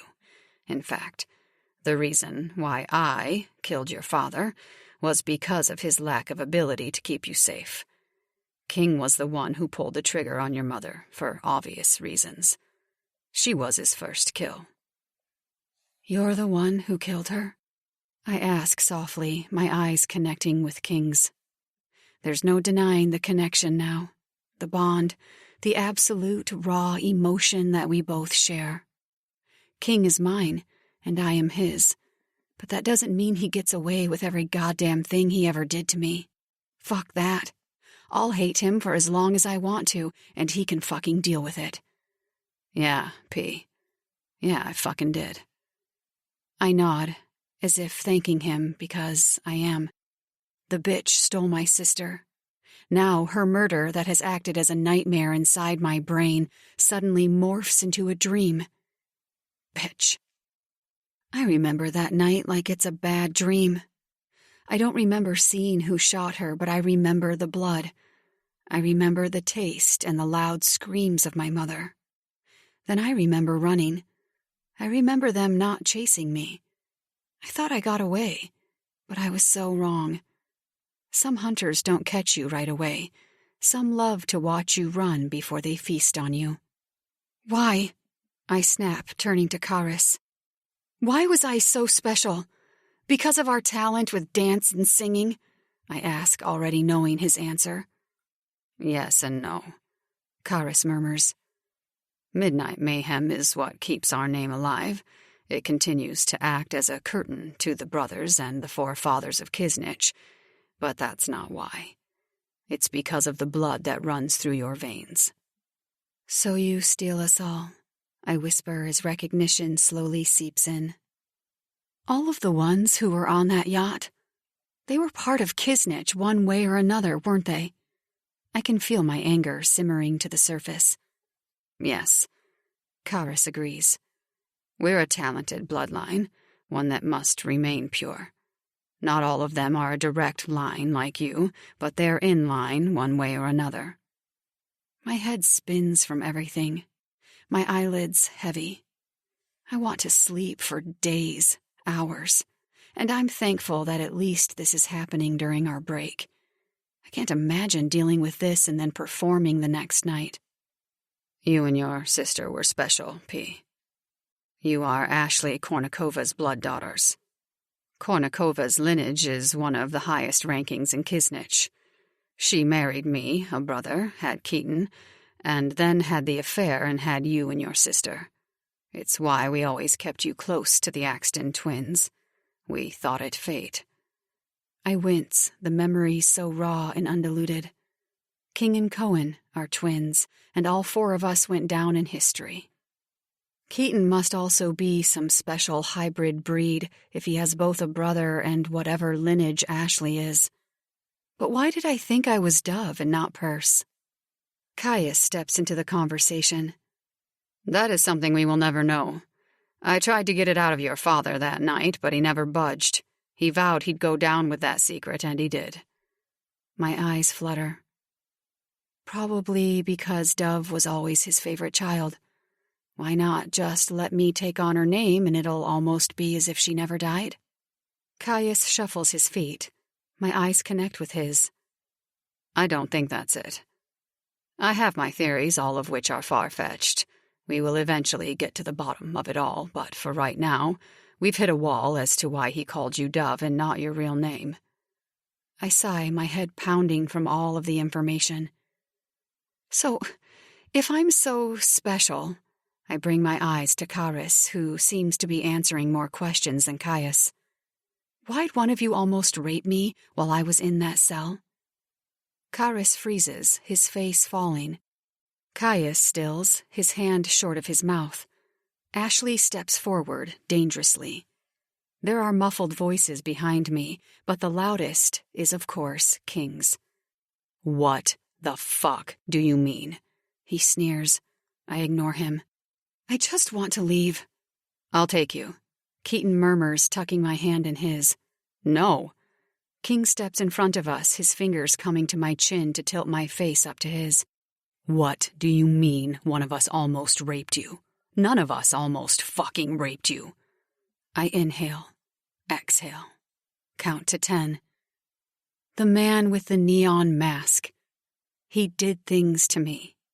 He didn't go all of the way, but he made it feel like I was the messenger and he was the one sending the message. King's hand falls away as his face pales. He takes 1 step, 2 steps, 3 steps back. His face is blank. "Take her home." I don't argue, slipping under Keaton's arm as he steers me out of the house and into a waiting limo. 32. King. I drop down onto the sofa, my hand coming to my hair. I'll kill him. My head is spinning. "Make it clean." Ashley takes a seat opposite me. I've always known that Ashley was P and Dove's birth mother, so I've always seen the resemblance. "She won't forgive you, King. Remember, she's the stubborn one."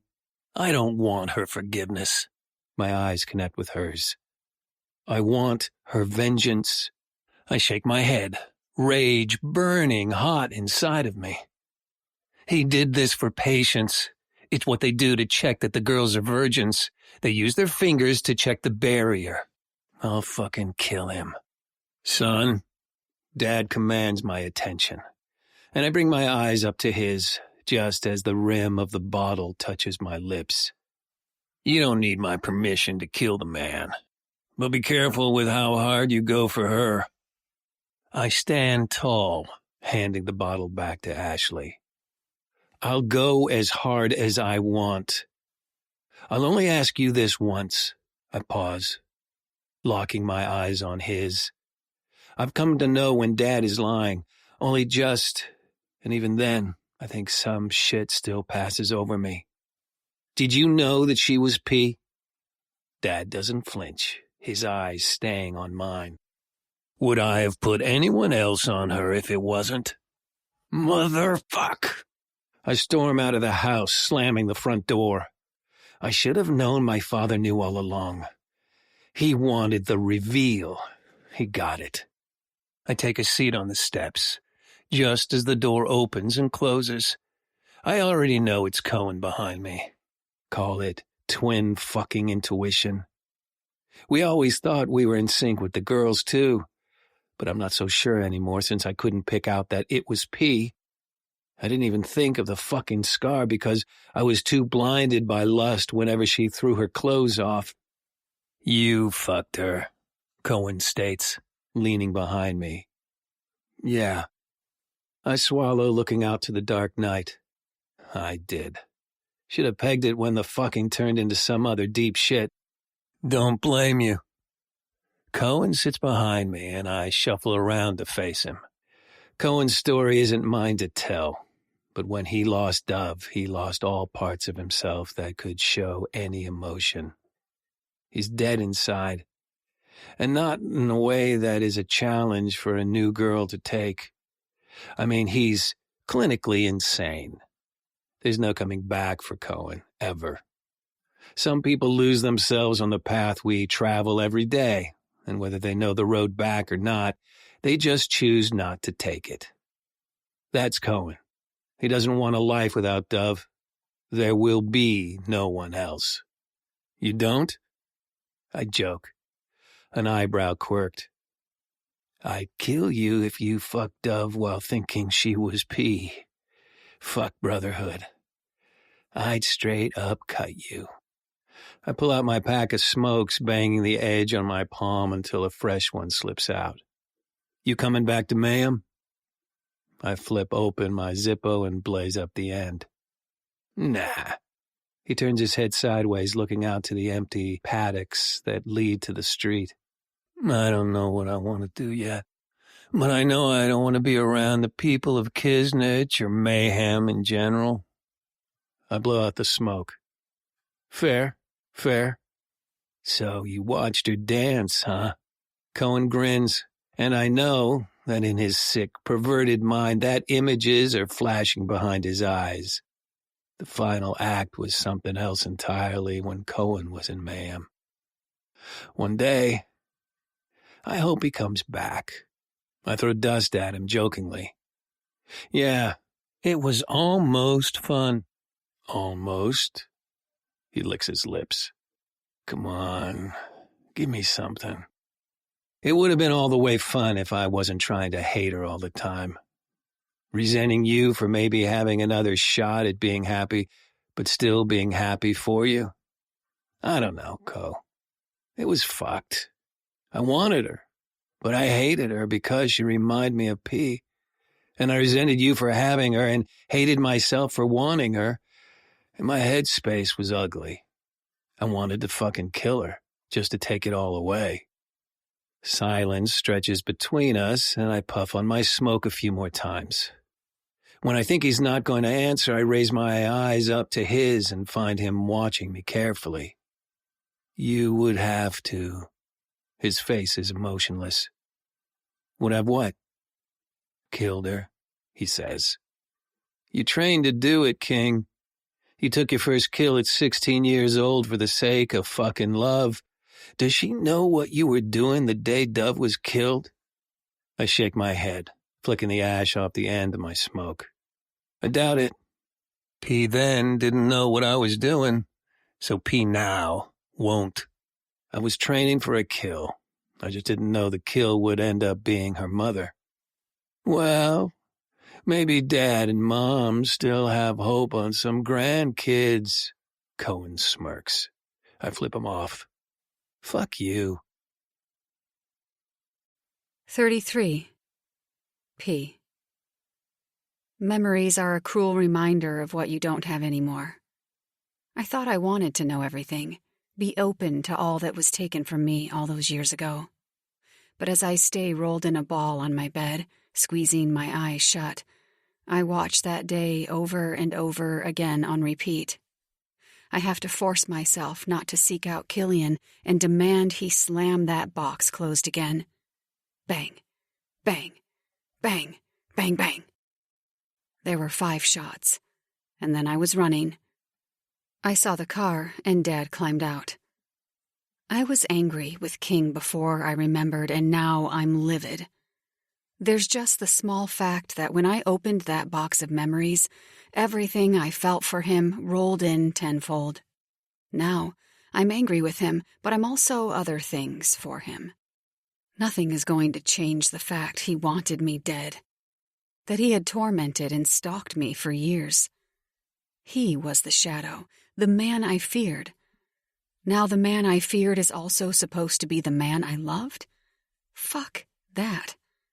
There's a knock on my door, pulling me out of my panic. Perce? It's Delilah's voice. Can I come in? I don't answer, and she takes that as a cue to enter.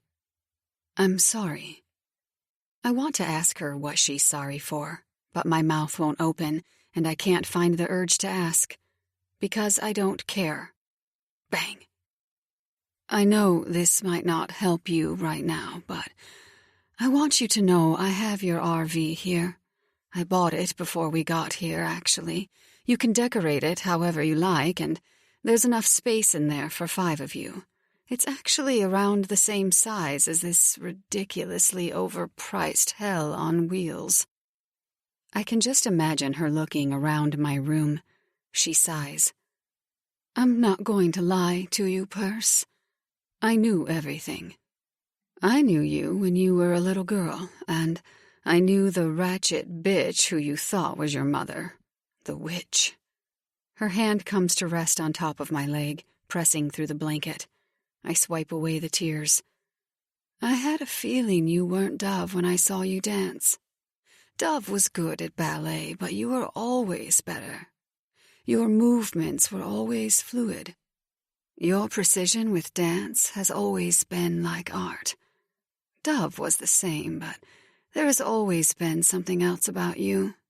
An edge to the way you moved, like you'd take on a role while the song was played. Dove was always a little shy to do that, silenced by the voices that lived inside her beautiful head. I remain quiet and still, not wanting to interrupt her obvious oversharing in case she pulls back. She stands, and a loud clink sounds out as she drops something onto my bed. I understand you'll need your space, so here are the keys. It's all yours. When you're ready, we can start on your recruits, and the tent is there for you. Once Delilah leaves, I swing up from my bed and throw on a loose shirt and some tights and leg warmers. Snatching up my slippers, I head out of the RV and toward the tent. I need to vent. I need to dance until my feet bleed and my muscles ache to remind me why I'm here, alive. And I'll do it finally with my slippers tied around my ankles. I make my way into the tent where I see Jay, one of the men who handles the DJ booth. You want me to hit the switches on, Perce? News must have traveled fast, and I'm partially thankful for him easing into calling me Perce. Yes, please. I answer, tossing the keys and my hoodie onto the ground outside of the ring. I tie my hair up into a high ponytail and push play on You Should See Me in a Crown by Billie Eilish. Lifting my hands into the second position, I roll my head around, closing my eyes, and allowing my mind to drift into another dimension.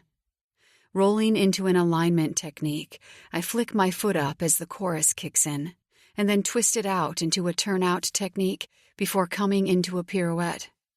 I continue to dance until my feet ache and sweat drips off me. Finally, as the song ends, I jump into a split and then slide into a bravura. The song cuts out, and my deep breaths take over me, tears pouring down my face. It was the first time I've danced in slippers since before my parents died. Now that I've done it, it feels like clarity, like a dark cloud has cracked open to allow light through. My mind struggled for years to wear my slippers again, and now that I have, I don't want to take them off. That was beautiful, a small voice says, and I jump, turning around to face where it came from. The little girl from a couple weeks ago stands there in a long-sleeved cotton sundress and a small leather jacket. Hi, I whisper, unsure of how to approach her. The last time I tried to talk with her, her father had a hernia. Your name is Ariana, right? She nods, bringing her fingers to her front. Papa says you were cursed, but that you're free now. I freeze, swallowing. Kneeling down to her level, I smile. Well, at least it's lifted now, right? Her little face lights up as she nods. Can we still be friends? I chuckle. I thought you'd never ask. My phone starts vibrating in my hand, and I watch as she waves. I'll see you later, friend. Okay, I whisper. Swiping my phone to answer it, I bring it to my ear. Hey. Richard sighs. When are you coming home, pumpkin? His voice shocks me, but I exhale, relieved to have someone familiar and away from this world. I chuckle. I'll come home for a visit sooner than you think. A thought pops into my head. Actually, hopefully sooner than I think. To work? I can hear the question in his tone, even though he already knows the answer already. I blow out a breath of air. Is it too late to hand in my resignation? It's a strip club, Dove. You don't need that. I flinch at that name. There's so much I have to tell you, but my name is actually Perce. Silence. So, Dove was your stripper name? I laugh out loud, my hand coming to my mouth. Girl, stop laughing at me. I can't spank your ass when you're all the way over the fuck wherever you are. My chest tightens.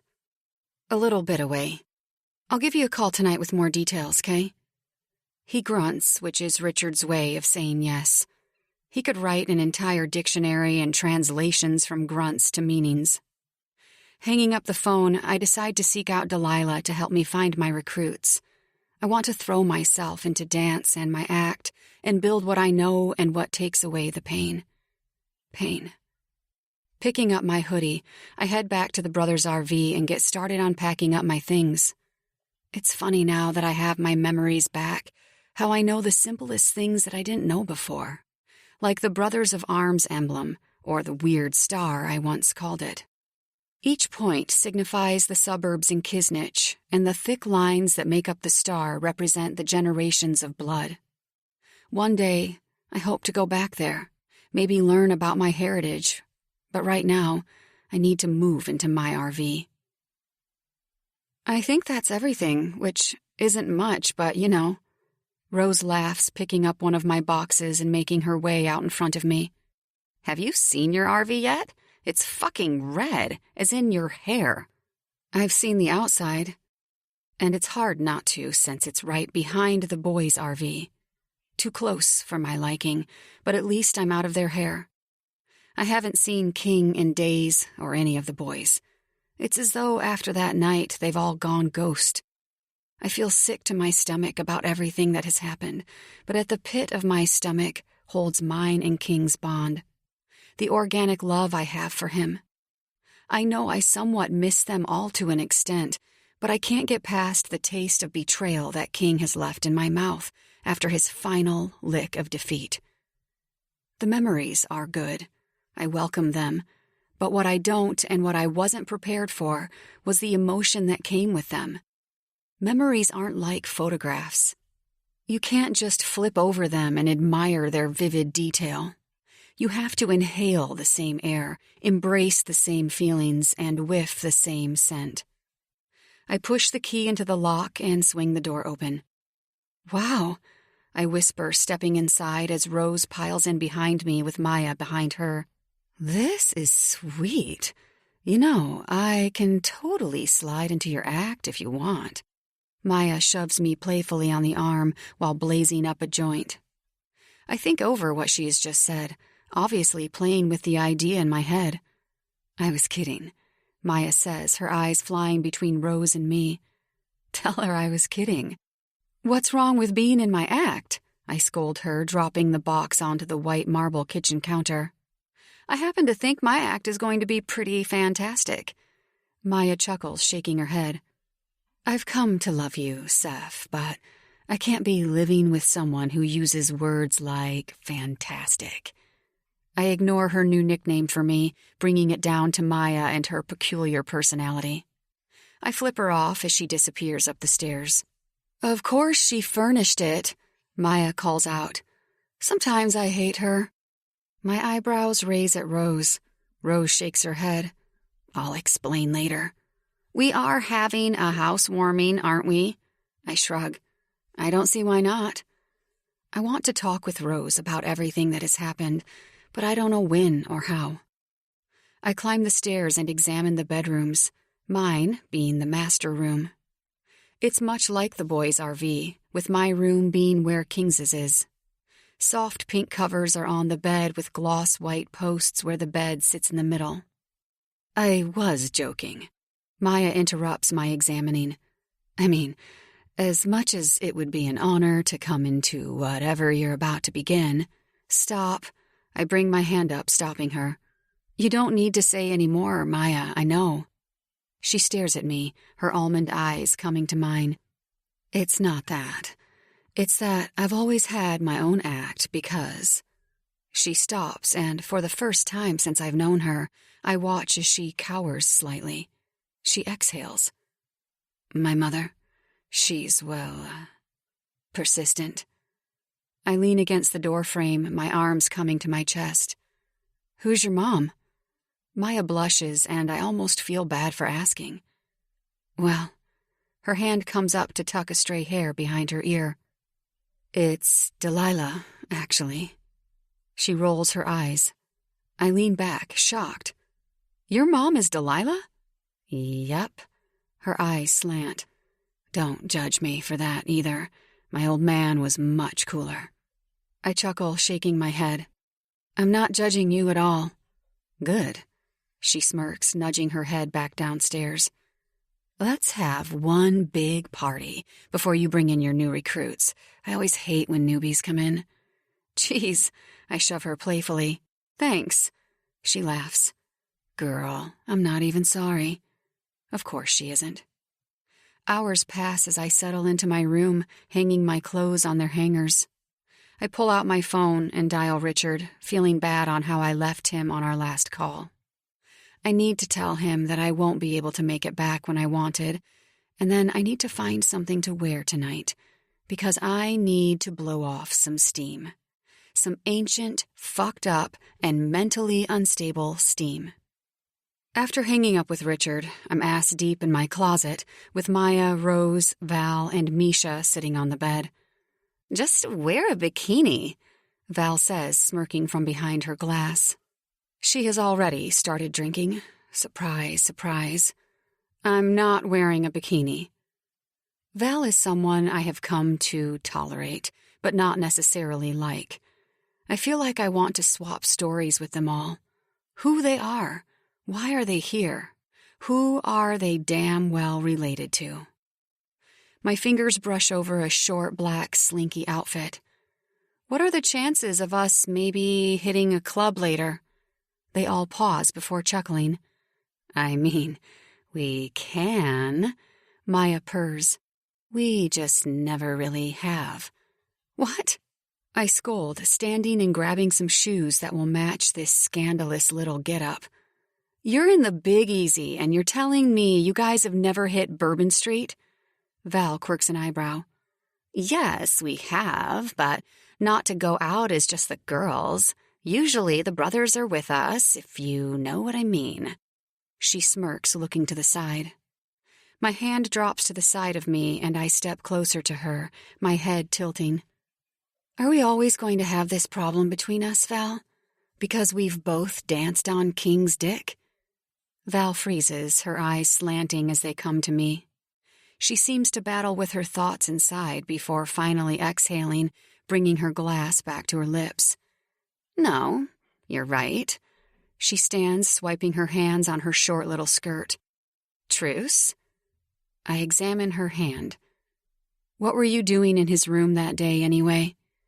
She raises a perfectly arched eyebrow again. Oh, so you care? Of course I do. No, I answer smoothly. I want to know. Val exhales. I went to try to talk to him to see why he wasn't sleeping with me anymore. Nothing happened. I'm sorry for allowing you to think it did. I sigh, watching as her head bows slightly between her shoulders. I believe you. Her hand slips in mine. You have my word, but Perce, not again. Good. I want him to suffer. I think it's the first time I've ever known her to look serious. The king never suffers. I hump, hanging the dress in front of her. Louis Vuitton, anyone? Val smirks. She's catching on. An hour later, we're all primed to the nines. I'm wearing an LV black dress that clings tight and hangs to my upper thighs. It's see-through at my midriff and my ass, so I'm wearing a G-string and a black lace bra. Grey Goose, Hendrix, and Old Whiskey line the tables outside the RV, with everyone surrounding them. No fire pit, no relaxed clothes.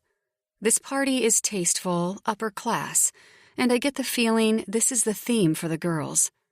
All I Ever Wanted by Mace is playing as I dance down the steps, my red-bottomed heels clinking against the metal. Yes! Rose slurs, raising her bottle to the air at my entrance. I sing the chorus fluently to Rose, censoring the N-bomb, when Rose pauses, eyebrow cocked to see if I'll say it. I drop down low, raising my bottle in the air, dancing in circles. Val and Misha erupt in laughter, with Rose taking my bottle off me, bringing it to her lips. Girl, gimme this. I laugh, dancing and spinning around to face Delilah, who raises her champagne glass to me. My laughing simmers as I make my way to her. I want to talk to her. "Hey, Justice." I smile at Justice, who is standing beside her, his arm hooked protectively around her waist. "Hey, little bird. How you doing?" "Better now." I wink before looking back at Delilah. Justice bows, excusing himself and leaving Delilah and me to each other as he gets lost in the pool of bodies. The sun is only just setting, leaving a warm hue in the sky. "You like it?" Delilah asks, a genuine smile on her mouth. I laugh. "Yes, thank you, Delilah. I think I had the wrong impression of you when I started." "Oh, no." She shakes her head, laughing and holding her drink in. "You definitely did not. You're just—" She searches my eyes, sighing. "Special. You're special, Perce. Very special to not just Kisnich, but to us, Midnight Mayhem. I hope you find home with us." I smile, snatching a glass from a passing waiter. "I think I will. Regardless of the fact my soulmate has been deceiving me for months on end, is what I want to say. Another thing." Her hand comes to my arm as I turn around. "I found the recruits for you. Listen, can we sit?" I search her eyes. I somewhat have come to the conclusion that I trust this woman. Through everything that has happened these past months, she has been the only one, not including my psycho friends, that has remained constant. "Sure." I drop down onto the chair beside her. "So you found some?" She nods, sipping on her champagne and draping her red dress over one leg. "Yes. We don't have many to choose from right now, but what I want you to know, Perce, is that we don't want to harm these girls. We keep them there to condition them." I think over her words, but before I can answer her, she's continuing. "The 3 that I chose are the best that you could ask for anyway. One of them is a delicate subject, one is male, and the other is so broken I don't think we can save her, so just comfort her when you can." I take another sip of my champagne. Half of me wants to run from this conversation, but I know it's only because I'm afraid of who these people are and what they've endured. I know I need one massive blowout tonight before I take on responsibility for them. I throw back another drink. The sun has gone down farther now, and fairy lights have come alive everywhere, giving us a brighter view without it being intruding. "Go on." Delilah takes another sip of her drink. "Okay, that's all." I know it isn't, but I allow her to say it. "Just take care of them. One is very special, more than the rest." I sigh, sinking the rest of my champagne and craving something stronger. When I look to Delilah, I can see she's in pain.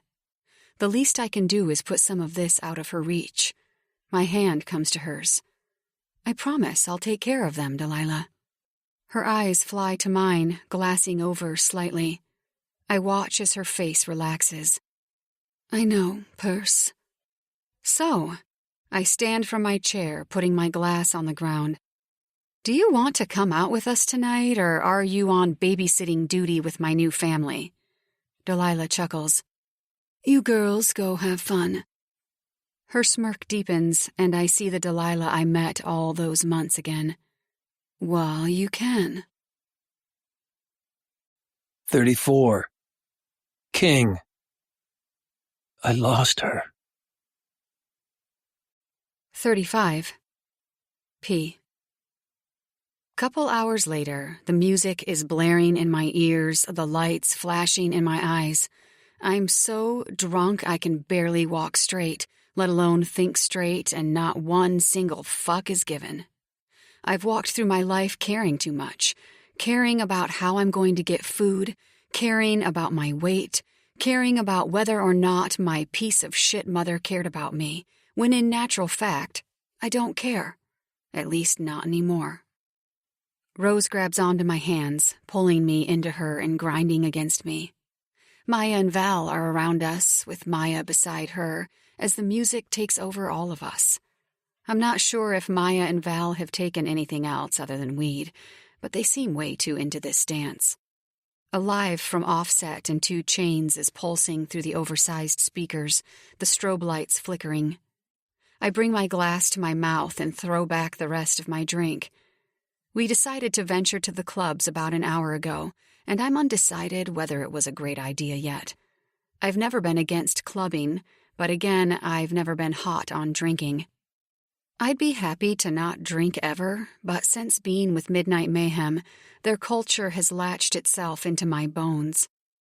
I twist around to the beat, flicking my hair around the place and losing myself in the intricate beat, booty dropping to the ground and twerking my way up. Tensing my abs, I flick around again until hands are steadying me. "Whoa," the guy mutters, his eyes searching mine. "Sorry," I laugh, shaking my head. "Didn't mean to stand on your foot." His eyes are green up close, his skin a beautiful soft brown, and his cheeks puffed. He's hard and strong and not bad to look at. "You didn't stand on my toes," he yells into my ear. "You come here often?" I snort, leaning into his neck and inhaling his smell, like a weirdo. "Does it look like I come here often?" He pauses, searching my eyes before chuckling. "You're right. You don't look like you come here, but you can dance, so." "Really?" I raise an eyebrow in challenge. "You know about dance?" "I mean," he shrugs, rubbing his palms together. "I know you can do that cute little thing with your ass while I stand here and look good." The song remixes into Bed by Jay Holiday. A bit slow for my vibe, but whatever. "Oh, okay." I grin, turning around and flinging my hands up, keeping everything still but my torso. I grind to the music as the chorus comes on, my eyes landing on Rose briefly, who is shaking her head furiously at me. I wink at her playfully as I lean over and touch my toes, grinding my ass into his crotch. I refuse to turn around, continuing my dancing, rolling my body side to side.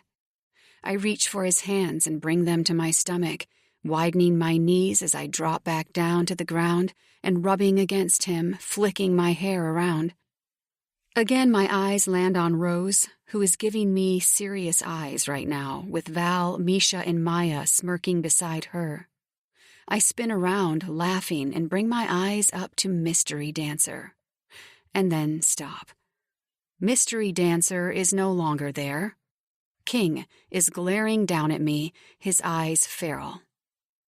I step backward, but his hand hooks around my neck, shoving me into his chest.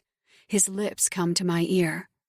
"Stop fucking around and get your ass home." I shove him. "Fuck you." I turn back around to either get another drink or go to the bathroom, but his arm hooks around my stomach, twisting me back into his grip. His fingers wrap around my chin, tilting my face up to his. His eyes glare through me, hitting every single empty corner of my deranged soul and filling it with his presence. "I go for 2 days and you're already trying to fuck around?" "I don't have to try, King," I yell, and I'm well aware that my hands are doing that thing when they're flying around everywhere. "I can if I want." His eyes lift over my shoulder and I turn to follow them, landing on Killian, Kyron, and Keaton. I chuckle. "Well, of course." His finger hooks into my underwear through my dress, and he pulls me back into him, my back crashing against his chest. His lips come to the crook of my neck, sending butterflies and chills all over my flesh. "I'm not playing this game, baby. You know who the fuck I am now. Don't fucking test me." I bite down on my lower lip for self-restraint before spinning around to face him. "I'll talk to you." "The fuck? You'll do more than that." He catches me around my waist and pulls me into him, pressing 2 fingers into his mouth and blowing out a whistle to gain attention from the rest of the boys who came with him. I don't ignore the way everyone stares as we walk out of the club. the girls drooling and the guys trembling in fear. When we hit outside, King nods his head at one of the bouncers. "Later, boss man." A limo pulls up to the curb and King swings the door open. When I don't budge, he glares at me through hooded eyes. Is he half drunk? "Get in the fucking car, P, before I throw you in there." I roll my eyes as chuckles sound out behind us. Sliding in, I lean over the console and grab the champagne straight away. Popping off the bottle, I take a swig as everyone else piles in. "Geez, King, she can't go to the club?" Maya blazes a joint, knocking on the window that separates us from the driver. King doesn't say anything, his thigh pressing against mine. I remain silent, drinking my champagne. The window rolls down and Maya requests a song. "You disappear for 2 days and then come back and drag me out of a club?" I ask when it begins to be too much. "Yeah, so?" King answers, brushing me off like I mean nothing. He pulls out his phone and starts flicking through its contacts. "King!" I yell, clicking my fingers in front of his face. He ignores me, his eyes staying on his phone. "Why?" I hit the phone out of his hands and it goes flying across the car. Everyone quietens. King looks right at me this time. "Oh, wait. You think this is because I'm pulling some jealous boyfriend act?" He laughs and then looks at Killian. Just when I think he's going to continue, he shakes his head and leans back in his chair. "I can assure you, P, that's not what this is. You can fuck whoever you want." "Really?" I say in my drunk state. I call bullshit on his bullshit. Lucky for us, the drive isn't that far away. My eyes drift over all of who is in the car. Obviously, Keaton is out. Incest isn't really my thing, but Kyron, I know for a fact, would be down. Killian has loyalties that are probably stronger than his sexual urges. My eyes lock onto Kyron. His narrow. I smirk. He chuckles, shaking his head and leaning back in his chair. "Oh boy. Well, all right then, little bird." His eyes come to mine, his tongue coming out to whip against his lip. "Come, use my cock." I shake off my seat, leaning forward to flash my ass directly in front of King. I don't know why I'm playing with him right now, because I'm still mad. Mad at him and the brothers and everything. King's hands come to my hips, and he yanks me back into my chair, so hard it could almost pass as domestic fucking abuse. I glare at him, his hands flying to my throat. "You so much as go near his dick, and you won't be able to walk for a fucking week. And trust me, P, it won't be from his." I whack his hand off my face. I am too fuming to even realize we have pulled up at the compound. The limo stops and I reach for the handle, flying out of the limo. "Oh no, you don't get to fucking run away from this." King comes up fast, intercepting my footsteps, until I crash into his chest. I shove him. "Fuck you!" Tears threaten to spill down my face, but I fight them. I fight my misery with anger, because if I let my sadness roll out, I'll drown in my tears. "You lied to me, King. You lied, stalked, stole, and lied to me. I feel so fucking betrayed by you. By you, King, not from anyone else." He doesn't say anything, his shoulders rising and falling as he takes in deep breaths. His square jaw is clammed closed, his eyebrows knitted together. He inhales my sharp words and swallows them, because deep down, he knows he deserves them. I carry on. "On top of it all, you." The tears spill down my face and I swipe at them angrily. "You offered me up as a fucking sacrificial lamb, all for fucking what?" He winces. "You were Dove then." "Like that makes it okay," I yell, my hands doing that thing again. My head thuds from the alcohol. "You were my fucking task, P. This is my life. I didn't get to walk away from it like you did and have for the past 10 or so years. This is what the fuck I do." He steps forward and I swallow. You want me to have emotions, baby? To be soft and that same little boy you knew all those years ago? He tilts his head, leaning down until his lips come over mine. I will never be that boy. He died when you died. He licks my bottom lip. One cannot exist without the other. I shove him away and run toward my RV, pushing open the door. Tears are streaming down my face when I roll into bed and drift off into a deep sleep. 36. P. I'm scrubbing up in my shower the next morning, my head pounding when flashbacks of the night before come pounding through my head. Oh, God. I massage my temples. The fighting with King, him finding us in the club, the fighting with King. I'm still angry with him, but he doesn't deserve my words or my wrath. I turn off the faucet, stepping out in my towel. Dressing in double time, I settle for ripped boyfriend jeans that hang off my waist and show the strip of my G-string and a crop top. Delilah called this morning to tell me I have to meet my new recruits, and I don't know why, but I'm nervous. What if they're not what I want? I can work with anything, but what about their personalities? I have to live with them. Rushing toward the tent, I ignore the people walking around, whispering, probably about mine and King's explosive argument when we got home last night. I run into the tent. Sorry I'm late, I yell before I look. I pause when I see that the brothers are all sitting in the chairs. King has his foot up on the back of a chair, his hoodie drawn over his head, shading half of his face. Good. Delilah claps her hand. I'm glad you made it. I smile at her, taking a seat on the ground in front. There are a few people scattered around, but the ones I always find myself drawn to are the 4 psychos. I fight it, noticing the 3 people near Delilah. She points to a small girl with long, dark brown hair, soft, flawless skin, and the brightest blue eyes I have ever seen. She is drop-dead beautiful. This is Saskia. The girl bows her head between her shoulders, resting her forehead on her arm. Delilah carries on, pointing to another girl with blonde hair. That's Callan. She's beautiful too, classically. You can see the beauty they hold even beneath whatever darkness each of them is carrying.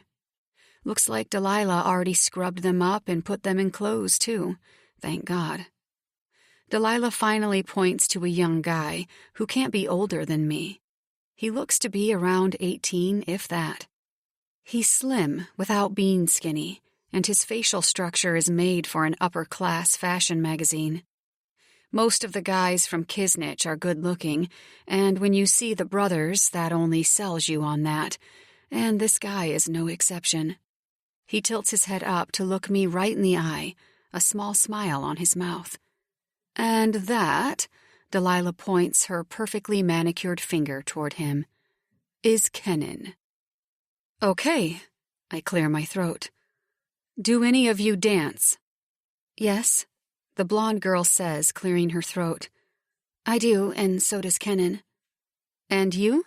I ask to the ridiculously stunning brunette. Do you dance? Oh, she doesn't talk much. I chuckle. I can relate to that. Looking up, I catch King's eyes and then bring myself to their level. What about freestyle? They all nod, and Kenan stands in front of me, his eyes twinkling with mischief. Oh boy, he's trouble.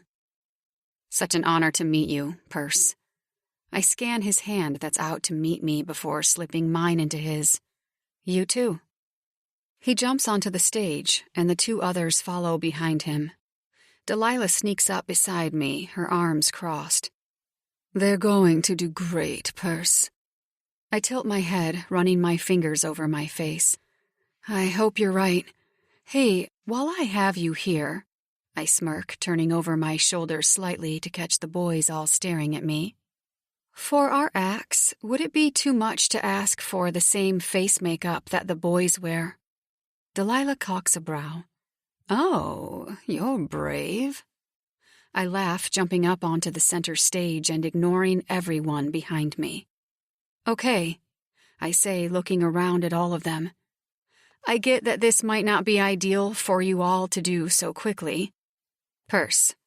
Kenan interferes and I look straight at him.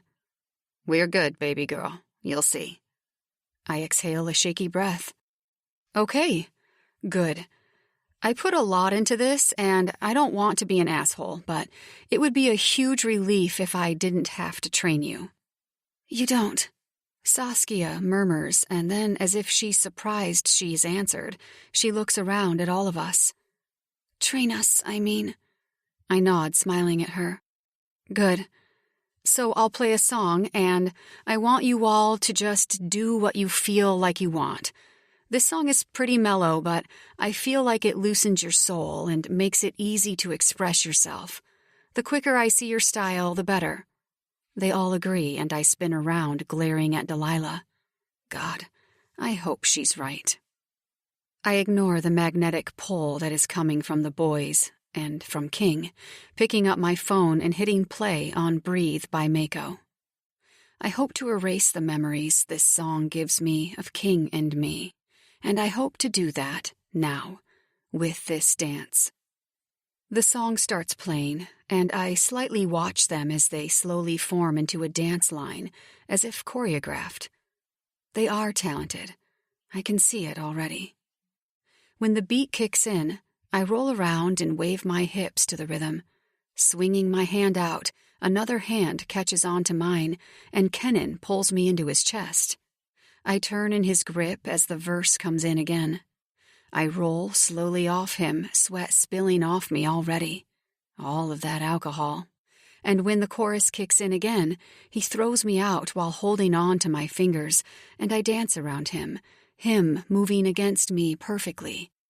Holy shit, Kenan is incredible. My eyes find King's, and I'm locked in. My breathing harbors and my eyes flutter closed. His finger is running over his upper lip, his eyes somewhat shaded by his hoodie. His knee is jiggling, and I can tell it's agitating him. The song finishes, and I step out of Kenan's grasp. Smooth. Very smooth, I joke, shaking my head. Kenan winks. Yeah?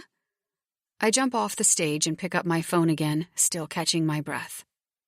The song that we will be doing for our first act will be Copycat by Billie Eilish.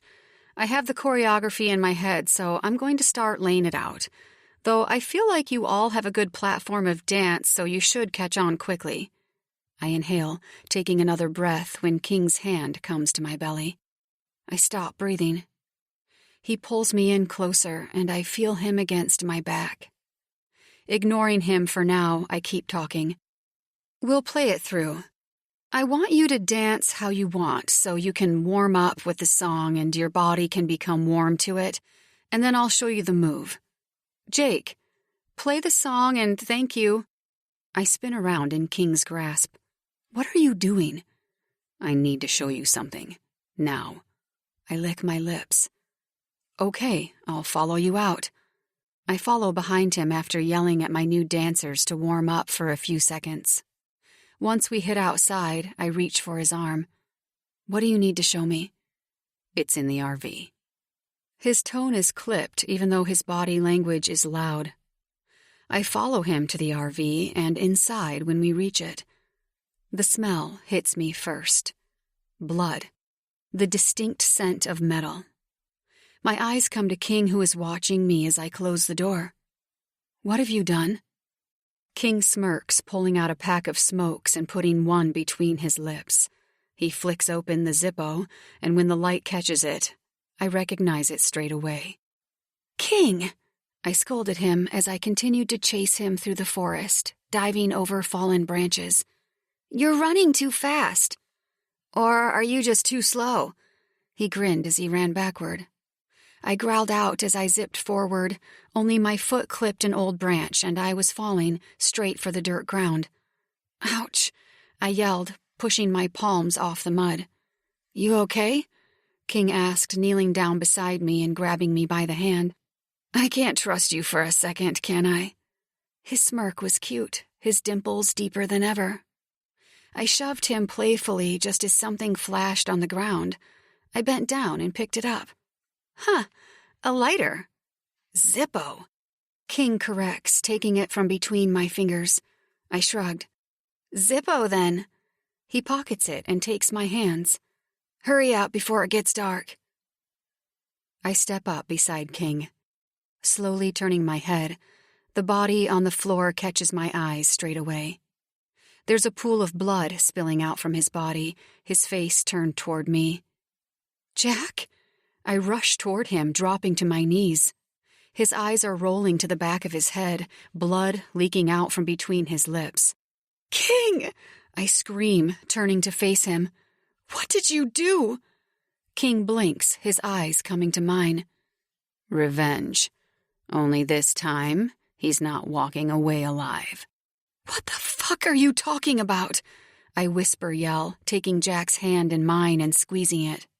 King steps forward and I quickly stand to my feet, putting distance between him and Jack. Why would you do this? The door opens to the side, the light breaking through. Delilah steps inside, assesses the current situation, and shakes her head. I hope you deal with that, King. King continues to look at me, his eyes searching mine. You won't believe a fucking thing I say anymore, will you? You lied to me, and then you were going to fucking kill me, King. Yeah? He grabs me by the front of my throat, blocking my airways and forcing my lips against his. I've killed for less, P. He shoves me backward, and I fall into Jack, my hands slipping in the warm goo. Good luck with your bullshit, P. I'm fucking done. He turns and walks out, slamming the door in his retreat. Jesus Christ! I turn quickly, my hands coming to Jack's chest. It's going to be okay. We'll get you some help. I pick him up, but he coughs, clutching his ribs. His shirt is torn and blood is spilled all over it. I swing his arm over my shoulder and wrap my arm around his waist, pulling him to stand straight. I'll get you to a hospital and say someone jumped you. I help him to the door, yanking it open. Thankfully, there are not as many people hanging around because most of them have disappeared for the holiday. I yank him forward, pushing him against the side of the RV. Wait here. I'm going to get King's keys. I rush back inside and shove papers, keys, and other random crap out of the way to find his keys. Running up the stairs, I head straight for his bedroom, shoving away the memories of the last time I was up here. Finding the keys on his dresser, I pick them up and quickly rush out, heading back to Jack. Scooping him back in my arms, I direct him to the parking lot. I find King's Rolls-Royce as soon as I get there, pushing the alarm on the key to unlock it. Swinging open the door, I put him in the passenger seat and run to the driver's side. Drive, and I'll show you where to go. He huffs, blood coating his lips. To a hospital is where you need to go, I yell, pushing the engine button to start the car. It roars to life, and I skid down the gravel as if I'm being chased by the 5-0. No. Jake coughs, blood spilling out of his mouth. Please. This isn't the first time King has hit me. Just follow forward and I'll tell you where to go. There's only one person who can help me. I hesitate with myself, but when he pleads again, I agree and begin following his directions. 20 minutes later, we're pulling up into a long driveway that's lined with shrub bushes. Jack groans beside me, so I quickly floor it forward, pulling it right outside the front door. A woman comes rushing out, shoving her hair out of her face, and panic struck in her eyes. She must be mid-40s. Jack? She hurries down the marble stairs and straight for the door without giving me a second glance. It's not until Jack is out and under her arms when her eyes connect with mine. She freezes. Something I can't quite piece together flashes over her eyes. Hello. She looks up to a window that overlooks the driveway before coming back to me. As soon as I look up to what had caught her attention, the curtain has already moved and whoever was standing there is gone. "This is Persephone, Mom. She helped me." The woman eyes me skeptically before nodding. "Come inside." I follow behind them, closing the doors to King's car. I pat the back of my pocket for my phone before realizing I left it at the compound. We hit the inside of the foyer, and the door slams shut behind me. Chills break out over my skin, like a warning that maybe I shouldn't have come to this house. "Perce, can you help me?" Jack says, reaching for my hand. My eyes fly from his awaiting hand to his mother, who is beside him. "Perce?" I step backward, but crash into someone behind me. Before I can scream, a hand is over my mouth, and I'm being lifted off the ground. "What are we doing with her?" the man says from behind me as I kick and shove away from him. "We don't have much time," Jack says, massaging his head with his bloody hands. "King will come here first." "The brothers of Kisnich don't know this house," his mom says. "We can tie her up in the shed outside." "In the shed for now, then I'll gather everything I need to deliver her. This bitch, they're crazy about her." His mom eyes me up and down. "She's the ugly twin, obviously." I scream again and bite down on the palm that's covering my mouth. I want to rip out her hair and chew on her eyeballs, but not because she called me the ugly twin, because she is obviously hiding something I don't know.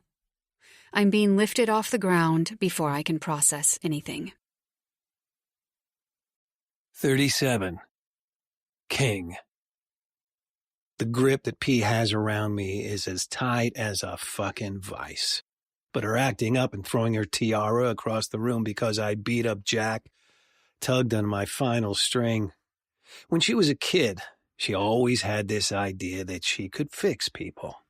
Not just hurt people, but really fix them. She'd always ask if you're okay and what were you thinking. That's P. Always a healer. The door to P's room swings open and I raise my head from between my shoulders as Killian glares at me from across the room. The room is shit. There's too much pink. "You're both fucking exhausting. You know that, right?" I chuckle, sitting up straight. "I do." And in other news, Killian strolls in, falling onto my bed and leaning against the headboard. "Have you seen the new girl?" I roll my eyes. "There are 2 of them, so I'm going to need you to cut it down." A pillow hits the back of my head. "You know I'm a brunette man." I snort. "I know. You're a Maya man." "Man, fuck that. She knows the deal. We don't touch, kiss, or anything. She's like the little sister that I wanted to fuck for a very brief period of time." He pauses, blows out a breath of air, and then taps me with his foot. "What's up with you?" "Moodier than usual." I rub my hands over my face. "Don't know." I know. Ever since finding out that Dove is P, it's fucking with my head. Silence stretches out. "And what did you do?" "I almost killed Jack." Images flash over my head. "Good." Killian stands and rounds the bed, dropping down on the floor opposite me. "He should be dead." "Oh, he would be." I laugh, shaking my head. Only I wanted to give her the power to do it, instead of taking it all for myself. Man, do you know how hard it was for me to rein in all my rage and hand it to her on a fucking silver platter? I bring my eyes to Killian below my hoodie. I tormented this chick for the better part of her life, Kill. I hid in the corners of her bedroom and heard her screams in her nightmares. I'd watch her toss and turn in her sleep. Sweat would pour off her body every night, and I watched.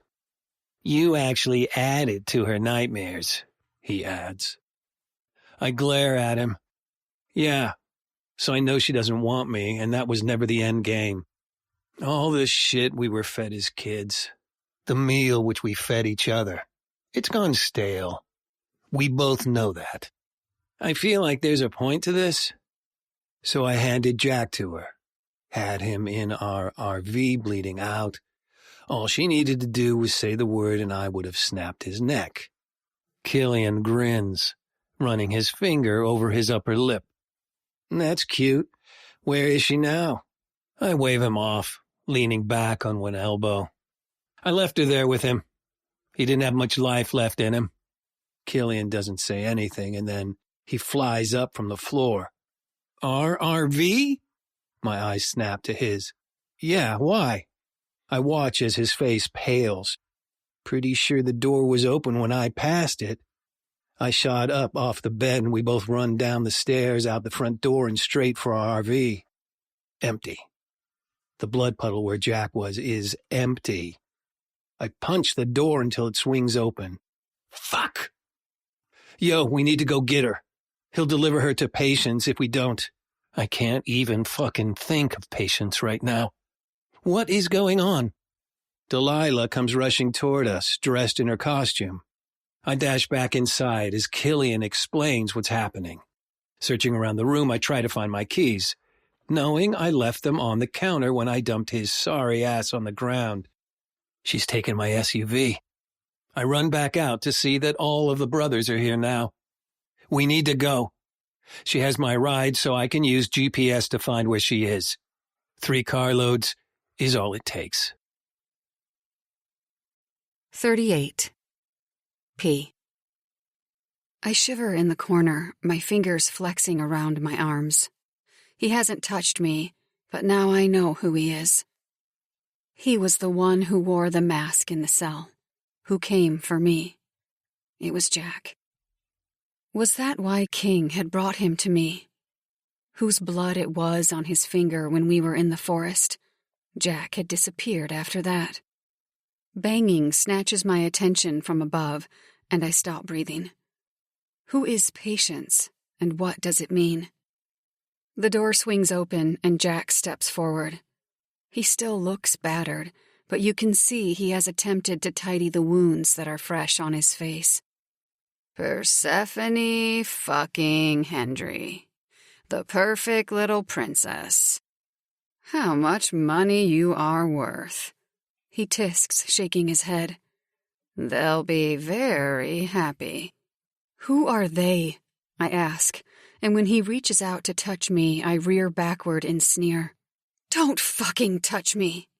He swings backward as the back of his hand swipes across my face. My face numbs and thuds with pain, blood filling my mouth. I spit it onto the ground. Fuck you. He hits me again and again, until I am sure that I'm going to pass out. I'm curled on the ground, cradling my head. Jack finally pulls me up to my feet. You're going in the shed. You're going to give me my own show. I yank my arm out of his grip. Fuck! A sharp needle stabs my arm, and I fall backward as fluid pulses through my blood. The ceiling spins as Jack's face fuzzes in front of me. He triples. Get used to this, Perce. This is how Patience does things. The room spins. I see grass, heavy boots, jeans. His voice sounds deeper, funny, like a broken record or a flat battery. Swirls morph in my vision, everything doubling in effect. My head is slammed against the ground, my body frozen and my head fuzzy. I don't know. Where am I? What's happening? I'm yanked up to my feet, the smell of sweet marijuana filling the air. Dance, Jack says, but his voice is distorted. I can hear the distant tune of Tool's Schism, with smoke clouding my vision. Or maybe that's my brain. Everything hurts as my body sways from side to side. My arm throbs where the sting hit it, and I slowly gather what has happened. Motherfucker drugged me. He grips below my shirt and tears it off, and then works on my pants. Tears roll down my face as I fail to stop him, fail to fight, being robbed of my control. I'm going to die here, or at the very least wish I did. Jack comes in again, and I watch as he brings the needle to his arm and blows out a cloud of smoke, injecting himself. He pulls my body into him and dances around the barn with me, lost in a drugged haze, before shoving me down onto the hay. The particles fly up around me, my eyes crossing together as I focus on one stick that's floating down over his shoulder, slowly dropping and dropping. My eyelids flutter, my vision being cut black every 2 seconds as I fight sleep. Jack bites at my breasts, and just as he swipes my underwear aside, King's face appears over his shoulder, and I know I must be dead. There's a lot of yelling, but I don't know. In a perfect world, King would save me, not want to kill me. In a perfect world, I wouldn't be lying here, drugged and vulnerable, all for what? For the mistakes of my parents? In a perfect world, I wouldn't be a broken girl trying to find her own way. But this isn't a perfect world. King isn't here to save me, but I go with it. My blinking slows as I lean up on my elbows and watch as King's figure moves fluently in triples. All I see are King and Jack, and then an explosion of blood. My tongue sneaks out, just as Killian and Delilah drop down on either side of me. Metal slips over the tip of my tongue. Revenge, I whisper to myself, only to myself, because this is a dream. This is not real. Yeah, little bird. Killian whispers, only it echoes into my head. Fucking revenge. But then Killian is being torn away, and so is Delilah. I inhale, recognizing the smell of fresh burnt ash, leather, and honey. King picks me up in his arms and cradles me into his chest. My head tilts back as I finally lose myself in a deep slumber. I wasn't saved by Prince Charming. I was saved by a villain, and fuck being on his warpath. 39. P. My mouth feels like cotton, my limbs cemented into the mattress. I groan, raising my body off the bed. The smell hits me first, and then I scrub my eyes and open them. The large glass window to the left, the black leather bed, leather dresser, and large TV. The black walls and large white triangle of Kisnich painted into the wall above the bed. Shit. The door opens, and King walks through, pausing when he sees I'm awake. What happened? I ask, running my hand through my hair. It feels like straw, and I smell badly. You don't remember, he says attentively, stepping inside the room. Not really.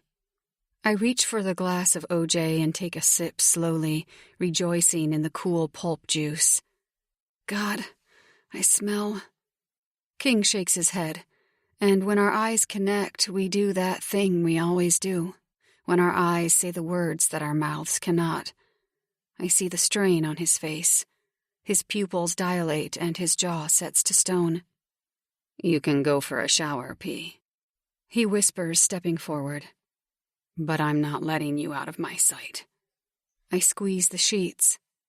That bad, huh? King chuckles. Yeah, baby. That bad. Come on. He reaches for me, my hand connecting to his. It's a small gesture with so much meaning. That's the thing with King and me. We write our story in invisible ink so no one else can read it. He tries to carry me to the small steps near his bathroom, but I push him away. Stubborn, he murmurs, and for a brief second, I see the old Kingston I knew all those years ago. Once we're in the bathroom, he turns the faucet on and waits for it to heat up, closing the glass door. I wiped your face down when you were asleep, He kicks down the toilet cover and takes a seat. Delilah wanted to give you a full-on bath, but I almost killed her, so she didn't try again. King, I whisper scold, my heart clenching in my chest. He looks so tormented. He shakes his head and gestures to the shower. I smile, taking a small step inside and undressing while I'm in here. It's stupid because King has seen me naked before, but I'm not feeling very anything right now, and I need to sit in here alone. I close the glass door, knowing he hasn't moved from his spot. "Music," I murmur, knowing he would hear me. The door opens and then closes, before opening and closing again. The sound of the sound dock picking up his phone dings through the air as I reach for the soap. Seconds pass before Evil Angel by Breaking Benjamin starts playing. My eyes close and I inhale, exhale through the waves of music surrounding me. Music has always and will always be the main part of me and how I express myself and vent my energy. I think that's the same with everyone in Midnight Mayhem. I work on the shampoo and conditioner, rubbing it through my hair. Squeezing soap into my palm, I scrub my face and then wince when I feel how bruised my cheek is. After I rinse off, I slowly slip to the ground, pulling my knees up to my chest. The door cracks open and King looks down at me. I draw my knees in closer. His eyes don't drop. He doesn't eat me alive with lust.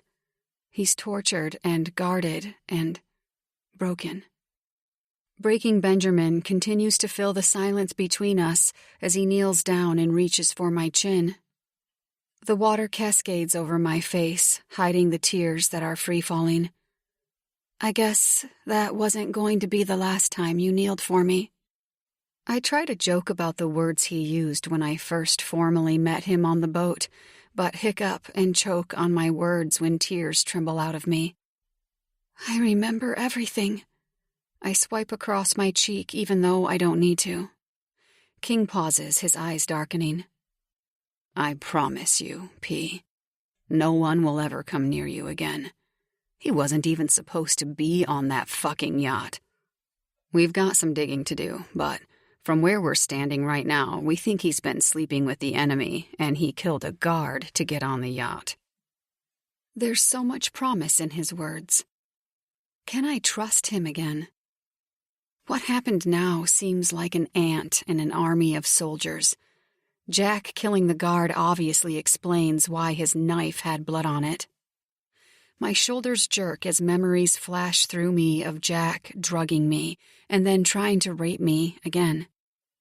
King steps into the shower, military boots and all, his arm wrapping around my waist and taking a seat on the floor.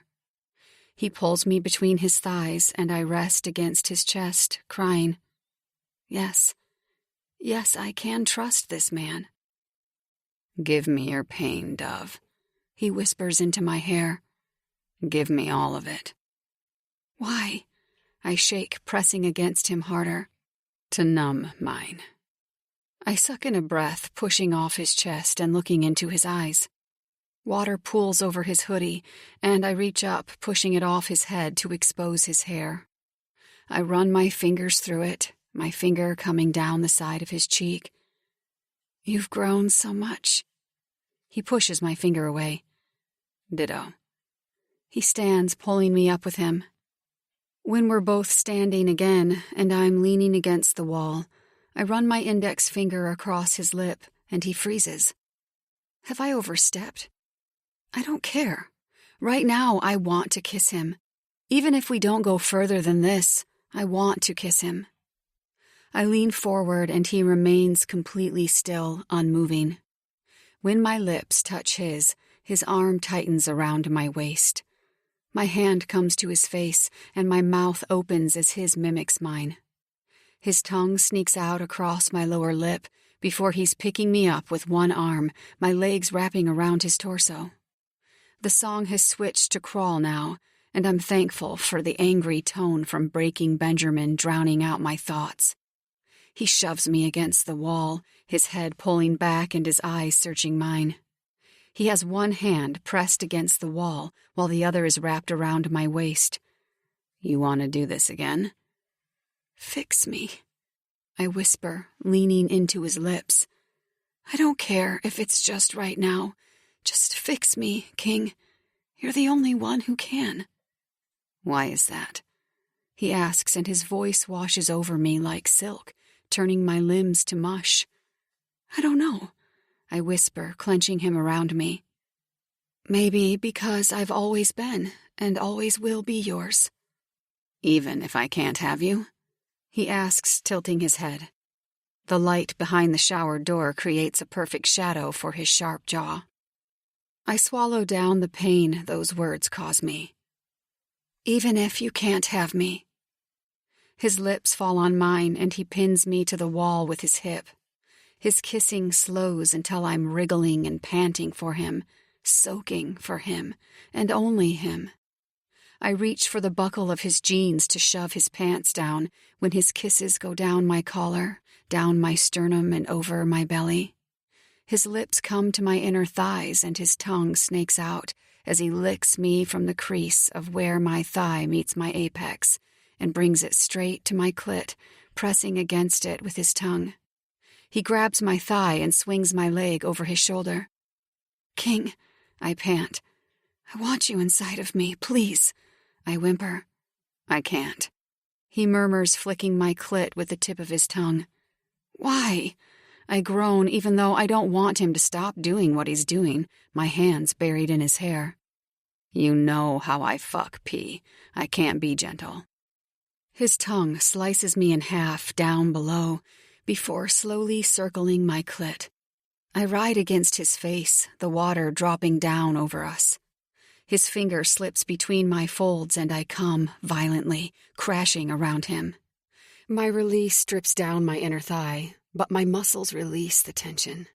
Slowly he stands back to his feet, his eyes solely on me, his focus eating up everything that is me. The intensity in the air shifts around us as we remain locked. I feel his finger swipe up my inner thigh as he stands, bringing his finger to his mouth and sucking off the cum that was obviously on his finger.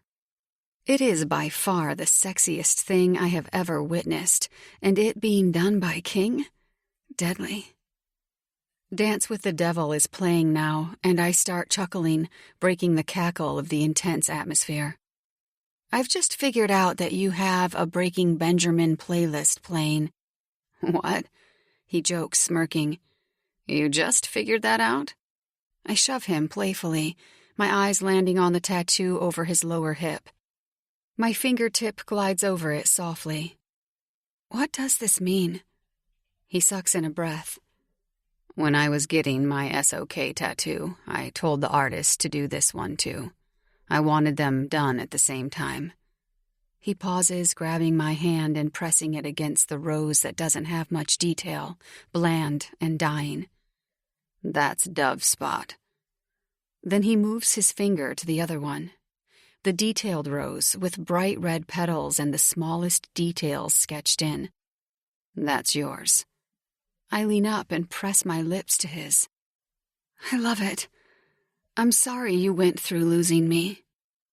He doesn't smile or move. He remains passive.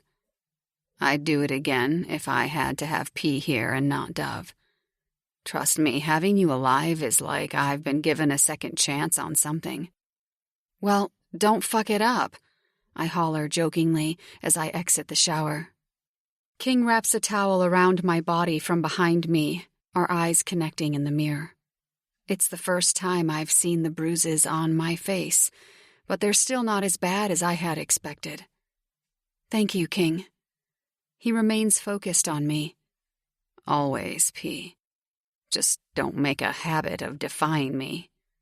I smile gently and watch as he disappears into his room, leaving the door open. The girls brought over some clothes for you. They're on the bed. The girls? I ask, leaning against the vanity. He nods. Your girls, Saskia and Callan and Rose. Kenan tried to get in, but I locked him out. King, I scold him. Don't be mean to my crew. King shrugs, ripping off his clothes. Instantly, my libido pings to life. Shameless. I am shameless. King is the cure for my broken and battered soul. One cannot exist without the other. Quickly spinning around, I grab the only toothbrush that's in here and squirt toothpaste onto it, brushing my teeth. I sigh before rinsing it off and putting it back. Sorry, I murmur, swiping my mouth and entering the room now that he's changed. That was a bit unhygienic, but I really needed to brush my teeth. Considering my mouth has been on your pussy and my cock in your ass, pretty sure I don't care. He throws on new boots and gestures to the clothes. Get changed, and then we need to go have a meeting with Delilah, if you're up for it. I nod, reaching for the skinny jeans and t-shirt. I drop my towel and change quickly, ignoring the fact that King is probably staring at everything. Once I have my chucks on my feet, we make our way downstairs. The talking and mumbling silence as I take the final step. Wow, you guys are really discreet, I joke, looking around at all of the brothers. Keaton is pacing back and forth, and when he sees me, he stops and takes 3 big steps until I'm wrapped in his burly arms. This fucker wouldn't let anyone near you for the past 24 fucking hours. King flips him off and heads toward the door. P. I'll be back. My eyes find Killian, who hasn't looked at me. His hands are buried in his hair, his elbows on the table. I find myself beside him, reaching up to touch his hands. Kill. His eyes, red-rimmed and swollen, come to mine. Worst 24 hours of my life. You're not so scary after all, huh? He chuckles, shaking his head. Little bird, we are not good people, not even decent.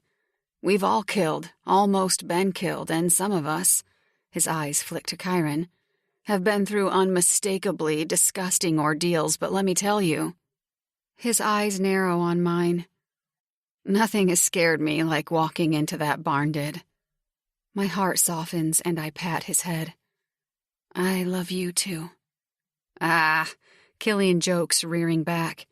Don't get ahead of yourself. No one said shit about love. I roll my eyes and make my way toward King, who is still standing with the door open. Tell her that Kill doesn't love. I can still hear him protesting when the door closes and we make our way across the field to the tent. Instead of going inside, though, we snake around the back and toward the mansion. I know how Delilah lives. Hell, I've seen her mansion in New York. King, I reach out for his arm, pausing his movements. Don't. He shakes his head. Don't put words in your mouth that I can't follow up with, P. His eyes search mine. Why? I ask the question I've been wanting to ask for way too long. He pauses, and just when I think he's not going to answer, he does. Because you're too good for me. Because I break everything that falls on my hands. I step up to him, my eyes commanding his as my hand wraps around the back of his neck. I yank him down to my level so our noses touch. I've been in your hands since I was 1 day old, King. Yeah, he whispers, his eyes deep in mine. And look at what good that has done. He pulls away, leaving me standing here alone. The wind whisks through my hair, and just as he steps through the door, I call out, I know why you did it. I tuck my hair behind my ears. Follow me all those years, I know why. He steps backward and spins around to face me. Why, P? Why do you think I stalked you for years? Because I was your task, to watch and wait, to pounce, but the other half of you knew, King. Deep down, you knew I wasn't Dove. I didn't, he whispers. You're a liar, I counter. He picks me up by the backs of my legs and slams me against the wall on the patio, probably giving everyone inside a show of our own. I'm many fucking things, P, but a liar is not one of them. Then why? Why? King counters. I can see his anger simmering beneath his cool exterior. Because you've been wanted, hunted for years before your mother lost her shit, he exhales.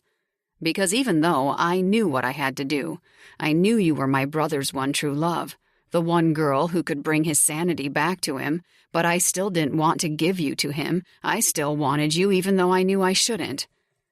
My airways close in. That's not a bad thing, King. No. He murmurs, his hand coming to the front of my throat, where he massages gently. But it's a dangerous thing. He drops me to the ground. There's a whole lot you need to hear. Then he disappears into the house, leaving me breathless and twisted in knots. 40. P. Delilah's eyes glisten as I walk in, a glass of vodka on the rocks dangling between her fingers. She exhales. God damn it, Perce.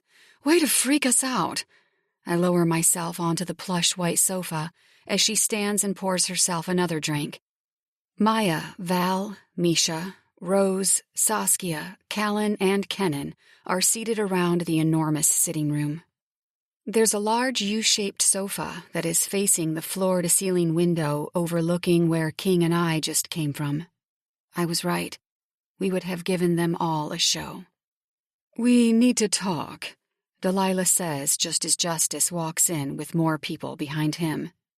I notice a few of them, one being Killian's mom, the sex-crazed addict, and another being King's mom. I wince when I see her. I find Keaton's, well, our mom, Ash, and their fathers, as well as a few older men and women. There was another woman who walked in too, but she came alone. She looked out of place the most, wearing a knit cardigan and a long dress. Her blonde hair was pinned back in a braid, and her eyes looked tired. Help yourselves, I don't have time to call the maid. Delilah gestures to the small bar that's tucked away in the corner. I watch as some follow and gather drinks and others take a seat in various parts of the room. No one is speaking. The air is suddenly thick, and my anxiety comes in quicker. I lean into King out of instinct, and his arm wraps around my back, forcing me closer to him. He presses his lips to my head. You're safe. I trust his words, but it wouldn't be the first time I have, and he's failed me one way or another. Trust is a learning process. You can completely trust someone, but it will still be a work in progress. Right. Delilah claps her hands, standing in front of her chair. I would like to take this moment to allow anyone who is looking to harm Perce because of her parents' mistakes to step forward right now so I know who to kill first. Some chuckles vibrate around as well as gasps of shock. King's shoulders shake beside me, his face burrowing into the back of my neck to hide his laughter. No one? Delilah looks around at everyone. Good, because although I know the brothers and forefathers run this world and we answer to them. Her eyes fly straight to King's father. I have no problem ending anyone if someone else comes after my prized possession. In fact, she raises a hand, and I wonder if she has slightly lost the plot after all this time. If you come near any of my prized possessions, I will see to that ending. She exhales peacefully, and finally falls to her sofa, takes a sip of her vodka, and then flicks her hair over her shoulder. Now, to the issue at hand, patience. I've heard that name be passed around a lot lately. Caius steps out of King's mom's grasp, a cigar hanging from his mouth. He reminds me of a drug lord, Tony Montana. Patience wanted Persephone because they knew her lineage with Mayhem. They didn't get her, it's settled. We part ways for now. Delilah shakes her head, throwing back more vodka. Nope. I'm not okay with that. King, are you okay with that? King freezes and then slowly peels himself away from me, his eyes going to his father. No, I'm not. Caius shakes his head. You're blinded, son. Sorry I'm late. You fuckers didn't invite me.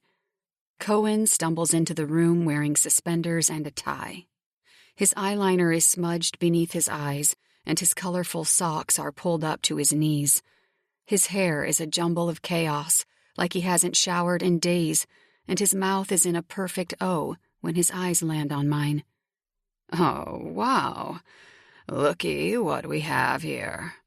He staggers toward me, snatching a bottle from the bar. Jesus, Delia, stop your son. Dreyer murmurs, shaking her head while sipping on her glass. The woman who looks uncomfortable twists her fingers together, her eyes always coming back to mine. Cohen drops on the other side of me, taking a long swig of the bottle. He stares at me blankly, void of all emotion. It's like staring into a machine. We share. Did King tell you that? Fuck off, Cohen. King cuts him with a death glare before we all take our attention back to Delilah. Personally, I think it's time we start fighting back toward patients. This is the first time they have ever tried to actively step on our toes by using one of our own. Nonetheless. Ah, yes. Let's talk about little Jack. Where is he? King answers quickly. Dead. His father's eyes go to him. And was it cleaned properly? I can't have anything falling back on us. We've lived beneath the shadows, quite literally, for decades. I won't have your dick getting us in trouble. It's clean, King clarifies. He changed teams and went to patients.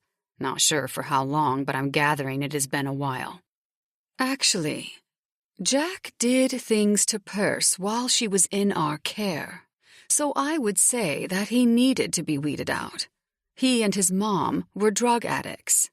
When they saw an opportunity with Perce, they jumped, knowing that patients would pay big bucks for a kisnitch, especially one of the Hendry girls. They start bickering in the background, so I look to King, finding him watching me. I focus on his soft lips, the dip from his cheekbone, and his perfectly structured nose. I want this. You, I say. The fuck you don't, he replies. Where are our brothers anyway? Delilah asks, her eyes flying around the room. King finally drags his attention away from me and to Delilah. They're not coming. They'll agree to do whatever I agree to. Delilah nods. So, it's settled? We will conduct a plan? Son. King's dad interferes. A word. King squeezes my hand and then stands, disappearing with his dad behind the door. 41. King. As soon as we're out of view, Dad turns toward me. Do you know what you're doing? Had she not been in the picture, would your decision still be the same? I think over his words, though I'm pretty sure I don't have to think long. I will always do what's best for Kisnich, period. It's why I'm my father's son. Why I will take his place when he passes, because I have no problem making decisions for the families, and most of all, mine. Yes, I answer, fishing out my pack of smokes from my back pocket and biting one out. I flip open my Zippo, grinning that I still own it, before blowing out a cloud of smoke. Like you even have to ask, Pops? Listen, Dad sighs. And I know it's coming. The talk about how I stress my mom out, and how there has always been bad juju around the Hendry twins because of their witch mother. When I say witch, I mean she practiced witchcraft. She called herself a white witch when our parents were younger. People thought they could go to her to be healed, but in actuality, she ended up cursing everyone she touched. I mean, not a real curse, but she let off bad stigma amongst those she touched. It's one of the reasons why a lot of people who are in Midnight Mayhem steered clear from P when they saw her. They thought she'd, I don't know, work voodoo on them without even knowing it. When she found out about Dove and P, she became more violent with her evil. I know she means a lot to you. You four have this twisted little bond, and I blame that on your mother and her poor choice of friends. My mom was always very close with P's father. It's why we were practically raised together. Whether they fucked or not is a different story. You never know in this world. Very rarely do wives and husbands remain in a completely monogamous relationship. It puts stress on your mother, who thinks you will make the wrong decision. I roll my eyes, puffing on my smoke. Mom needs to chill. She's getting old. She needs a new hobby. She wants my Aston Martin. Well, she can take it. Dad laughs. A full throat chuckle after a while, shaking his head. Man, you boys really are going to be the death of her. I shrug. Is that all?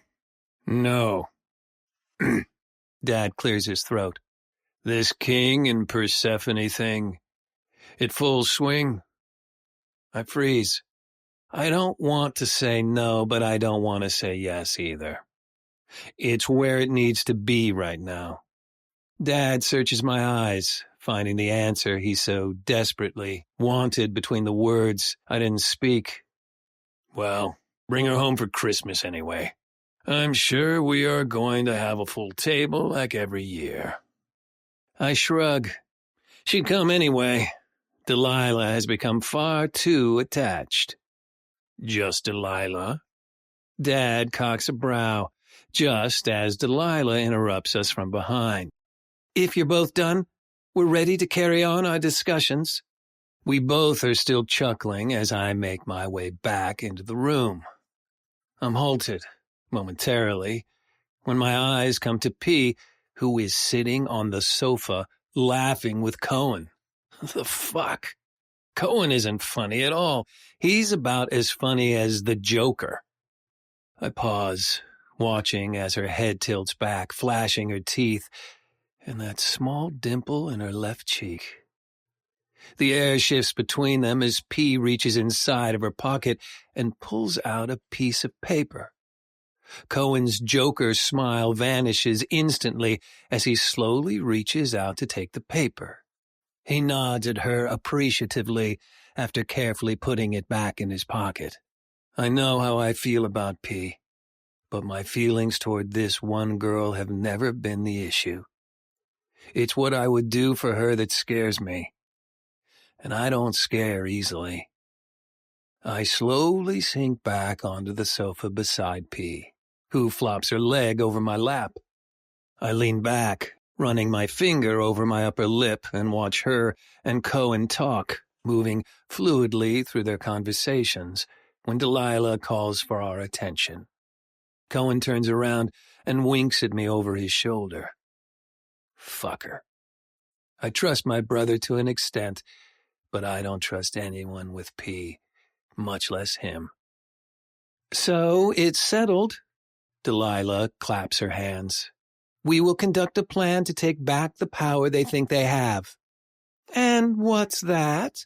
My mom says, ignoring everyone. My mother is like the Dark Queen. No one pushes her boundaries but my brother, my father, and me. Everyone else cowers in her presence, and with good reason. There are some pretty rough stories that float around about my mother and her attaining my father's attention. Delilah grins. Well, I think we cage all their best acts. How about we start there? So close to Christmas? Maya asks, her eyebrow cocked. That's a bit rough, even for you, Mother. Delilah sneers at her before addressing us again. Because it's Christmas, I'm feeling light. I have a better plan, Maya says, leaning forward on her elbows. We put someone in that they don't know is with us. I freeze. Delilah snaps at Maya. They know you're mayhem, Maya. Stop talking. All that weed is going to your brain. Not me. Maya rolls her eyes. Someone new. Oh, no. 42. P. Absolutely fucking not. Delilah's eyes swing between Maya and me, and I find myself standing and making my way over to Saskia and Callan, further protecting them. No. After giving the dove drawing to Cohen, I found I was right, and it had to do something with him and my sister. I don't know what, but Cohen's whole vibe dropped when he saw the familiar drawing. He placed it in his pocket with a smile. Had I earned a smile from the one who doesn't possess a soul? Okay, well, how about this? Delilah's voice breaks through. After New Year's, we'll walk through this again. The fact is, something is happening, and we need to take back control." Delilah's eyes drift to Maya before coming back to me softly. I see the apology in her eyes. It's already settled. One of my own will be going undercover, and there's not a fucking thing I can do about it. Shit. I need to dance. I turn, leaving the room and passing all of the adults. I love Delilah. She has taken me under her wing more times than I can count, but I can't agree with this. Not ever. I can't agree to put one of my girls or Kenan into the pit of hell. I'm pushing out the door when my harem follows behind me. "Are you okay, Perse?" Saskia asks, stepping beside me. "Yeah," I answer, walking back toward the compound. "I just need to dance, let off some steam." Kenan comes up on the other side with Callan beside him. "You know we'll be okay if one of us has to go." "Fuck that," Kenan scoffs. "Have you heard of patience?" We're making our way out of the clearing now, and I take a sharp turn for the tent, knowing I have some clothes there. "I haven't," I say, shrugging. "I've heard the name a lot lately, but haven't had the time to ask about her." Patience isn't a her, it's a show. They're like us from Kisnich, only they don't do shows. I mean, they do, but their shows are underground and for one purpose only. Kenan mutters. I shove open the door. "And what's that?" "To sell you." I freeze. "Holy shit." "Yep," Callan murmurs, and I follow her through the entrance. It started because a couple of people were offended for not being picked for Midnight Mayhem, and then it grew. It seems selling humans, girls to be exact, is worth more money than what people pay for a Midnight Mayhem show. "Are you sure?" My eyes narrow.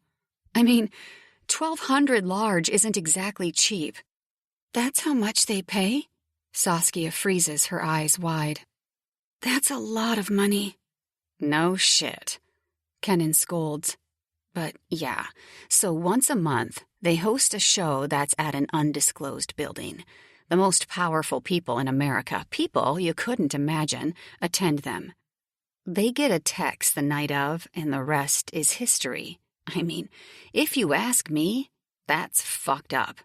I know Midnight Mayhem is fucked, but they've always stayed in a moral lane."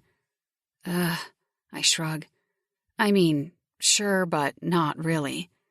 "What, because of the sex?" Kenan grabs his cock and his head tilts back as he bites on his lower lip. "You are crazy." I shake my head. He winks at me. "Go get dressed." I'm still laughing when I move away from them and slip backstage, heading straight for my duffel bag that's hidden beneath a chair. I pull out some ripped boyfriend jeans and a Calvin Klein crop top. The boyfriend jeans are way too big for me, but still manage to hang off my hips, courtesy of my ass. I stroll back outside, piling my long hair onto the top of my head, but then change my mind and ruffle it back out again. Jay hollers from the DJ booth ahead, and I raise my hands at him, signaling him to hit me with a mix. I start snaking my body around the place as The Weeknd's The Birds Part 2 starts playing softly through the speakers. Rolling my head back until it looks almost inhumane, I roll back to the front of the stage and move my body to the music. "He doesn't want anything like that with you. You're still the annoying little kid he was stuck with all his life." I swing my hair around in circles, riding the slow beat and bringing my hand down in front of my body, down my tight abs. Trade It All, Part 2, mixes into the song. I change my movements to tight hip-hop moves. The Dark of You by Breaking Benjamin mixes in next. It's slow, throwing me off beat, literally. My footsteps falter at the change of pace as I take a couple steps backward, waiting to gather enough of the rhythm to be able to use. I start flicking around the place in ballet movements, standing splits and swinging around. When the chorus kicks in, I grab my head and circle it around, entrapped in the song. Sweat pours out of me as the music hydrates me again. Anything but Breaking Benjamin. I roll my body back off the ground, feeling a bit weird doing ballet in inappropriate clothing. The chorus drops again, and I pike up, pressing one foot into my inner thigh and spinning around in circles, dropping to the ground just as La La La starts pumping. I shift into that song, shaking my ass around the dance floor. The rest of my crew piles onto the stage, and we laugh as they all start dancing. Kenan makes an effort to grab my hips, so I go with it. In Those Jeans starts playing, and it turns into a Kenan and Purse show. He hooks his fingers into my belt loops, pushing my ass into his crotch. I bend over, rolling my ass and grinding into him. "Oh, Kerr?" I laugh, biting down on my lower lip as I raise up, slowly rolling against him. He drops in front of me, his face deep in my crotch. I grab the lower part of his arm, dropping down in front of him and snaking my arms out. I grab his crotch, smirking, while rolling sexy circles around him, teasing. I reach for my crotch and pull it softly while rolling my body. The chorus hits again, and he slides into my legs again. I laugh this time, signaling cut to Jay. The lights flick back on, and King is sitting in the front row, his hoodie covering his face. Kyron is beside him, whispering into his ear while his eyes go up and down Kenan, probably sizing him up, hopefully in a sexual way. "Hey," I murmur, looking at King. He gets up from his chair and leaves. I rush forward, chasing him. "King!" He ignores me. When we get outside, I grab for his arm, laughing what just happened off. "Hey!" He swings around, cutting me with a glare. "What, P?" I still. "Wait, why are you mad now?" He pulls at his hair. "Everything is fucked." He grips me around my arm and yanks me toward his RV. Stepping into it is like taking a step back into the past. The smells, the setting. My small little room in the back. It all feels like lifetimes ago. He starts pacing in the kitchen, and I take a seat tentatively. King is like a ticking time bomb. Only, when he explodes, those he loves and keeps close to his heart never get touched. "Do you know what this life is about, P? I mean, really." He pauses abruptly in front of me. "No? I mean, yes, but no. I'm hoping I'll learn everything else as it goes on. But, King, this is my family. You are my family. The brothers are my family, and Delilah may as well be my mother." He shakes his head, dropping down onto the sofa while exhaling. His knee jiggles from beneath his elbow as his head hangs between his shoulders. "You were right when you called me a liar." His voice is smooth but thick like cognac. Easy enough to slide down your throat, but with the right amount of dosage, it could kill you. "What do you mean?" I ask, kneeling in front of him and bringing my hand to his arms. He looks up at me. "I do fucking want you, P. I've wanted you since I was an adolescent child, and as sick as that sounds, I don't give a fuck. I fucking want you." "I'm here," I plead softly, needing him to wrap me in his arms and tell me everything is going to disappear or work out. Our lives will figure themselves out. Only, I know that's not going to happen. I know he's not going to tell me that because, truthfully, I know this can't happen. My heart snaps in my chest. "I can't lose you again, King." He hisses out a deep breath and leans back in his chair, flinging his hoodie over his head. The night is drifting in, darkening the inside. "I can't fucking share you, P. Ever. Even when you're not mine officially, you're still mine. That's how it's always going to be. I can't fucking function knowing you're walking this earth and it's not me you're walking it with. I can't fucking share you." "What?"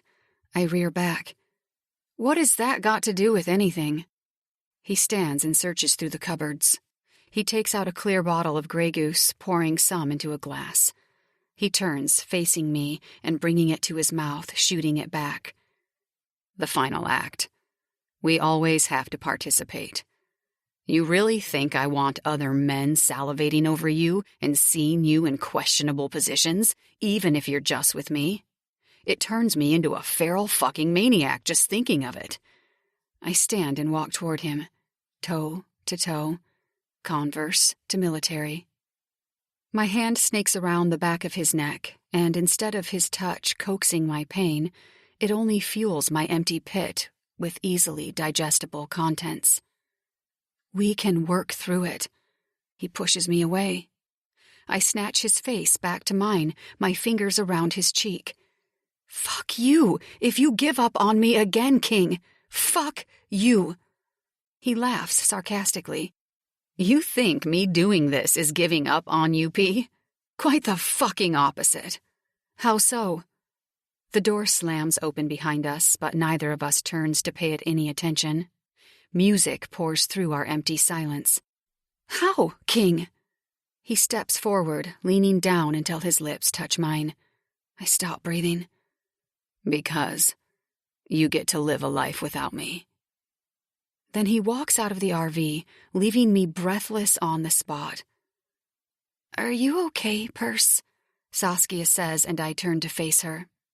She's dressed in a tight crop top and skinny jeans, her makeup done to the nines, making her crazy blue eyes stand out. Yes, I exhale. I have to be. Though I'm angry. Like, angry as fuck that I feel like we've done a complete 180. He wants me. I know he does. Not because he says the words, but because of the way the energy in the room crackles any time we're near. Like an explosion ready to collide. He's ice, and I'm fire, and every other element in between doesn't matter. She hands me a drink, and I take it, sipping straight away. It tastes good, like ginger ale only with vodka. Come, we're all out in the middle. I think it's called the pit. Her perfect eyebrow is arched. Yes, I chuckle, hooking my arm in hers. Party pit. So, how are you liking your first week with Mayhem? To be honest, I'm not digging it. I laugh as we head out of the brothers' RV, making our way to where the loud music is coming from. A fire pit is blazing in the middle with people seated in a circle. I drink the rest of the alcohol and then make Saskia tell me where I can get more. She takes a seat of her own away from the crowd. When Killian tries to sit next to her, she moves. I watch and laugh as Killian sits there confused. Yo! He nudges me as I drink my second glass and make my third. What's her deal? How have I never been able to lay a girl? You won't lay that one, I answer, studying Saskia as she sits on a rock, peacefully okay with being alone and watching the fire. But why? He groans like a child. You, I slap him. Stop that right now and go one night without fucking someone. He drops his lip, and I know it's supposed to look ridiculous, but because it's Kill, it only looks slightly adorable. I say slightly because he's also annoying. Once I've drunk my third glass and filled my fourth, ignoring the laughter behind me, I take a seat between Maya and Rose. Hello, ladies. Rose rolls her eyes. You throwing shade at me since you have new friends? I shove her playfully. Shut up, I am not. Rose giggles, taking a sip of her drink.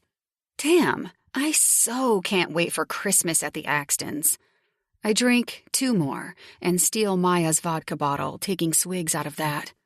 Please don't say that. It gives me anxiety. Maya snatches the bottle back. I need this more than you. My eyes go up to what she's looking at, Killian now talking with Callan. Oh, God. Maya shrugs. It's nothing I'm not used to. What is up with you two anyway? I'm confused. She laughs, looking between my glass and me. Because you're drunk, or because of Killian and me? Not sure. I sink the rest of my drink. Both, I think? Well, she exhales. He and I have been best friends since we were babies. Inseparable, that's us. Only we're just friends. There was this one time when I was younger that we had sex. He wanted to be my first, and I wanted him to be my first. But after that, he shifted me back into the friend zone, and I him. He scares everyone off me, but I sit there and take him with everyone else. Sounds like these boys have a pattern. Maya smiles, but it doesn't reach her eyes. Kill doesn't. He just doesn't care. Yo, Perce. Keaton waves me over with his big, burly, inked, demonic arm. I notice a lot of things about Keaton, and one is that he talks to no one. I mean, no one, except for the brothers and Delilah. He sneers at everyone else. I'm thankful I have never seen his feral side, because he's scary enough to look at, and that 5 o'clock shadow is not helping. Yes, brother dearest. I drop down beside him. He shakes his head. Wanna sing? My eyes go up to King, who's sitting in a chair opposite us, with his hoodie drawn.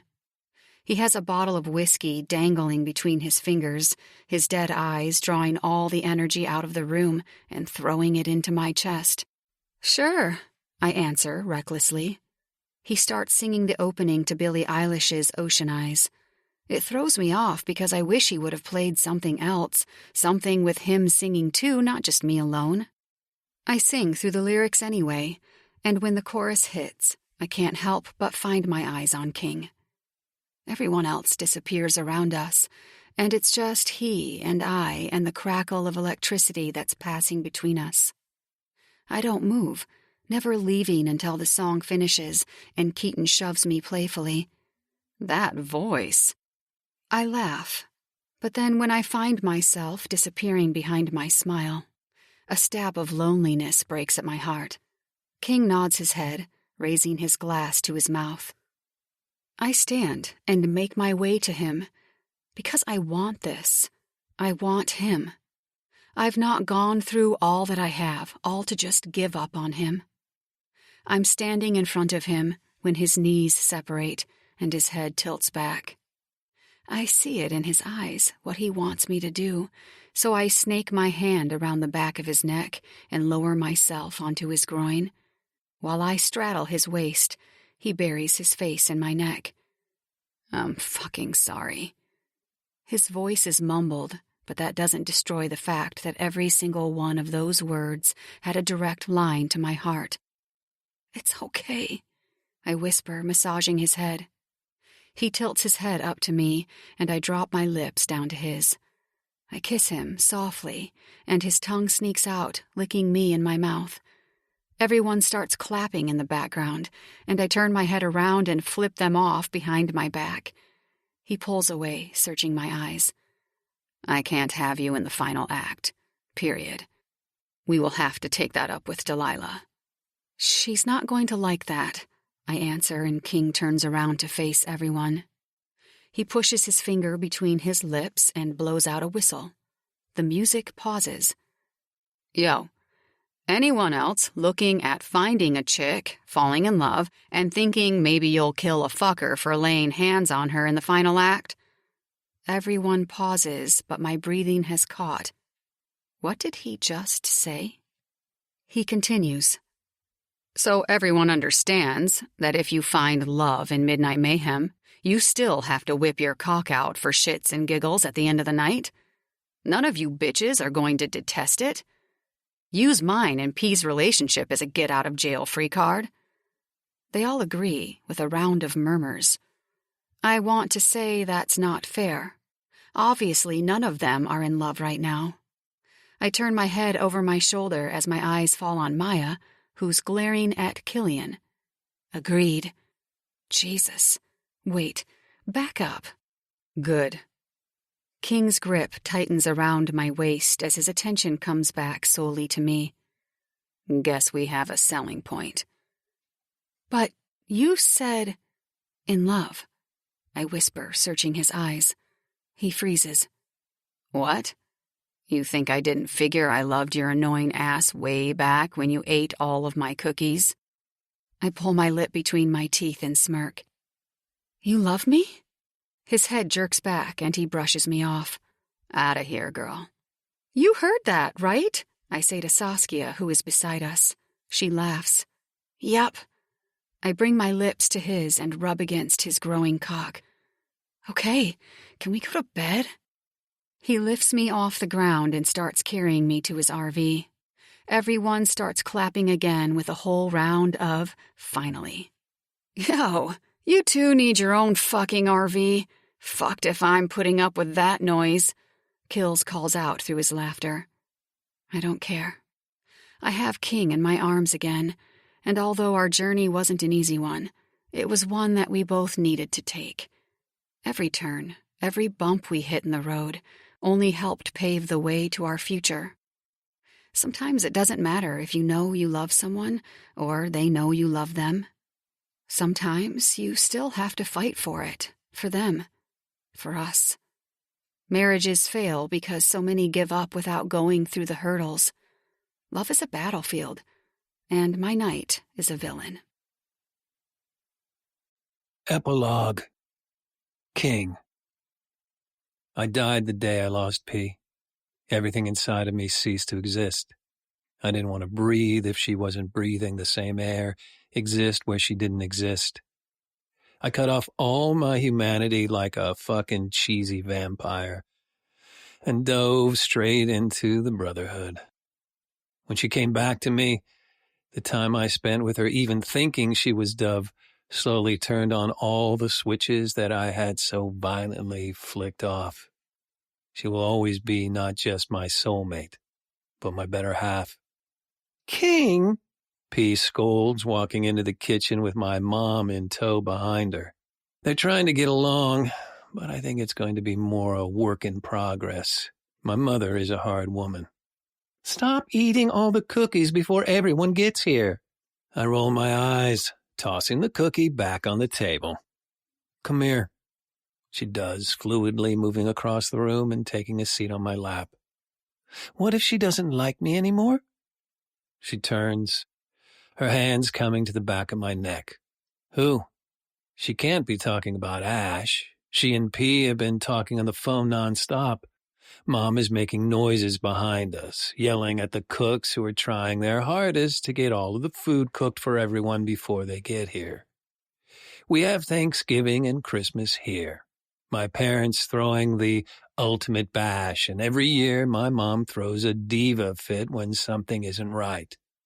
Cartier, she scolds, as if I wasn't fucking listening. Because I wasn't. What? She will love you. Stop tripping. I'm not lying. Cartier and P were tight when they were young, being the same age. Cartier is Kyron's baby sister, and probably the only girl he gives a fuck about and never will give a fuck about. But she's fucking insane. She's played princess all her damn life and has no problem doing it. The front door opens down the hallway and Mom calls to us. King! I tap P's leg, rushing her off. Ready for some family drama? She snorts. I'm well acquainted with drama. I take her hand and pull her under my arm. Exactly where the fuck she belongs. The door opens and Kill strolls through with his mom and dad. The Cornelli family, always so fucking strange. Kill slaps my ass in passing before seeking out someone to torment. Behind the Cornelli family is the Nero family, a.k.a. Kyron's family and the princess herself. Long teal-colored hair, milky white skin, and bright blue eyes look up at P. Her little tattooed arms fly around P's neck, pulling her close. I'm so glad you're alive, P. Cartier is the only other person I've ever let call P by the nickname I gave her, and that's only because the little shit doesn't scare easily. Move, Cartier. You're blocking the way. Kai pushes inside and heads straight for the patio out the back. His parents come in, and before I know it, Cartier and P have whisked off somewhere, as if there was no absence. Behind the Neros and the Ciceros, a.k.a. Keaton's family, Ash still makes Karis use her last name sometimes, though, what with the power struggle between the two of them, Ash and P's family is one of the highest ranking to come from Kisnich, because they owned the entirety of the land. The literal land was her family's. The rest of us just helped find it. There was a war between the Kornikovas and the brothers way, way back when the settlement happened, and then Ash went and married Karis. Ash jumped into the wheel with him and carved an ace of spades into the metal to help keep her focused and grounded. When we asked her what the ace meant, she just winked and said, "You'll find yours one day, and you'll know." My hand comes out to her as she passes, the memory reminding me that I need to ask her. "Ash." She pauses, turning back to me. God, she looks so much like P. "Your ace. Are you going to tell us what that means yet?" She shuffles her feet, waiting until Karis disappears into the sea of people. She sighs, folding her arms in front of herself. "I was in love with Klaus King." Her eyes soften around the edges. "He was my ace." "As in the game?" I ask, my eyebrow cocked. She nods. "You know the old legend. Don't pretend that you didn't play a game of sixers with her." Her eyebrow cocks as though she already knows the answer. Because she does. Because it's the game we all play with new recruits or with each other. "I did," I answer. "But I didn't know that the ace of spades was a thing." Her mouth splits into a half smile. "It's just a myth, Kingston."